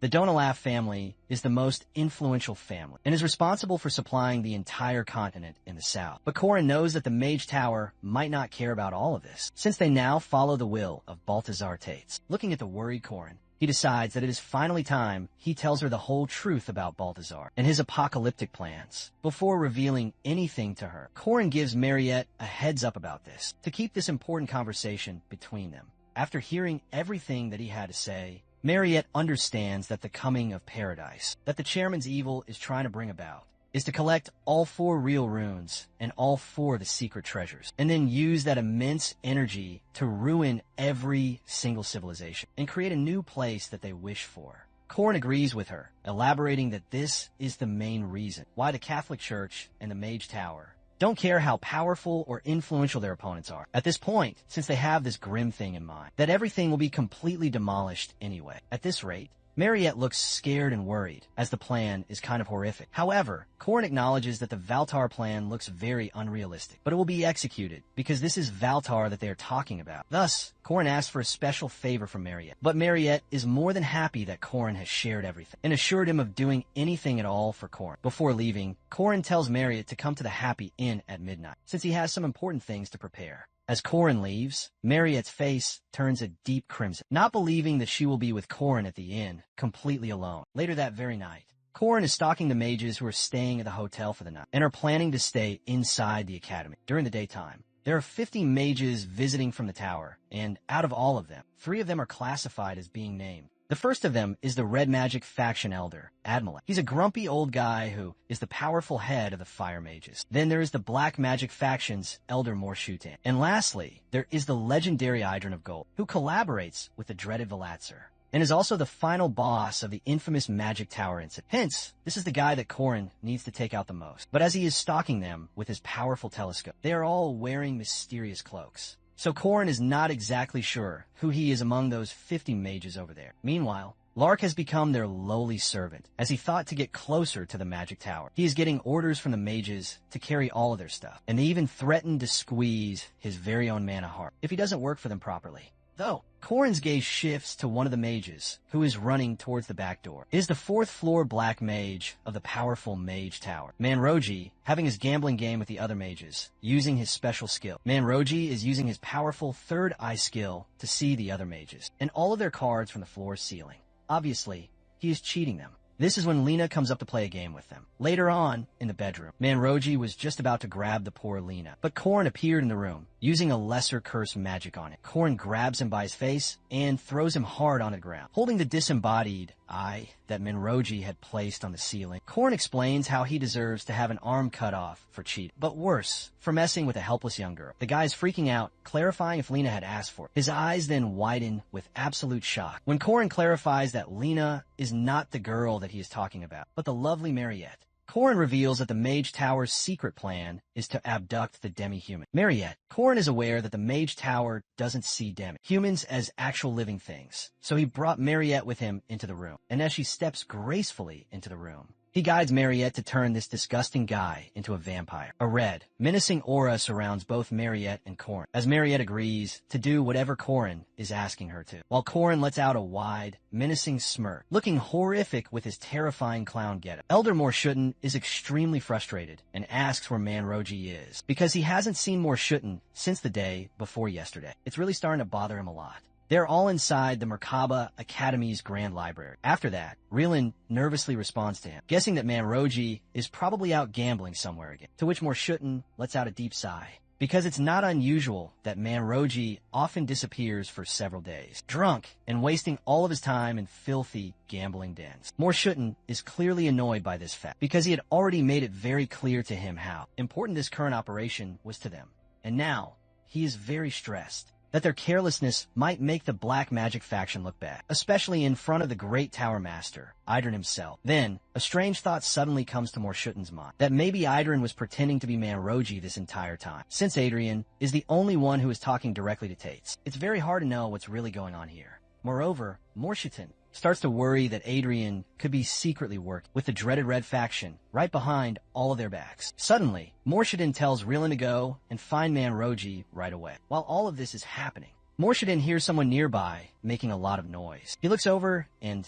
sees two people who are talking and acting very annoyed with one another. One of them reminds the others to stay quiet because they're in a library, while the other one sulks and looks very upset by this, clearly not liking being told off in front of everyone. As Morshuten looks a little bit closer at them, something strange finally catches his trained attention. The features of the two people look very different, and he wonders to himself if they might be demi-humans. Rowland sits all alone in a very noisy bar, clearly annoyed by everything, and also very tired. She mutters to herself, frustrated that someone like her, a third-floor disciple of the powerful black magic faction, has to waste all of her time running simple errands. She curses angrily under her breath about it, complaining about Manroji's sudden disappearance, and thinking about switching over to the Red faction, just to escape all of this utter nonsense around her. All she needs to do is get close to one of the old men over there, and things might just get a little bit easier for her, as Relon orders herself 2 fine martinis. Stirred and not shaken, a young boy named Corin Locke suddenly appears, and then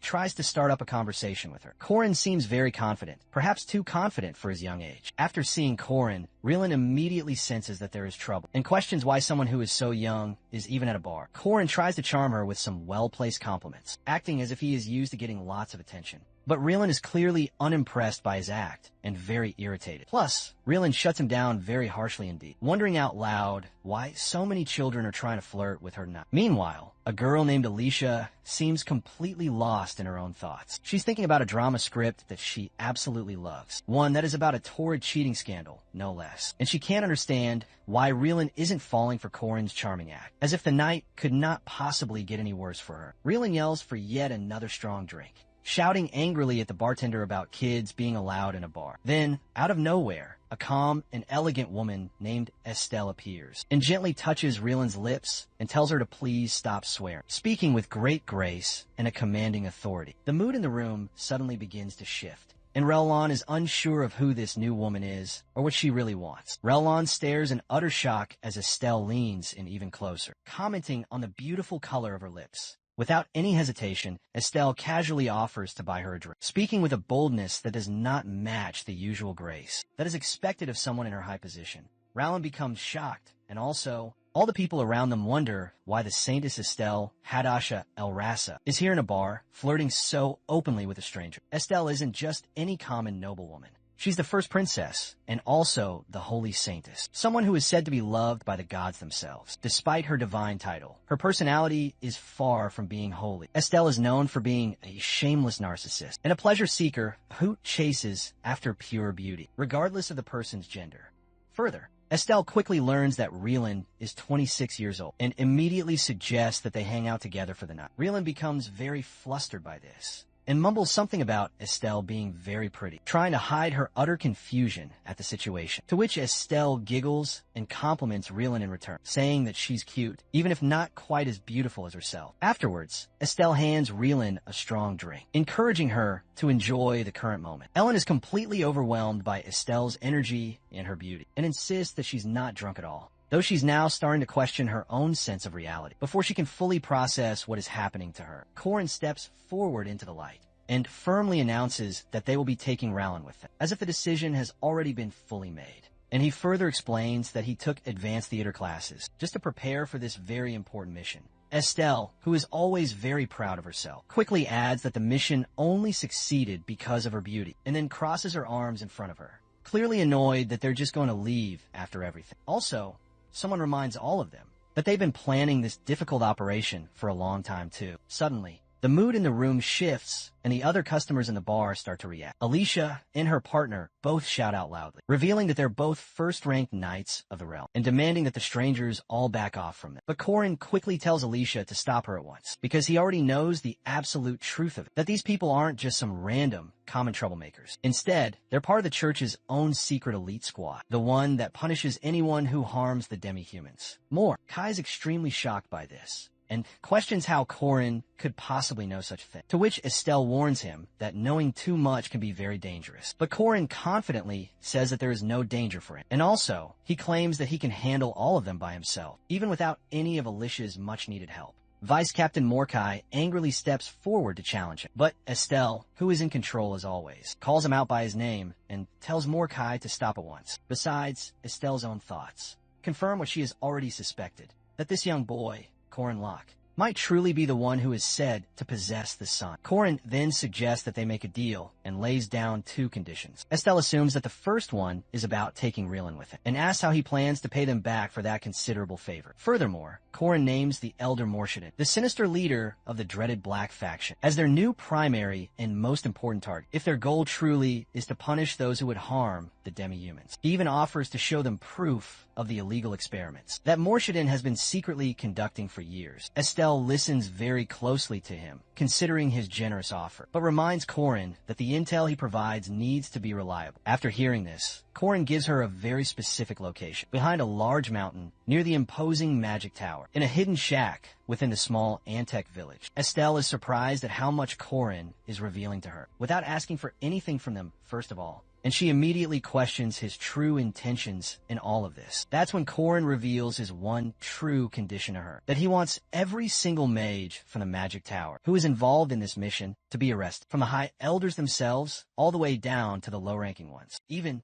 Corin calls the entire tower a corrupted den that has completely lost its way. Though it sounds extreme, Corin argues that if they are left unchecked, they'll end up betraying humanity to their powerful enemy. Tate's Balthazar, Assistant Mordecai, hesitates at this, saying that capturing that many people is nearly impossible to do, to which Corin simply offers to focus on the Elder more shorthand and says they will handle the rest of them on their own. After hearing all of this, Estelle agrees and says she will hand over Reelin to Corin. Mordecai is alarmed by this decision and tries to object, but Estelle silences him with a charming smile, clearly very pleased by the advantage she has already gained. Curious, Estelle asks for his second and final condition, to which Corin responds by proposing that they cooperate from now on, as long as it doesn't involve any sort of politics. He will lend her all of his support. In exchange, Corin asks Estelle to pray for him. Estelle accepts his offer without any hesitation. As long as she still holds her divine power, she will offer up all of her prayers, especially now that they all live under the same roof. Indeed, the saint's prayer is considered a rare and powerful blessing, only available during the final stages of a very long journey. Corin, realizing this fact,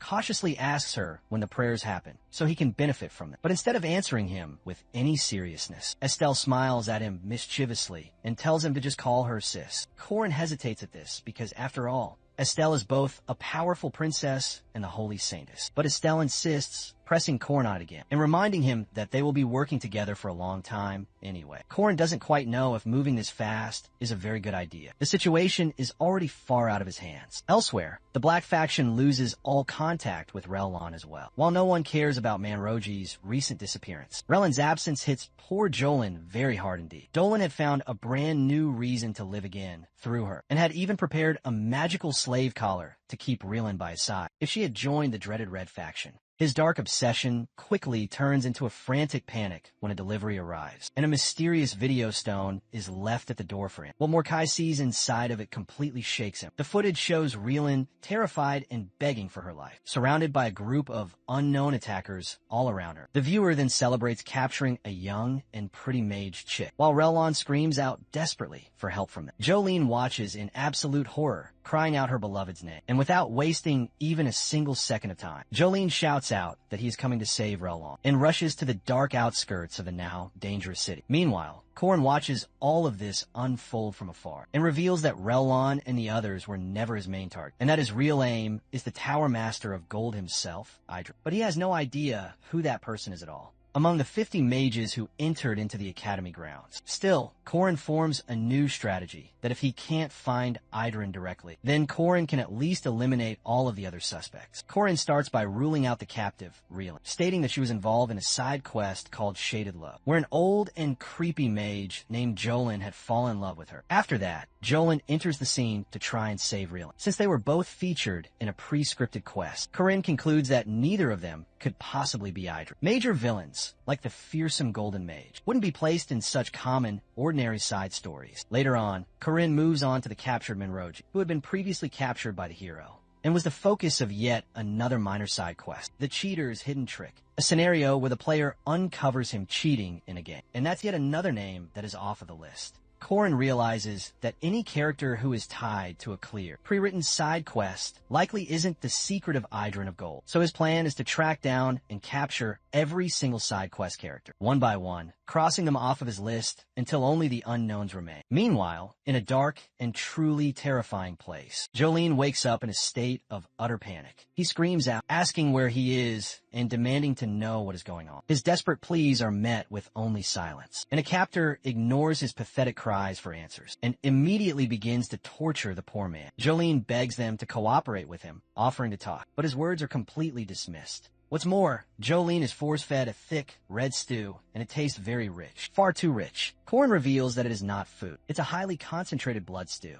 and it's being used to turn them into a powerful vampire. Korin observes this twisted experiment from the safety of the shadows, silently taking note of all the madness that has happened. It is getting closer and closer, but it's clear that this mission will only get darker from here. Korin finds yet another ghoul, and realizes how the vampires create their lowly servants. If someone is a virgin, they become a Dracul or a Dracula, a much stronger form.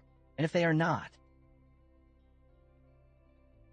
wondering why everyone else seems to have experience but him, making him feel like he was the last remaining virgin in the entire world. A nearby girl shyly confessed that she was also completely untouched, admitting she had only ever held her own father's hand. And that revelation confirmed that Korin would become a Dracula, not a mere ghoul. Now that the man before Korin had become his new vampire servant, Korin knew he would be unable to lie, and took full advantage of this, demanding the man reveal everything that he knows. The man was powerless to resist, and was about to speak the truth. Korin questioned the terrified mage, and learned that his name was Jolin. Furthermore, Korin demanded to know why they had come to this very city. Nervously, Jolin revealed the truth. Their secret mission was to capture the Lady Mariette Dunlevy, and to assassinate the esteemed chairman Aryu Kazar. Korin relentlessly pushed him for more answers about their plan, and Jolin blurted out the truth, that they were simply following the orders of the Tower Master, someone known only by the title Byron of Gold, the legendary Tower Master, Idrin. He claimed the mission was of the utmost importance, and even planned to participate in the mission himself. Jolene wasn't sure which faction that he had joined, whether it was the red or the black,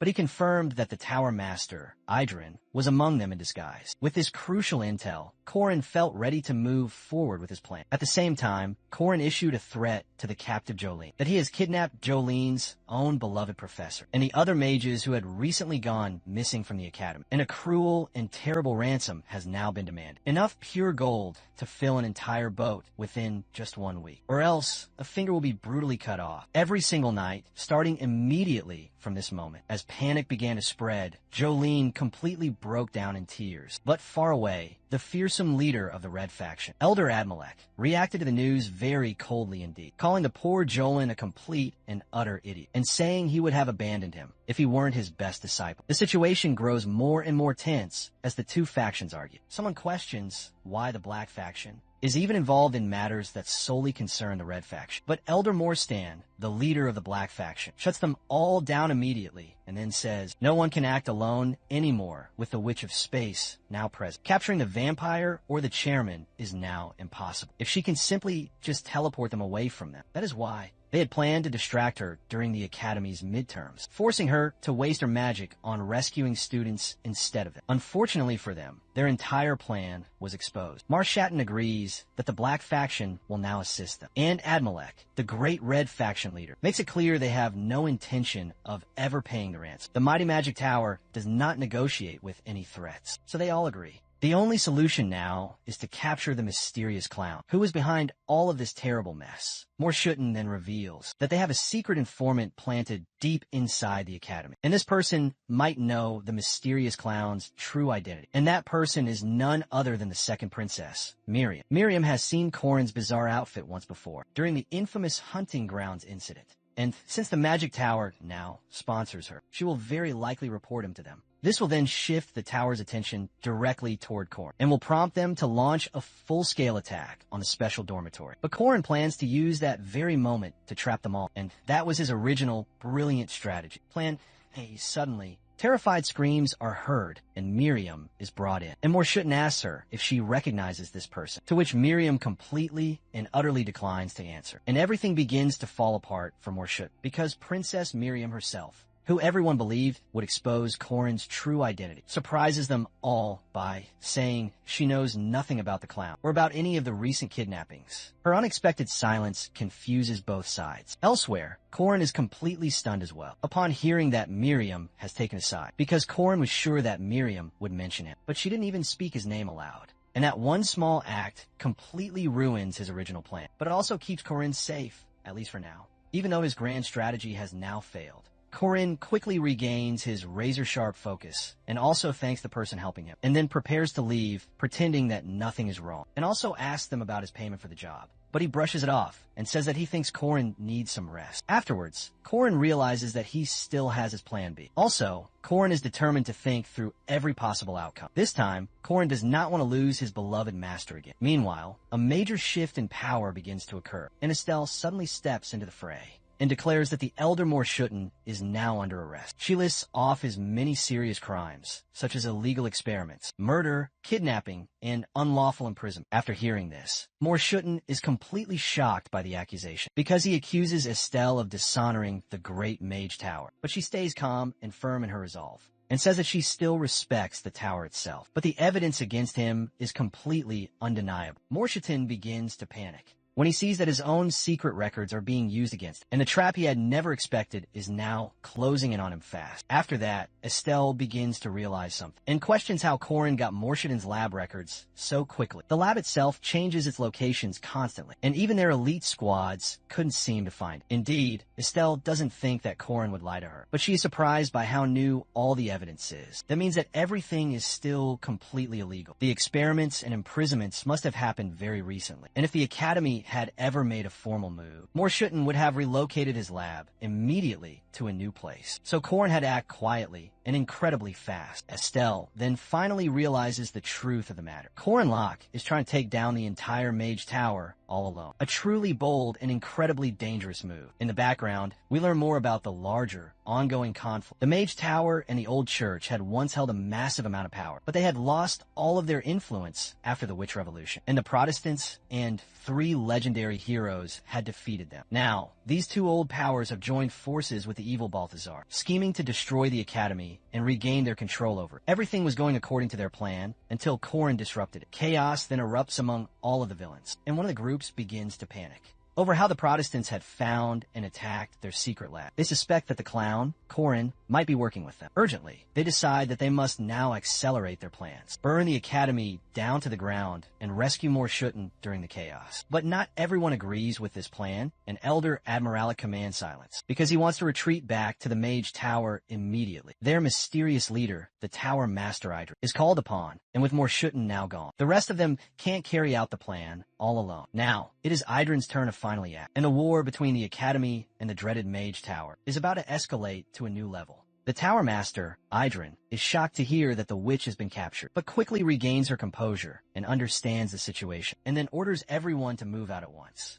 Their destination is to the northwest of Merkaba, where a hidden marker lies, a well-kept secret from the time of the Great Witch Wars. Only 2 people were ever supposed to know about this location, Erendanua and the powerful Josephine. So, when the ancient marker was activated, The witch assumed it was Eren who was calling her there, but to her great surprise, it is Idrin who now appears. After this, Eren demands to know how he found the marker, to which Idrin explains that he has a very powerful new ally. And also, there is one more person besides Eren and Josephine who knew of this place. Tate's Balthazar himself, one of the legendary 3 heroes who had fought in the Witch Wars. Eren is completely stunned and questions him whether Idrin has joined forces with someone like the evil Voltars. And what about the grave consequences of such a terrible decision? But Idrin simply dismisses all of her concerns and reminds her that their rules and ethics don't matter to them anymore. According to her, the mages were wrong to ever follow such ideals, protecting their test subjects, teaching the weaker students, and opening up the secrets of magic to the untalented. She sees it all now as a grave mistake on their part. In Eren's eyes, the Academy only slowed the growth of true, powerful magic, and her voice now grows as cold as ice, as she reminds Eren how people like him never truly changed. First, they had hunted down the demons. Then the demi-humans, then the witches themselves. As a young child, Eren had been hunted down and captured by those in power, simply because she had used magic without their permission. Back then, they didn't see Eren as a real person, only as a subject to be dissected and studied. They had coldly debated with one another whether fire or black magic would be more fitting to tear her apart. But now, Eren stands before them, very strong, no longer that helpless, terrified little girl, striking back at them with the same spear that had once ruptured their hearts. Moreover, Eren makes it clear that they were never true seekers of magic, and they were just hateful beings who needed someone to target. Idrin recognizes her as the central figure of the Great Witch Revolution. However, he no longer plays the game fairly. Also, Idris casts a powerful seal on Eren, confident that it can hold her captive for 3 whole days. With her now out of the way, Idris plans to lead the Mage Tower to eliminate the Academy's chairman, capture the powerful vampire, and reclaim the future for his own side. To him, the current world will collapse very soon now, and in its place, a brand new paradise will surely rise, one where only the chosen can practice their magic freely. Just then, the flame hounds of Korn arrive on the scene. After that, Korn tells Eren that people like Yudrin never truly change because they have never truly suffered, and they have lived their lives without any real pain, and that is why they still remain so cruel to others. But now, it is finally time to fix all of that. Korn moves forward with his new plan B, ready to deliver the pain they have avoided for far too long, starting with a direct and completely ruthless strike. And Korn's goal is a very simple one: to rescue the professor, no matter what it takes to do so. When Run and Ron arrive late at night, Professor Ogun expresses his deep disappointment in them. He reminds them that today marks the first day of their monster hunts. Though the Fanboar is only a 4th-ranked monster, their complete lack of focus still disappoints him. The professor claims that he hates repeating himself and questions what he had told them about this earlier. Both Ren and Ron straighten up at attention and state that a good guardian must be highly skilled. But more importantly, they must be very punctual as well. Ogun hums, steps forward, and signals for them to begin their mission. Ron mutters in frustration that it is all because Corinne isn't there. Rin whispers that Corinne usually wakes them up every morning, and she wonders where he went off to so early this day. Far from them, Corin stands amidst the burning fires and cornered mages. A girl grins, surprised by his sudden arrival on the scene. But it is clear that Corin has come here fully prepared. He has used a powerful rune of tracking to find them. He steps in and then launches a devastating strike. He speaks, voicing his great disappointment in the Elder Admalak, saying that his rightful place is not here, but beside his disciples. Elder Admalak glares, recognizing the voice of the young man. He shouts, confirming Corin's identity as the same as the clown. With a lifted hand, he conjures up a massive, swirling fireball and declares himself to be the leader of the dreaded Red faction, and no easy opponent for him to fight. He invokes his ultimate technique, the Sky of Muspelheim, a flame meant to turn all things to ash. The fire roars toward Corin, but he stands there, completely unmoved. A dark and confident smirk curls up on his lips. The flames disperse right before him, completely ineffective. The elder stares at him in utter and complete disbelief. The resistance that Corin has conjured is not mere protection or elemental superiority. Corin's eyes now burn like hot coals. He speaks, saying if the elder relies solely on his fire, then he will never be able to defeat him in battle. Corin compresses the surrounding flames into a single deadly strike, forming a solar genesis. With one overwhelming and powerful blow, lightning carves its way through the enemy forces, and bodies drop all around him. Corin then kneels, breathing heavily. The girl lands and calls out, impressed. She clarifies that her praise is for Corin Locke himself, not for his incredible power. She claims that he must have foreseen the attack on the magic tower and prepared himself for this as well. Korin nods his head slowly at her words, struggling to stand back up. The girl studies him. Something about Korin now unnerves her a bit. She wonders at his strange silhouette, shadowed by his purpose, echoing the very symbol of justice. She then lends him her shoulder for support, asking him what will be coming next for them. Korin lifts his head and says the next target is Mariette, and that the preparations are already in place for her. The Mag faction has two main goals to accomplish: to kill the chairman, Ryu Kazar, and to capture Mariette. Duniev. Korin claims he originally intended to become their target, but Princess Miriam acted unpredictably and shielded him, disrupting his original plan. Fortunately for him, he holds a powerful plan B. He then continues, stating that during the official opening of Dunleavy Distribution, Josephine will make a public appearance at the grand event. Then, move into a much less crowded area than before. An ideal moment for a well-planned ambush.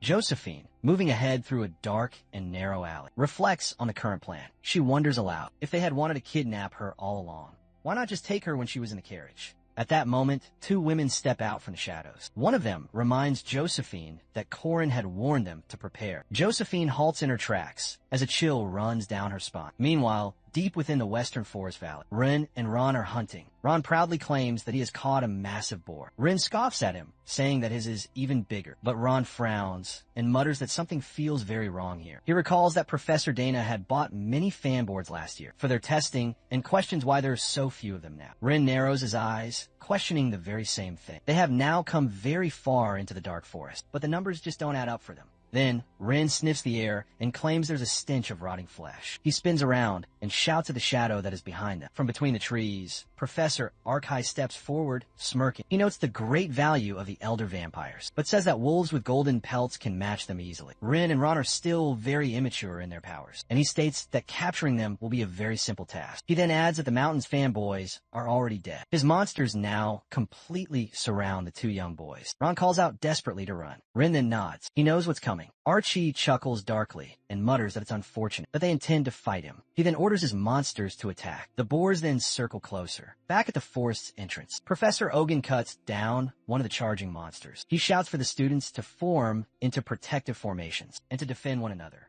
The fan boars, due to their rapid reproduction and their enormous appetites, require population control to be done each and every year. That's why he had brought all of the students here. But he had never expected the boars to return back to life. Then, the black mages all arrive on the scene. Professor Ogun warns them not to harm any of the academy students, saying that it would be a massive treaty violation for them. One of the mages calmly responds to him that they are not interested in harming any of the students, or him, if he would just stop resisting them now. No one will be hurt. Professor Ogun demands to know their true goal. The mage then reveals that they seek the two monster wolves. Hearing this, Ogun's brow tightens with worry and anger. The mages clarify that Run and Ron may not be highly trained just yet, but they are still growing stronger. At that very moment, Ren and Ron transform into their full wolf forms and tear through the surrounding hordes of monsters. Professor Ogun swings his mighty blade with all of his might and declares that whether they are demi-humans or wolfmen, if they study at his academy, then that means that they are his students now.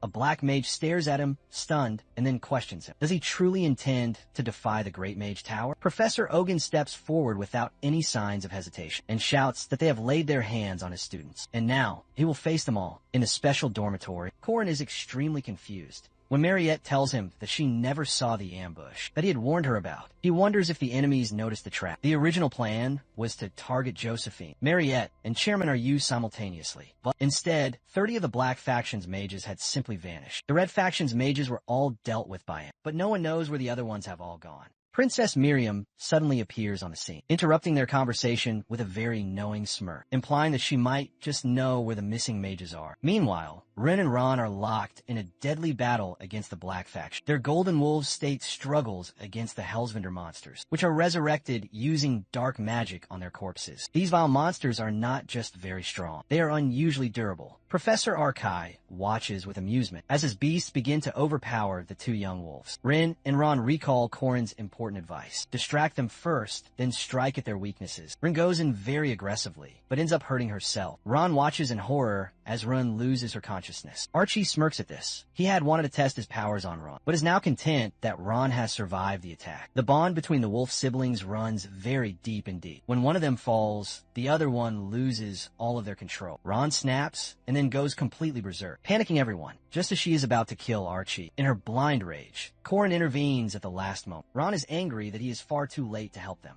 until he pulls her into a hug and tells her that Ron is still alive. Mariette, who is nearby, is giving Ron a healing potion, saying they were just in time to save her. While comforting Ron, Corin is uneasy about Miriam's earlier tip. She is being supported by the Mage Tower and shouldn't be helping it. He suspects there is something more hiding behind her actions. Corin then makes the Black Faction's mages all kneel down. He then thanks Professor Ogun with a grateful smile for risking himself to protect all of the first years. Ogun credits the students' survival to their powerful new gear, which was made from very expensive magic stones. Suddenly, Madame Josephine arrives in a great rush. The chairman's marker is now reacting to something. Corin realizes that this is what Miriam had intended by giving him the secret location of the mages. The Red Faction had ambushed Madame Josephine earlier, and the Black Faction had targeted Ron and Ron. And still, there is no sign of the Golden Mage at all. Corin, along with Mariette and others, heads to Sherman. Are you? They find her unconscious, but not fully destroyed. There is still time.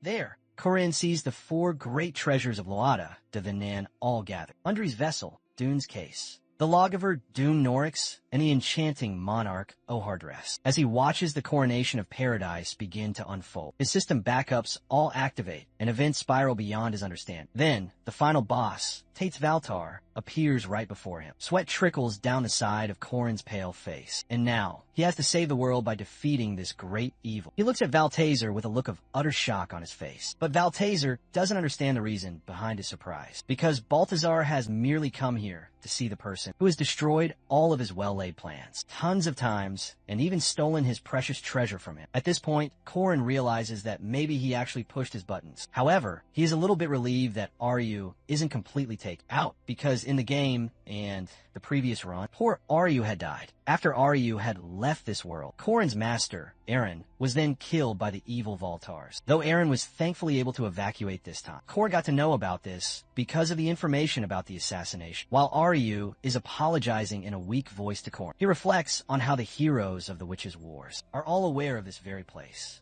But it is kind of astonishing to think that Valtazer has made a move. With a great worry, Corin puts his hand on his own forehead, finding it hard to believe that another incident has happened that is far different from the original one that he knew. But Corin quickly calms himself down from this. Gripping his spear tightly, Corin reminds himself how he has always changed the scenario for the better. Thus, with all of his remaining power, Corin unleashes a poisonous dragon head charge against Valtars, sending an immense amount of fire directly at him. But just then, something else unexpected happened. The domain, a level all warriors can only dream of. A secret attack is launched in an instant by Balthazar. It was the exact same as Corin's own attack, so it was countered with incredible ease. Witnessing this strange phenomenon, Balthazar can't help but scoff to see that Corin can already use it. Basically, this is the battle of the top-tier martial skills in the heroic legend of Arhangame.